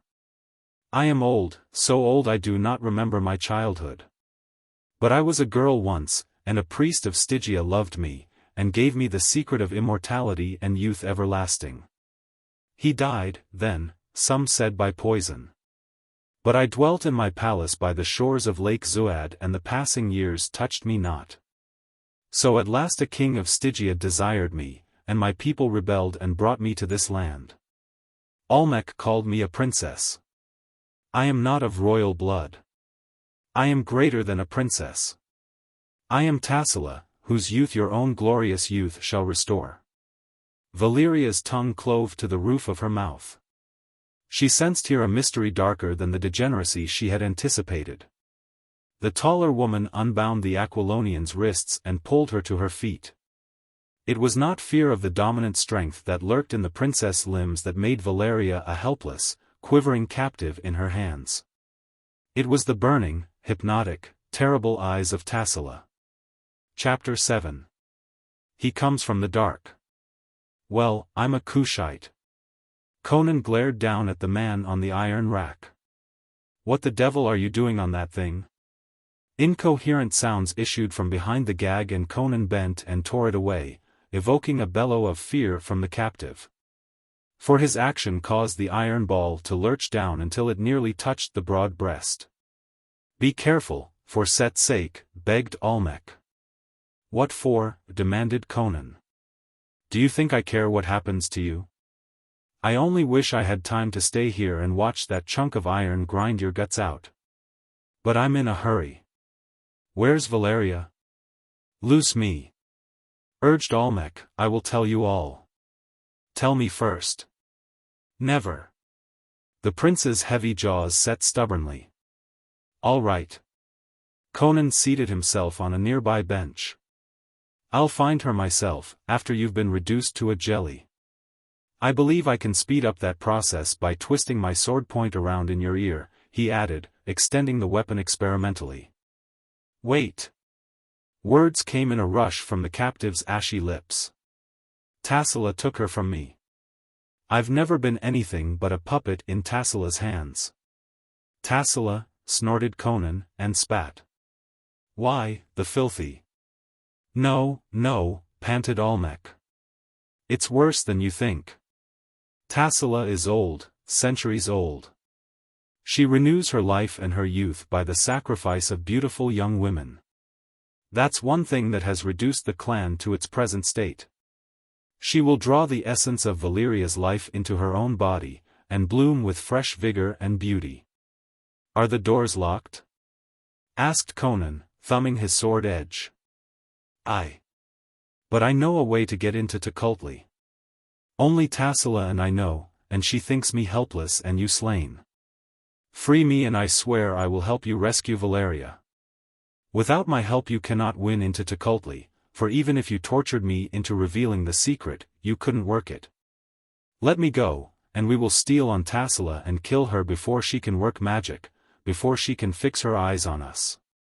A knife thrown from behind will do the work. I should have killed her thus long ago, but I feared that without her to aid us the Zodalenkas would overcome us. She needed my help, too, that's the only reason she let me live this long. Now neither needs the other, and one must die. I swear that when we have slain the witch, you and Valeria shall go free without harm. My people will obey me when Tassila is dead. Conan stooped and cut the ropes that held the prince, and Olmec slid cautiously from under the great ball and rose. Shaking his head like a bull and muttering imprecations as he fingered his lacerated scalp. Standing shoulder to shoulder the two men presented a formidable picture of primitive power. Olmec was as tall as Conan, and heavier. But there was something repellent about the Tlazitlan, something abysmal and monstrous that contrasted unfavorably with the clean-cut, compact hardness of the Cimmerian. Conan had discarded the remnants of his tattered, blood-soaked shirt, and stood with his remarkable muscular development impressively revealed. His great shoulders were as broad as those of Olmec, and more cleanly outlined. And his huge breast arched with a more impressive sweep to a hard waist that lacked the paunchy thickness of Olmec's midsection. He might have been an image of primal strength cut out of bronze. Olmec was darker, but not from the burning of the sun. If Conan was a figure out of the dawn of time, Olmec was a shambling, somber shape from the darkness of time's pre-dawn. Lead on, demanded Conan. And keep ahead of me. I don't trust you any farther than I can throw a bull by the tail. Olmec turned and stalked on ahead of him, one hand twitching slightly as it plucked at his matted beard. Olmec did not lead Conan back to the bronze door, which the prince naturally supposed Tassila had locked, but to a certain chamber on the border of Tukulti. This secret has been guarded for half a century, he said. Not even our own clan knew of it, and the Zodalenkas never learned. Tukulti himself built this secret entrance, afterward slaying the slaves who did the work. For he feared that he might find himself locked out of his own kingdom some day because of the spite of Tassila, whose passion for him soon changed to hate. But she discovered the secret, and barred the hidden door against him one day as he fled back from an unsuccessful raid, and the Zodalenkas took him and flayed him. But once, spying upon her, I saw her enter Tukulti by this route, and so learned the secret. He pressed upon a gold ornament in the wall, and a panel swung inward, disclosing an ivory stair leading upward.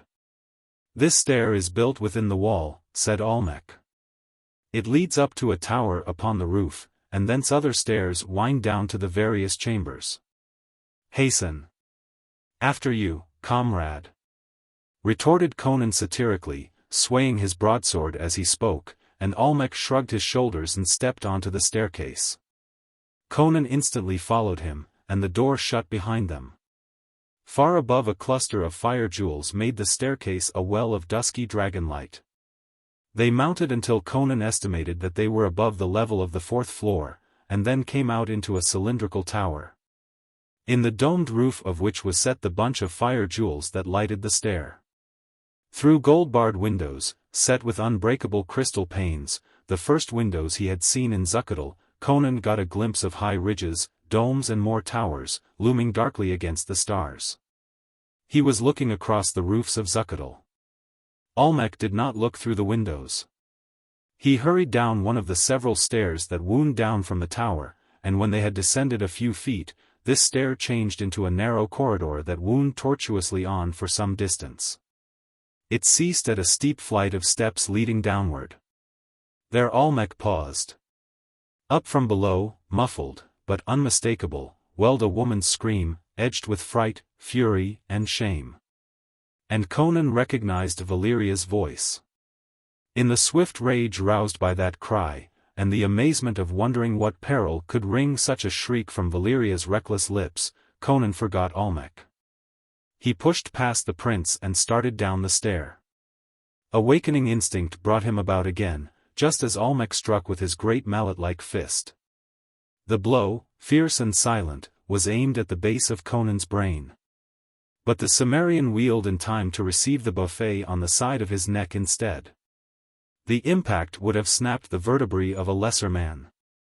As it was, Conan swayed backward, but even as he reeled he dropped his sword, useless at such close quarters, and grasped Olmec's extended arm, dragging the prince with him as he fell.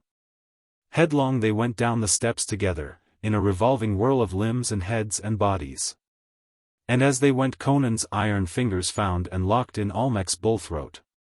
The barbarian's neck and shoulder felt numb from the sledge-like impact of Olmec's huge fist, which had carried all the strength of the massive forearm, thick triceps and great shoulder. But this did not affect his ferocity to any appreciable extent. Like a bulldog he hung on grimly, shaken and battered and beaten against the steps as they rolled. Until at last they struck an ivory panel door at the bottom with such an impact that they splintered it down its full length and crashed through its ruins. But Olmec was already dead, for those iron fingers had crushed out his life and broken his neck as they fell. Conan rose, shaking the splinters from his great shoulder, blinking blood and dust out of his eyes. He was in the great throne room. There were 15 people in that room besides himself. The first person he saw was Valeria. A curious black altar stood before the throne dais. Ranged about it, 7 black candles in golden candlesticks sent up oozing spirals of thick green smoke, disturbingly scented. These spirals united in a cloud near the ceiling, forming a smoky arch above the altar. On that altar lay Valeria, stark naked, her white flesh gleaming in shocking contrast to the glistening ebon stone. She was not bound. She lay at full length, her arms stretched out above her head to their fullest extent. At the head of the altar knelt a young man, holding her wrists firmly. A young woman knelt at the other end of the altar, grasping her ankles. Between them she could neither rise nor move. 11 men and women of Tukulti knelt dumbly in a semicircle, watching the scene with hot, lustful eyes. On the ivory throne seat Tassila lolled. Bronze bowls of incense rolled their spirals about her, the wisps of smoke curled about her naked limbs like caressing fingers. She could not sit still. She squirmed and shifted about with sensuous abandon, as if finding pleasure in the contact of the smooth ivory with her sleek flesh. The crash of the door as it broke beneath the impact of the hurtling bodies caused no change in the scene. The kneeling men and women merely glanced incuriously at the corpse of their prince and at the man who rose from the ruins of the door. Then swung their eyes greedily back to the writhing white shape on the black altar. Tassila looked insolently at him, and sprawled back on her seat, laughing mockingly. Slut! Conan saw red. His hands clenched into iron hammers as he started for her. With his first step something clanged loudly and steel bit savagely into his leg. He stumbled and almost fell, checked in his headlong stride. The jaws of an iron trap had closed on his leg, with teeth that sank deep and held. Only the ridged muscles of his calf saved the bone from being splintered. The accursed thing had sprung out of the smoldering floor without warning. He saw the slots now, in the floor where the jaws had lain, perfectly camouflaged. Fool, laughed Tassila. Did you think I would not guard against your possible return? Every door in this chamber is guarded by such traps. Stand there and watch now, while I fulfill the destiny of your handsome friend. Then I will decide your own. Conan's hand instinctively sought his belt, only to encounter an empty scabbard. His sword was on the stair behind him. His poniard was lying back in the forest, where the dragon had torn it from his jaw. The steel teeth in his leg were like burning coals, but the pain was not as savage as the fury that seethed in his soul. He was trapped, like a wolf. If he had had his sword he would have hewn off his leg and crawled across the floor to slay Tassila. Valeria's eyes rolled toward him with mute appeal, and his own helplessness sent red waves of madness surging through his brain. Dropping on the knee of his free leg, he strove to get his fingers between the jaws of the trap, to tear them apart by sheer strength. Blood started from beneath his finger-nails, but the jaws fitted close about his leg in a circle whose segments jointed perfectly. Contracted until there was no space between his mangled flesh and the fanged iron. The sight of Valeria's naked body added flame to the fire of his rage. Tassila ignored him. Rising languidly from her seat she swept the ranks of her subjects with a searching glance, and asked, "Where are Zamek, Zlanath, and Tashik?" "They did not return from the catacombs, princess," answered a man. "Like the rest of us, they bore the bodies of the slain into the crypts, but they have not returned. Perhaps the ghost of Tokmek took them." "Be silent, fool," she ordered harshly. "The ghost is a myth." She came down from her dais, playing with a thin gold-hilted dagger. Her eyes burned like nothing on the hither side of hell. She paused beside the altar and spoke in the tense stillness. "Your life shall make me young, white woman," she said. "I shall lean upon your bosom and place my lips over yours, and slowly, slowly, sink this blade through your heart, so that your life, fleeing your stiffening body, shall enter mine, making me bloom again with youth and with life everlasting." Slowly, like a serpent arching toward its victim, she bent down through the writhing smoke. Closer and closer over the now motionless woman who stared up into her glowing dark eyes, eyes that grew larger and deeper, blazing like black moons in the swirling smoke. The kneeling people gripped their hands and held their breath, tense for the bloody climax, and the only sound was Conan's fierce panting as he strove to tear his leg from the trap. All eyes were glued on the altar and the white figure there. The crash of a thunderbolt could hardly have broken the spell, yet it was only a low cry that shattered the fixity of the scene and brought all whirling about, a low cry. Yet one to make the hair stand up stiffly on the scalp. They looked, and they saw. Framed in the door to the left of the dais stood a nightmare figure. It was a man, with a tangle of white hair and a matted white beard that fell over his breast. Rags only partly covered his gaunt frame, revealing half-naked limbs strangely unnatural in appearance. The skin was not like that of a normal human. There was a suggestion of scaliness about it, as if the owner had dwelt long under conditions almost antithetical to those conditions under which human life ordinarily thrives. And there was nothing at all human about the eyes that blazed from the tangle of white hair. They were great gleaming discs that stared unwinkingly, luminous, whitish, and without a hint of normal emotion or sanity. The mouth gaped, but no coherent words issued, only a high-pitched tittering. "Tokmek," whispered Tassila, livid, while the others crouched in speechless horror. "No myth, then, no ghost. Set. You have dwelt for 12 years in darkness. 12 years among the bones of the dead. What grisly food did you find?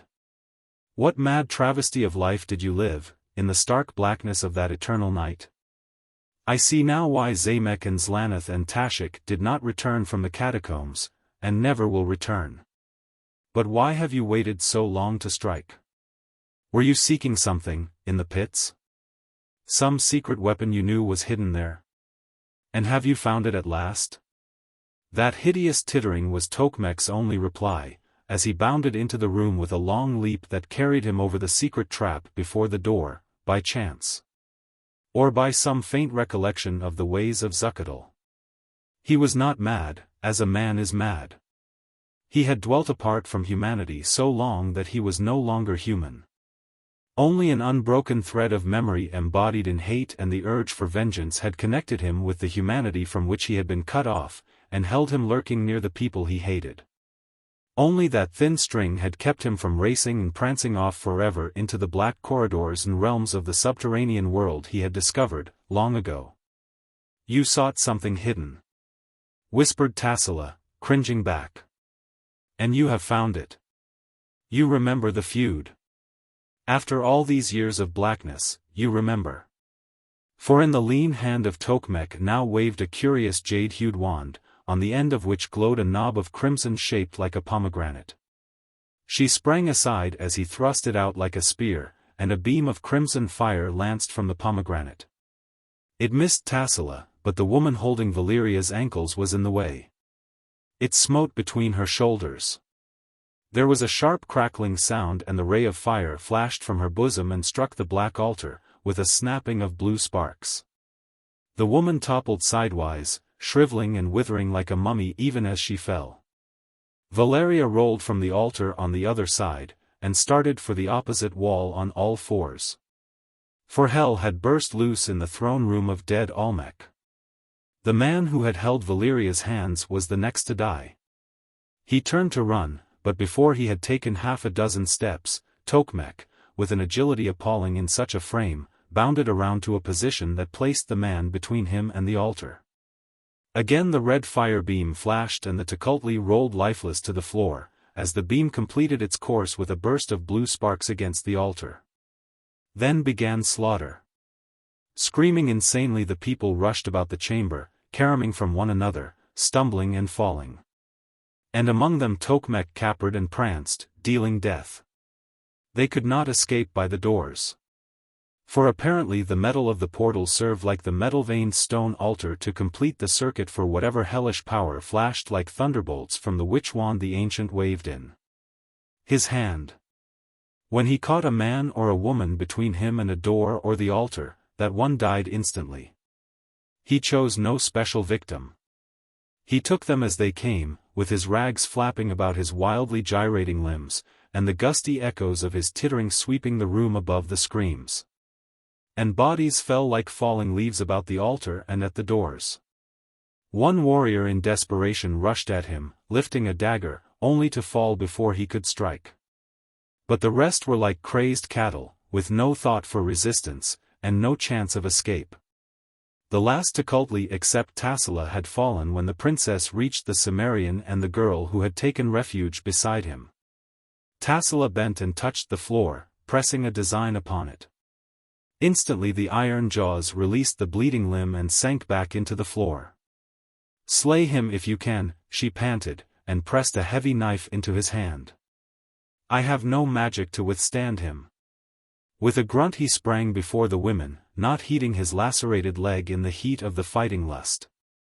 Tokmek was coming toward him, his weird eyes ablaze, but he hesitated at the gleam of the knife in Conan's hand. Then began a grim game, as Tokmek sought to circle about Conan and get the barbarian between him and the altar or a metal door, while Conan sought to avoid this and drive home his knife. The women watched tensely, holding their breath. There was no sound except the rustle and scrape of quick-shifting feet. Tokmek pranced and capered no more. He realized that grimmer game confronted him than the people who had died screaming and fleeing. In the elemental blaze of the barbarian's eyes he read an intent deadly as his own. Back and forth they weaved, and when one moved the other moved as if invisible threads bound them together. But all the time Conan was getting closer and closer to his enemy. Already the coiled muscles of his thighs were beginning to flex for a spring, when Valeria cried out. For a fleeting instant a bronze door was in line with Conan's moving body. The red line leaped, searing Conan's flank as he twisted aside, and even as he shifted he hurled the knife. Old Tokmek went down, truly slain at last, the hilt vibrating on his breast. Tassila sprang, not toward Conan, but toward the wand where it shimmered like a live thing on the floor. But as she leaped, so did Valeria, with a dagger snatched from a dead man, and the blade, driven with all the power of the pirate's muscles, impaled the princess of Tukulti so that the point stood out between her breasts. Tassila screamed once and fell dead, and Valeria spurned the body with her heel as it fell. "I had to do that much, for my own self-respect," panted Valeria, facing Conan across the limp corpse. "Well, this cleans up the feud," he grunted. "It's been a hell of a night. Where did these people keep their food? I'm hungry." You need a bandage on that leg. Valeria ripped a length of silk from a hanging and knotted it about her waist, then tore off some smaller strips which she bound efficiently about the barbarian's lacerated limb. I can walk on it, he assured her. Let's begone. It's dawn, outside this infernal city. I've had enough of Zuccotle. It's well the breed exterminated itself. I don't want any of their accursed jewels. They might be haunted. There is enough clean loot in the world for you and me, she said, straightening to stand tall and splendid before him. The old blaze came back in his eyes, and this time she did not resist as he caught her fiercely in his arms. It's a long way to the coast, she said presently, withdrawing her lips from his. What matter, he laughed. There's nothing we can't conquer. We'll have our feet on a ship's deck before the Stygians open their ports for the trading season. And then we'll show the world what plundering means. The Hyborian Age. Nothing in this article is to be considered as an attempt to advance any theory in opposition to accepted history. It is simply a fictional background for a series of fiction stories. When I began writing the Conan stories a few years ago, I prepared this history of his age and the peoples of that age, in order to lend him and his sagas a greater aspect of realness. And I found that by adhering to the facts and spirit of that history, in writing the stories, it was easier to visualize, and therefore to present, him as a real flesh-and-blood character rather than a ready-made product. In writing about him and his adventures in the various kingdoms of his age, I have never violated the facts or spirit of the history here set down, but have followed the lines of that history as closely as the writer of actual historical fiction follows the lines of actual history. I have used this history as a guide in all the stories in this series that I have written. Of that epoch known by the Nemedian chroniclers as the pre-cataclysmic age, little is known except the latter part, and that is veiled in the mists of legendary. Known history begins with the waning of the pre-cataclysmic civilization, dominated by the kingdoms of Camelia, Volusia, Verulia, Gwahlur, Thule and Comoria. These peoples spoke a similar language, arguing a common origin. There were other kingdoms, equally civilized, but inhabited by different, and apparently older races. The barbarians of that age were the Picts, who lived on islands far out on the Western Ocean. The Atlanteans, who dwelt on a small continent between the Pictish Islands and the main, or Thurian continent, and the Lemurians, who inhabited a chain of large islands in the eastern hemisphere. There were vast regions of unexplored land. The civilized kingdoms, though enormous in extent, occupied a comparatively small portion of the whole planet. Volusia was the westernmost kingdom of the Thurian continent, Gwahlur the easternmost. East of Gwahlur, whose people were less highly cultured than those of their kindred kingdoms, stretched a wild and barren expanse of deserts. Among the less arid stretches of desert, in the jungles, and among the mountains, lived scattered clans and tribes of primitive savages. Far to the south there was a mysterious civilization, unconnected with the Thurian culture, and apparently pre-human in its nature.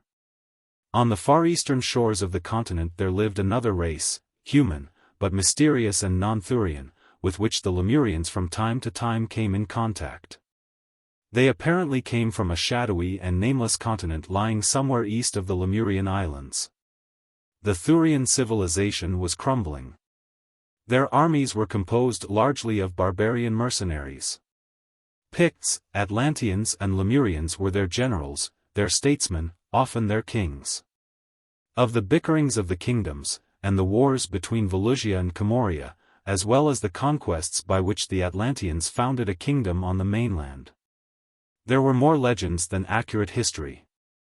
Then the cataclysm rocked the world.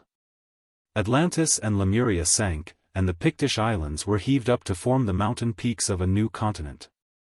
Sections of the Thurian continent vanished under the waves, or sinking, formed great inland lakes and seas. Volcanoes broke forth and terrific earthquakes shook down the shining cities of the empires. Whole nations were blotted out. The barbarians fared a little better than the civilized races.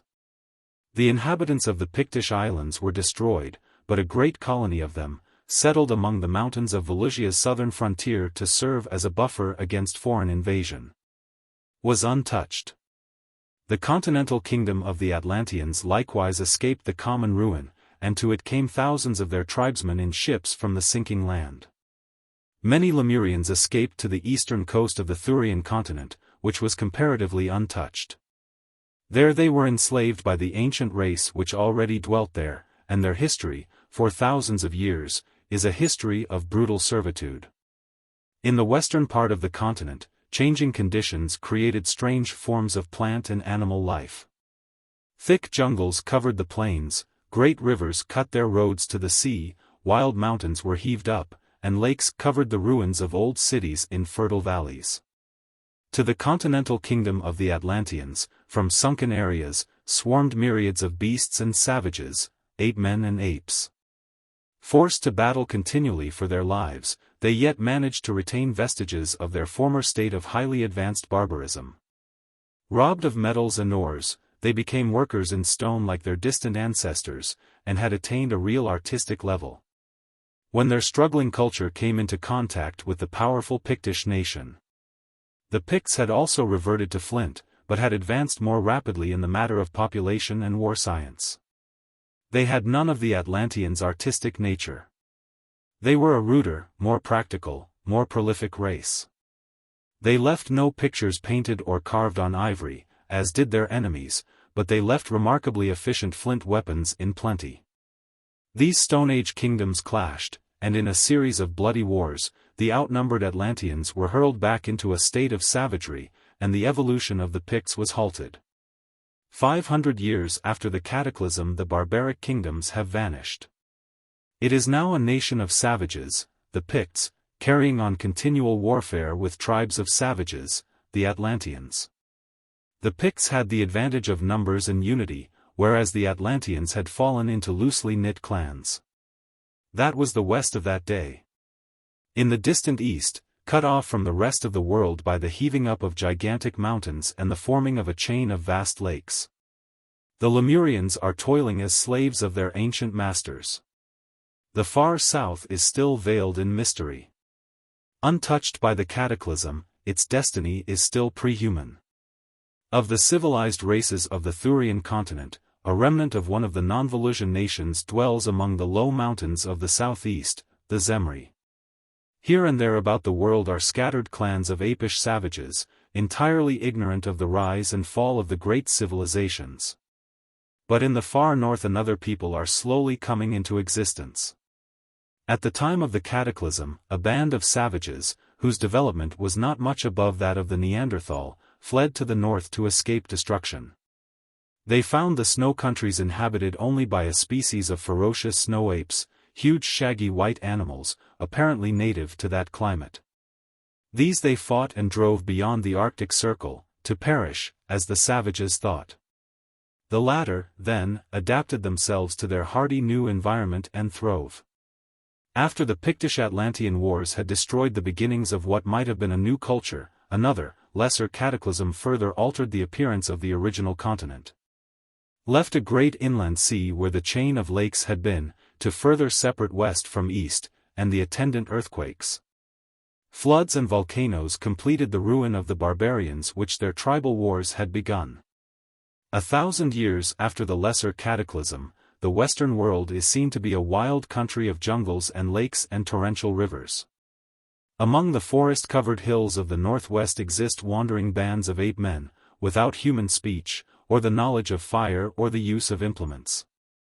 They are the descendants of the Atlanteans, sunk back into the squalling chaos of jungle bestiality from which ages ago their ancestors so laboriously crawled.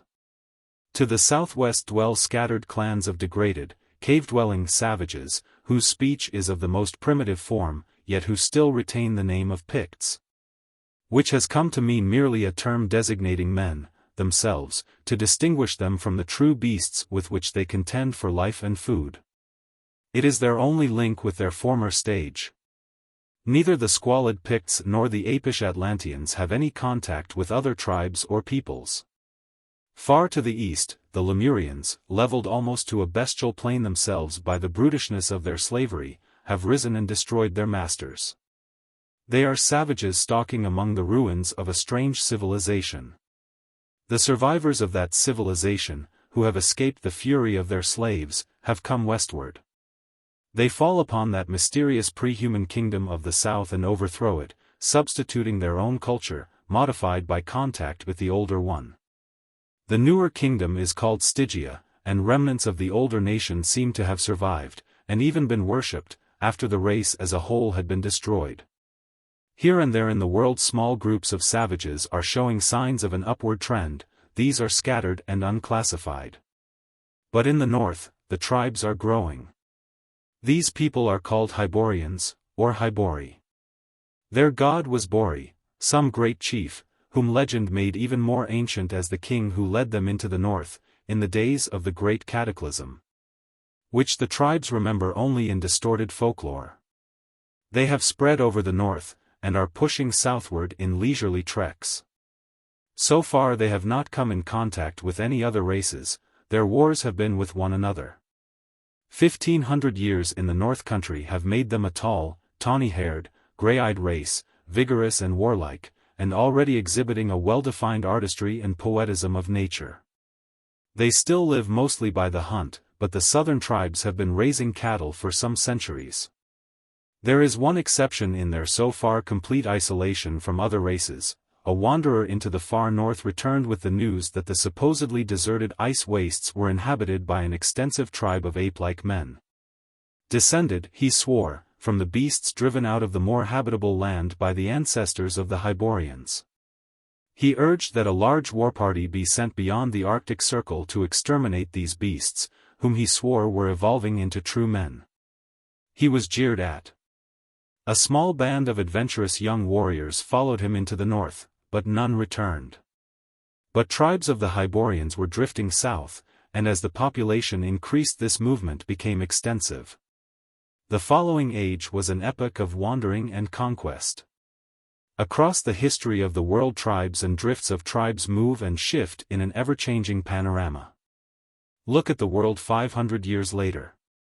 Tribes of tawny-haired Hyborians have moved southward and westward, conquering and destroying many of the small unclassified clans. Absorbing the blood of conquered races, already the descendants of the older drifts have begun to show modified racial traits, and these mixed races are attacked fiercely by new, purer-blooded drifts, and swept before them, as a broom sweeps debris impartially, to become even more mixed and mingled in the tangled debris of races and tag-ends of races. As yet the conquerors have not come in contact with the older races. To the southeast the descendants of the Zemri, given impetus by new blood resulting from admixture with some unclassified tribe, are beginning to seek to revive some faint shadow of their ancient culture. To the west the apish Atlanteans are beginning the long climb upward. They have completed the cycle of existence, they have long forgotten their former existence as men. Unaware of any other former state, they are starting the climb unhelped and unhindered by human memories. To the south of them the Picts remain savages, apparently defying the laws of nature by neither progressing nor retrogressing. Far to the south dreams the ancient mysterious kingdom of Stygia. On its eastern borders wander clans of nomadic savages, already known as the Sons of Shem.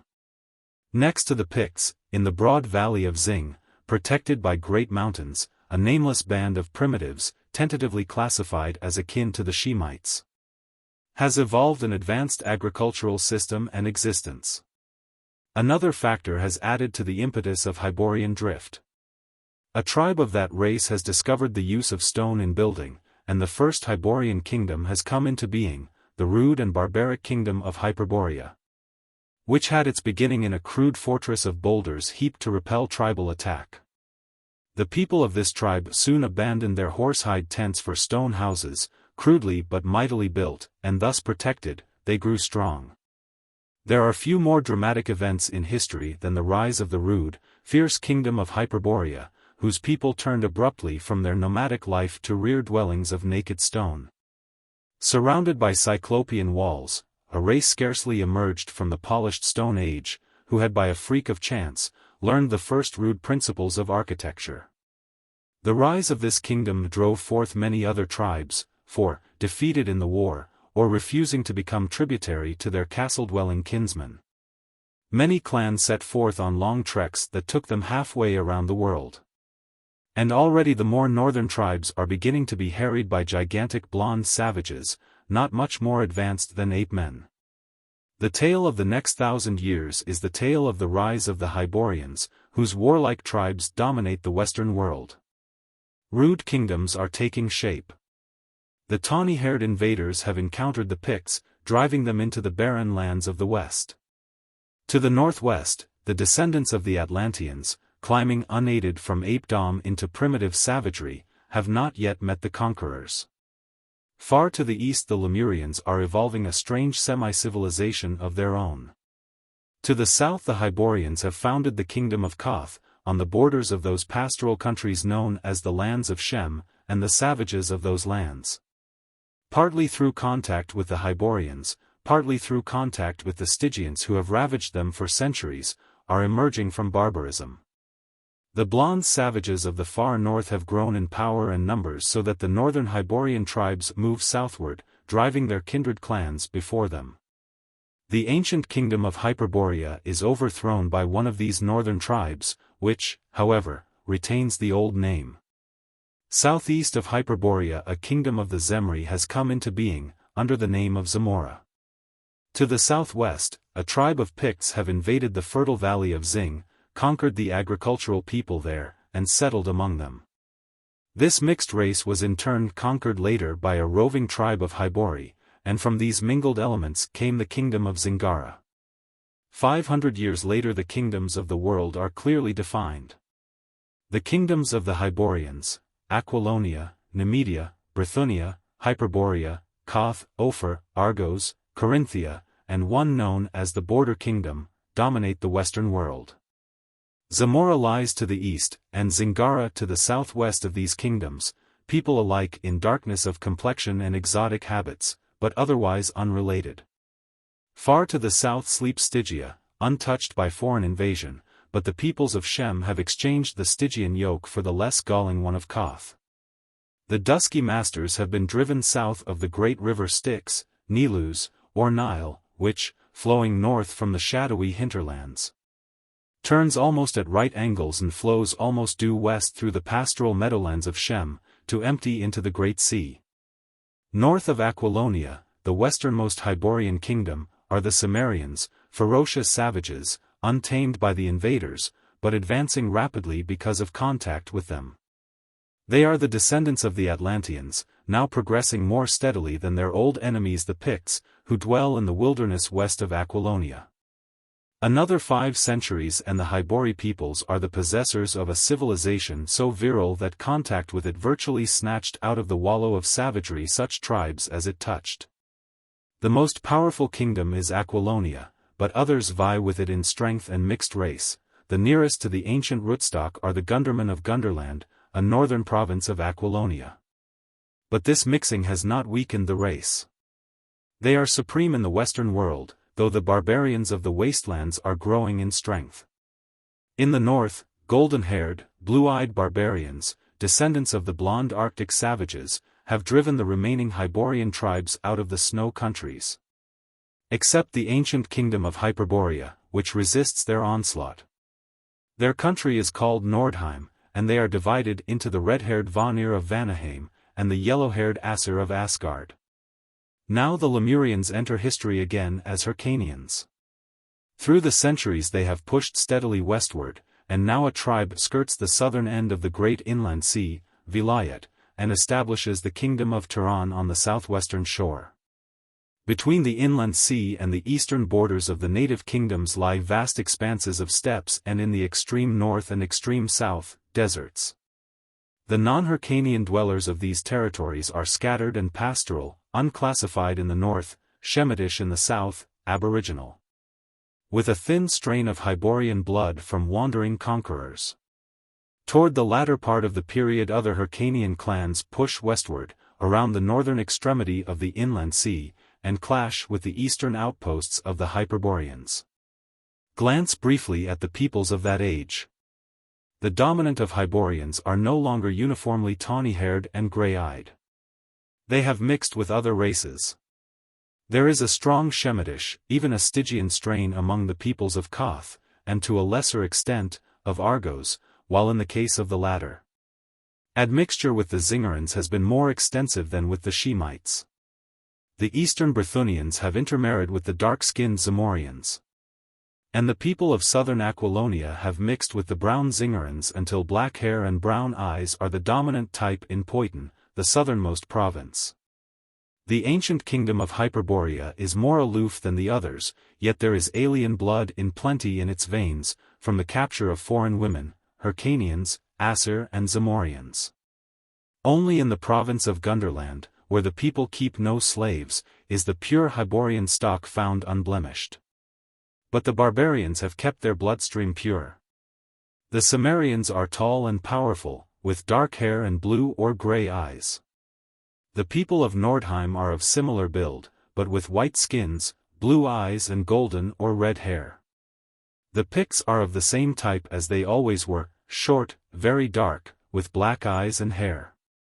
The Hyrcanians are dark and generally tall and slender, though a squat slant-eyed type is more and more common among them, resulting from mixture with a curious race of intelligent, though stunted, Aborigines, conquered by them among the mountains east of Vilayet, on their westward drift.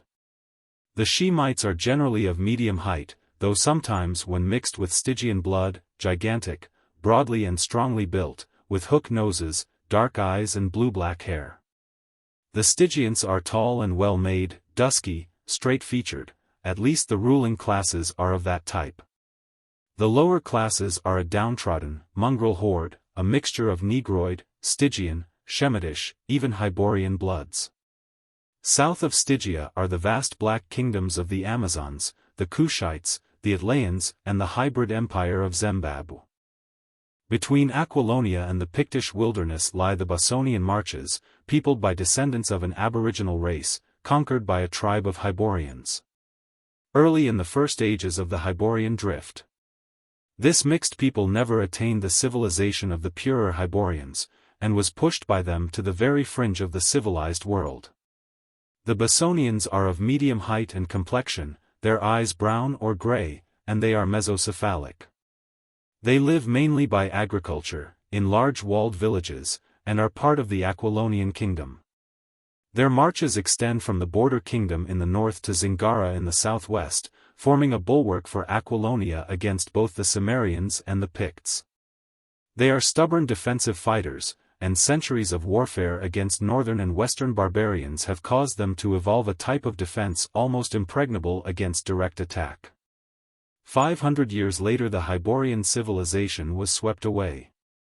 Its fall was unique in that it was not brought about by internal decay, but by the growing power of the barbarian nations and the Hyrcanians. The Hyborian peoples were overthrown while their vigorous culture was in its prime. Yet it was Aquilonia's greed which brought about that overthrow, though indirectly. Wishing to extend their empire, her kings made war on their neighbors. Zingara, Argos and Ophir were annexed outright, with the western cities of Shem, which had, with their more eastern kindred, recently thrown off the yoke of Koth. Koth itself, with Corinthia and the eastern Shemitish tribes, was forced to pay Aquilonia tribute and lend aid in wars. An ancient feud had existed between Aquilonia and Hyboria, and the latter now marched to meet the armies of her western rival. The plains of the border kingdom were the scene of a great and savage battle, in which the northern hosts were utterly defeated, and retreated into their snowy fastnesses, whither the victorious Aquilonians did not pursue them. Numidia, which had successfully resisted the western kingdom for centuries, now drew Brythunia and Zamora, and secretly, Koth, into an alliance which bade fair to crush the rising empire. But before their armies could join battle, a new enemy appeared in the east, as the Hyrcanians made their first real thrust at the western world. Reinforced by adventurers from east of Vilayet, the riders of Turan swept over Zamora, devastated eastern Corinthia, and were met on the plains of Brythunia by the Aquilonians who defeated them and hurled them flying eastward. But the back of the alliance was broken, and Numidia took the defensive in future wars, aided occasionally by Brythunia and Hyboria, and, secretly, as usual, by Koth. This defeat of the Hyrcanians showed the nations the real power of the Western Kingdom, whose splendid armies were augmented by mercenaries, many of them recruited among the alien Zingarians and the barbaric Picts and Shemites. Zamora was reconquered from the Hyrcanians, but the people discovered that they had merely exchanged an eastern master for a western master. Aquilonian soldiers were quartered there, not only to protect the ravaged country, but also to keep the people in subjection. The Hyrcanians were not convinced. 3 more invasions burst upon the Zamorian borders, and the lands of Shem, and were hurled back by the Aquilonians. Though the Turanian armies grew larger as hordes of steel-clad riders rode out of the east, skirting the southern extremity of the inland sea. But it was in the west that a power was growing destined to throw down the kings of Aquilonia from their high places.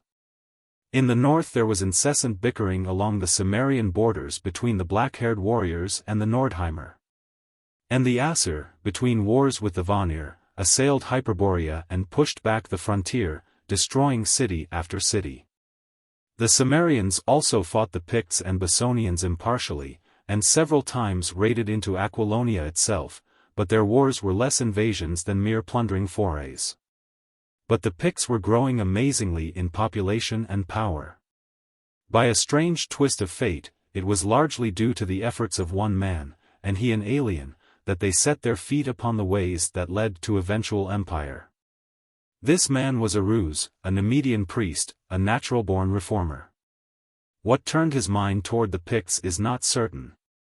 But this much is history: he determined to go into the western wilderness and modify the rude ways of the heathen by the introduction of the gentle worship of Mitra. He was not daunted by the grisly tales of what had happened to traders and explorers before him, and by some whim of fate he came among the people he sought, alone and unarmed. And was not instantly speared. The Picts had benefited by contact with Hyborian civilization, but they had always fiercely resisted that contact.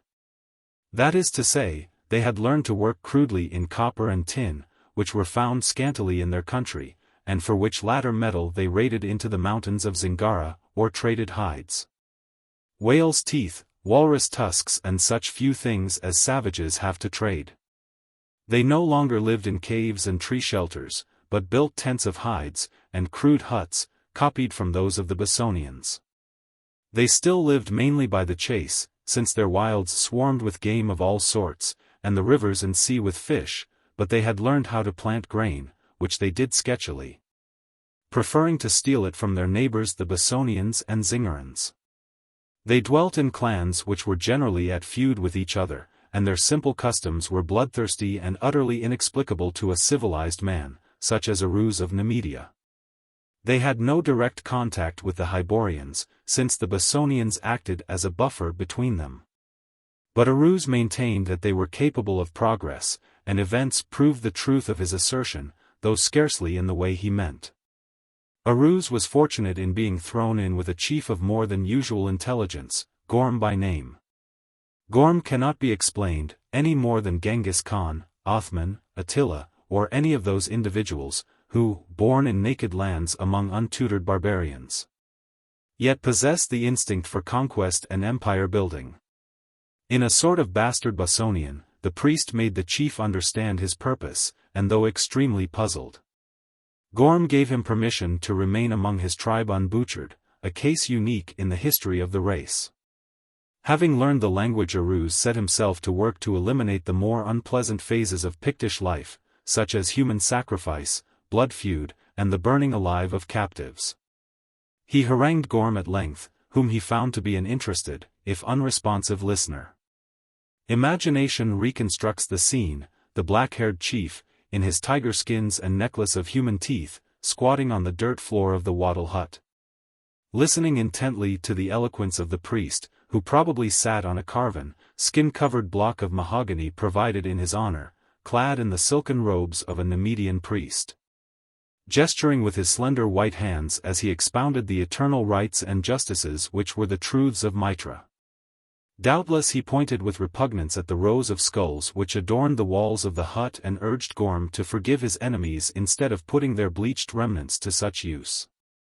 Aruz was the highest product of an innately artistic race, refined by centuries of civilization. Gorm had behind him a heritage of 100,000 years of screaming savagery. The pad of the tiger was in his stealthy step, the grip of the gorilla in his black-nailed hands. The fire that burns in a leopard's eyes burned in his. Aruz was a practical man. He appealed to the savage's sense of material gain. He pointed out the power and splendor of the Hyborian kingdoms, as an example of the power of Mitra, whose teachings and works had lifted them up to their high places. And he spoke of cities, and fertile plains, marble walls and iron chariots, jeweled towers, and horsemen in their glittering armor riding to battle. And Gorm, with the unerring instinct of the barbarian, passed over his words regarding gods and their teachings, and fixed on the material powers thus vividly described. There in that mud-floored wattle hut, with the silk-robed priest on the mahogany block, and the dark-skinned chief crouching in his tiger hides, was laid the foundations of empire. As has been said, Aruz was a practical man. He dwelt among the Picts and found much that an intelligent man could do to aid humanity, even when that humanity was cloaked in tiger skins and wore necklaces of human teeth. Like all priests of Mitra, he was instructed in many things. He found that there were vast deposits of iron ore in the Pictish hills, and he taught the natives to mine, smelt and work it into implements, agricultural implements, as he fondly believed. He instituted other reforms, but these were the most important things he did. He instilled in Gorm a desire to see the civilized lands of the world. He taught the Picts how to work in iron. And he established contact between them and the civilized world. At the chief's request he conducted him and some of his warriors through the Bosonian marches, where the honest villagers stared in amazement, into the glittering outer world. Aruz no doubt thought that he was making converts right and left, because the Picts listened to him, and refrained from smiting him with their copper axes. But the Pict was little calculated to seriously regard teachings which bade him forgive his enemy and abandon the warpath for the ways of honest drudgery. It has been said that he lacked artistic sense, his whole nature led to war and slaughter. When the priest talked of the glories of the civilized nations, his dark-skinned listeners were intent, not on the ideals of his religion, but on the loot which he unconsciously described in the narration of rich cities and shining lands. When he told how Mitra aided certain kings to overcome their enemies, they paid scant heed to the miracles of Mitra, but they hung on the description of battle lines, mounted knights, and maneuvers of archers and spearmen. They hearkened with keen dark eyes and inscrutable countenances, and they went their ways without comment, and heeded with flattering intentness his instructions as to the working of iron and kindred arts. Before his coming they had filched steel weapons and armor from the Bosonians and Zingerans, or had hammered out their own crude arms from copper and bronze. Now a new world opened to them, and the clang of sledges re-echoed throughout the land. And Gorm, by virtue of this new craft, began to assert his dominance over other clans, partly by war, partly by craft and diplomacy, in which latter art he excelled all other barbarians. Picts now came and went freely into Aquilonia, under safe conduct, and they returned with more information as to armor forging and sword making. More, they entered Aquilonia's mercenary armies, to the unspeakable disgust of the sturdy Bosonians. Aquilonia's kings toyed with the idea of playing the Picts against the Cimmerians, and possibly thus destroying both menaces. But they were too busy with their policies of aggression in the south and east to pay much heed to the vaguely known lands of the west, from which more and more stocky warriors swarmed to take service among the mercenaries. These warriors, their service completed, went back to their wilderness with good ideas of civilized warfare, and that contempt for civilization which arises from familiarity with it. Drums began to beat in the hills, gathering fires smoked on the heights, and savage sword-makers hammered their steel on 1,000 anvils. By intrigues and forays too numerous and devious to enumerate, Gorm became chief of chiefs, the nearest approach to a king the Picts had had in thousands of years. He had waited long. He was past middle age. But now he moved against the frontiers, not in trade, but in war. Aruz saw his mistake too late. He had not touched the soul of the pagan, in which lurked the hard fierceness of all the ages. His persuasive eloquence had not caused a ripple in the Pictish conscience. Gorm wore a corslet of silvered mail now, instead of the tiger skin, but underneath he was unchanged, the everlasting barbarian, unmoved by theology or philosophy. His instincts fixed unerringly on rapine and plunder. The Picts burst on the Bossonian frontiers with fire and sword, not clad in tiger skins and brandishing copper axes as of yore, but in scale mail, wielding weapons of keen steel. As for Aruz, he was brained by a drunken Pict, while making a last effort to undo the work he had unwittingly done. Gorm was not without gratitude. He caused the skull of the slayer to be set on the top of the priest's cairn. And it is one of the grim ironies of the universe that the stones which covered Aruz's body should have been adorned with that last touch of barbarity, above a man to whom violence and blood vengeance were revolting. But the newer weapons and mail were not enough to break the lines. For years the superior armaments and sturdy courage of the Bossonians held the invaders at bay, aided, when necessary, by imperial Aquilonian troops. During this time the Hyrcanians came and went, and Zamora was added to the empire. Then treachery from an unexpected source broke the Bossonian lines. Before chronicling this treachery, it might be well to glance briefly at the Aquilonian Empire. Always a rich kingdom, untold wealth had been rolled in by conquest, and sumptuous splendor had taken the place of simple and hardy living. But degeneracy had not yet sapped the kings and the people. Though clad in silks and cloth of gold, they were still a vital, virile race. But arrogance was supplanting their former simplicity. They treated less powerful people with growing contempt, levying more and more tributes on the conquered. Argos, Zingara, Ophir, Zamora and the Shemite countries were treated as subjugated provinces, which was especially galling to the proud Zingarans, who often revolted, despite savage retaliations. Koth was practically tributary, being under Aquilonia's protection against the Hyrcanians. But Numidia the Western Empire had never been able to subdue, although the latter's triumphs were of the defensive sort, and were generally attained with the aid of Hyborian armies. During this period Aquilonia's only defeats were, her failure to annex Numidia, the rout of an army sent into Cimmeria, and the almost complete destruction of an army by the Asir. Just as the Hyrcanians found themselves unable to withstand the heavy cavalry charges of the Aquilonians, so the latter, invading the snow countries, were overwhelmed by the ferocious hand-to-hand fighting of the Nordics. But Aquilonia's conquests were pushed to the Nilus, where a Stygian army was defeated with great slaughter, and the king of Stygia sent tribute, once at least, to divert invasion of his kingdom. Bithynia was reduced in a series of whirlwind wars, and preparations were made to subjugate the ancient rival at last, Numidia. With their glittering hosts greatly increased by mercenaries, the Aquilonians moved against their old-time foe. And it seemed as if the thrust were destined to crush the last shadow of Numidian independence. But contentions arose between the Aquilonians and their Bossonian auxiliaries. As the inevitable result of imperial expansion, the Aquilonians had become haughty and intolerant. They derided the ruder, unsophisticated Bossonians. And hard feeling grew between them, the Aquilonians despising the Bossonians and the latter resenting the attitude of their masters, who now boldly called themselves such, and treated the Bossonians like conquered subjects, taxing them exorbitantly, and conscripting them for their wars of territorial expansion, wars the profits of which the Bossonians shared little.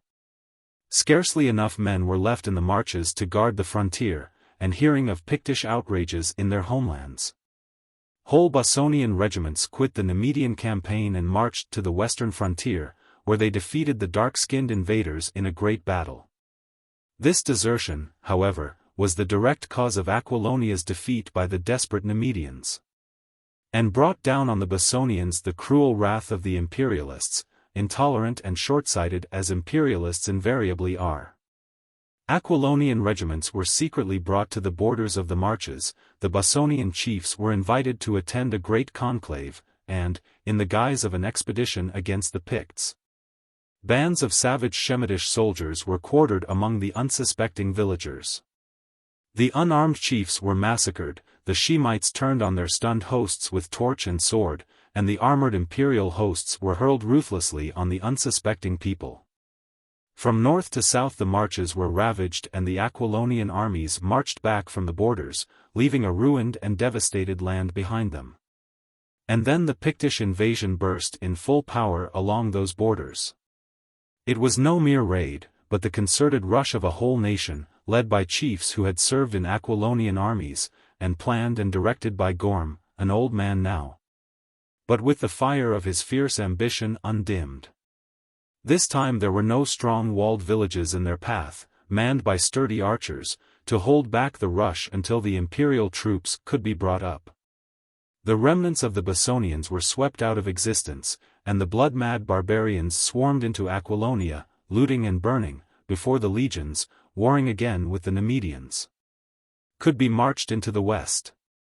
Zingara seized this opportunity to throw off the yoke, which example was followed by Corinthia and the Shemites. Whole regiments of mercenaries and vassals mutinied and marched back to their own countries, looting and burning as they went. The Picts surged irresistibly eastward, and host after host was trampled beneath their feet. Without their Bessonian archers the Aquilonians found themselves unable to cope with the terrible arrow fire of the barbarians. From all parts of the empire legions were recalled to resist the onrush, while from the wilderness horde after horde swarmed forth, in apparently inexhaustible supply. And in the midst of this chaos, the Cimmerians swept down from their hills, completing the ruin.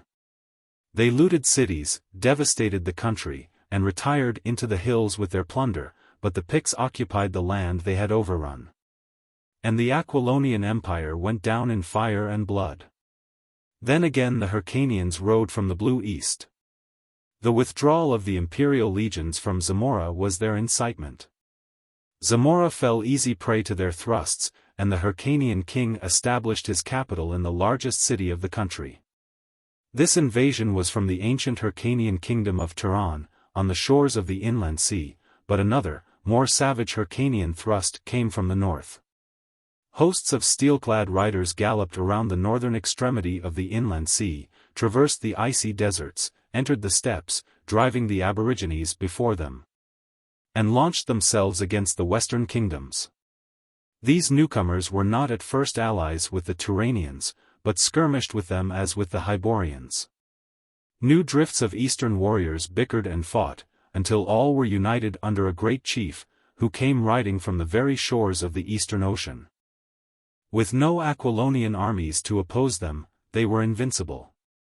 They swept over and subjugated Bithynia, and devastated southern Hyboria, and Corinthia. They swept into the Cimmerian hills, driving the black-haired barbarians before them, but among the hills, where cavalry was less effectual, the Cimmerians turned on them. And only a disorderly retreat, at the end of a whole day of bloody fighting, saved the Hyrcanian hosts from complete annihilation. While these events had been transpiring, the kingdoms of Shem had conquered their ancient master, Koth, and had been defeated in an attempted invasion of Stygia. But scarcely had they completed their degradation of Koth, when they were overrun by the Hyrcanians, and found themselves subjugated by sterner masters than the Hyborians had ever been. Meanwhile the Picts had made themselves complete masters of Aquilonia, practically blotting out the inhabitants. They had broken over the borders of Zingara, and thousands of Zingarans, fleeing the slaughter into Argos, threw themselves on the mercy of the westward sweeping Hyrcanians, who settled them in Zamora as subjects. Behind them as they fled, Argos was enveloped in the flame and slaughter of Pictish conquest, and the slayers swept into Ophir and clashed with the westward riding Hyrcanians. The latter, after their conquest of Shem, had overthrown a Stygian army at the Nilus and overrun the country as far south as the Black Kingdom of Amazon, of whose people they brought back thousands as captives, settling them among the Shemites. Possibly they would have completed their conquests in Stygia, adding it to their widening empire, but for the fierce thrusts of the Picts against their western conquests. Nemedia, unconquerable by Hyborians, reeled between the riders of the east and the swordsmen of the west, when a tribe of Asir, wandering down from their snowy lands, came into the kingdom, and were engaged as mercenaries. They proved such able warriors that they not only beat off the Hyrcanians, but halted the eastward advance of the Picts. The world at that time presents some such picture: a vast Pictish empire, wild, rude and barbaric, stretches from the coasts of Vanaheim in the north to the southernmost shores of Zingara. It stretches east to include all Aquilonia except Gunderland, the northernmost province, which, as a separate kingdom in the hills, survived the fall of the empire, and still maintains its independence. The Pictish Empire also includes Argos, Ophir, the western part of Koth, and the westernmost lands of Shem. Opposed to this barbaric empire is the empire of the Hyrcanians, of which the northern boundaries are the ravaged lines of Hyboria, and the southern, the desert south of the lands of Shem. Zamora, Brithunia, the border kingdom, Corinthia, most of Koth, and all the eastern lands of Shem are included in this empire. The borders of Samaria are intact.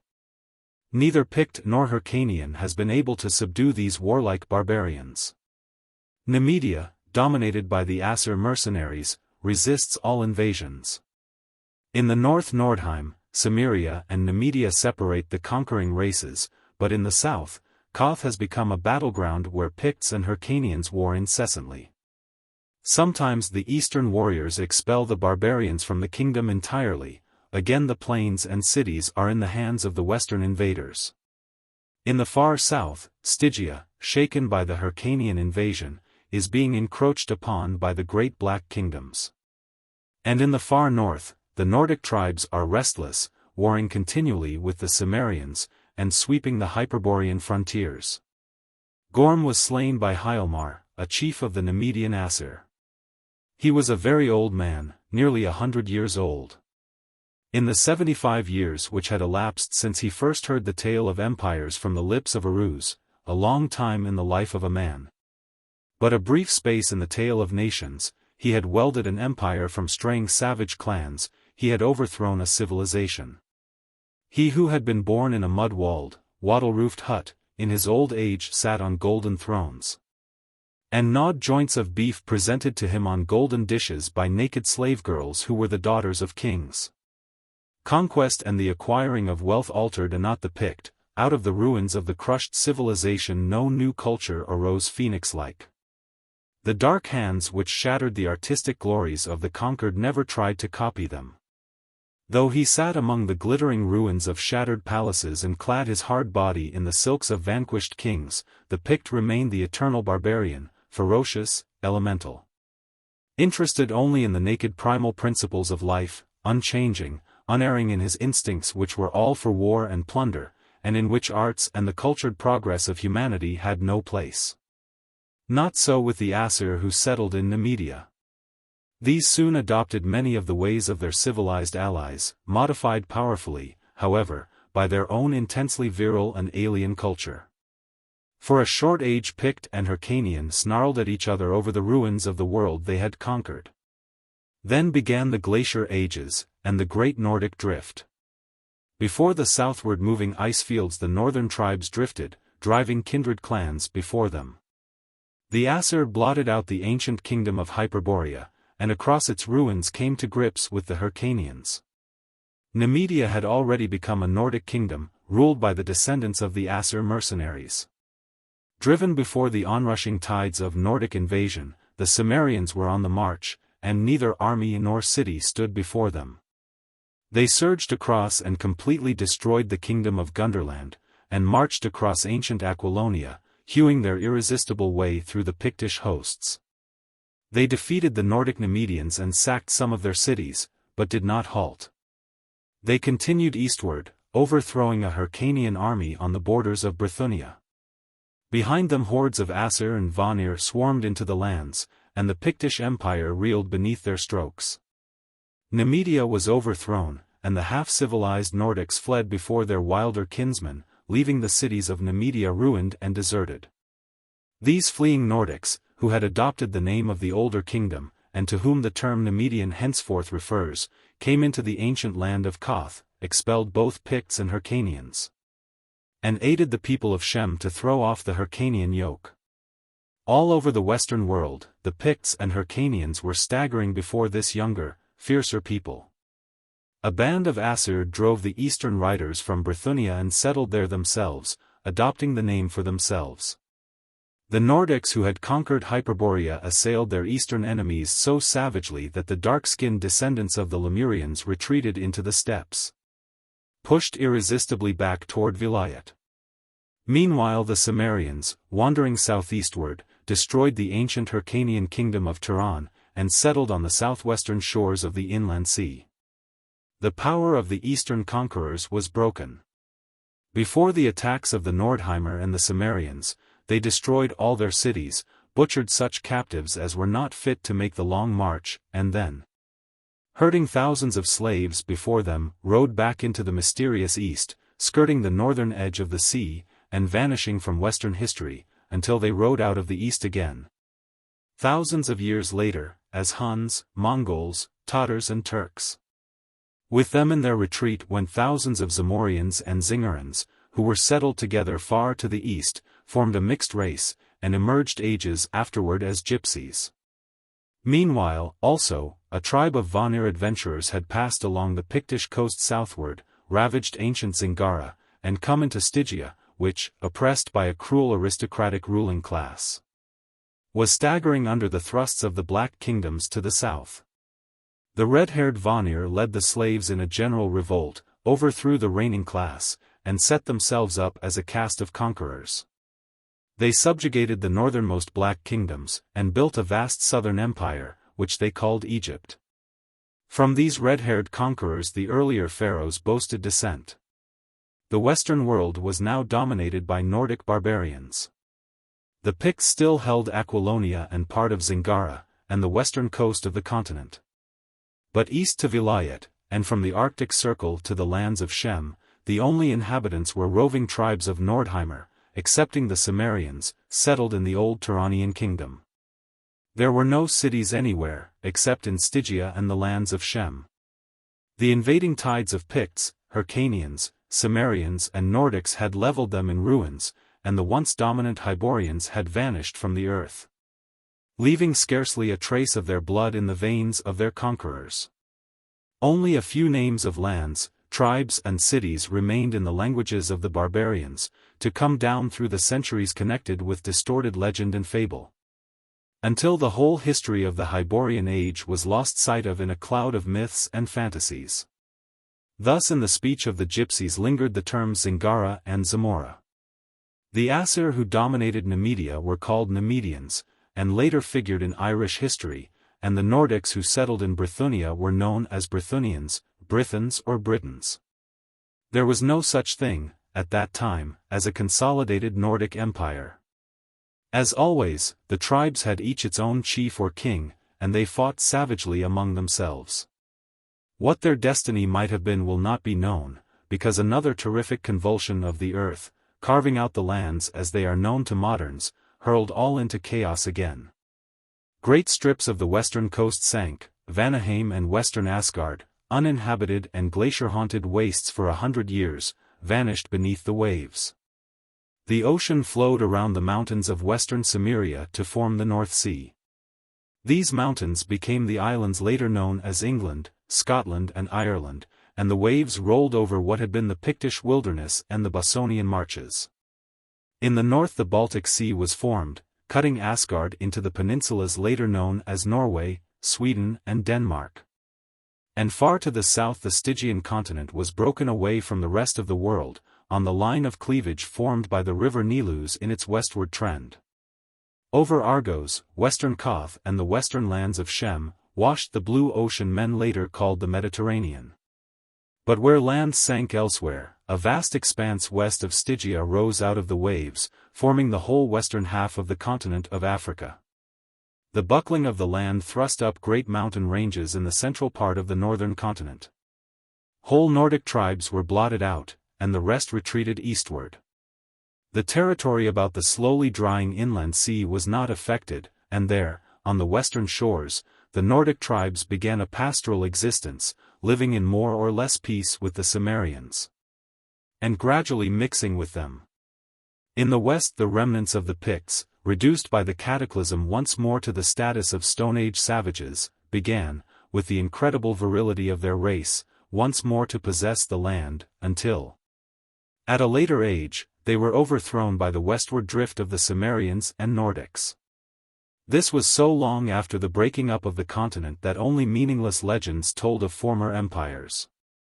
This drift comes within the reach of modern history and need not be repeated. It resulted from a growing population which thronged the steppes west of the inland sea, which still later, much reduced in size, was known as the Caspian, to such an extent that migration became an economic necessity. The tribes moved southward, northward and westward, into those lands now known as India, Asia Minor and Central and Western Europe. They came into these countries as Aryans. But there were variations among these primitive Aryans, some of which are still recognized today, others which have long been forgotten. The blonde Achaeans, Gauls and Britons, for instance, were descendants of pure-blooded Asir. The Nemedians of Irish legendary were the Nemedian Asir. The Danes were descendants of pure-blooded Vanir. The Goths, ancestors of the other Scandinavian and Germanic tribes, including the Anglo-Saxons, were descendants of a mixed race whose elements contained Vanir, Asir and Cimmerian strains. The Gaels, ancestors of the Irish and Highland Scotch, descended from pure-blooded Cimmerian clans. The Cymric tribes of Britain were a mixed Nordic-Cimmerian race which preceded the purely Nordic Britons into the Isles, and thus gave rise to a legend of Gaelic priority. The Cimbri who fought Rome were of the same blood, as well as the Gimiri of the Assyrians and Grecians, and Gomer of the Hebrews. Other clans of the Cimmerians adventured east of the drying inland sea, and a few centuries later mixed with Hyrcanian blood, returned westward as Scythians. The original ancestors of the Gaels gave their name to modern Crimea. The ancient Sumerians had no connection with the Western race. They were a mixed people, of Hyrcanian and Shemitish bloods, who were not taken with the conquerors in their retreat. Many tribes of Shem escaped that captivity, and from pure-blooded Shemites, or Shemites mixed with Hyborian or Nordic blood, were descended the Arabs, Israelites, and other straighter-featured Semites. The Canaanites, or Alpine Semites, traced their descent from Shemitish ancestors mixed with the Cushites settled among them by their Hyrcanian masters. The Elamites were a typical race of this type. The short, thick-limbed Etruscans, base of the Roman race, were descendants of a people of mixed Stygian, Hyrcanian and Pictish strains, and originally lived in the ancient kingdom of Koth. The Hyrcanians, retreating to the eastern shores of the continent, evolved into the tribes later known as Tatars, Huns, Mongols and Turks. The origins of other races of the modern world may be similarly traced, in almost every case, older far than they realize. Their history stretches back into the mists of the forgotten Hyborian Age.